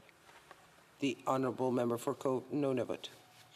By how much will the minister increase short and long-term federal investments in housing in Nunavut and Indigenous communities now and in the future?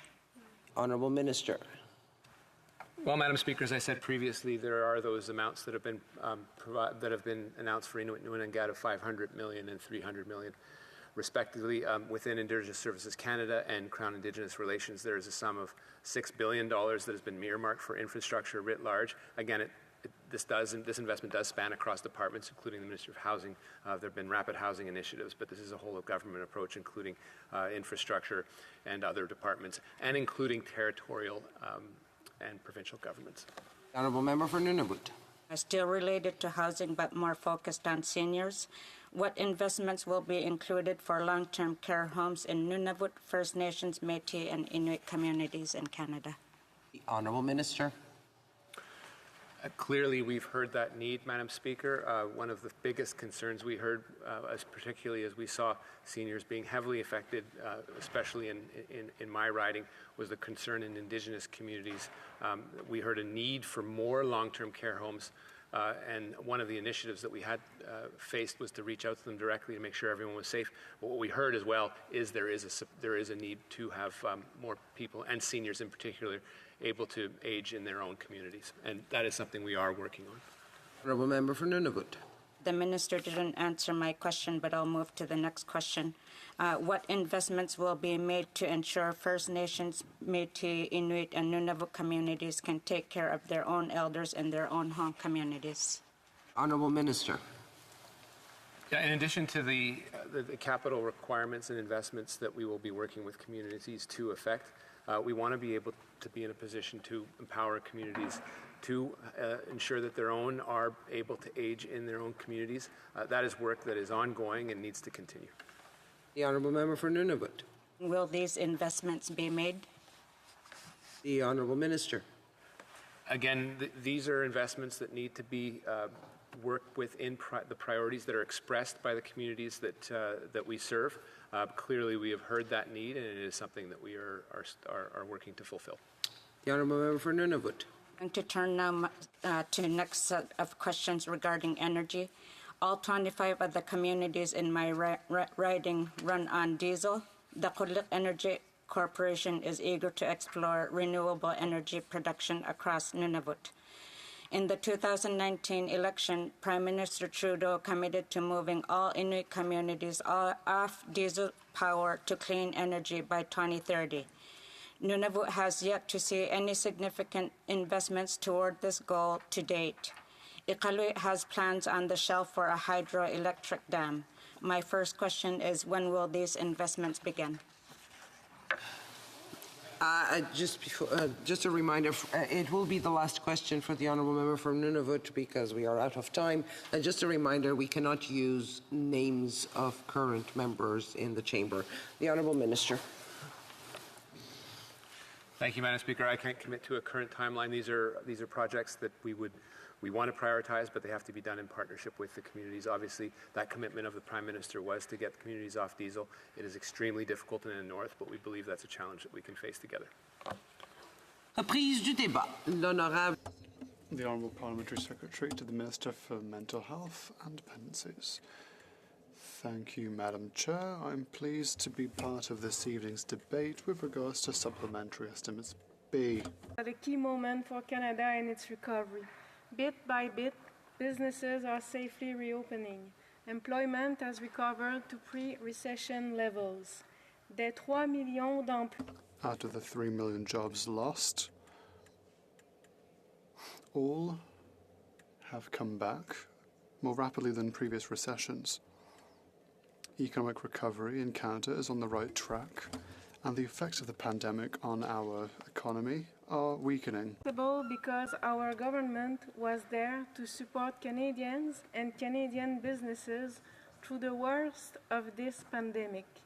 programs like the Canada Emergency Response Benefit, the Canada Emergency Wage Subsidy, the Canada Emergency Rent Subsidy and Lockdown Support, and the Canada Emergency Business Account kept businesses from closing their doors and kept Canadians from losing their jobs. Si l'on considère uniquement la subvention salariale du...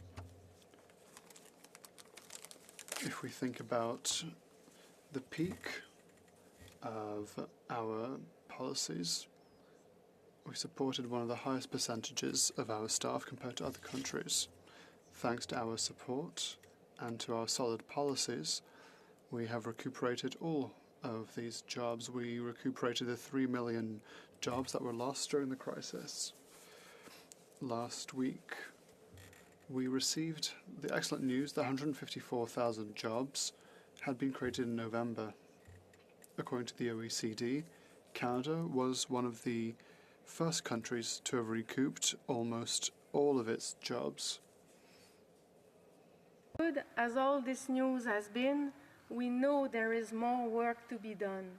We know that not all sectors have fully recovered, and we know that there remains risks from new variants of this disease.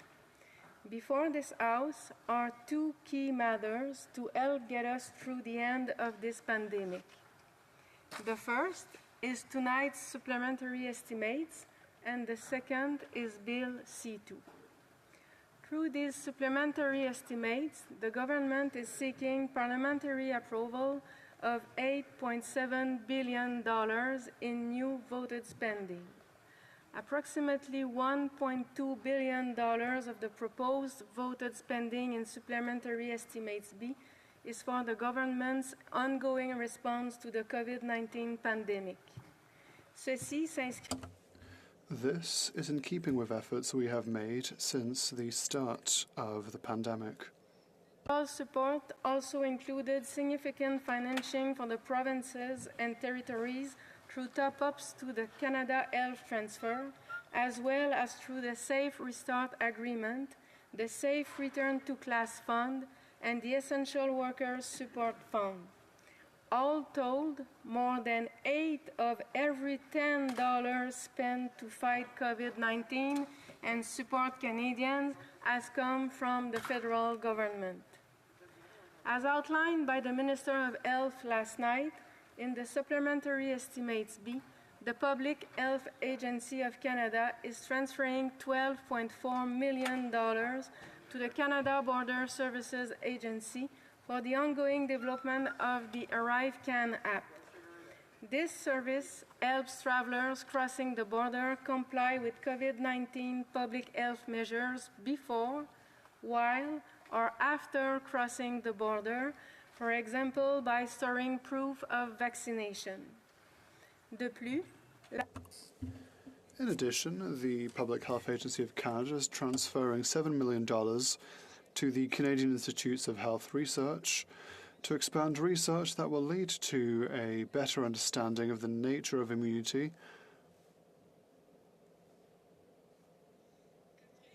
following COVID-19 infection and vaccination. Canadian Institute of Health Research is for approximately $23.7 million in voted items and $495,000 in statutory credits in the Supplementary Estimate B.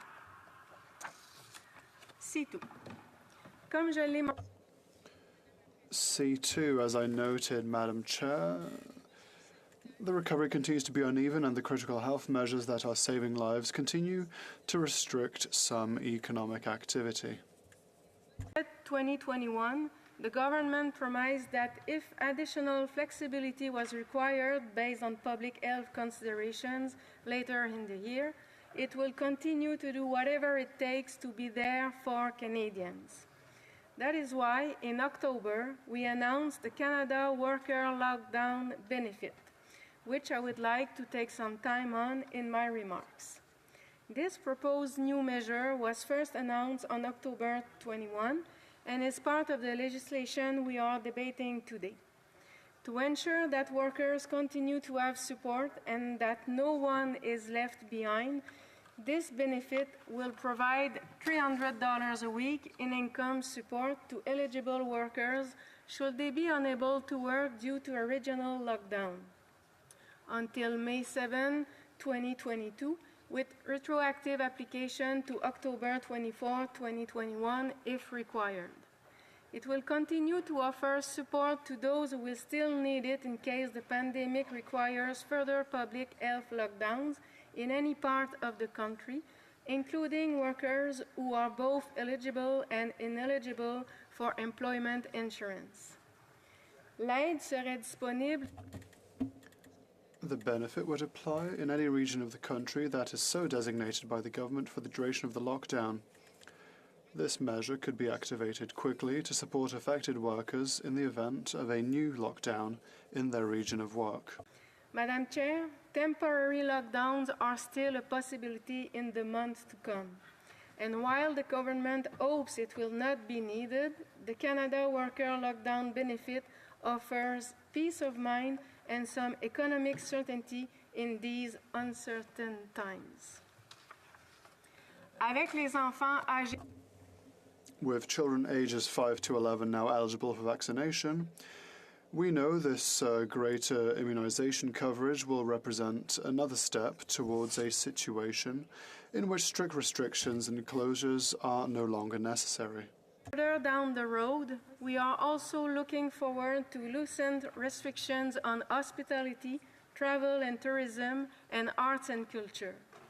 This new measure and the other targeted support, such as the Tourism and Hospitality Recovery Program and the Hardest Hit Business Recovery Program proposed in the bill we debate today, will help bridge Canadians to full recovery in hard-hit sectors.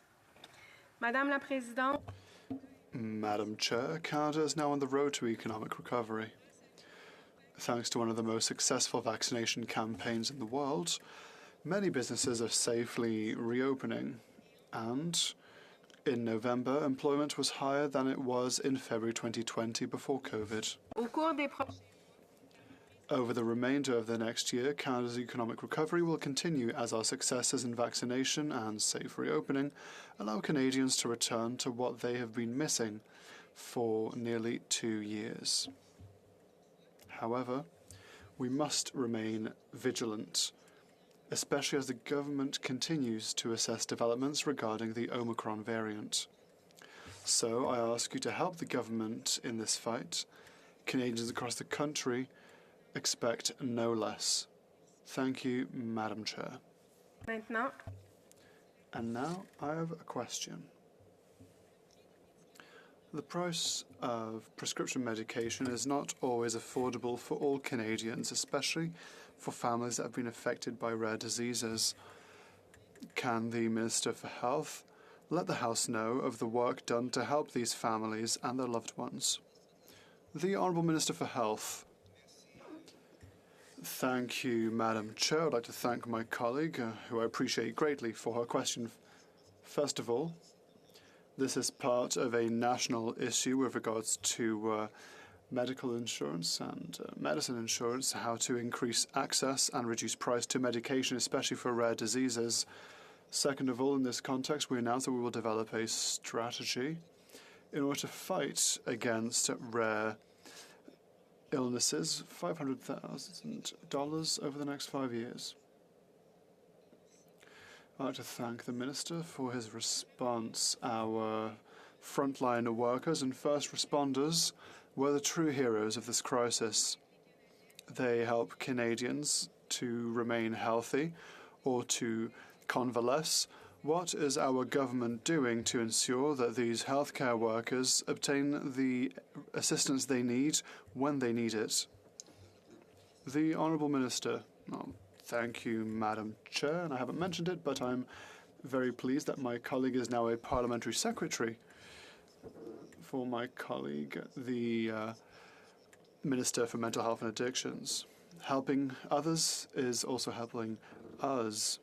It's helping everyone. So investment in fighting COVID-19, $55 billion. This amount has allowed us to help people in the healthcare system, in the long-term care system, if they are people who vaccinate, who carry out COVID tests or who implement sanitary measures. It's all very important. I'd like to thank my colleague for allowing me to remind everyone of this. The Honourable Parliamentary Secretary.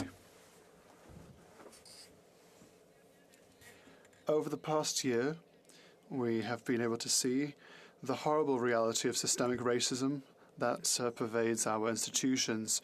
Tragedies like those experienced by Joyce are not isolated.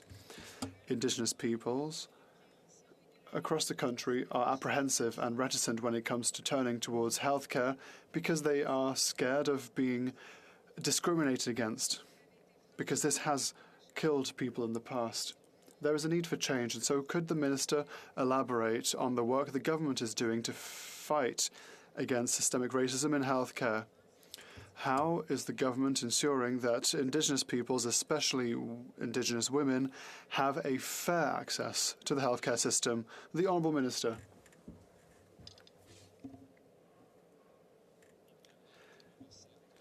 Well, as we know with the tragic death of Joyce Echaquan,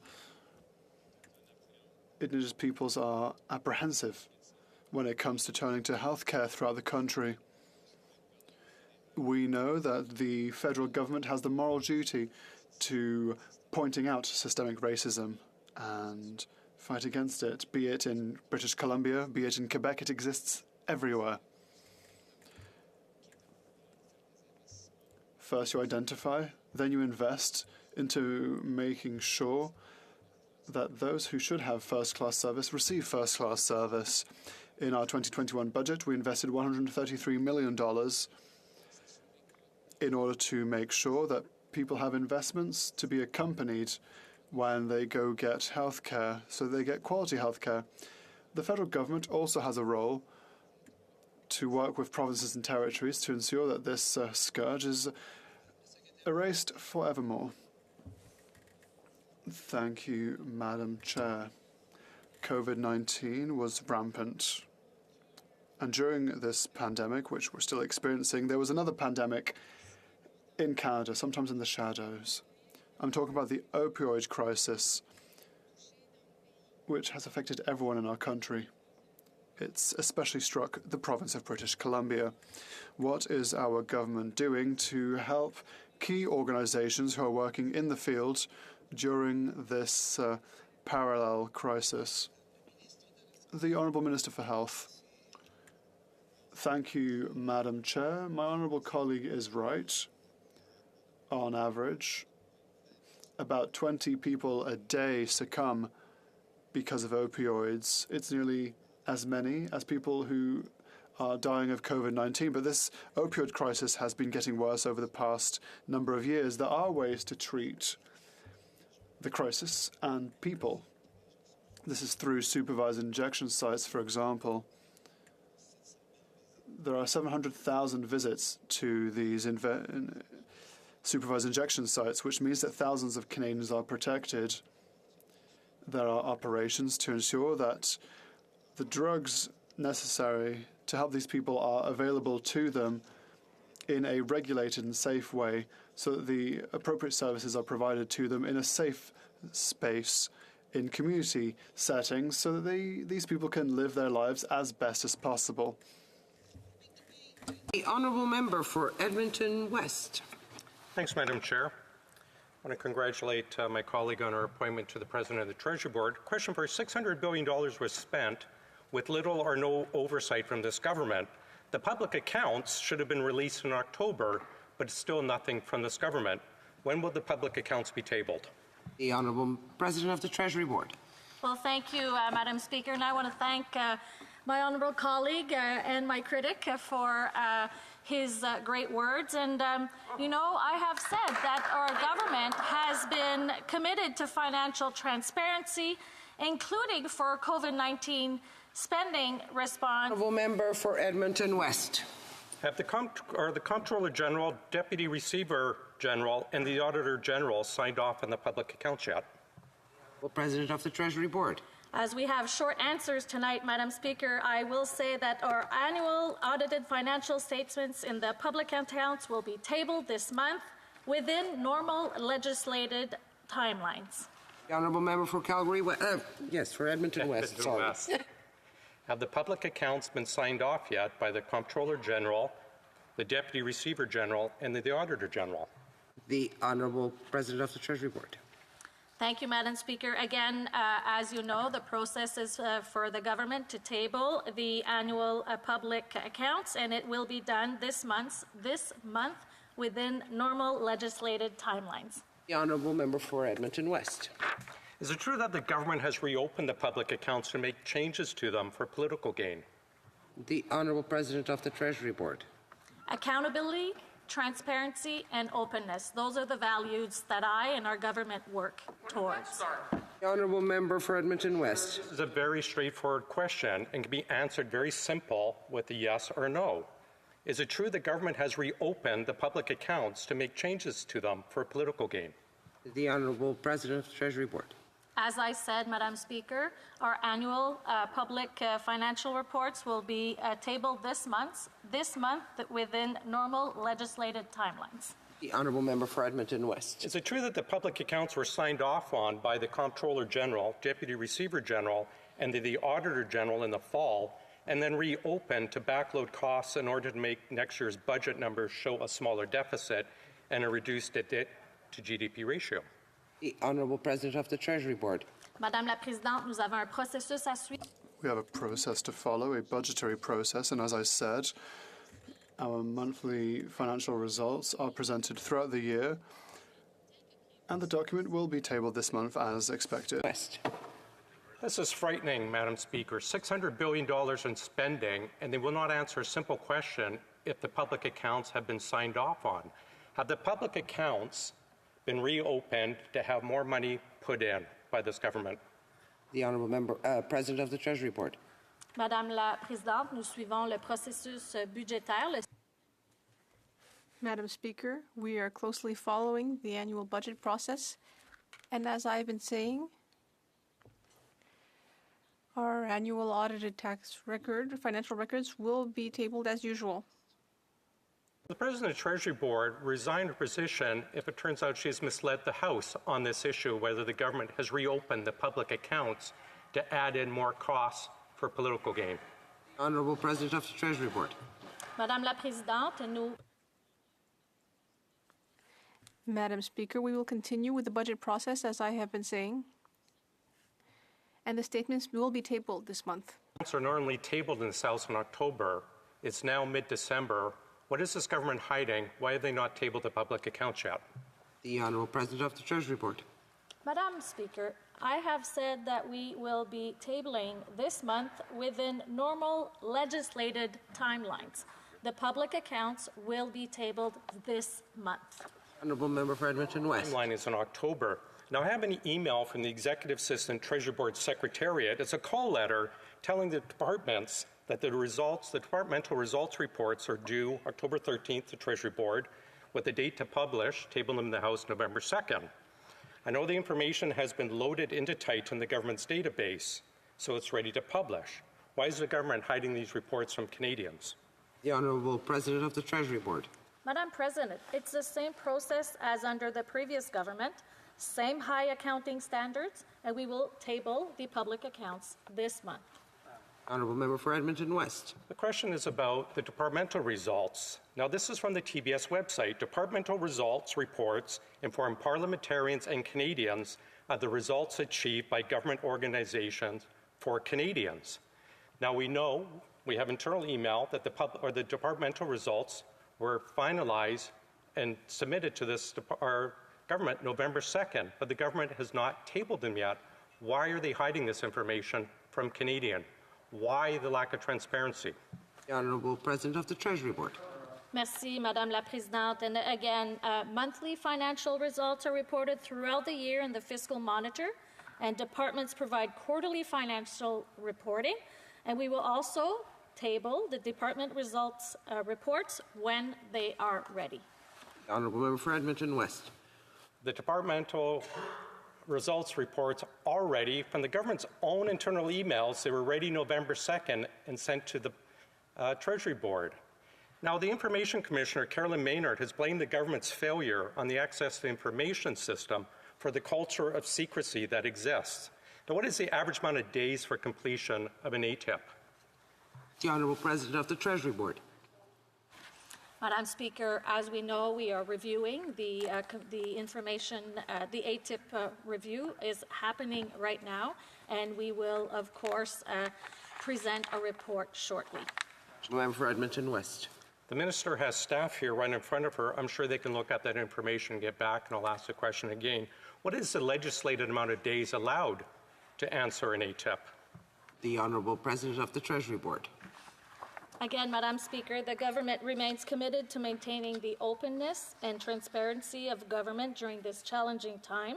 In Budget 2021, we also committed significant new funding to improve and review. The Honourable Member for Edmonton West. The legislation is 30 days. That's the law. You should know that, Minister.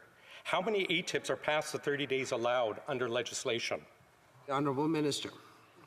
Again, Madam Chair, I would like to thank the honourable colleague for his question, and I will continue to say that we are currently doing a review to make sure we can. Member for Edmonton West. The Minister's own departmental plan shows that their goal is to violate ATIP legislation 10% of the time for ATIP requests. Why is the government setting a goal for the legislation to be ignored for 1 out of every 10 ATIPs? The Honourable President of the Treasury Board. Madam Speaker, again, I will repeat that the government remains committed to maintaining the openness and transparency of government during this challenging time.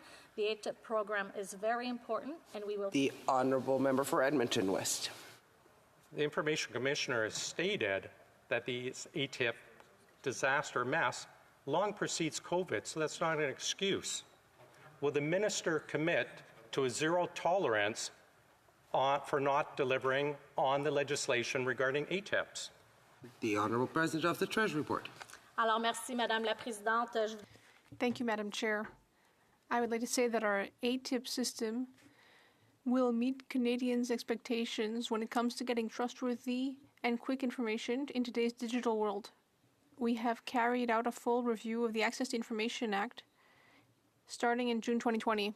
From the Minister's own departmental plan signed off on by the previous Treasury Board Minister, sets a percentage of employees that indicate, public service employees, indicated they've been victims of harassment. Their goal is to have 12%. 1 out of every 8 is their goal. Why is their goal not zero tolerance for harassment? The Honourable Minister. Madame la Présidente, on sait que le harcèlement, ce n'est pas. Madam Chair, we know that we want to avoid having any harassment, and so we will continue bringing forward plans in all of our departments in order to be sure that we can reach that point. Edmonton West. If you wish to avoid harassment, you don't set a goal of 12% of your staff to be harassed. You set your goal for zero tolerance. How much is in the estimates to settle class action suits against the government for its employees for harassment issues? Honourable President of the Treasury Board. Madame la Présidente, zéro. Madam Chair, zero tolerance for harassment. That is what we are working on and will continue to do so. Member for Edmonton West. Well, I've read the estimates. There's $250 million alone just in D&D. And this government has not set zero tolerance as a goal. It has set 12% as a goal. Now, last night in her speech to the estimates, the Treasury Board President read right from the estimates documents that the estimates are seeking Parliament's approval for the spending. Yet the estimates contain $7.1 million for a book fair in Frankfurt that has already happened.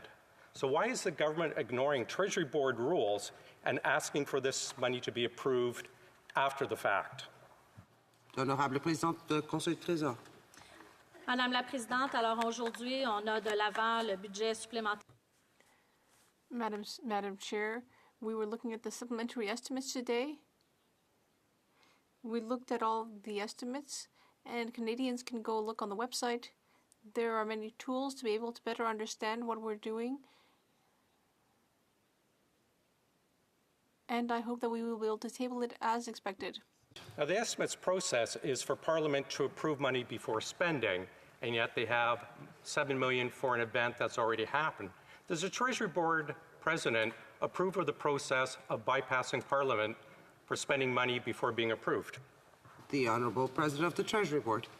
Again, the supplementary, Madam Chair, the supplementary estimates that I tabled on November 26 provide details on government spending to parliamentarians and Canadians. They also represent a reconciliation of all of the planned spending to date for this fiscal year, and with the spending outlook provided with Budget 2021. The Honourable Member for Edmonton West. The homeless rate in Edmonton is up 60% since the Liberals took over.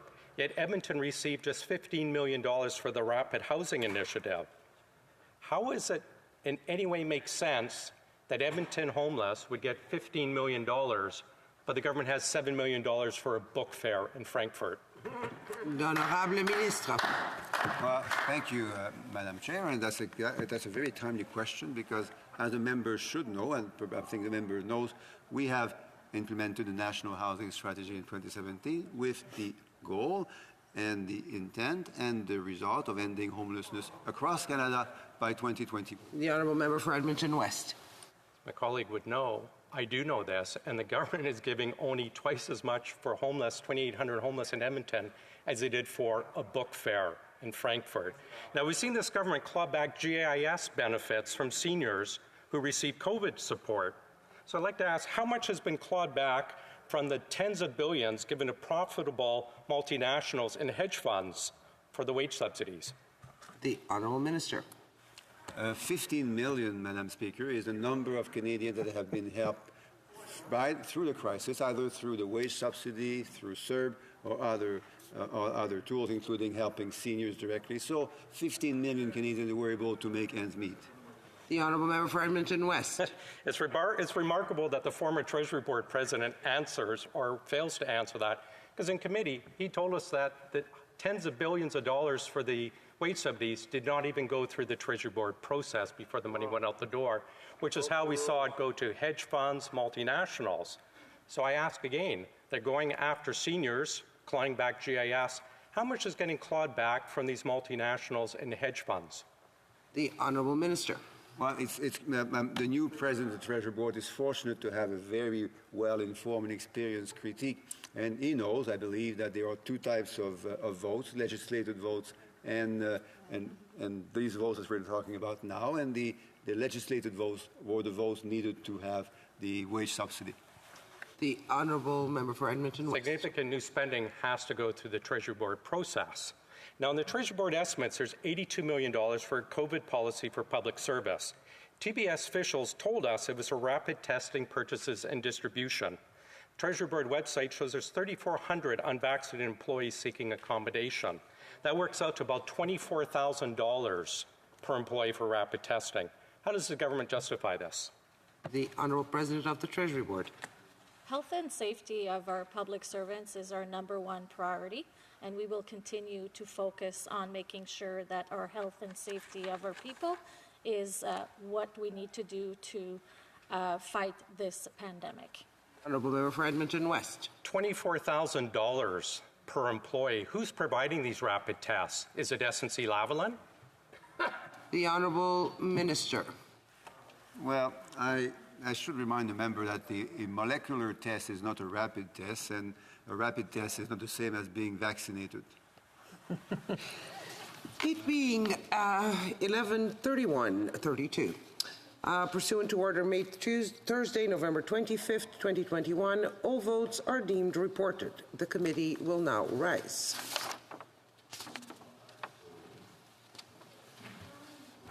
So it's after the